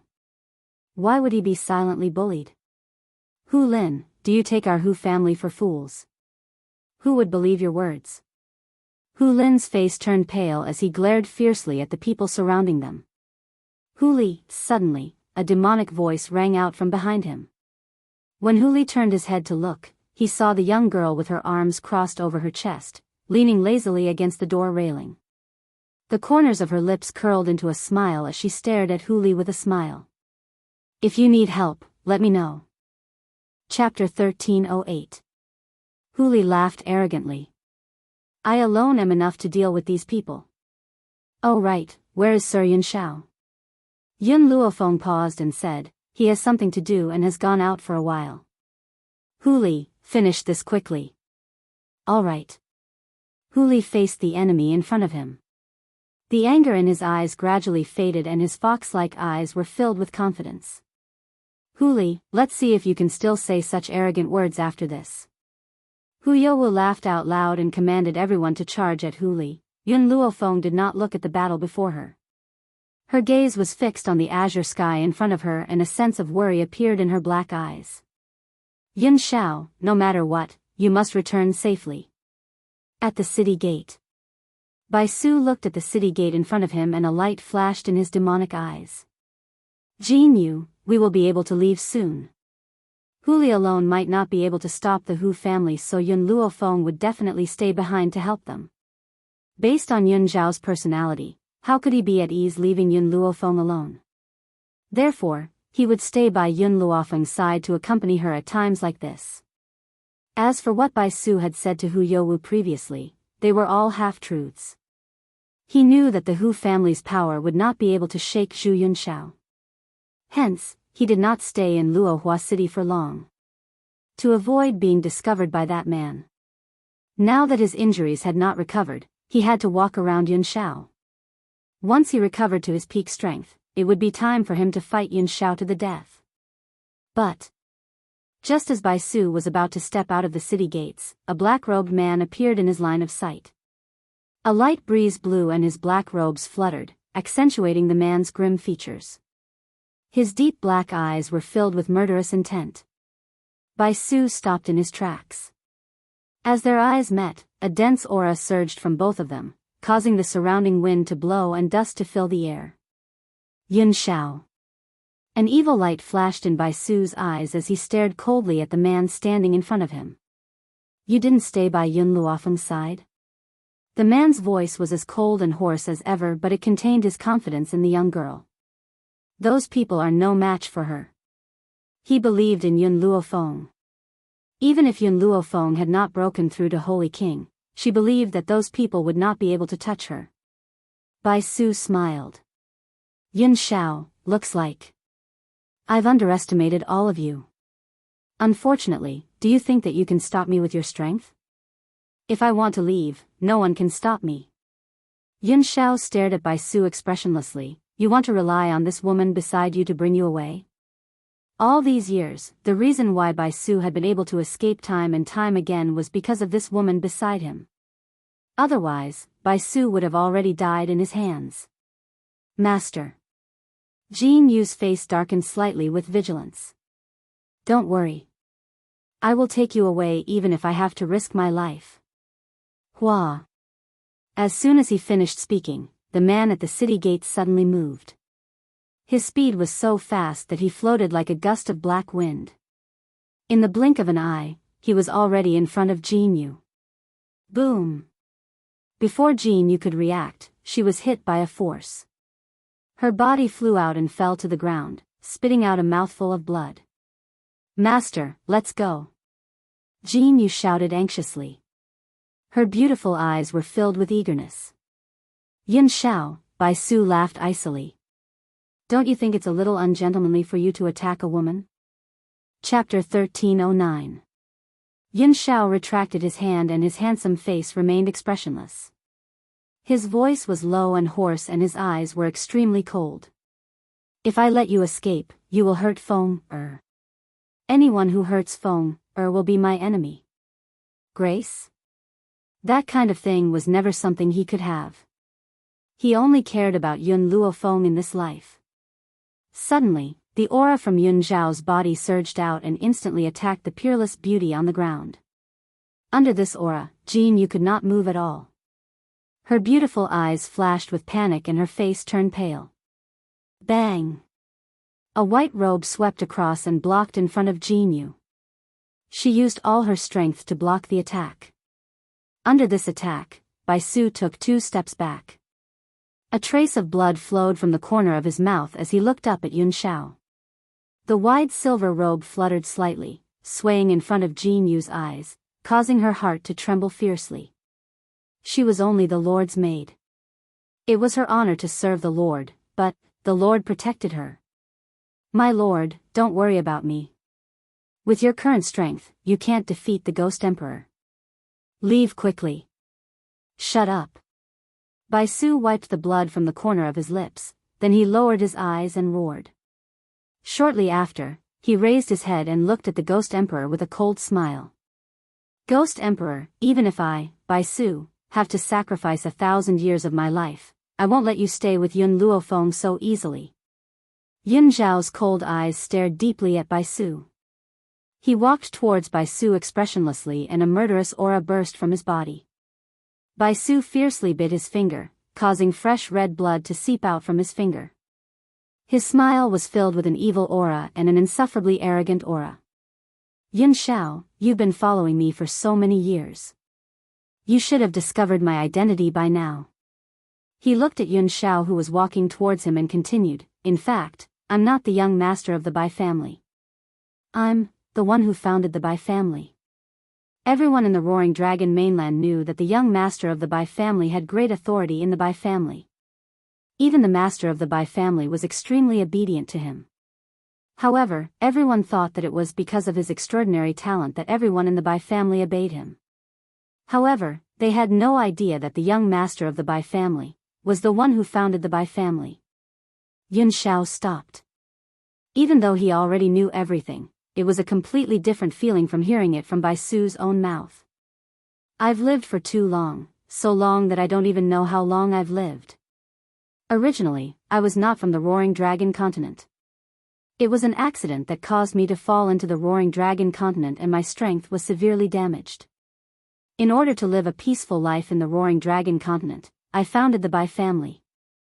This was also the reason why the young master of the Bai clan acted mysteriously, and why every young master was named Bai Su. This time, in order to deal with you, I'm willing to pay the price of 1,000 years of my life. I'll let you leave Yun Luofeng forever. Bai Su's lifespan was very long, so long that he didn't know how many more years he had left. However, this did not mean that he would never die. If he lost 1,000 years of his lifespan, he wouldn't be able to bear it either. Therefore, hearing this, Jin Yu's heart suddenly trembled and she said anxiously, My lord, you must not use this method, otherwise. Bai Su didn't seem to hear Jin Yu's words. He muttered something and a drop of blood essence flew out from his fingertip and charged straight towards Yun Xiao. Chapter 1324. Good. Good. Good. Zhao Wendeng was so angry that he already did not know how to retort. He said the word good 3 times in a row, glaring at Qin Tao Tian with eyes that were almost spitting fire. You actually also understand the principle of saying important words 3 times. Looks like it's indeed because of my teaching, ha ha ha. Qin Tao Tian threw his head back and laughed loudly, seemingly feeling very pleased with himself for ruthlessly humiliating Zhao Wendeng. Although Zhao Wendeng was unable to restrain his anger, he also knew that now was not the time for him to show off his might. He hesitated for a moment, but still did not give up, pointing at Qin Tao Tian and threatening, Don't think that just because your Qin family has that little bit of power, you can behave atrociously in Yanlin town without the slightest scruple. Just you wait, I'll make you pay the price for today's words very soon. This little brother, looks like you and your friend haven't eaten yet, right? Do you want to do me the honor of sitting down and have a simple meal with me? Qin Tao Tian did not seem to care about Zhao Wendeng's threat at all, as if he had already blocked out his voice. He turned and looked at Xiao Chen with a smile, inviting him. Seeing that he was directly ignored, Zhao Wendeng could not help but become even more furious. However, the situation at present was disadvantageous to him, so he could only endure it and wave his hand at his subordinates, saying, "Humph. Let's go." But before they had taken a few steps, Zhao Wendeng turned around again, pointing at Xiao Chen and threatening coldly, "Brat, don't think that you can sit back and relax just because the surname Qin is protecting you. If you have the guts, follow him for the rest of your lives. Otherwise, if I run into you again, humph humph. At that time, I'll let you die even more horribly than old Senior Feng."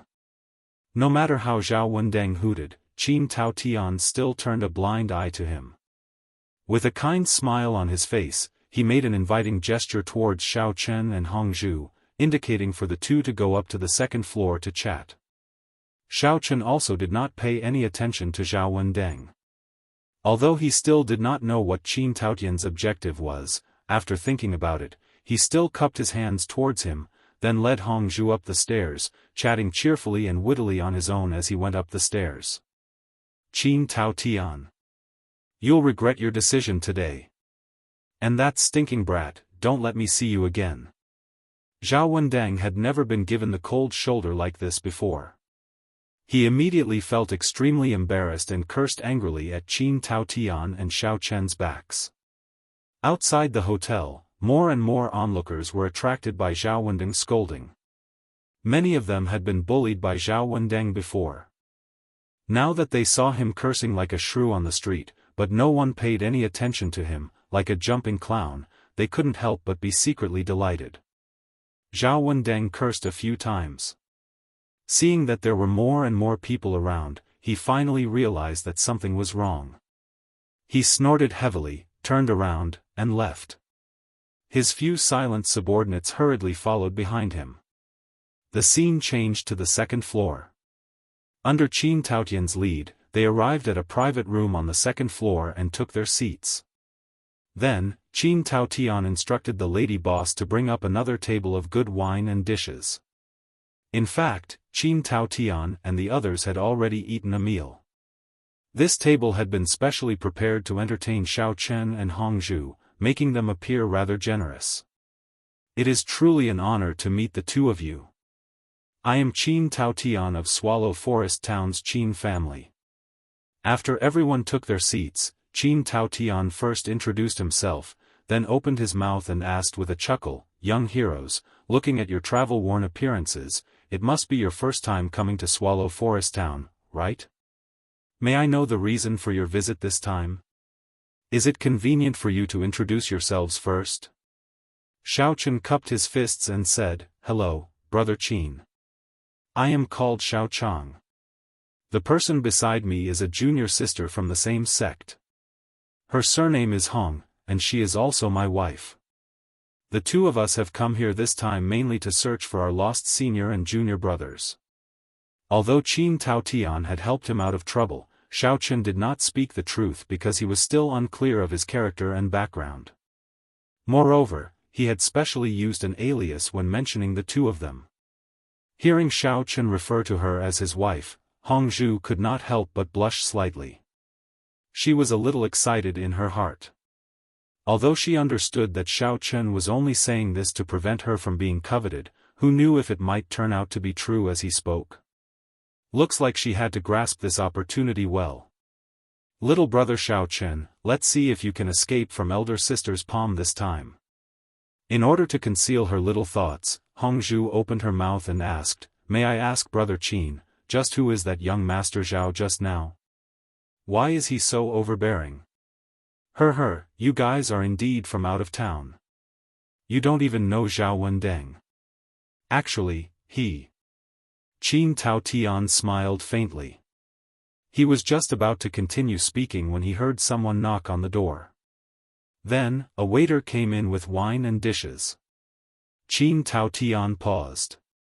After everything was arranged, the waiter withdrew, closed the door, and then continued, that Zhao Wendeng is the third-generation successor of Swallow Forest Town's largest family, the Zhao family. He was raised in the palm of his hand, and is normally insufferably arrogant. He often bullies men and tyrannizes women in the town. Many people find him an eyesore, but they can't do anything to him. Xiao Chen nodded in realization. Holding his chin thoughtfully, he probed, so that's how it is. Looks like this Zhao family has a very deep background. Also, I reckon that there should be quite a few experts in their family. Otherwise, Zhao Wendang that brat wouldn't be so reckless outside, and no one can control him. Brother Xiao is right. Qin Taotian nodded in agreement, and then added with a face full of indignation, not only does their Zhao family have experts as many as trees in a forest, I heard that an Oris core stage consecrator came a while ago.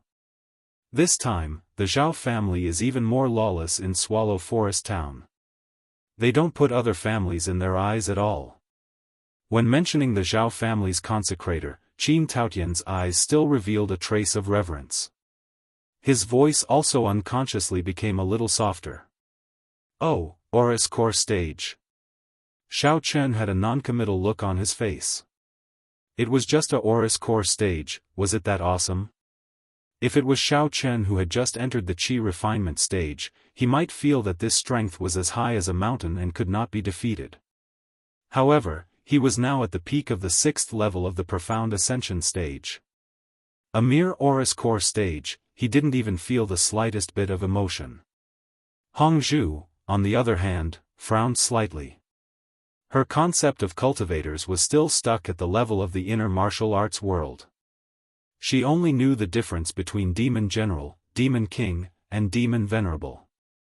As for what level of cultivation the Oris core stage was, and how strong it was, she was also confused. She couldn't figure it out at all. Seeing that Xiao Chen didn't have any emotion, Qin Taotian thought that he was afraid in his heart but wanted to hold on. So, he patted his shoulder with a face full of righteousness and said, "Brother Xiao, don't be too nervous. As long as I, Qin Taotian, am here, I think the Zhao family won't dare to easily find trouble with you." Chapter 1325. Then I'll thank Brother Qin's good intentions first. Xiao Chen smiled faintly and didn't refuse right away. Instead, he asked, "I presume your Qin family also has considerable strength in Yanlin Town, right? Otherwise, Zhao Wendang wouldn't have left the matter unsettled just because of a few words from you."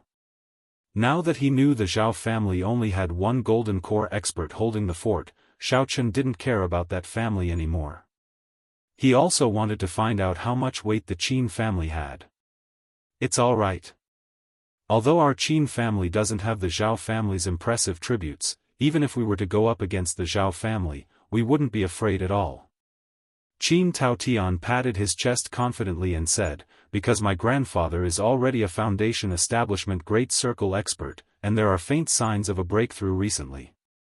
If he can successfully advance, then our Qin family will replace the Zhao family sooner or later and become the #1 family in Yanlin Town. That's really not bad." Hearing Qin Taotian's words, Xiao Chen only smiled and answered casually. He didn't make any statement. In Xiao Chen's eyes, it didn't matter to him whether the Qin family or the Zhao family could become the #1 family in Yanlin Town. Moreover, Xiao Chen could also faintly feel that Qin Taotian's purpose of treating him to a meal wasn't that simple. Therefore, he only responded casually with a few sentences and cautiously didn't make any biased judgments. However, Qin Taotian didn't pay attention to Xiao Chen's attitude. Instead, he said to him earnestly, "However, Brother Xiao, I still have to give you a piece of advice. After you find your lost seniors and juniors, it's better to leave Yanlin Town as soon as possible. After all, I can protect you for a while, but I can't protect you forever." I understand what you mean. I'll consider it." Xiao Chen smiled faintly and nodded. He didn't say anything more. After sweeping away all the dishes on the table and filling their stomachs, Xiao Chen and Hongzhu stood up and said their goodbyes, preparing to set off in search of the others. As for the kindness of this meal, Xiao Chen had no way of repaying Qin Taotian at the moment. He could only wait until he had earned enough spirit crystals in the future, then think of a way to repay Qin Taotian. A group of people clustered around each other as they walked to the restaurant's entrance. After both parties bid farewell to each other, Xiao Chen and Hong Zhu turned around and left. Qin Taotian thought for a moment before he suddenly shouted, "Brother Xiao, please wait, I still have something to say." Xiao Chen stopped and turned around, asking in astonishment, "Brother Qin, do you have anything else to tell me?" Qin Taotian walked a few steps to the front of Xiao Chen and explained, "Brother Xiao, Zhao Wendang is a person who will seek revenge for the smallest grievance, so I reckon that he will bring a mid-level foundation establishment expert to cause trouble for you. If you don't mind, why don't you come to stay with us for a few days? I can borrow the Qin family's connections to help you search for your lost senior and junior brothers. What do you think?" The scene of Xiao Chen killing the opponent's first-level foundation establishment expert with a single palm strike just so happened to be witnessed by Qin Taotian. He felt that Xiao Chen should be quite powerful, and it was precisely because of this that Qin Taotian had specially stepped forward to help Xiao Chen out of his predicament. While they were eating, Qin Taotian had tried to probe Xiao Chen with a few words. Unfortunately, he was unable to find out Xiao Chen's true cultivation level. However, based on the power of Xiao Chen's palm strike, Qin Taotian estimated that he should at least be at the third or fourth level of the foundation establishment stage. Thus, when they were descending the stairs, a plan suddenly appeared in Qin Taotian's mind.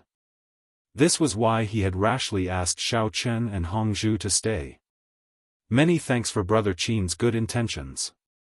Since the Zhao family is so eager to court death, then let them be. I have my own ways to deal with them. If there's nothing else, I'll take my leave. Xiao Chen did not accept Qin Taotian's invitation. Instead, he directly shook his head and rejected it. Then, he turned around and left the restaurant with Hong Zhu. At present, Xiao Chen was in a hurry to find the whereabouts of Cheng Menjing and the other women. How could he have the time to get entangled with the Zhao family and the Qin family? As for the so-called Zhao family experts, he did not place them in his eyes at all.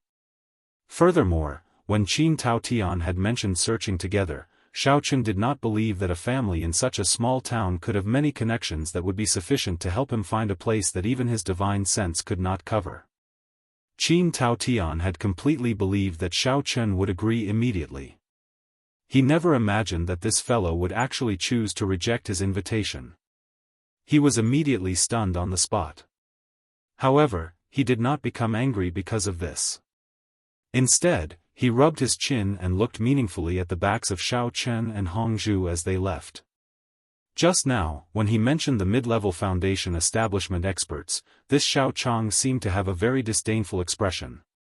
He seemed to be quite powerful. Could it be that his cultivation was higher than the foundation establishment stage? Young master, this Xiao fellow is actually so untactful. We invited him to a meal out of goodwill and even invited him back as a guest, but he still acted so arrogantly. Shouldn't we find a chance to teach him a lesson? That would also make him more cautious. When the middle-aged man behind Qin Taotian saw that he did not speak for a long time, he thought that Qin Taotian had been angered silly and suggested, "Are you crazy? This Xiao Chang's strength might even be above yours and mine. Besides, I still need to use him to attack the Zhao family. How can we become enemies with him over such a small matter? Is there something wrong with your brain?" Qin Taotian regained his senses and glared at him as he scolded. "Hee, I was just speaking thoughtlessly.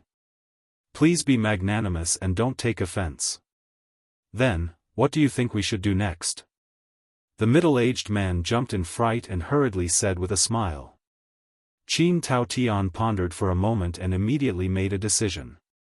With a wave of his hand, he said, "Let's follow them and take a look. When the time comes, we'll act according to the situation." After making his decision, Qin Taotian ordered his subordinates to pay for the meal. Then, he led a group of people and followed behind Xiao Chen and Hong Zhu from afar. From Qin Taotian's point of view, Xiao Chen's strength should not be weak. If he could fight with the Zhao family and kill a few of them, he would exhaust some of the other party's middle-level strength. Then, the pressure on the Qin family would be greatly reduced. After all, the Qin family was only slightly weaker than the Zhao family. However, it was precisely this slight difference that caused the Qin family to be restrained in many areas by the Zhao family. They were unable to continue expanding and could only stay in the Zhao family's shadow to survive. If Xiao Qin could make a move and weaken the Zhao family's strength, wouldn't that mean that there was hope for their Qin family? Xiao Qin brought Hongzhu to stroll around Yanlin town for a while. As they walked, he used his divine sense to search carefully. However, he still could not find any traces of Cheng Menjing and the other women. Hongzhu even specially found a few stalls and asked if they had seen any strangers entering or leaving. The answers were all negative. It seemed that they had not appeared here at all. Helpless, Xiao Chen and Hongzhu could only decide to leave Yanlin town and search other places. Chapter 1326.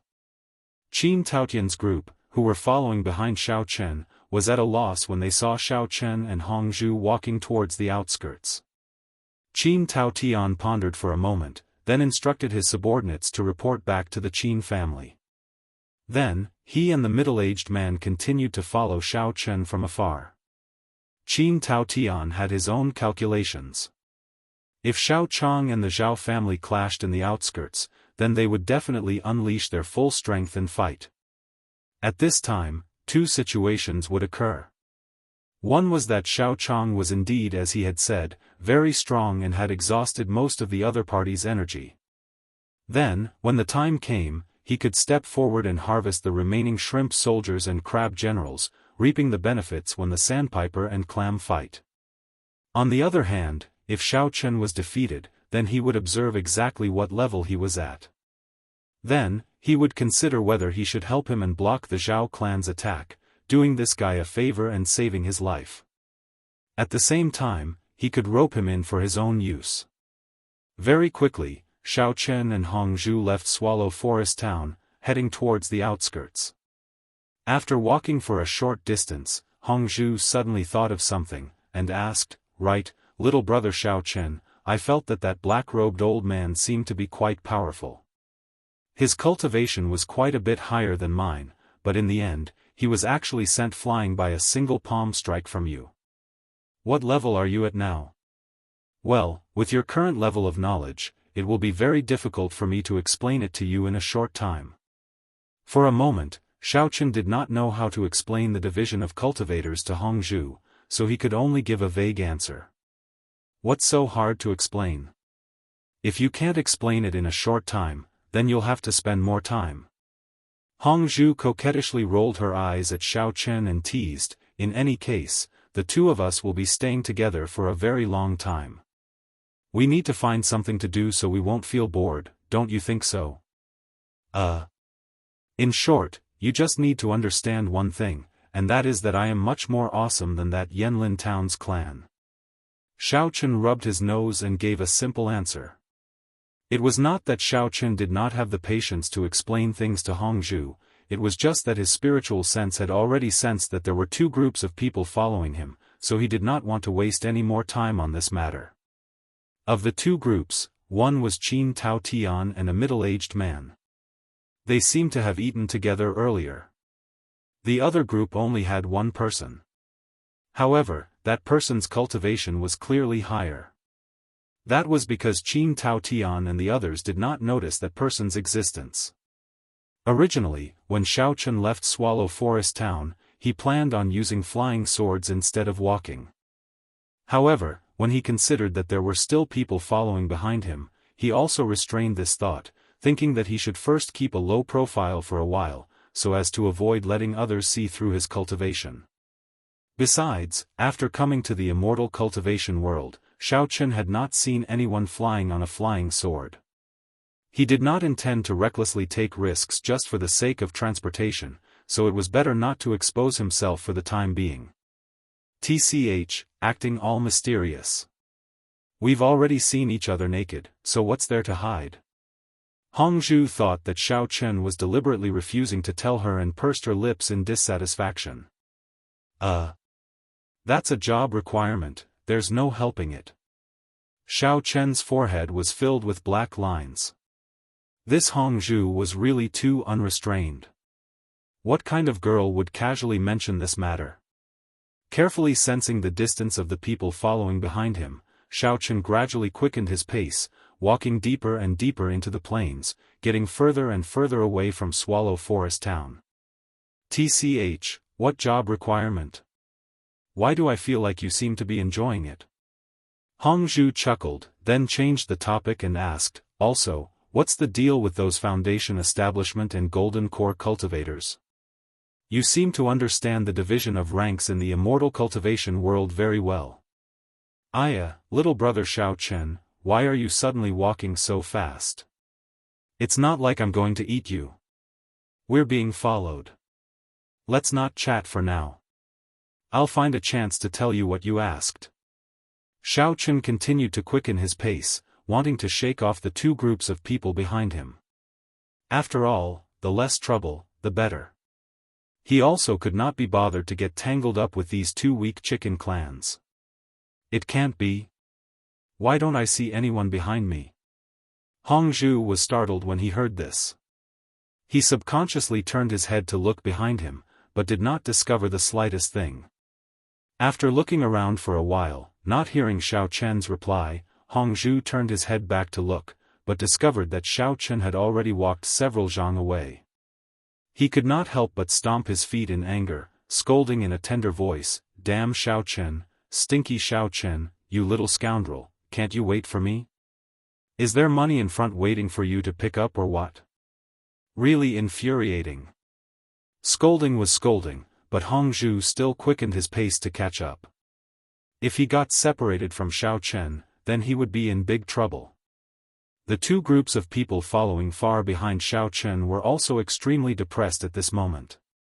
Originally, when they had just left Swallow Forest Town, they could still keep up with Xiaochen's speed, but as they got further and further away from Swallow Forest Town, they did not know what was going on, but the distance between them grew larger and larger. If it were not for the fact that the little girl was walking rather slowly, they would have basically lost track of him by now.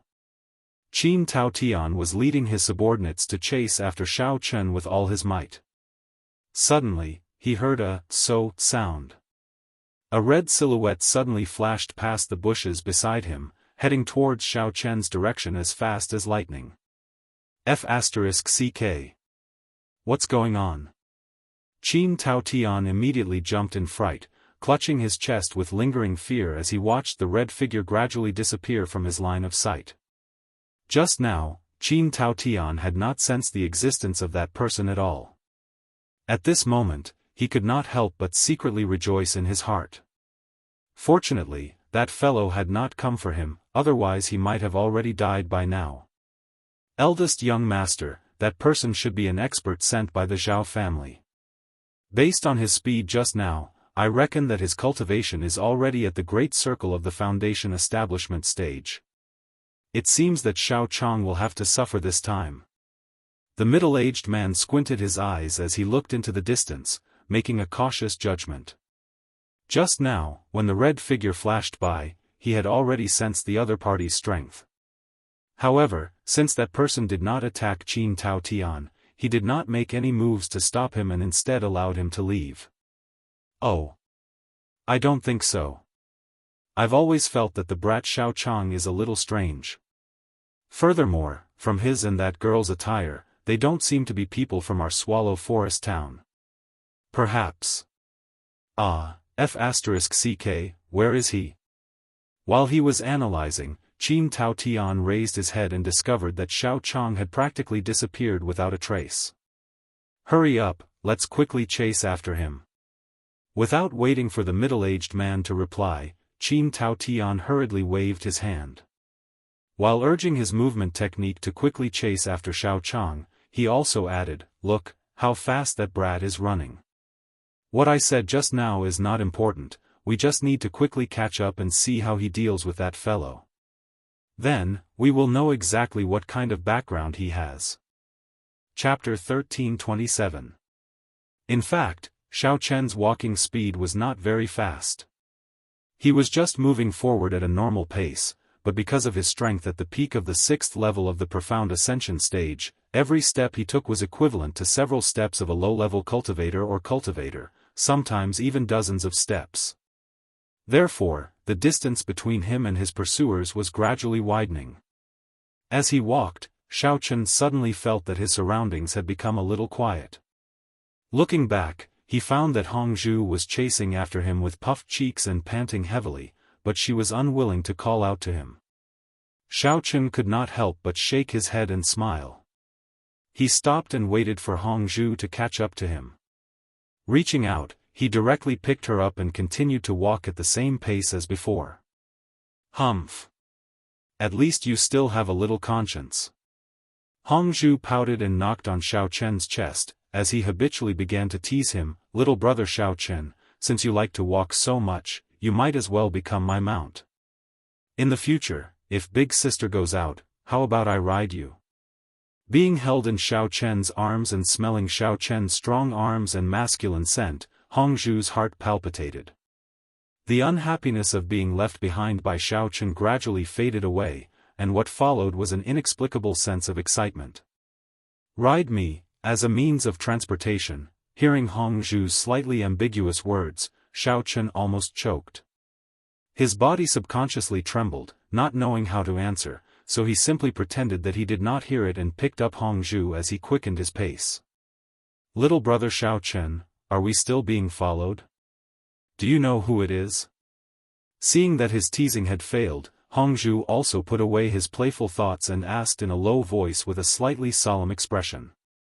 Looking behind them through the crook of Xiao Chen's arm, Hongzhu found that there was indeed a red object faintly discernible in the grass behind them, but because it was too far away, he could not clearly see what it was. Yes, there are a total of 2 groups of people following us. One of them should be Qin Tao Tian and his subordinates, but I've already shaken them off. The other group only has 1 person. It's a man in red. I reckon he's sent by the Zhao clan to seek revenge, Xiao Chen analyzed logically. Actually, this analysis was also very simple. Because after coming to the cultivation world, he only had conflicts with Zhao Wendeng. Plus, the ones with some strength in Swallow Forest Town were the Zhao family and Qin family, so as long as there weren't any special circumstances, there was only this possibility. Little brother Xiao Chen, actually, I've always had a question. Hongzhu paused for a moment, then asked with a strange look on his face, why do I feel like I can't see through you anymore? Ever since we left Swallow Forest Town, I've always been following behind you. I remember very clearly that you didn't even turn around to give us a glance. How did you know that the ones following us were Qin Tao Tian and a red-clothed man? Could it be that you have some kind of superpower? I didn't know at first either. It's just that when I turned around to carry you just now, I accidentally saw them. Xiao Chen's expression did not change as he casually made up a story. Really? But I also turned around to look just now, why didn't I see anything?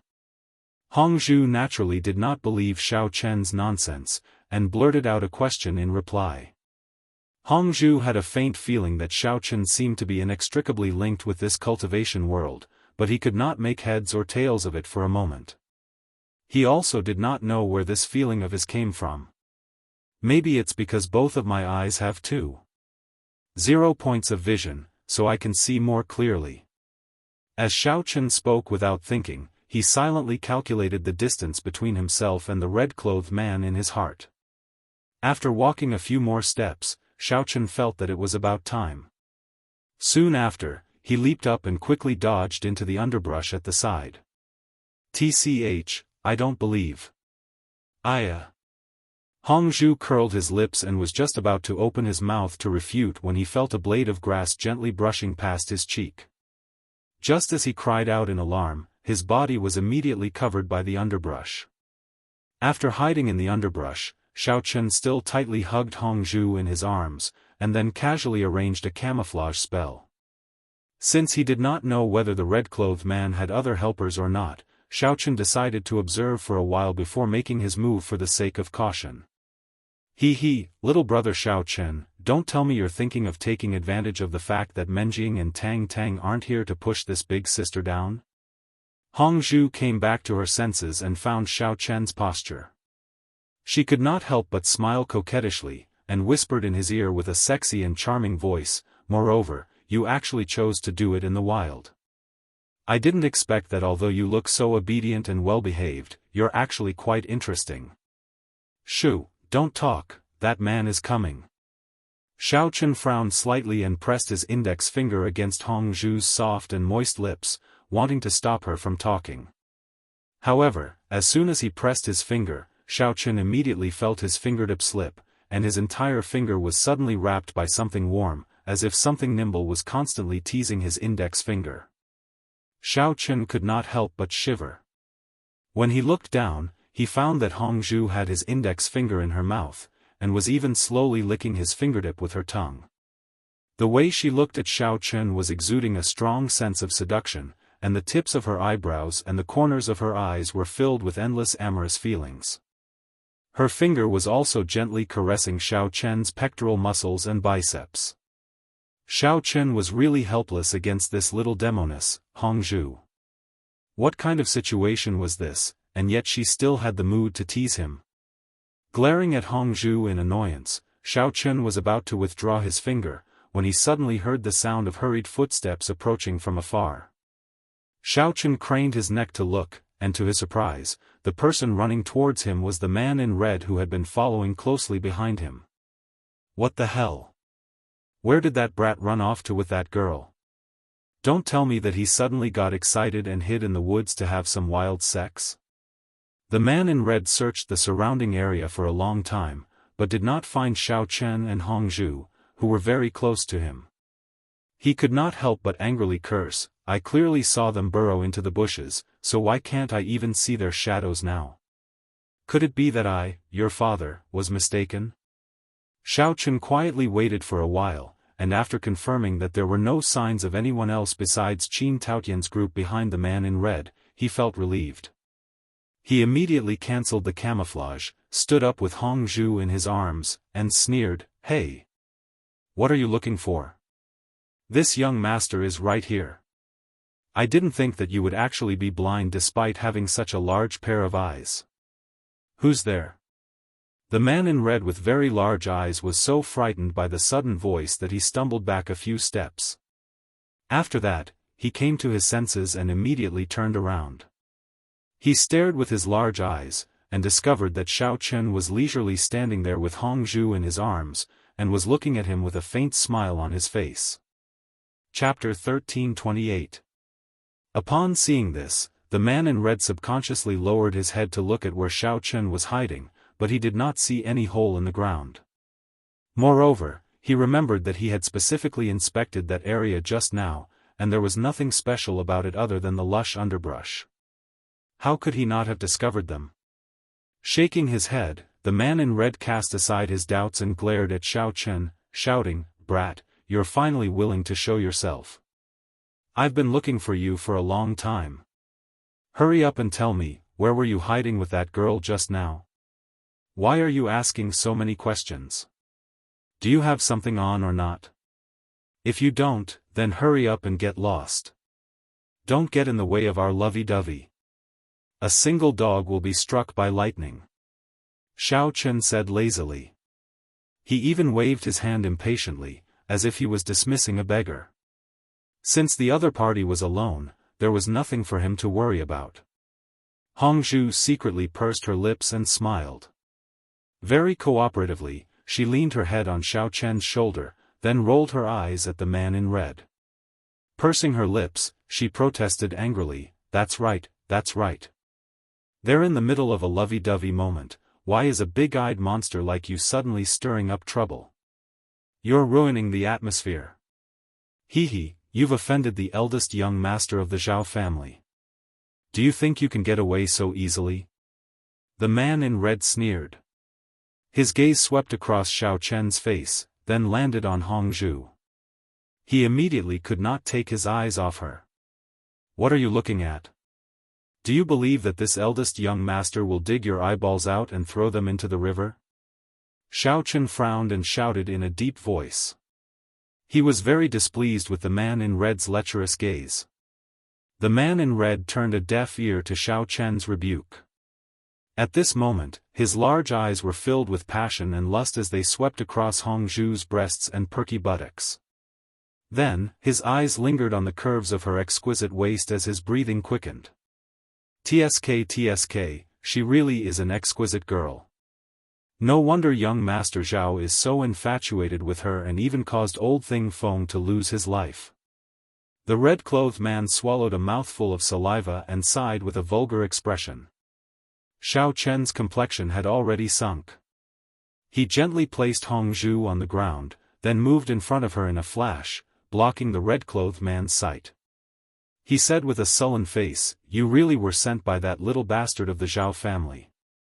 If I had known earlier, I would have killed him back then. I wouldn't have caused so much trouble now." Seeing Hongzhu being admired by someone else, Xiao Chen felt an extremely uncomfortable feeling in his heart. However, he defined this feeling as the anger of seeing his friend being bullied, and did not have any other thoughts. Ha ha ha. Stinking brat, it's too late for you to regret it now.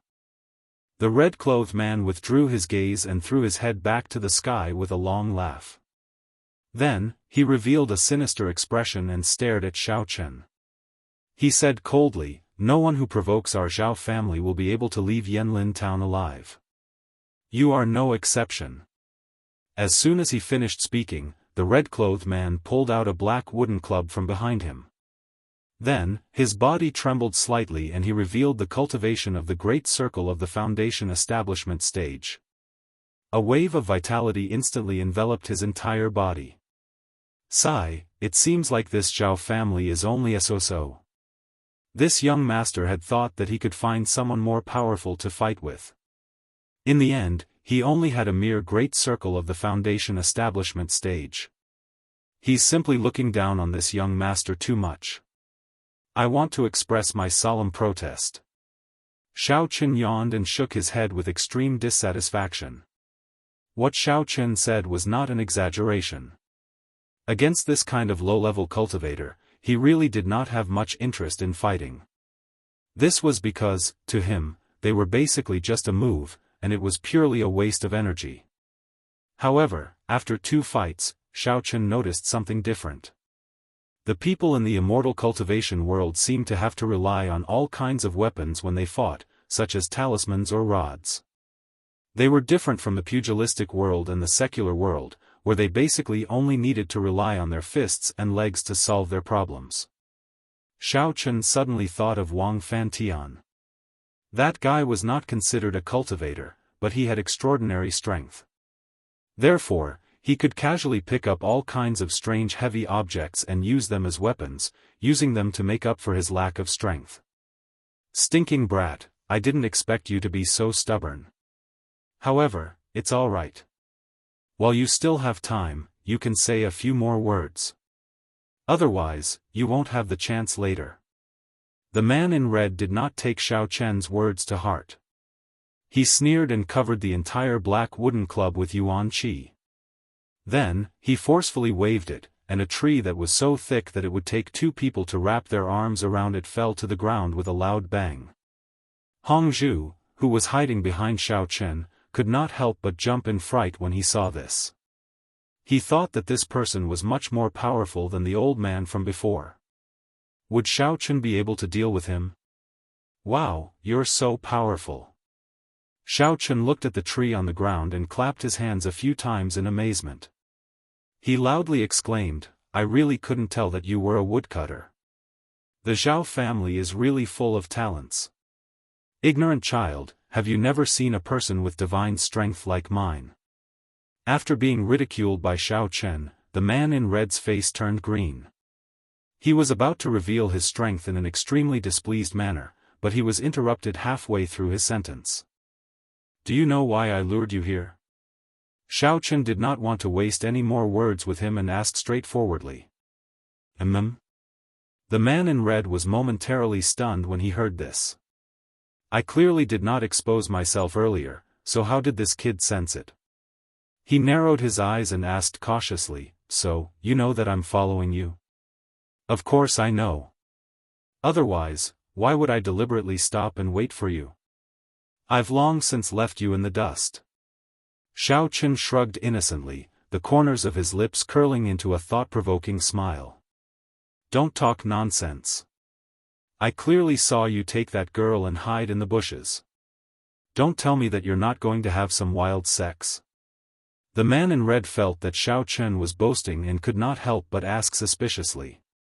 Oh, that's not it. I was going to hit you. As soon as Xiao Chen's voice fell, he did not wait for the man in red to react. He immediately rushed forward and threw a punch at the man's chest. Shameless bastard. You actually sneak attacked. The man in red turned pale with fright. However, he was still somewhat quick-witted. Before Xiao Chen's fist arrived, he quickly took a step back and used the black wooden stick in front of his chest to block the attack. Xiao Chen had already guessed that the man in red would do this. However, he directly ignored the wooden stick and smashed his fist down. Gotcha! With a muffled sound, the black wooden stick was instantly smashed into pieces. Xiao Chen's fist did not slow down and landed heavily on the man in red's chest. Chapter 1329. Ah! The man in red let out a blood-curdling scream. His ribs had been dented by Xiao Chen's fist, directly piercing through his heart. His entire body flew backwards, crushing a few large trees before landing on the ground. He spat out a mouthful of fresh blood, his eyes were wide open, and he stopped breathing. He looked as though he had died with a grievance. At the same time, Qin Taotian finally arrived nearby with his subordinates, panting heavily. He just happened to see Xiao Chen send the man in red flying with a single punch, and the man fell dead on the spot. He immediately stopped in his tracks, turned around, and hid behind a large tree not far away, completely not daring to show himself. At this moment, Qin Taotian's expression was completely dumbfounded. In his heart, he was roaring crazily, how is this possible? That was an expert at the peak of the foundation establishment stage. He was actually killed by a single punch from that fellow. How is this possible? Could it be that I saw wrongly? Taking a deep breath, Qin Taotian sneakily peeked his head out from behind the tree and glanced at the man in red lying on the ground. He discovered that there was a large hole in the man's chest, and there was blood continuously flowing out of it. It looked extremely terrifying. Feeling a gust of cold wind blow past, Qin Taotian couldn't help but shiver. He thought to himself, how strong is this Xiao Chang? Even someone at the peak of the foundation establishment stage can be easily killed by him without a single scratch. One must know that even the strongest person in the family, grandfather, is only at the peak of the foundation establishment stage. Looks like Xiao Chang is even stronger than grandfather. Could it be that he is already an expert of the golden core stage? The middle-aged man beside Qin Taotian was also extremely shocked. He wiped the cold sweat off his forehead, and his face was filled with disbelief. Secretly looking at the motionless Xiao Chen in the distance, the middle-aged man thought back. When he was Xiao Chen's age, he probably hadn't even reached the foundation establishment stage, and was only at the qi refining stage. Could this rising star be a disciple of some hidden sect or high-class family in the immortal cultivation world? The two of you over there, stop hiding. You've followed me for a while, right? Why aren't you showing yourselves? Xiao Chen turned his head to look in Qin Taotian's direction as he spoke indifferently. His voice was just loud enough for Qin Taotian and Xiao Chen to hear. The reason why Xiao Chen did not deal with Qin Taotian and his subordinates was because he felt that Qin Taotian had a decent character. Although he suspected that Qin Taotian was using him, he did not have any bad intentions. At the very least, he had treated Xiao Chen and Hongzhu to a meal. Hearing Xiao Chen's voice, Qin Taotian was slightly startled. He exchanged glances with the middle-aged man and no longer dared to hide. He hurriedly walked out of the thicket and said with a smile, that. Lord Immortal, we don't know how powerful you are, so we thought of following you to take a look. If we have offended you in any way, please forgive us, huh." Although he had never seen a golden core stage expert, Qin Tao Tian had heard his grandfather mention that many top-notch experts had very strange tempers. They especially did not like to be followed. Therefore, he was very regretful at this moment. If Xiao Chang took revenge on the Qin family because of this matter, then the entire family would definitely be burned to the ground in an instant. It was all his fault for playing petty tricks. He thought that he could hide in the back and wait to reap the benefits. He did not expect that he had made a huge mistake this time. "Oh, since you have seen how powerful I am now, there shouldn't be any other problems, right? Then I'm leaving, bye-bye." Xiao Chen shook his head, feeling angry and amused at the same time. He turned around and left with Hongzhu. He did not expect the people in the immortal cultivation world to be like the Shishan giant bull. As long as they saw someone more powerful than them, they would call them immortal. Did they really treat them as gods? Qin Tao Tian was dumbfounded again. What was up with this immortal Xiao? He did not seem angry. Could it be that he would not attack his own family? That immortal Xiao, please wait. While Qin Tao Tian was still in a daze, Xiao Chen had already walked several meters away with Hongzhu. He hurriedly shouted and chased after them with large strides. Then, he bowed respectfully and said, "If exalted immortal Xiao doesn't mind, would it be possible for you to come to our Qin clan and stay for a few days?" "Oh? Why do I have to stay at your house? Give me a reason first." Xiao Chen's heart stirred. He stopped in his tracks and looked at Qin Tao Tian with a smile as he asked. Right now, he was penniless. The money of the secular world was also not usable here. Since Qin Tao Tian was in a hurry to curry favor with him, why not? Although their family was very small and weak, he was in the dark in the immortal cultivation world. In a situation where he had no clue what to do, he needed someone to answer his questions. At the same time, he could also sell Qin Tao Tian a favor. Who knows, he might even be moved to tears. Just now, I took the liberty to follow immortal Xiao. I feel very apologetic and would like to express my apologies. Qin Tao Tian hurriedly explained, also, I believe that my grandfather would be very happy to invite a top expert like you to his house as a guest. Xiao Chen glanced at the red-clothed man's corpse not far away. He rolled his eyes and asked with a smile, "But I just killed someone from the Zhao clan. They'll definitely come looking for me for revenge. Aren't you, or your clan afraid of being implicated by me?" "No. What's there to be afraid of?" Qin Tao Tian immediately patted his chest and said energetically, "Our Qin family is not to be trifled with. Also, immortal Xiao, you just killed a foundation establishment expert from the Zhao family. I think they will need a long time to recover. They definitely won't dare to cause trouble for us." Although that was what he said, Qin Tao Tian thought in his heart, so what if the Zhao family comes? As long as you are in the Qin family, they will be seeking death if they come. Really? I don't think it's that simple. Xiao Chen saw through Qin Tao Tian's thoughts at a glance. He smiled faintly and said teasingly, "You dare to make such a guarantee because I'm here. That's why they won't dare to come, right?" Hee, I really can't hide it from immortal Xiao Chen's eyes. Then, I wonder what you think? Qin Tao Tian scratched his head awkwardly and smiled sheepishly as his thoughts were exposed. Alright, since there's nothing else to do, I'll go back with you to take a look. Xiao Chen pretended to be deep in thought for a while before nodding. Other than wanting to understand the situation of the entire world of cultivation, Xiao Chen also wanted to use the Qin family to find the whereabouts of Cheng Menjing and the other women. Although the Qin family was small, there might be some information channels that he did not have. Instead of searching blindly in the world of cultivation, it was better to find a local helper first. That would save a lot of trouble.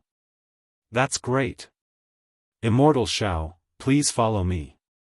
Qin Tao Tian was overjoyed and immediately made a gesture of invitation. He then gave the middle-aged man a look and asked him to lead the way. He accompanied Xiao Chen and walked forward while chatting. Chapter 1330. On one hand, Qin Tao Tian wanted to build a good relationship with Xiao Chen, but on the other hand, he hoped to obtain some information from Xiao Chen. Xiao Chen could naturally see through Qin Tao Tian's cunning mind, but Xiao Chen did not pay much attention to it. He chatted with him from time to time. Whenever it came to his origins and specific strength, Xiao Chen's answers were quite perfunctory, and he would just beat around the bush. Towards Xiao Chen's vague answers, Qin Tao Tian was also somewhat helpless. After asking a few more times, he understood that Xiao Chen was not willing to go into too much detail, so he did not dare to ask any further. After all, Xiao Chen's strength was unfathomable. If he said something wrong and angered Xiao Chen, then he would not have a good time. After walking for about an hour, the group once again returned to Yanlin town. Qin Tao Tian brought Xiao Chen and Hong Zhu to the Qin residence, turning left and right. After entering, he first ordered a servant to inform his grandfather, and then politely invited Xiao Chen and Hong Zhu into the guest hall to rest for a while. He also ordered someone to bring over some snacks and fruits for the two to enjoy. Xiao Chen did not refuse. He casually sat down at the seat of honor at the head of the guest seats. Hong Zhu sat down next to Xiao Chen and leaned against the back of the chair. Her posture was very alluring, but Qin Tao Tian did not dare to look at her for too long. This was exalted immortal Zhao's wife. If he looked at her for too long, wouldn't he be courting death? Not long after, a solemn and unsmiling old man in azure robes walked into the guest hall with steady steps. After sweeping his gaze around, he first glanced at Xiao Chen and Hong Zhu, then turned his head to look at Qin Tao Tian sternly and asked, "Tao Tian, I heard that you had a conflict with Zhao Wendeng in the restaurant today, and even brought back two supreme experts. What exactly happened?" This green-clothed old man had a bronze-colored face, and his bright and piercing eyes were like sharp swords as they swept across the audience. Although he was already over 60 years of age and had grizzled hair, once he spoke, his voice was as vigorous and powerful as a large bell, without the slightest feeling of an old man lacking in energy. The green-robed elder was the head of the Qin family, Qin Shengling. Initially, when he found out that Qin Tao Tian had intentionally offended the Zhao family's hedonistic son, Zhao Wendeng, in order to help someone out of trouble, he was a little displeased. He was prepared to teach this rascal a lesson when he returned. He didn't expect that after waiting for a long time, he just heard the servant report that young Master Qin had returned, but at the same time, he also brought back two experts. The anger in Qin Shengling's heart immediately turned into confusion. When Qin Shengling stepped into the living room and saw Xiao Chen and Hong Zhu, his heart skipped a beat. He thought to himself, "Tao Tian, this little bastard, he wasn't deceived, was he? These two people looked very young. They didn't look like top-notch experts at all. Could it be that they had colluded with Zhao Wendeng and purposely set up a scene of a dispute, using this as a pretext to infiltrate the Qin family as spies? Grandfather, don't be anxious. Listen to me slowly, it's like this." Qin Tao Tian was very clear about his grandfather's suspicious and cautious temperament. He was afraid that his grandfather would say something that would offend exalted immortal Xiao in a moment of doubt, so he hurriedly described in detail how Xiao Chen had killed a Foundation establishment expert with a single palm strike, and then instantly killed a Foundation establishment expert with a single punch.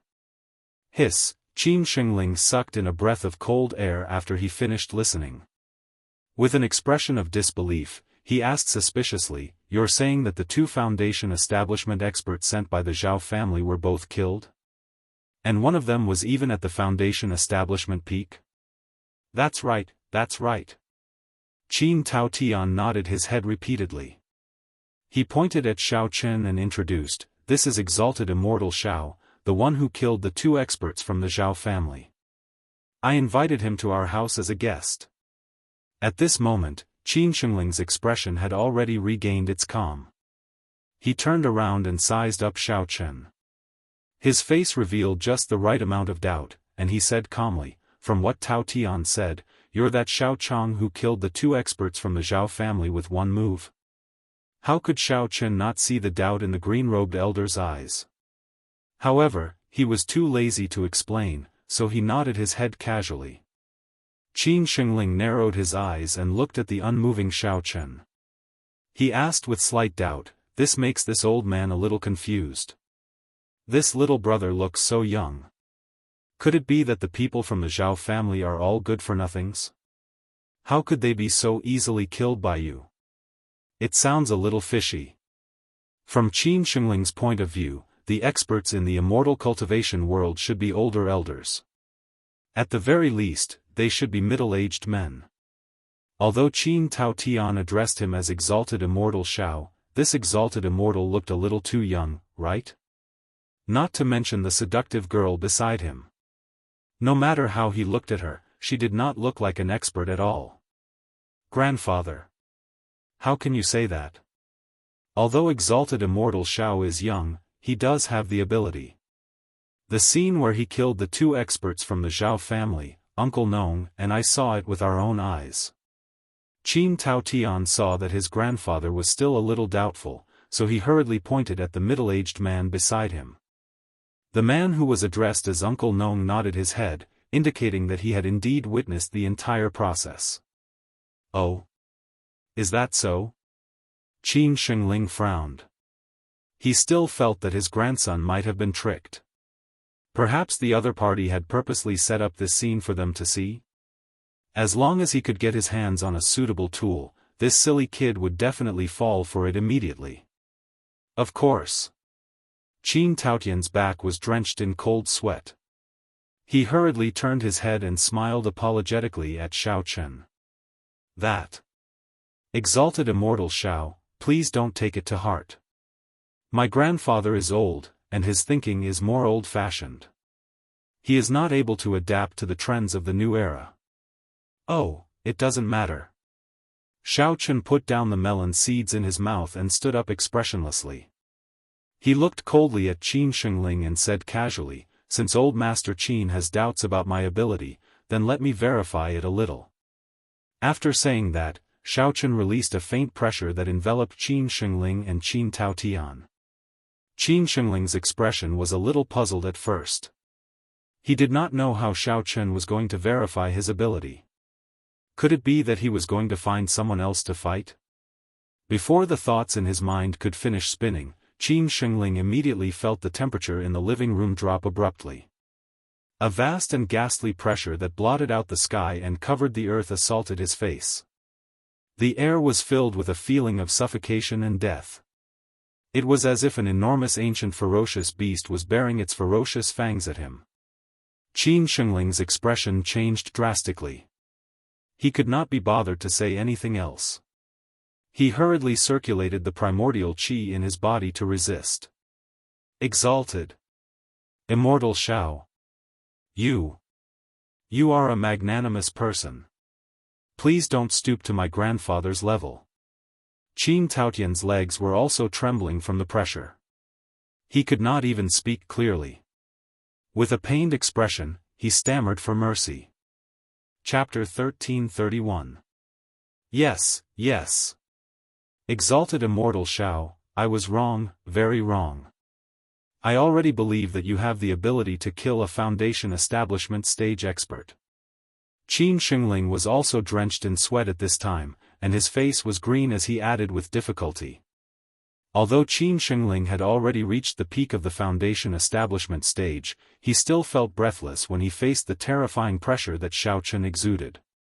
It was as if his life would be taken away at any time. "You believe me? You don't need me to continue to prove it?" Xiao Chen asked in return. Seeing the grandfather and grandson nodding desperately, a faint smile appeared on his face. He retracted the pressure and folded his arms in front of his chest. With a plop, the pressure on Qin Taotian's back was relieved. Instead, his legs turned to jelly and he directly knelt on the ground. Qin Shengling was slightly better and could still stand, but he was also panting heavily. Looking at the demonic smile on Xiao Chen's face, Qin Shengling wiped the sweat from his forehead guiltily. Judging from the pressure just now, the expert in front of him was at least at the peak of the golden core stage. How could he be so stupid? He actually offended such a great expert. Xiao Chen shook his head as he looked at the two people in a sorry state and the silent Uncle Nong beside them.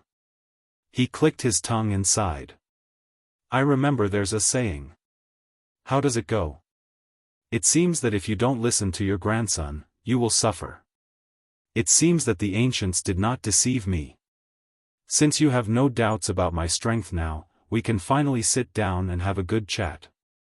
Hearing Xiao Chen's mockery, Qin Shengling could not help but look embarrassed. He hurriedly bowed and made an inviting gesture. He said humbly, Exalted immortal Xiao, I have offended you just now.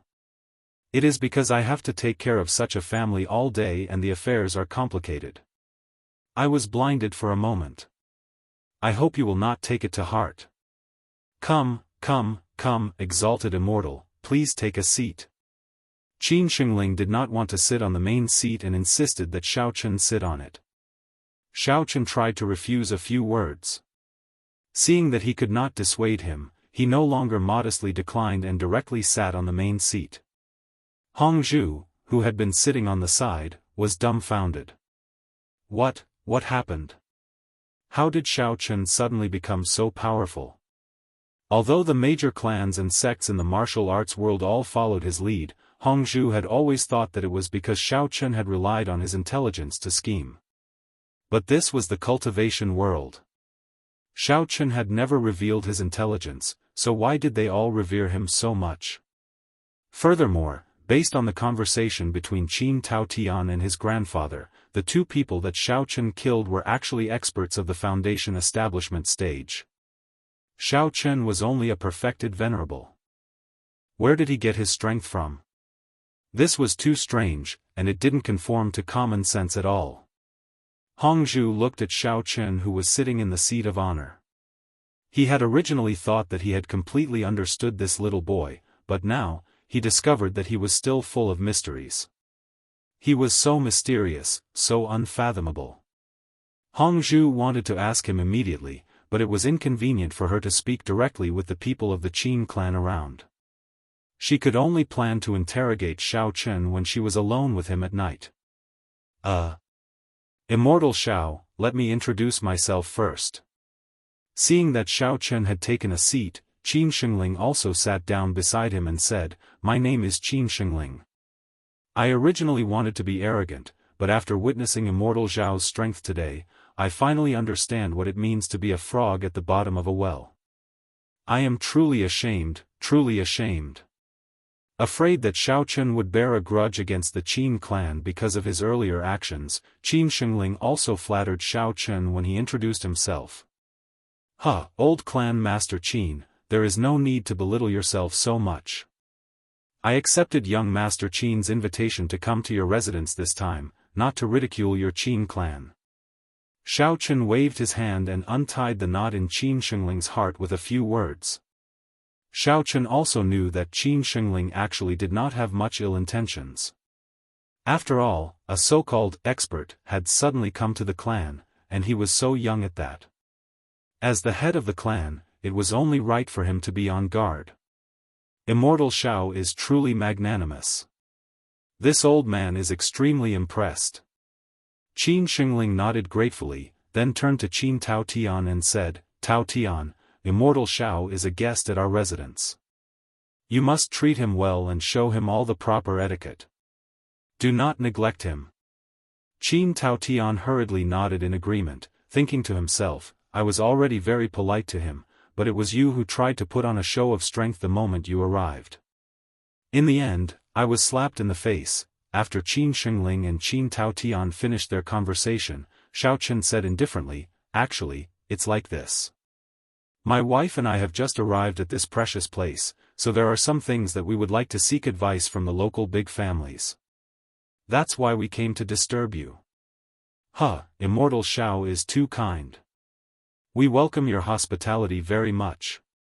Hearing Xiao Chen refer to the Qin clan as a big family, Qin Shengling's face almost turned into a chrysanthemum flower. He said enthusiastically, I dare not seek advice. Please feel free to ask. As long as this old man knows, I will tell you everything. Qin Shengling felt that not only was Xiao Chen powerful, but he was also very good with words. He was at least an expert at the Golden Core stage, and he was only at the peak foundation establishment stage. Moreover, he was so young and would definitely have great achievements in the future. Qin Shengling had to seize this opportunity to rope in this expert. That's right, that's right. Immortal Xiao, please don't stand on ceremony with us. Just ask whatever you want. Qin Taotian echoed. Xiao Chen was silent for a moment, then said, Actually, my wife and I are not from the world of immortal cultivation. We came from somewhere else. As for where we came from, there's no need for you to know, so I won't tell you. Qin Shengling and Qin Taotian were stunned at the same time. They did not expect that Xiao Chen would say this. They could not help but look at each other, a little dumbfounded. Xiao Chen took in the expressions of Qin Shengling and Qin Taotian. He continued calmly, so this time, I want to understand the situation of the world of immortal cultivation first, then make plans for the future. When Xiao Chen finished speaking, Qin Shengling and Qin Taotian were still in a state of shock. They did not expect immortal Xiao to come from somewhere else. This was simply too unbelievable. No wonder he had such powerful strength at such a young age. So he was not from this place. Could it be that everyone in the place he came from was so powerful?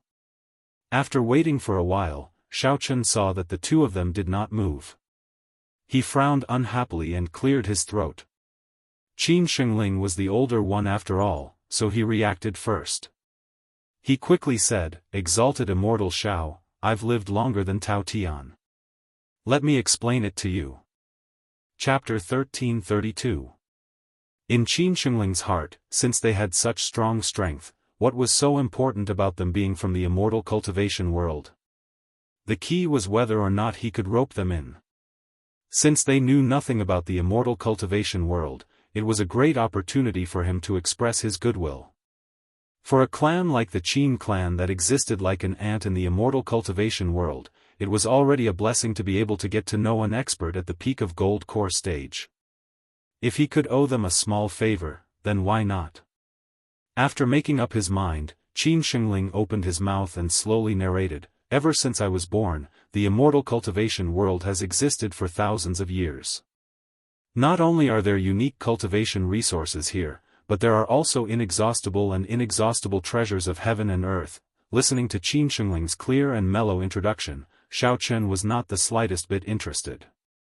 He didn't want to listen to such a long speech at all, so he yawned slightly impatiently, indicating that he could skip this part. Unfortunately, Qin Shengling only cared about reciting history with great emotion and didn't notice Xiao Chen's actions at all.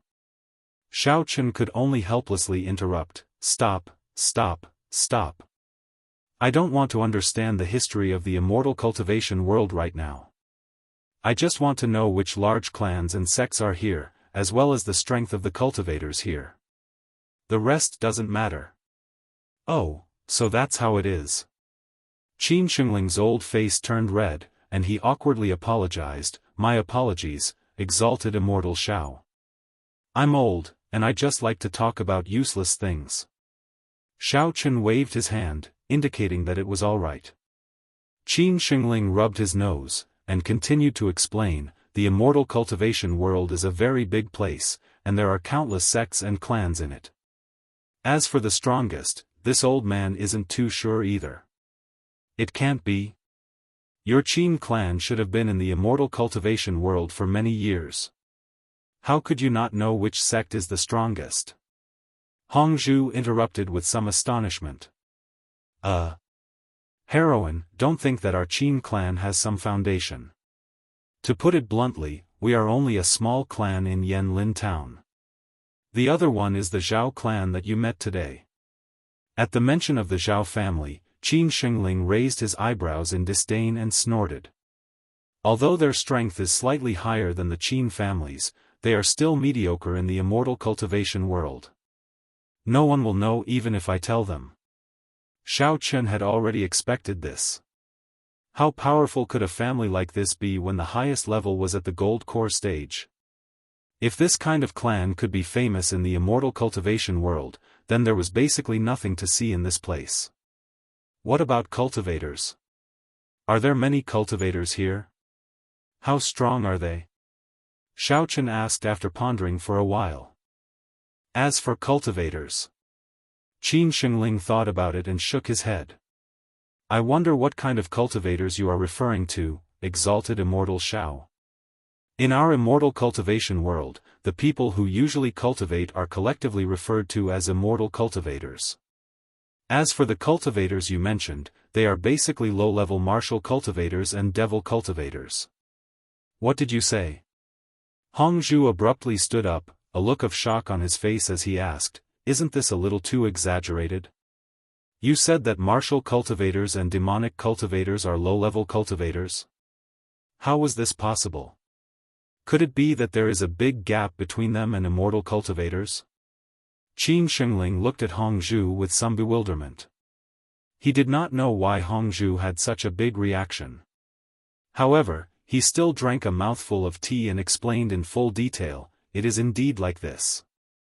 Martial cultivators and devil cultivators in the immortal cultivation world work for immortal cultivators. They are usually outer disciples of clans or sections. Usually, they will do some trivial things, or dirty and tiring work that requires physical strength. This. Hongzhu opened her mouth, feeling extremely depressed and speechless. He did not expect that the cultivators who were so awesome in the inner martial world would only be doing odd jobs for others in the immortal cultivation world. Moreover, it did not sound very honorable, as if they were looked down upon by others. Wasn't this disparity too big? Old Patriarch Qin, from your tone, this Yanlin town doesn't seem to be much in the immortal cultivation world? Xiao Chen frowned and asked with some concern, then, do you know how many similar towns there are in the immortal cultivation world besides Yanlin town? Is there an even larger city? Although he had a rough understanding of the strength of the immortal cultivators here, Xiao Chen still had another matter to worry about. Just Yanlin town alone was so big.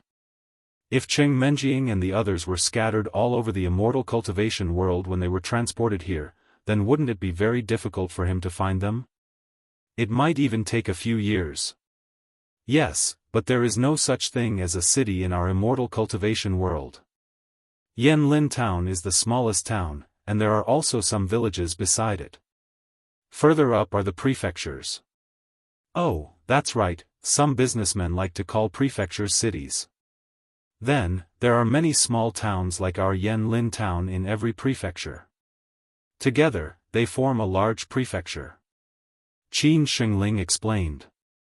Oh. Then does every prefecture have a provincial capital? In other words, those towns that are cultural and political centers? And which prefecture does your Yanlin town belong to? Xiao Chen felt that the composition of the immortal cultivation world was actually not too different from that of the secular world. They were all made up of various small towns, and they just changed the names. Yes, there is. The largest prefecture city in the prefecture is actually the most central town. Whatever the name of the prefecture is, that town is called that. Qin Shengling sighed and continued, as for our Yanlin town, it is already a small town at the edge of the entire prefecture.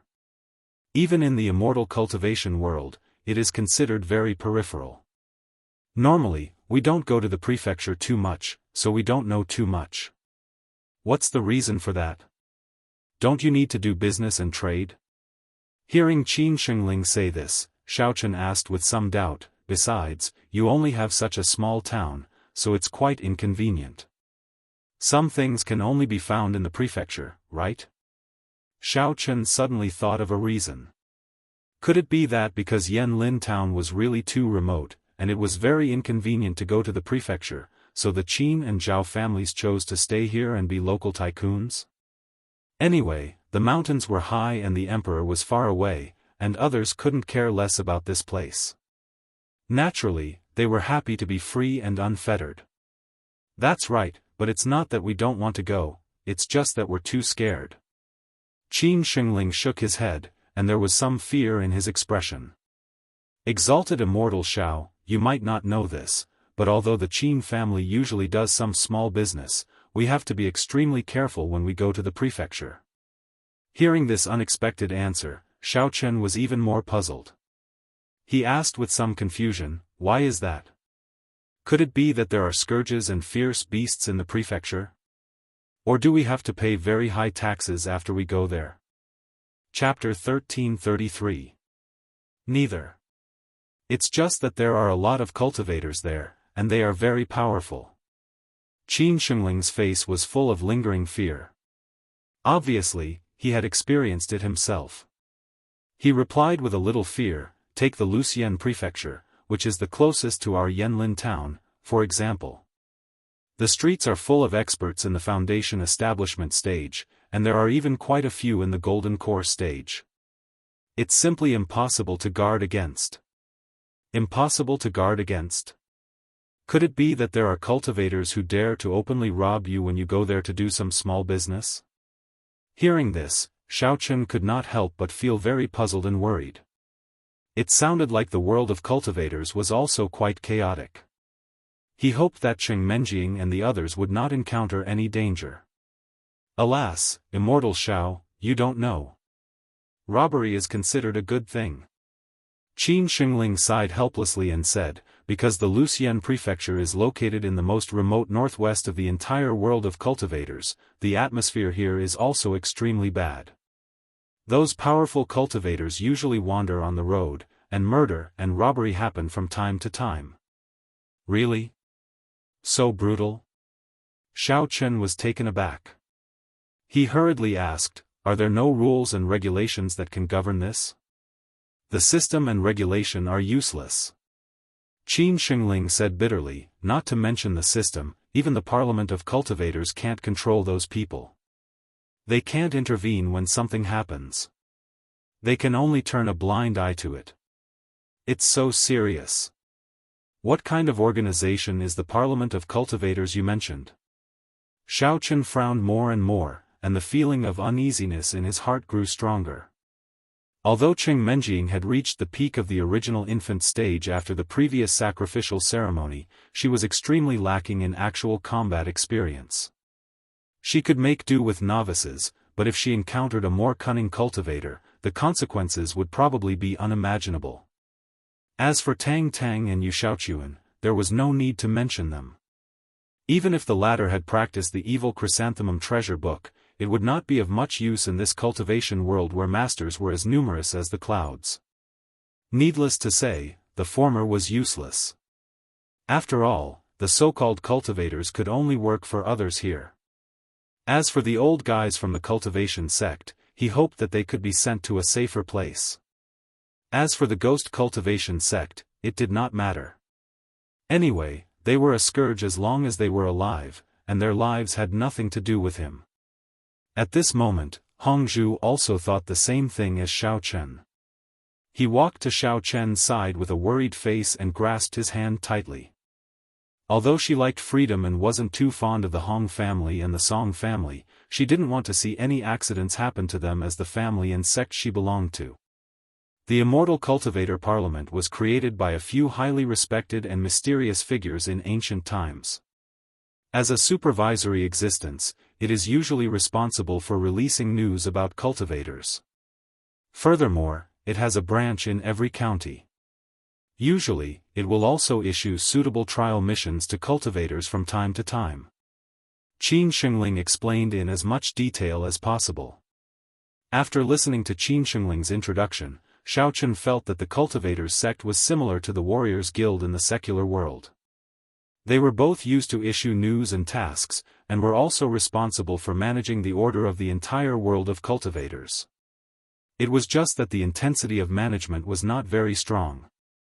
After listening to Qin Shengling's introduction, Shao Chen felt that the cultivators sect was similar to the warriors guild in the secular world. They were both used to issue news and tasks, and were also responsible for managing the order of the entire world of cultivators. It was just that the intensity of this management was not very strong. Qin Shengling shook his head and said with a bitter smile, "This old man is not very clear about this. Our Qin family is only a family in a remote town. With our connections, we have not been able to find out such high-level news. I am really sorry." Humph. What bullshit sect is this? Last month, our Qin family had a batch of goods robbed in Lucian Prefecture, and 3 experts in the building foundation stage were killed. If it was not for my father's great fortune, I am afraid that even he would have been left there. Qin Taotian suddenly cursed with a face full of anger. In the end, we reported this matter to the cultivators sect, but they did not even say a word and directly left it unsettled. Taotian. Be careful with your words and actions. Hearing Qin Taotian's words, Qin Shengling's expression immediately tensed up. He scolded Qin Taotian first, then got up and flashed to the door. He looked around outside the door and found that no one was nearby, so he quickly closed the door.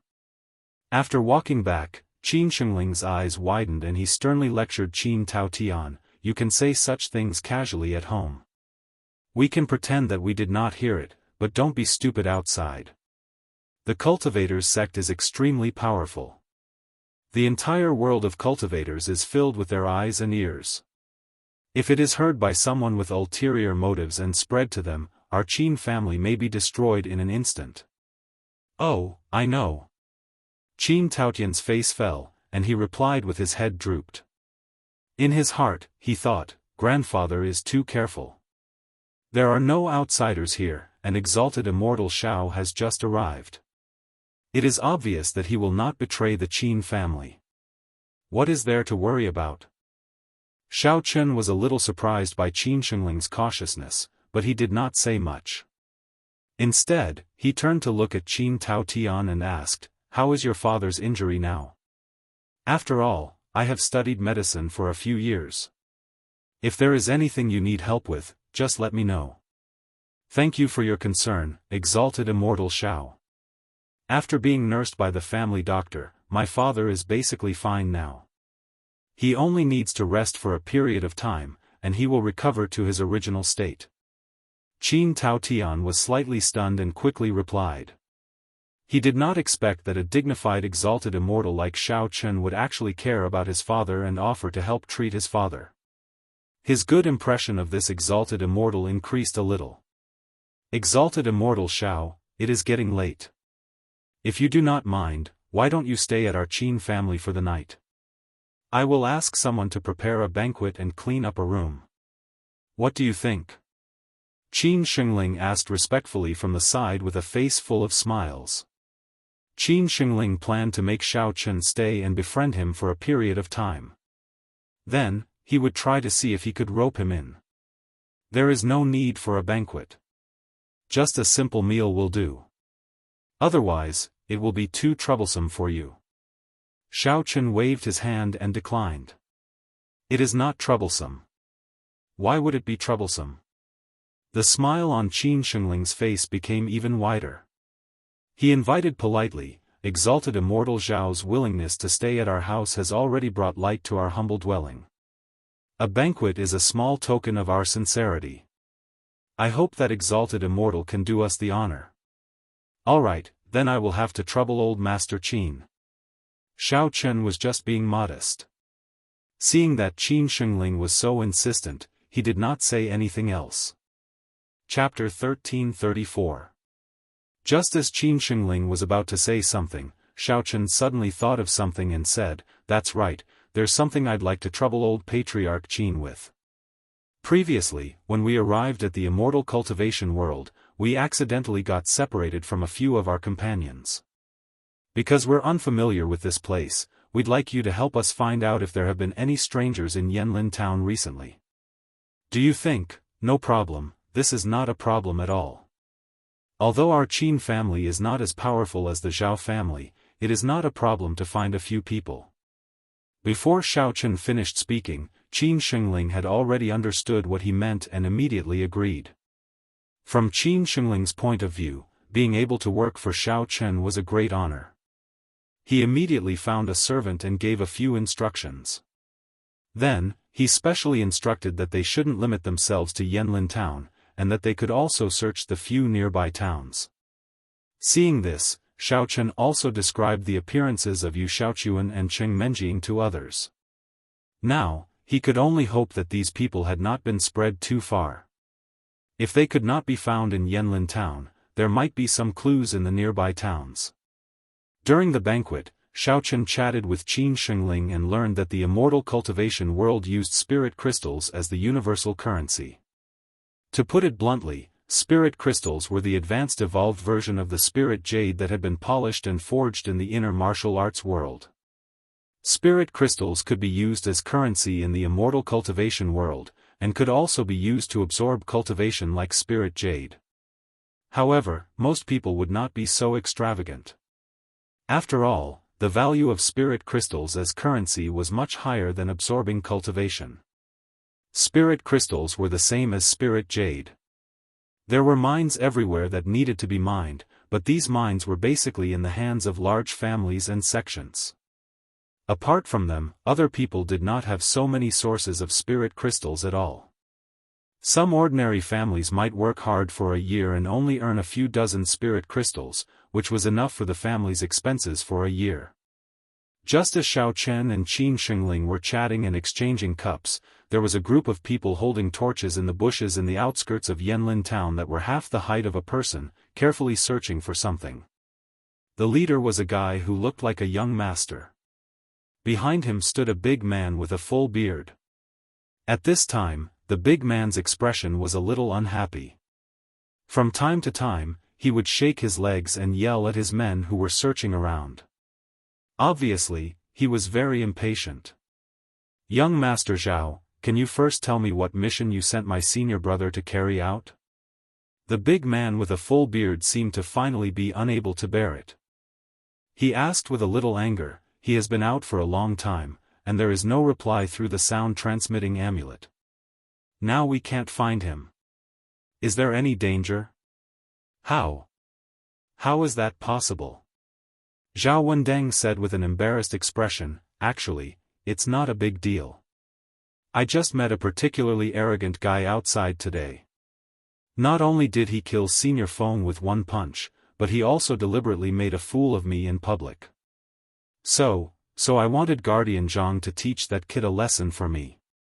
I originally thought it was a very simple matter, but I didn't expect him to be gone for so long and not come back. I don't know what happened." "What? I remember that old thing with the surname Feng is at least at the first level of the foundation establishment stage, right? How could he be killed with one punch? Is the opponent very strong?" The big man with a full beard was stunned and asked with some doubt. It was reasonable to say that in a small and run-down place like Yanlin town, there were usually very few experts. Because this was only a border town, there were no heavenly treasures to be excavated, and there were no spirit crystal mines worth mining. Therefore, ordinary high-level cultivators did not like to come here. Foundation establishment stage was already a very awesome existence in this place. I didn't see that kid's strength clearly, but according to my estimation, he's at most at the 5th or 6th level of the foundation establishment stage." Zhao Wendeng touched his nose and said vaguely, "If Guardian Zhang wants to deal with him, then it's like picking a snail with 3 fingers. It's in the bag." Seeing that the big man with a full beard was deep in thought, Zhao Wendeng did not want to mention his own embarrassing matter. He turned around and shouted at the servants, "You bunch of trash, hurry up and find him. Or else Young Master Zhao, things are bad." Just as Zhao Wendeng was about to get angry, a servant suddenly ran over from not far away. The expression on his face was very frightened and horrified, as if he had seen a ghost. Motherf *****. Zhao Wendeng frowned when he saw the man's reaction. He lifted his leg and kicked him to the ground. He scolded fiercely, "I'm just asking you to find someone. Why are you so flustered? You can't even do such a small thing, you're all ****king trash." No, young Master Zhao, please listen to my explanation." The servant didn't dare to rub his leg after being kicked. He covered the place where he was kicked, pointed in a certain direction, and said while panting, "We found Guardian Zhang, but Guardian Zhang has been beaten to death. The body is under a big tree not far ahead. Go and take a look." "What did you say?" "He's dead." Zhao Wendeng was stunned by the servant's report. It took him a long time to recover, and he immediately rushed in the direction the servant pointed. His heart was full of uneasiness and anxiety. One had to know that Guardian Zhang was an expert at the peak of the Foundation establishment stage. Among the family's guards, apart from the Gold Core stage consecrator, Guardian Zhang's strength was the highest. He didn't expect that he would be killed. Who was the one who did it? When the big man with a full beard heard this, his whole body trembled. He took 2 steps back in disbelief, and immediately followed behind Zhao Wendeng, rushing to the scene of the incident with a face full of anger. After walking for a short distance, Zhao Wendeng found that a few big trees in front of him had been snapped in half. There was another tree that had been smashed into the ground. The scene looked very frightening. And under that tree, there was a man in red sitting facing the sky. His hands were hanging powerlessly on the ground, his face was ashen, and his eyes were looking in front of him with fear and listlessness. The ribs in his chest had collapsed severely, almost forming a large hole. Other than that, there were no other injuries on his body. It was obvious that he had been smashed to death by a punch. "Senior brother Zhang." The big man with a full beard shouted, his voice full of grief. Then, he knelt in front of the man in red. His eyes were red as he looked at the cold corpse in front of him, and he heavily punched the ground. It turned out that this big man was the junior brother of the man in red. The two of them were originally cultivators invited by the Zhao family to protect the family. Usually, they were treated as distinguished guests in the Zhao family and were used to living like princes. Usually, they bullied the weak and ate well. They were very free and unfettered. They didn't expect that their senior brother would meet such a disaster today. Chapter 1335. The big man took a few deep breaths, then turned to stare at the servant who found the body and shouted, "Who? Who was it that killed my senior brother? Hurry up and tell me the truth. Otherwise, I will tear you apart." I don't know either. When I found Guardian Zhang just now, he was already dead." The servant was trembling in fear as he bowed and answered carefully. "Guardian Zhu, don't be too sad." Zhao Wendeng, who was standing on the side, tried to persuade him. "As the saying goes, the dead can't come back to life. I think we should let Guardian Zhang rest in peace first, then we can find the murderer." "What do you think?" Zhao Wendeng's expression was not good either, but he did not lose his mind like Guardian Zhu. After all, there were many people in the cultivation world who could kill the man in red in one move. They didn't even know who killed the man in red. If they rashly looked for trouble, it was very likely that they would offend some forces that even the Zhao family could not afford to offend. However, before Zhao Wendeng could finish speaking, Guardian Zhu gritted his teeth and interrupted him, "Bury my ass. My senior brother died for no reason. Are we just going to let it go?" Climbing up from the ground, Guardian Zhu stared at Zhao Wendeng and said coldly, "Zhao, just tell me whether your Zhao family will do anything about it or not. If you don't, then I will immediately bring my senior brother's body back to the sect and let our sect leader make a decision." This. Zhao Wendeng was immediately put in a difficult position. Although the sect that Protector Zhang and Protector Zhu belonged to was not considered a famous sect, with the Zhao clan's strength, they still could not afford to offend them. If Protector Zhu sent the corpses back, the Zhao clan would definitely be greatly implicated if that sect leader came over in grief and anger. After pondering for a moment, Zhao Wendeng gritted his teeth and said, "Guardian Zhu, how about this? Let's first send Guardian Zhang's body back to the Zhao family for a proper burial. It's not appropriate to just leave it here. Then, I will immediately ask someone to find relevant clues. When there is concrete information, we can make specific plans. What do you think?" "Okay." Then we'll do as you say. Guardian Zhu saw that Zhao Wendeng was quite sincere, so he didn't say anything more. He nodded and bent over to pick up the cold corpse of the red-clothed man. He turned around and strode in the direction of the Zhao clan. After all, his sect was quite a distance away from Swallow Forest town.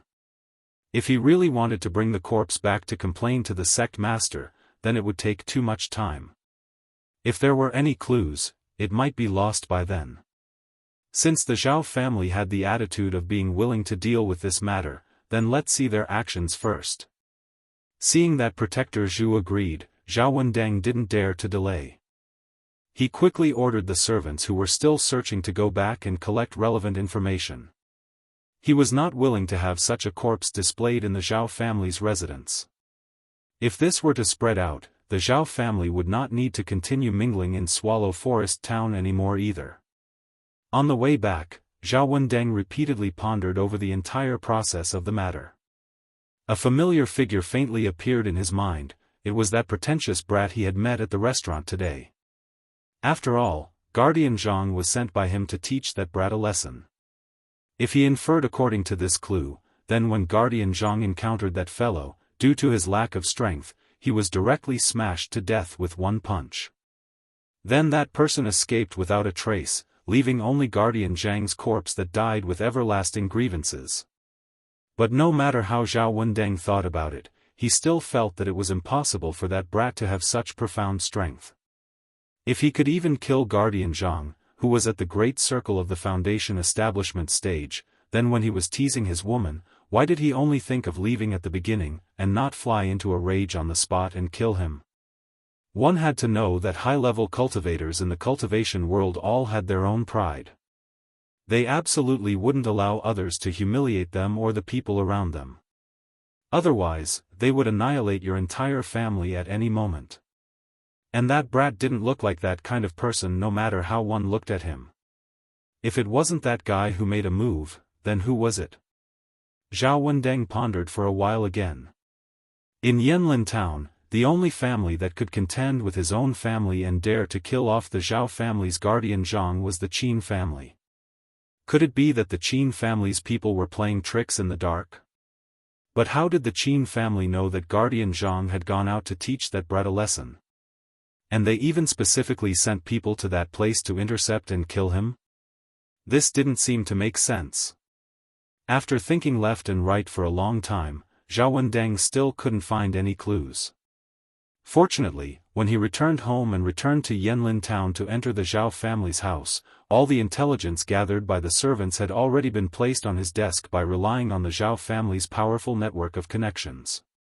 Zhao Wendeng first found a place to preserve Guardian Zhang's corpse, placated Guardian Zhu's emotions, and promised to immediately start the investigation.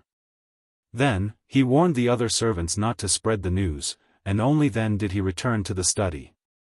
Sitting in front of the desk, Zhao Wendeng picked up the intelligence gathered by the servants. First, he filtered out some trivial matters that were obviously unrelated, and then removed the gossip of the neighbors. After flipping through for a long time, he finally focused his gaze on two clues. One of them was precisely the intelligence gathered from the restaurant he went to in the afternoon. According to the information the servants got from the waiter, after he left today, Qin Taotian treated that pair of immortal cultivators and Dao companions to a meal on the second floor.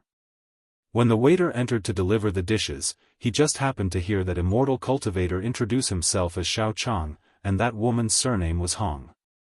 However, the waiter didn't know what exactly the two parties talked about during the meal. In the waiter's impression, after they finished the meal, the immortal cultivators bid farewell to Qin Taotian and left the restaurant. Qin Taotian seemed to have left after a while, and the two groups of people seemed to have gone in different directions. There was only so much content in this clue. The other piece of intelligence was sent back by the Zhao family's undercover agent in the Qin family. It was said that the Qin family welcomed back an expert with great fanfare today. Not only did the Qin family's patriarch, Qin Shengling, hold a banquet to welcome him, but he also seemed to treat him as an honored guest. It seemed that he valued this person very much. However, because the undercover agent was only a servant on the periphery of the Qin family, this rumor was only spread by the servants in the inner court. He didn't know much about the details, and he couldn't find out more information. Therefore, the content of this clue was limited to just a few words. Staring at the two collected clues in front of him, Zhao Wendeng thought hard for a long time, but he still couldn't think of any connection between these two matters and Guardian Zhang's death. He could only stop helplessly. Zhao Wendeng planned to gather all the stewards of the Zhao family tomorrow morning and have a meeting to discuss it. Perhaps with more people, the sparks in their minds would collide, and they would be able to think of a connection? Chapter 1336. In the Qin family's rear garden, in a brightly lit room, Hong Zhu and Xiao Chen had already finished their dinner and were leisurely resting in the room. Hong Zhu was looking at the lantern in boredom when she suddenly recalled the question that had been lingering in her mind for the entire afternoon. Now that the two of them were finally alone, she lazily asked, "Little brother Xiao Chen, big sister has something to ask you. I'll say it in advance, but this time, you're not allowed to find any other excuses to evade me." "What is it?" "Ask away." Xiao Chen, who was in the middle of washing up, casually replied. Hong Zhu cleared her throat and said, "Ever since I entered the cultivation world, I've noticed something. You don't seem to be unfamiliar with cultivators at all, and you don't seem to be surprised by the division of strength in this world. Even when dealing with those cultivators, you're still able to handle them with ease. About this, shouldn't you explain the reason to me?" Hong Zhu's beautiful eyes were tightly fixed on Xiao Chen. Although her tone was very calm, her tightly clenched fists betrayed the nervousness in her heart. "Oh, the reason is also very simple. It's because I'm a standard cultivator. With your intelligence, can't you see it?" After washing up, Xiao Chen turned around and sat down at the table. He casually picked up an apple and ate it, then spoke without batting an eyelid. Since Hong Zhu had already seen some clues, Xiao Chen didn't want to hide it anymore. In any case, this was something she would find out sooner or later, so there was no harm in telling her now, lest she kept doubting him. Is that true?" Hong Zhu blinked and asked doubtfully. Although she was already mentally prepared, she still couldn't quite believe it when she heard Xiao Chen personally admit it. Xiao Chen took a bite of the apple and answered vaguely as he chewed. "Absolutely genuine. I'm not deceiving anyone." Hong Zhu frowned and thought for a while. Suddenly, a dusty past appeared in her mind. She slapped her forehead and pointed at Xiao Chen with sudden realization. "That's right, I remember now. No wonder when you were in the secular world, you always went to Little Hong's pharmacy to buy some rare and expensive herbs. You did it for the sake of cultivation, right?" "Yes, that's right. At that time, I had just started cultivating, so I needed to borrow the power of medicine to help with my cultivation." Xiao Chen did not hide anything and nodded calmly. "What? Are you kidding me? At that time, you had only just begun." Hong Zhu was taken aback, but he immediately recalled that he had tried to probe Xiao Chen at that time. At that time, Xiao Chen's strength was indeed not much, and besides having a relatively firm mind, his cultivation was a complete mess. He was nothing more than a weakling. Unexpectedly, in just a few years, Xiao Chen had already become an existence that even clans in the cultivation world had to look up to from a beginner cultivator. Wasn't this guy a little too powerful? Hee, speaking of which, I have to thank Pharmacist Chen and Pharmacist Lu in your shop. If it weren't for their generosity, I might still be stuck in the preliminary stage of the immortal cultivator, unable to make a breakthrough. Xiao Chen smiled as he recalled his experience in Xiao Hong's pharmacy. "You're still talking about it. At that time, it was because you bought those strange medicinal ingredients that Grandpa Chen was very puzzled, so he reported your situation to the higher-ups and had Grandpa Lu come over to probe you. In the end, I didn't expect you to be so weak at that time that you couldn't get anything out of it." Hong Zhu curled his lips and snorted. Hong Zhu remembered that when Grandpa Chen had first started selling medicine to Xiao Chen, he had reported this situation to Hong Ying's team. However, she had a lot on her hands at that time, so even though she had received the report, she hadn't taken it seriously at all and had tossed it aside. Later, when the news that Xiao Chen had killed her fiancé, Li Shanpao, coupled with the previous news about Grandpa Chen, Hongzhu's curiosity was finally aroused. Thus, she came from the martial world to the secular world and secretly tried to probe Xiao Chen a few times. In the end, she discovered that this guy's strength was ordinary and she could not get anything out of him, so she gradually lost interest.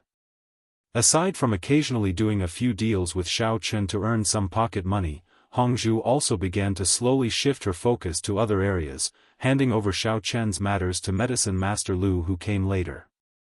Later, during the summit between the righteous and demonic sects, Xiao Chen once again used the identity of the White Fox to display his extraordinary strength. Only then did Hongzhu completely change her opinion of him, and the two of them could be considered to have crossed paths again.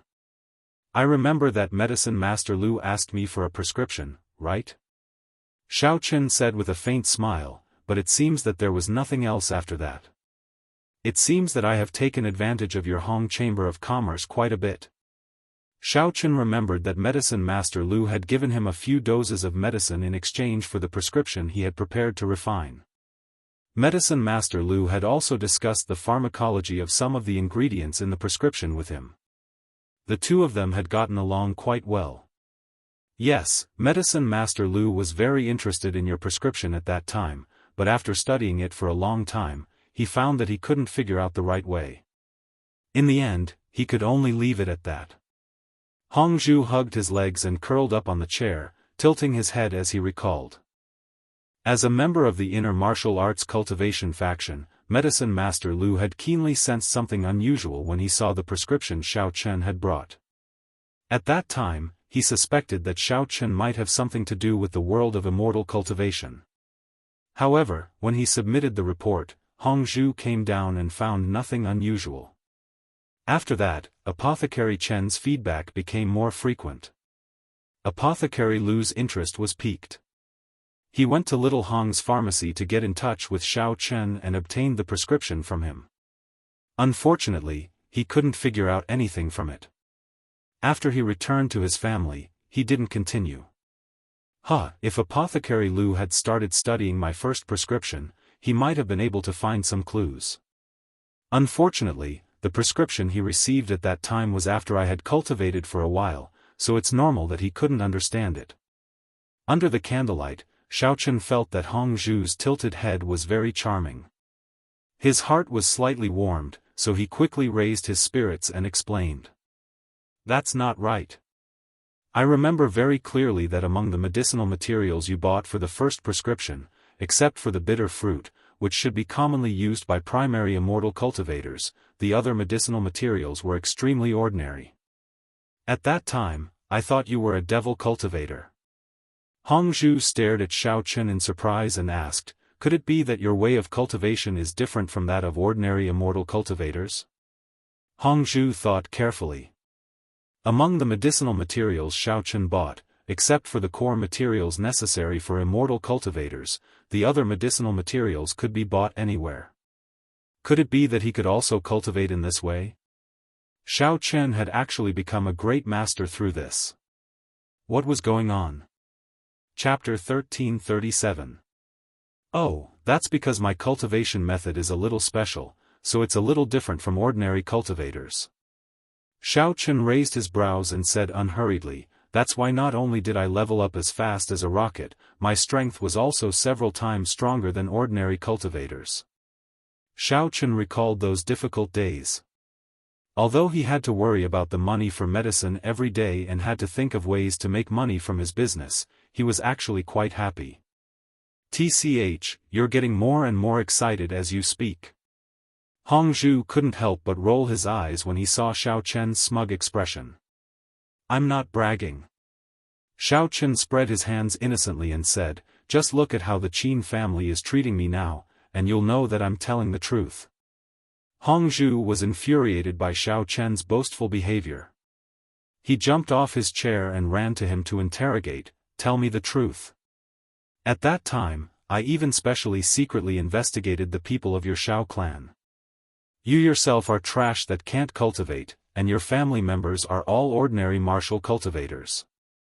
Even if you go back 8 generations of your ancestors, there hasn't been a single immortal cultivator. Where did you get the immortal cultivation method? That unique cultivation method that's like a rocket, where did you steal it from? Hey, what do you mean I stole it? Do you even know how to talk? Xiao Chen glared at Hongzhu with a very discontented expression, and said in a high-spirited manner, "This young master's cultivation technique, it really fell from the sky, okay? It just so happened to fall on this young master's head and was picked up by a good-for-nothing like me. My luck is just that good, it's so good that it's bursting. What can I do?" In order to match his words, Xiao Chen even flipped his hair and made an expression that said, "I'm just that confident." Seeing Xiao Chen's arrogance, Hongzhu couldn't help but gnash his teeth in anger. He bent down and reached out to grab the tender flesh on Xiao Chen's waist, then fiercely twisted it 360 degrees. "Don't keep us guessing. Who would believe your nonsense? Do you really think that I'm a naive little girl who's so easily fooled?" As Hongzhu pinched him, he snapped, "Stop making up stories. Hurry up and tell me the truth." Hiss, ouch, ouch, ouch. Xiao Chen sucked in a breath of cold air as he was pinched by Hongzhu, a look of pain immediately appearing on his face. After all, without the support of Yuan Qi, his body was not much different from an ordinary person, except for being a little stronger. Although Xiao Chen was already a master of the profound ascending stage, he still trusted Hongzhu very much, so he did not take any precautions. Hongzhu's sudden attack directly succeeded. "What do you think? Do you know how powerful I am now?" When Hongzhu saw the expression on Xiao Chen's face, his mood became much better. He smiled and said, "Why don't you hurry up and say it? Otherwise, next time I won't pinch this place, but, heh. Hongzhu glanced at a certain sensitive part of Xiao Chen's body, and a strange evil smile suddenly flitted across his lips. She released the flesh on Xiao Chen's waist, then slowly stretched out her slender jade hand. Cough cough, that's enough, that's enough.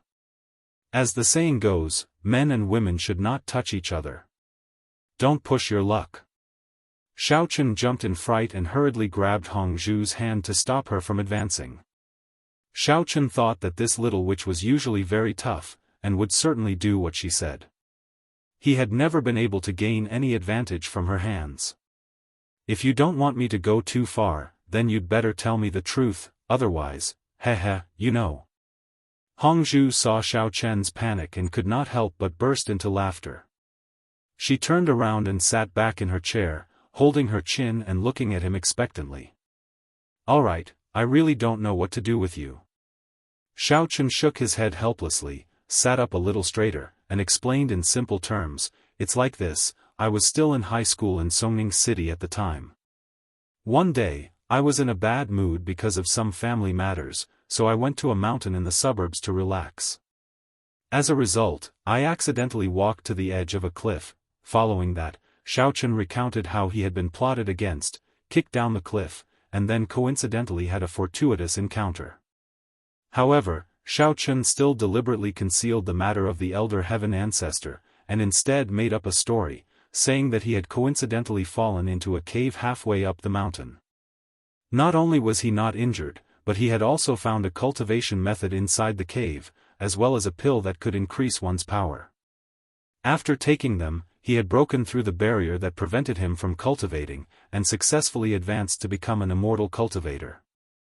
Later on, he had used the power he had just obtained to smoothly climb out of the cave. After that, he had cultivated according to the cultivation method, as well as purchased the medicinal ingredients to refine the subsequent pills. Only then had he achieved what he had today. Are you serious? Why do I feel that this story of yours sounds a little familiar? Hongzhu looked at Xiao Chen suspiciously, curled his lips, and said unhappily, Don't tell me you're using the plot of a web novel to fool this big sister? Why are you so dishonest, child? In any case, I've already told you the truth, it's up to you whether you believe me or not. Xiao Chen shrugged, and no longer explained, stood up, and stretched his body. Hongzhu still did not believe him, and continued to ask, besides, you were just an ordinary person at the time. Even if there was a cave at the bottom of the cliff, you would have been crippled even if you didn't die from falling from such a high place. How could you be so lucky as to fall into the cave without the slightest injury? Xiaochen smiled but did not answer. He looked around the room, and then walked over to the sofa by the window. As there was only a large bed in the room, although Xiaochen and Hongzhu were husband and wife on the surface, he did not want to put on an act for the time being, so he decided to simply make do with the sofa for a few days. Then, what is your current level of strength? Is it higher than the gold core stage? Seeing that Xiaochen did not answer, Hongzhu changed the topic and asked. Halfway through his question, he saw Xiaochen walk over to the sofa, and was immediately stunned. Little brother Xiaochen, what are you doing? Are you going to sleep on the sofa? Don't we sleep in the same bed at night? Hongzhu was very puzzled by Xiaochen's behavior. Originally, she thought that she and Xiaochen would have a further development tonight, but she did not expect that this guy would actually keep a respectful distance from her. Was she really so scary? What's so great about the gold core stage?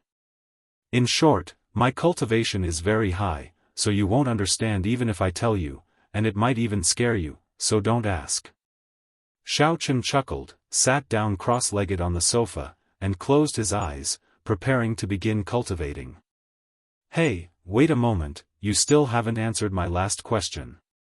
Seeing that Xiaochen was really going to sleep on the sofa, Hongzhu immediately became anxious, jumped down from the chair, and ran in front of Xiaochen. Chapter 1338. Hongzhu leaned close to Xiaochen's eyes, giggling as she asked, why don't you sleep on the bed? It's such a big bed, are you going to let me sleep alone? Xiaochen sensed a fragrant orchid scent lingering at the tip of his nose. When he opened his eyes, he found that Hongzhu was right in front of his face, staring at him with wide eyes, almost kissing him. He hurriedly leaned back to put some distance between them, then said with a bitter smile, Miss Hongzhu, please don't joke with me.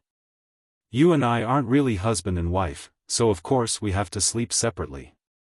Otherwise, wouldn't that be taking advantage of you? I didn't think that your thinking would be so traditional. Hongzhu seemed to never tire of teasing Xiaochen. Leaning on his shoulder, she giggled and coquettishly said, but I can't sleep alone at night, so what do you think I should do?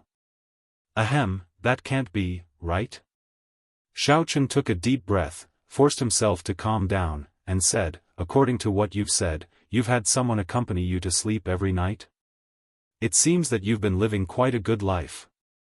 Look at what you're saying, big sister will never sleep with someone she doesn't like. Hongzhu used her jade-like finger to poke Xiaochen's nose, pursing her cherry lips, and said, besides, the Qin family thinks that we're husband and wife. If we don't make some noise at night, they will definitely suspect something, don't you think so? Little brother Xiaochen. Hongzhu's voice carried a hint of seductiveness, as if there was a soft feather sweeping across one's heart, causing one's heart to itch, as if there was an inexplicable heat rising from that part of one's body. However, Xiaochen had already experienced it this time, so he continued to maintain a clear mind and calmly retorted, how could the Qin family be so bored as to lie outside our room and eavesdrop on us instead of sleeping? You're thinking too much, and I'll know whether or not someone is eavesdropping outside, so you don't need to worry. You. Hongzhu was a little displeased to see that this brat refused to take the bait no matter what. He simply grabbed Xiaochen's clothes and shook his body as he shouted in a fit of pique, I don't care, you're going to sleep with me in any case. Otherwise, I won't let you cultivate in peace. Xiaochen slightly closed his eyes, his body swaying along with Hongzhu's pulling. However, his breathing became long and steady, as if he had entered into a state of cultivation, completely unaffected by Hongzhu. Seeing that Xiaochen was completely unmoved, Hongzhu loosened his grip in frustration and hatefully glared at him, thinking to himself, am I really that unattractive? You don't even have the interest to take another look? Keep pretending.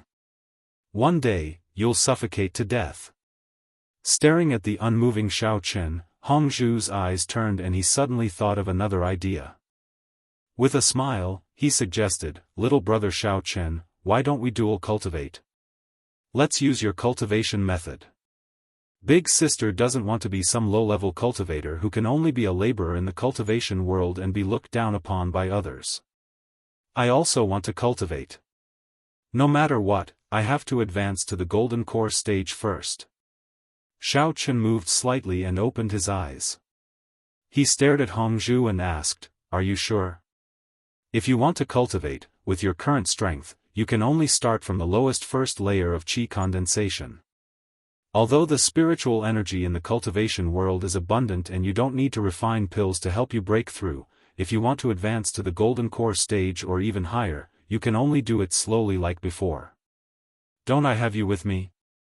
Hongzhu's eyes curved into crescents as she looked at Xiao Chen with eyes full of trust. "My current cultivation is too low. I can't play any role in the cultivation world, nor can I be of any help to you. If you can help me advance quickly through dual cultivation, Big Sister will definitely become an expert very soon." Xiao Chen had originally considered Hongzhu's suggestion. Because the cultivation methods of devil cultivators, martial cultivators, and cultivators, which were also known as immortal cultivators, were different, they were divided into different levels. Therefore, even if Hongzhu was a venerable before, she would not be of any use in this world. At best, she would be a bit stronger and could be used as an excellent laborer. Fortunately, although the cultivation methods of the two were different, the spiritual energy of heaven and earth could be shared. As long as one knew the cultivation method, they could start from the beginning and step into the ranks of cultivators. This was Hongzhu's current situation. If she wanted to become a cultivator, she would have to start from the lowest level, the refinement stage. She would have to slowly accumulate and break through step by step. If she wanted to level up quickly, she would have to resort to dual cultivation. However, Hongzhu had no interest in other men. Now that there were no other girls around, Xiao Chen naturally became the only suitable candidate. Fortunately, the two had already dual cultivated several times before and had seen all the places they should see. Dual cultivation was very logical and did not feel awkward. Upon hearing Hongzhu's suggestion, Xiao Chen pondered for a moment before agreeing to it. After all, Hongzhu's words did make some sense. Now that Qing Menjing was not by his side, it would be good if he could cultivate another immortal cultivator to help him. Although he did not expect Hongzhu to quickly advance to the profound ascension stage, as long as she had the ability to protect herself, it would be fine. After making up their minds, the two of them went to bed, turned off the lights and began dual cultivation. At first, Hongzhu was a little uncomfortable and could not skillfully control the scarce yuan qi in her body. However, with Xiao Chen's gradual guidance, Hongzhu slowly learned how to circulate the cultivation method and entered a clear state. Xiao Chen let Hongzhu practice the heaven-seizing fortune battle art, which was the normal version given to him by the elder heaven ancestor. Because the cultivation of the heaven-seizing fortune battle art was too unpredictable, Xiao Chen was a little worried, so he chose the safer one. Fortunately, although Hongzhu was only at the first level of the qi condensation stage, she was extremely intelligent and had an outstanding mind. After the initial awkwardness, she had already grasped the essentials and was able to smoothly cultivate. Early the next morning, the Zhao family's meeting room was already gathered with the three elders in charge of the family, as well as Zhao Wendeng and his father. Everyone had been called to prepare for a meeting to discuss the matter of Guardian Zhang's murder and how to deal with it. Now, the first thing we need to confirm is whether Guardian Zhang was killed by Xiao Chang or by the expert sent by the Qin family. Zhao Wendeng's father, Zhao Shimu, glanced at Guardian Zhang's corpse that had been moved to the meeting room and at Guardian Zhu, who had his arms crossed and was silent with a dark expression. I thought about it for a long time last night and have my own opinion. Let everyone hear it. Zhao Wendeng knocked on the table and said his analysis. In my opinion, Guardian Zhang should not have been killed by that brat Xiao Chang. Chapter 1339. Why do you say that? Since Guardian Zhang went to find trouble with Xiao Chang, then it's only natural that he was killed by him. The Great Elder immediately objected. Think about it, Great Elder. If that guy was really so powerful that he could kill an expert at the perfected foundation establishment stage with one punch, then why did he run away before? Zhao Wendeng analyzed logically speaking, since his cultivation partner was humiliated, he would definitely come to find trouble with our Qin family if he was powerful. In the end, he ran away like a coward. That doesn't match the demeanor of an expert at all. Then according to young Master Zhao, it should be the Qin family that killed Guardian Zhang? The Great Elder stroked his white beard and asked. I think the Qin family must have sent someone to kill Guardian Zhang in order to weaken our Zhao family's strength. Zhao Wendeng nodded his head heavily. The Great Elder shook his head and questioned in disagreement, but young Master Zhao, as far as I know, the strongest person in the Qin family is that old thing, Qin Shengling. Currently, his cultivation is only at the perfected foundation establishment stage. How could he beat Guardian Zhang to this state with one move? This doesn't seem logical. TSK, how is it illogical? Do you know why there is a big hole in Guardian Zhang's chest? The second elder glanced at the Great Elder disdainfully and snorted through his nostrils. Of course, he was punched heavily in the chest. That's why there is this hole. There are no other wounds on Guardian Zhang's body, which means that this punch was the killer move that killed him. The Great Elder said inexplicably. Wasn't this very obvious? So it's reasonable for the Qin family to attack. The second elder slammed the table and pointed at Guardian Zhang's corpse.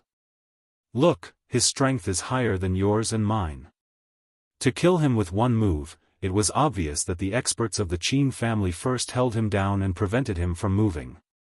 Then, he was killed by Qin Shengling's punch in the chest. The second elder is right.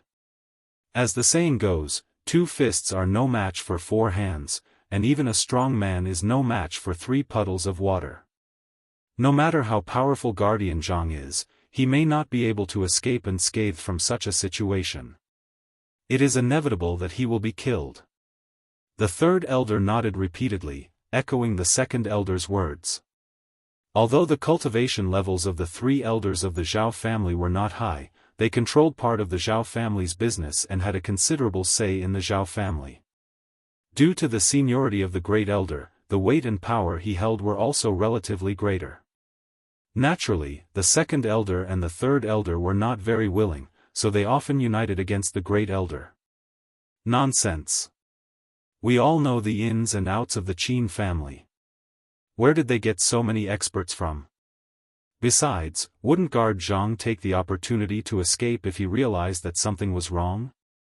With his strength at the peak of the foundation establishment stage, even if he can't fight against everyone, he can always run back.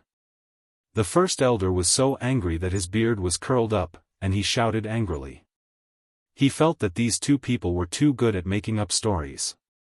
A strong man is no match for 3 puddles of water. What kind of crappy theory was this? If you have a more reasonable explanation, just say it. What's the point of blindly denying others? The second elder did not buy into the first elder's anger at all. He frowned and said coldly, Elders, let's stop arguing. I still feel that this matter is a little strange. Without waiting for the first elder to refute, Zhao Shimu waved his hand and stopped the heated argument. He turned his head and asked, Wendeng, I have something else to ask you. Father, please ask. Zhao Wendeng could not do anything about the elders. Seeing that his father had changed the topic, he quickly replied. Zhao Shimu nodded and asked, before the meeting started, you said that there was a piece of information yesterday that said a stranger came to the Qin family. Furthermore, Qin Shengling made him a distinguished guest with great fanfare. Who is this guy? Is it possible that he killed Guardian Zhang? It shouldn't be him because I've already found someone to investigate. The so-called distinguished guest is none other than that brat, Xiao Chang. Zhao Wendeng rubbed his nose and said gloomily, I reckon that Qin Xingling saw that he had some ability and wanted to recruit him to be of use to the Qin family. That's why he was so polite to him. Thinking of Xiao Chang, a haze flashed across Zhao Wendeng's eyes. He thought that if it wasn't for this brat, the matter would not have become so serious and Guardian Zhang would not have been killed for no reason. Oh. It's Xiao Chang. Zhao Shimu stood up and paced back and forth. He frowned and asked, "Why do I remember that you said that Xiao Chang left Yanlin town after eating Qin Taotian's banquet? Why did he run to the Qin family?" At that time, the waiter at the restaurant said that he saw very clearly that Xiao Chang and his cultivation partner left alone. Zhao Wendeng rubbed his chin and suggested his own idea. Could it be that Qin Taotian wanted to rope in Xiao Chang, but Xiao Chang did not buy it? Qin Taotian had no choice but to invite his grandfather out and invite Xiao Chang back. That's very possible. Zhao Shimu immediately stood still and analyzed carefully. That brat Qin Taotian must have gone back to invite his grandfather out to chase after Xiao Chang. In the process of chasing after him, he happened to find Guardian Zhang, who was waiting for an opportunity to teach Xiao Chang a lesson. Then, he made his move. If that's the case, then it all goes smoothly. The first elder nodded and deduced clearly. If Qin Xingling wanted to invite someone back, he would definitely bring along all the experts in the family to show them his strength. He might even have the intention of threatening them. In the end, he encountered Guardian Zhang. It just so happened that he could settle old and new grudges at the same time, so he took the opportunity to surround and attack him. That's why Guardian Zhang was outnumbered and killed. Damn it! Zhao Wendeng clenched his fist and slammed it on the table. He gritted his teeth and said, "The Qin family is despicable.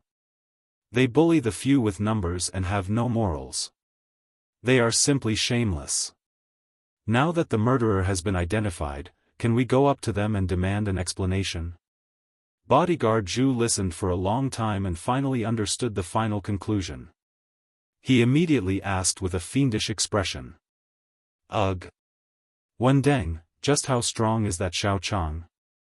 Zhao Shimu did not agree to Guardian Zhu's wish immediately. Instead, he asked with a serious expression, after all, he only used one move to kill Senior Feng. In Yanlin town, there are not many people who can do that. If we don't understand this person's strength and go to him rashly, it will be very easy for us to be trampled on instead of taking revenge. At this moment, Zhao Shimu's mood was very heavy. Yesterday, the Zhao family had lost 2 foundation establishment stage experts in a row. Although they were only guards and would not have a great impact on the family, if this news were to spread, it would still be a loss of face. Chapter 1340. This. I really didn't see it clearly, but I'm guessing that he's at most at the 4th or 5th level of the foundation establishment stage. Otherwise, he wouldn't have immediately fled after killing someone. Zhao Wendeng said somewhat awkwardly. At that time, he had been completely infatuated with Hongzhu and hadn't paid any attention to Xiao Chen. No matter how capable that person surnamed Xiao is, since the Qin family doesn't place our Zhao family in their eyes, we will make the Qin family pay the price for killing Guardian Zhang. Second elder said angrily. Second elder is right. Since the Qin family could actually do such a heartless thing, we might as well gather our men and directly exterminate them. Third elder clenched his fist and waved it in the air as he shouted. The first elder didn't immediately declare his position. He was still relatively calm. Before he understood the specific strength of the other party, he definitely wouldn't act rashly or do anything irrational. Otherwise, he wouldn't have been able to remain safe and sound after holding power for so long. Then should we set off now?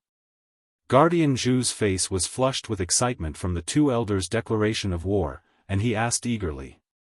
Ahem, don't get too excited. Zhao Shimu pressed his hands down and said with a helpless expression, I presume you all know that our Zhao family's golden core cultivator is still in seclusion, exploring the mysteries of breaking through to a higher realm, so we can't act on our own. Let's postpone this matter for now. In any case, it'll only take a few days. It won't be too late to make a decision after he comes out of seclusion.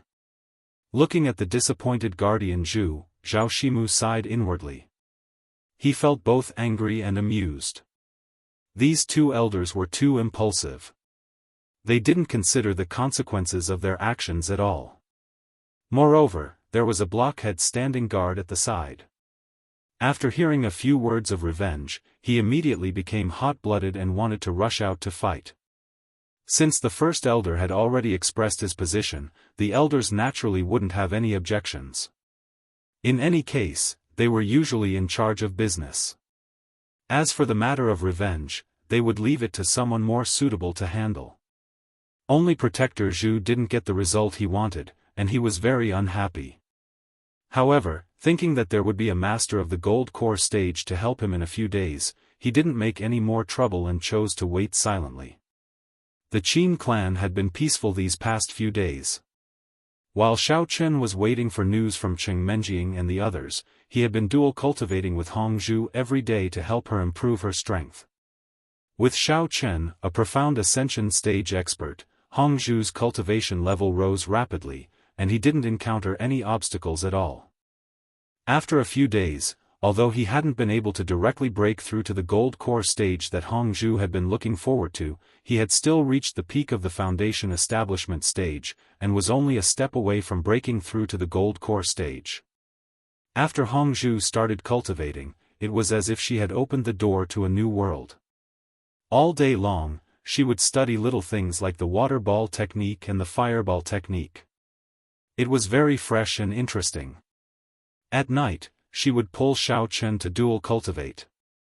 The Qin clan thought that this little girl was not satisfied with her needs and was courting the immortals every day. Old Master Qin originally thought that after the Zhao clan found out that their expert at the peak of the foundation establishment stage had been killed, they would run to the Qin clan to find trouble. Therefore, he specially waited at home for a few days. However, he was surprised to find that the Zhao clan didn't have any reaction, as if they didn't know about this at all. Qin Shengling also specially went to the suburbs to take a look. The original, crime scene, now only had messy footprints and broken trees left. The corpse of the expert at the peak of the foundation establishment stage had disappeared. Logically speaking, the Zhao clan should have brought it back. Why didn't they make any movements? Although he was a little puzzled, Qin Shengling naturally wouldn't take the initiative to go and ask them for the reason. Instead, he mobilized all the manpower he could use in the clan and sent them all to the nearby towns to search for the companions that Xiao Chen had mentioned. He wanted to see if they could find any relevant clues. In these few days, the Qin clan had almost turned Yanlin town upside down, but they didn't find any traces of strangers other than Xiao Chen and Hong Zhu. After Qin Shengling told this matter to Xiao Chen, he could clearly see the disappointment on his face. Qin Shengling felt very apologetic. He kept feeling that he hadn't served the immortals with all his heart. Therefore, he increased his efforts and sent more manpower to search further away. Xiao Chen approved of Qin Shengling's approach. Because he couldn't determine the location of the others, Xiao Chen could only hope that they hadn't been sent too far away. At least, it would be good to have some news in the nearby towns. According to the news that had been sent back, Xiao Chen currently didn't have much hope of directly finding Cheng Menjing and the other women in a short period of time. In his opinion, whether it was the Immortal Cultivation Sect or the Ghost Cultivation Sect, as long as they could find the people who had been sent over from the inner martial arts world first. Once there were traces and clues, Xiao Chen could determine the specific location of the others according to the distance from where they were sent out. Just as the Qin clan was busy looking for people, the Zhao clan, who had been waiting for the gold core stage consecrated elder to come out of seclusion, was already somewhat impatient. Because it was unknown when it started, the rumor that the Zhao clan had suffered a great loss at the hands of the Qin clan began to quietly spread in Yanlin town. And the more it spread, the more intense it became. Many people saw how Qin Tao Tian and his men humiliated Zhao Wendeng that day. Zhao Wendeng only dared to make a ruckus, but in the end, he left the restaurant with his tail between his legs. As a result, the matter was left unsettled. After waiting curiously for a few days, those people found that the Zhao clan didn't step on them because of this matter, so they began to discuss it secretly. As more and more people knew about it, everyone's eyes were focused on the silent Zhao clan. Because the Zhao clan hadn't gone to the Qin clan to question and take revenge for a long time, Protector Zhu had been drinking wine all day long. After drinking too much, he became talkative and leaked the situation that Protector Zhang was beaten to death by the Qin clan. Through word of mouth, many people who had been bullied by Zhao Wendeng in the past heard of this news. They immediately felt vindicated and were overjoyed. Some people even set off firecrackers to celebrate, claiming that it was to the satisfaction of the people. Not only that, those chambers of commerce who usually cooperated with the Zhao clan, after learning the news, also began to secretly plan in their hearts. Should they try to contact the Qin clan and pave the way in advance? Many small merchants were immediately tempted after hearing the news because they had been bullied too hard by the Zhao clan before.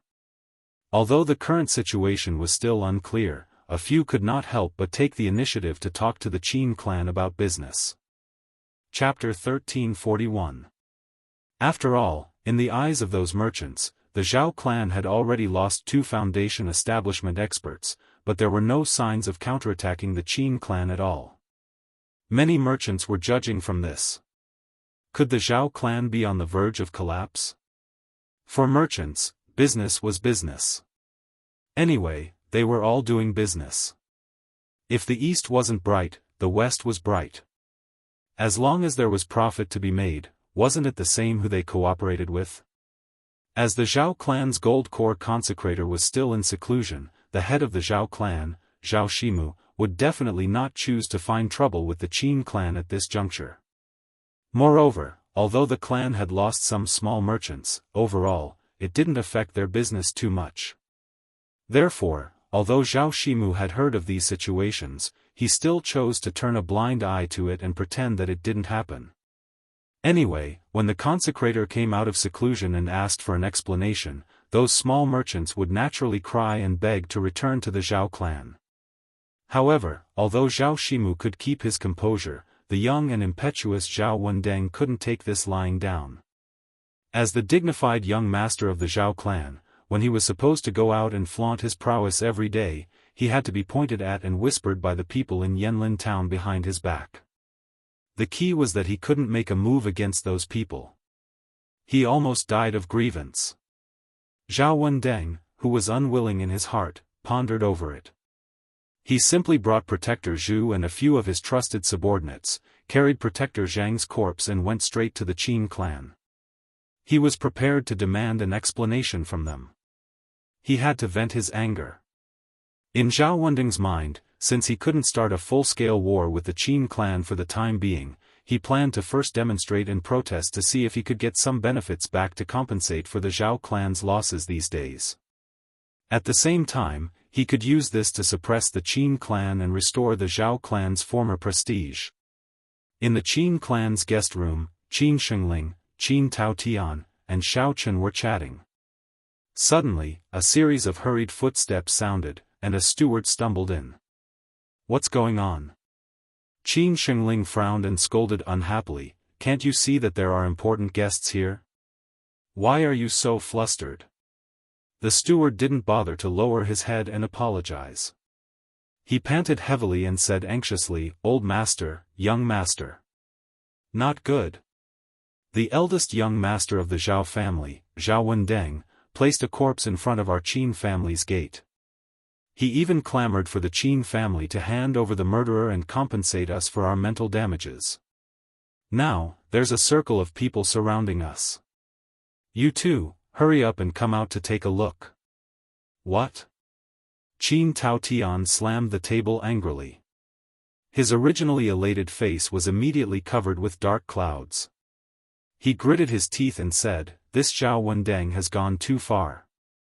It was clearly him who first sent people to find trouble with exalted immortal Xiao. In the end, he actually made a false accusation. Qin Shengling's face didn't look too good. He originally thought that the Zhao family didn't respond for so long because they planned to cover up this matter. He didn't expect that they still came looking for trouble. Qin Taotian stood up abruptly and ordered the butler in a deep voice, "Get all the people in the family who can fight here immediately. Today, I'm going to let Zhao Wendeng know what it means to come but never return." That eldest young master, most of the Qin family's manpower has been mobilized to the nearby towns to search. I'm afraid it'll be very difficult to get them back in such a short period of time. The butler had a troubled expression as he carefully reported in a low voice. Right. Aya, how could I forget about this? Qin Taotian slapped his forehead. Only then did he remember that because they wanted to help exalted immortal Shao find someone, they had already sent out most of their people a few days ago.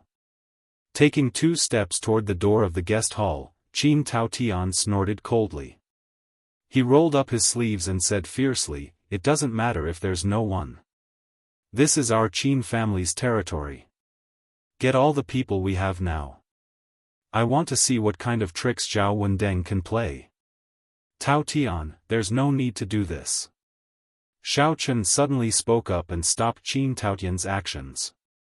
He said lightly, "Since that brat Zhao Wendeng likes to cry outside the Qin family's gate, let him be. There's no need to pay attention to him. Anyway, it won't affect us at all. It will only make the people in the town look down on him even more." Shao Chen's expression was very calm. It was impossible to tell that he was angered at all. He had seen this kind of low-level provocation many times. Naturally, he would not take it to heart. What exalted immortal Shao said makes sense. The immortal cultivation world has always believed that only those with strength have the right to speak. The people from the Zhao family were not capable and were killed by exalted immortal Shao. Now, they actually have the cheek to come over and ask for compensation. Isn't this slapping their own faces? Taotian, there's no need to pay attention to him. After hearing what Shao Chen said, Qin Shengling instantly understood and nodded in agreement. But Grandpa, although that's true, it's so depressing to always have a corpse outside our door. Qin Taotian gritted his teeth and objected with a face full of hatred. The Zhao family is riding all over our noses now. We can't pretend not to see it, can we? It'll be so embarrassing if word gets out. People will think that we're too cowardly. After all, Qin Taotian was still young and full of vigor. When provoked, he would be overwhelmed by anger. He was not as calm and steady as Shao Chen and Qin Shengling. "Oh, about this." Shao Chen rolled his eyes and the corners of his mouth curled into a sly smile. He said slowly, "Since we have nothing else to do right now, and we're idle anyway, let's go and tease him. How about this, you go and find a few people first." Next, Shao Chen explained the plan that he had just thought of to prank Zhao Wendeng unhurriedly. "Ha ha ha. Exalted immortal Shao, you're really too smart." Qin Taotian was amused by Shao Chen's plan. He patted his chest and said, "Leave this matter to me. I'll get people to prepare immediately. Just wait and watch the show." After taking charge of the matter, Qin Taotian excitedly sent out his butler and impatiently asked him to find a group of servants. Then, he gave them a series of instructions and specially instructed them in every detail before assigning the task. At this time, it was already very lively outside the Qin family's door. Not only did Zhao Wendeng deliberately get people to carry the corpse to block the door, but he also specially made a few banners for his subordinates to hold up as a demonstration. The bystanders squinted and saw that the white banners were written with blood-red words such as, "Bullying with numbers," and, "A life for a life." It really looked like that was the case. The Qin family's door was already surrounded by curious citizens. Everyone whispered to each other and discussed how the Qin family would end this time. Even many presidents of the Chamber of Commerce ran over and sneaked into the crowd to watch the show. At the same time, they wanted to assess whether the Qin family really had enough power to turn this passive situation around. Chapter 1342. Young Master Zhao, we've made a big deal out of this, but the people of the Qin family can still keep their composure. What do you think is going on? Are they so scared that they don't dare to come out? Staring at the closed door, Protector Zhu frowned and stood next to Zhao Wendeng as he asked in a low voice. It's very likely. Zhao Wendeng nodded in agreement. Looking at the silent Qin family, he snorted and said, I guess they are now having a meeting to discuss countermeasures. Maybe they are already collecting spirit crystals to compensate us. After all, our Zhao family is so powerful. It is easy for us to annex the Qin family. It is the right choice for them to admit defeat. Having said that, Zhao Wendeng began to get impatient after waiting outside the door for a long time. Feeling Zhao Wendeng's anxiety, Protector Zhu rolled his eyes and said with a murderous look, Young Master Zhao, I think we should just break in and confront the Qin family. Otherwise, God knows when we will have to wait. If we rush in like this, we can give the Qin family a show of strength. What do you think? Absolutely not. Zhao Wendeng immediately rejected Protector Zhu's proposal and warned him seriously, don't think about doing such a stupid thing. The old man of the Qin family is now at the peak of the foundation establishment stage. If we rush in rashly, it will definitely be more disadvantageous for us.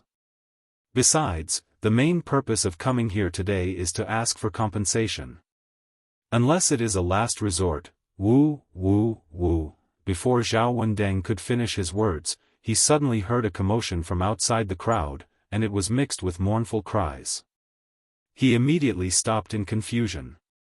Turning his head, Zhao Wendeng was surprised to find that the crowd not far away had been separated, and a group of people in mourning clothes walked in from outside the crowd. The leader of the group was holding a black and white photo of his father. The people standing next to him were throwing paper money into the air and wailing and crying from time to time. In addition, there were a few people carrying a stretcher with an old sow lying on it. The group of people walked toward Zhao Wendeng's group in a mighty manner. Protector Zhu also noticed the people coming. After seeing the people in the photo, he couldn't help but be dumbfounded. He thought, what's going on? Could it be that the Qin family saw me standing in front of their door, so they were angry and went to kill Zhao Shimu? That's not right either. Those mourners looked unfamiliar and did not look like they were from the Zhao family. He had never seen them before. What the hell was going on? Young patriarch, you died so miserably.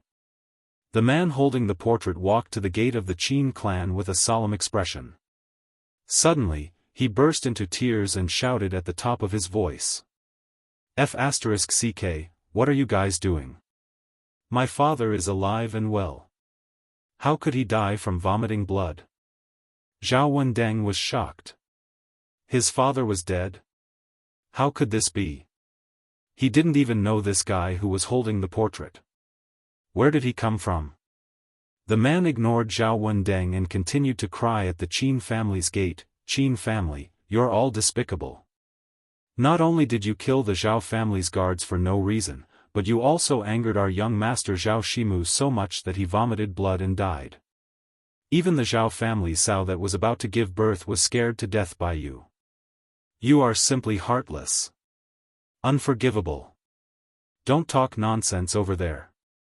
How could our Zhao family raise pigs? Who the hell are you? Seeing that the man ignored him, Zhao Wendeng was so angry that he stomped his feet and roared loudly.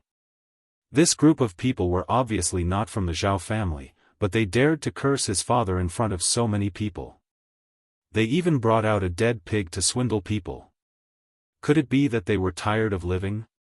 Young Master Zhao, why don't you recognize me? I'm Little Six. Before Zhao Wendeng could finish speaking, the man holding the portrait suddenly rolled his eyes and knelt on the ground with a plop. He hugged Zhao Wendeng's thigh and shouted with a sorrowful face. What Little Six? I don't. Zhao Wendeng quickly went through his mind.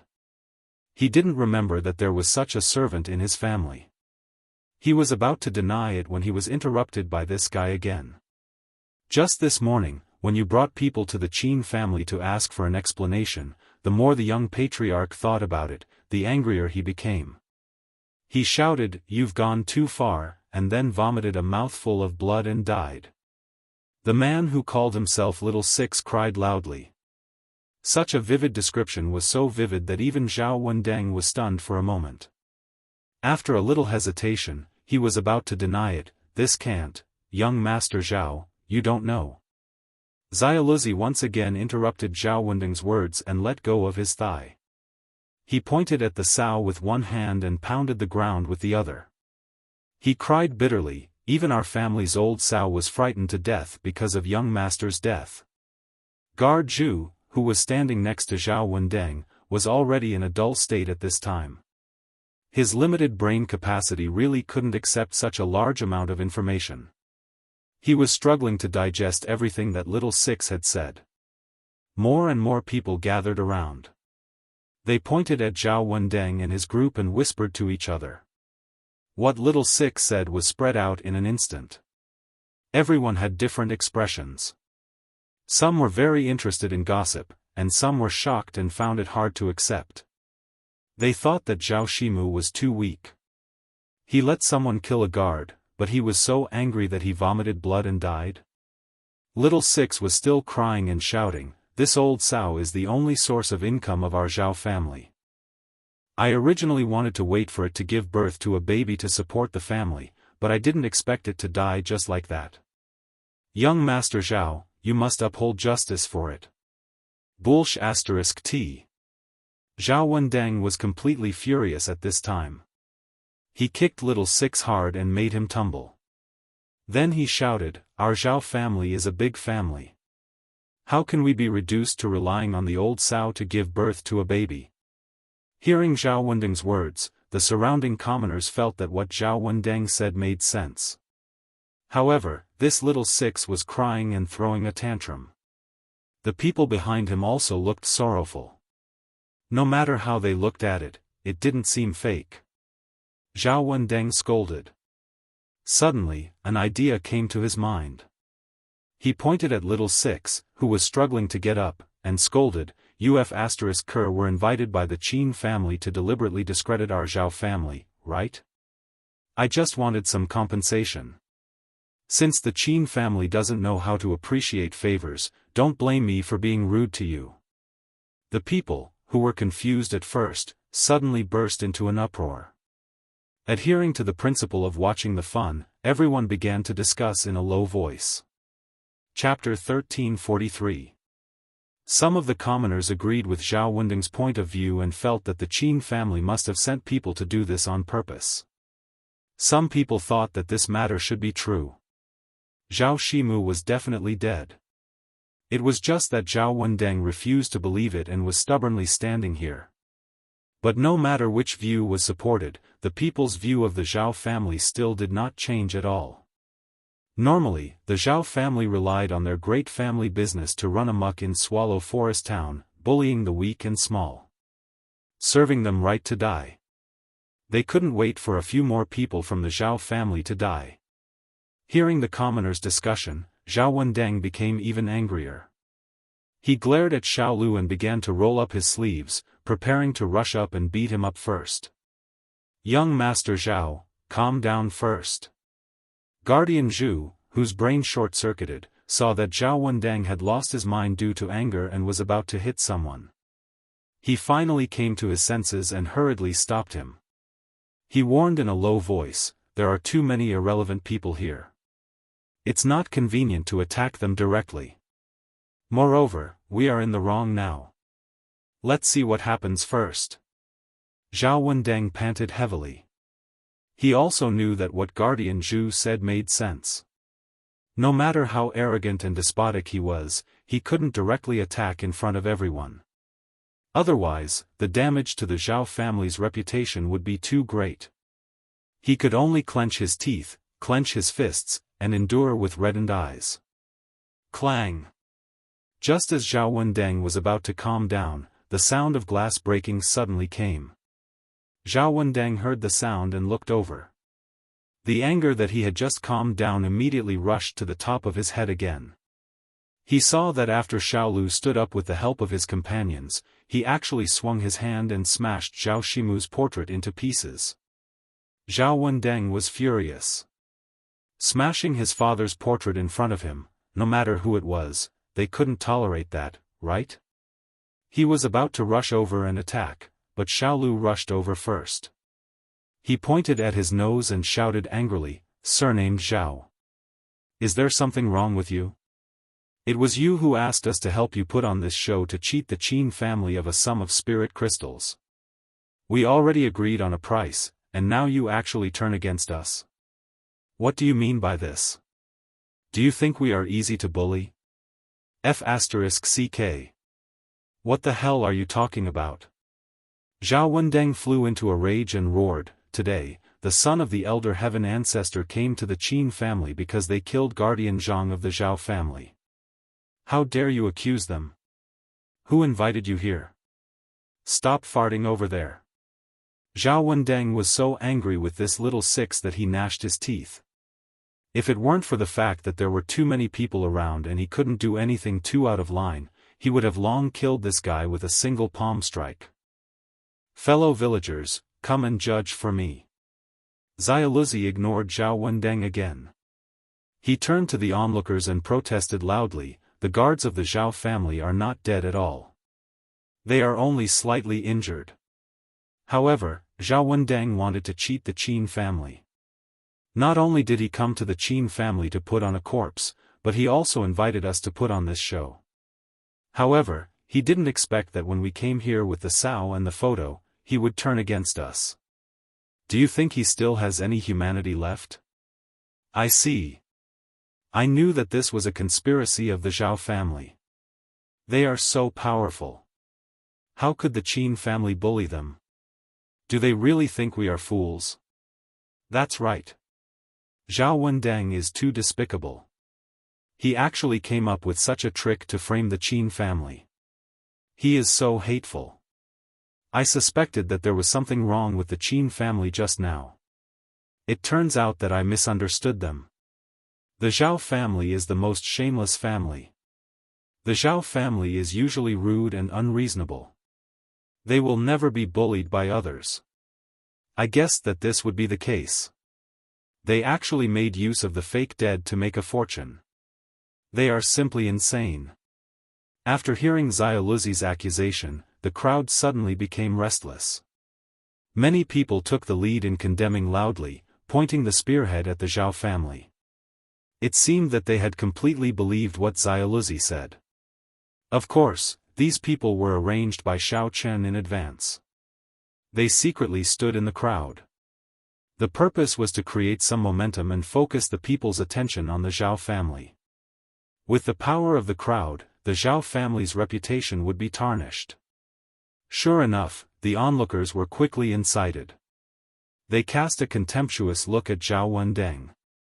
Many people even joined the ranks of cursing, accusing the Zhao family of such despicable behavior. Anyway, everyone was in the crowd now. No one could see who was cursing. Some people who had been bullied by the Zhao family took the opportunity to vent their resentment. Even those merchants who had a close relationship with the Zhao family shook their heads after seeing this scene. They sighed helplessly and turned to leave. After today's incident, they had basically decided to rely on the Qin family. After all, the power of the people was the most powerful. As a businessman, the most important thing was reputation. If the reputation was good, people would naturally come to buy. If the reputation was bad, it would not be long before no one came. Now that the Zhao family had become the target of public criticism, these merchants naturally avoided them. If the people knew that they were involved with the Zhao family, their business would be greatly affected. You. Good. Good. Good. Zhao Wendeng was so angry that he didn't know what to say. He could only widen his eyes and say, "Good," a few times. Then he clenched his fists and turned around to roar, "Guardian Zhu, since these wicked people don't believe this young master's words, then let them see whether Guardian Zhang is injured or dead." This. How do I see this? Hearing Zhao Wendeng's order, Guardian Zhu was dumbfounded. Do I have to stab senior brother a few more times to prove that he will not move when he is dead? Idiot! Remove the cloth covering the body. Zhao Wendeng was already sullen. This time, he was so angry that he almost suffered an internal injury. Young Master Zhao, this is not very good, right? Guardian Zhu's expression was a little ugly. He shook his head and refused. My senior brother is already dead. As the saying goes, the dead are the most important. How can you do such a disrespectful thing to the dead? Please forgive this subordinate for not being able to do it. Protector Zhu and Protector Zhang were originally fellow disciples of the same sect, and their relationship had always been good. This time, Protector Zhang was killed for no reason, and he had personally verified Protector Zhang's death, so it was absolutely impossible for him to let Zhao Wendeng do as he pleased. Even you are going against this young master. Zhao Wendeng glared at Guardian Zhu fiercely. He did not care about reprimanding him and walked directly to Guardian Zhang's body. He said hatefully, I don't believe it today. Since you are not willing to remove the cloth, then this young master will do it myself.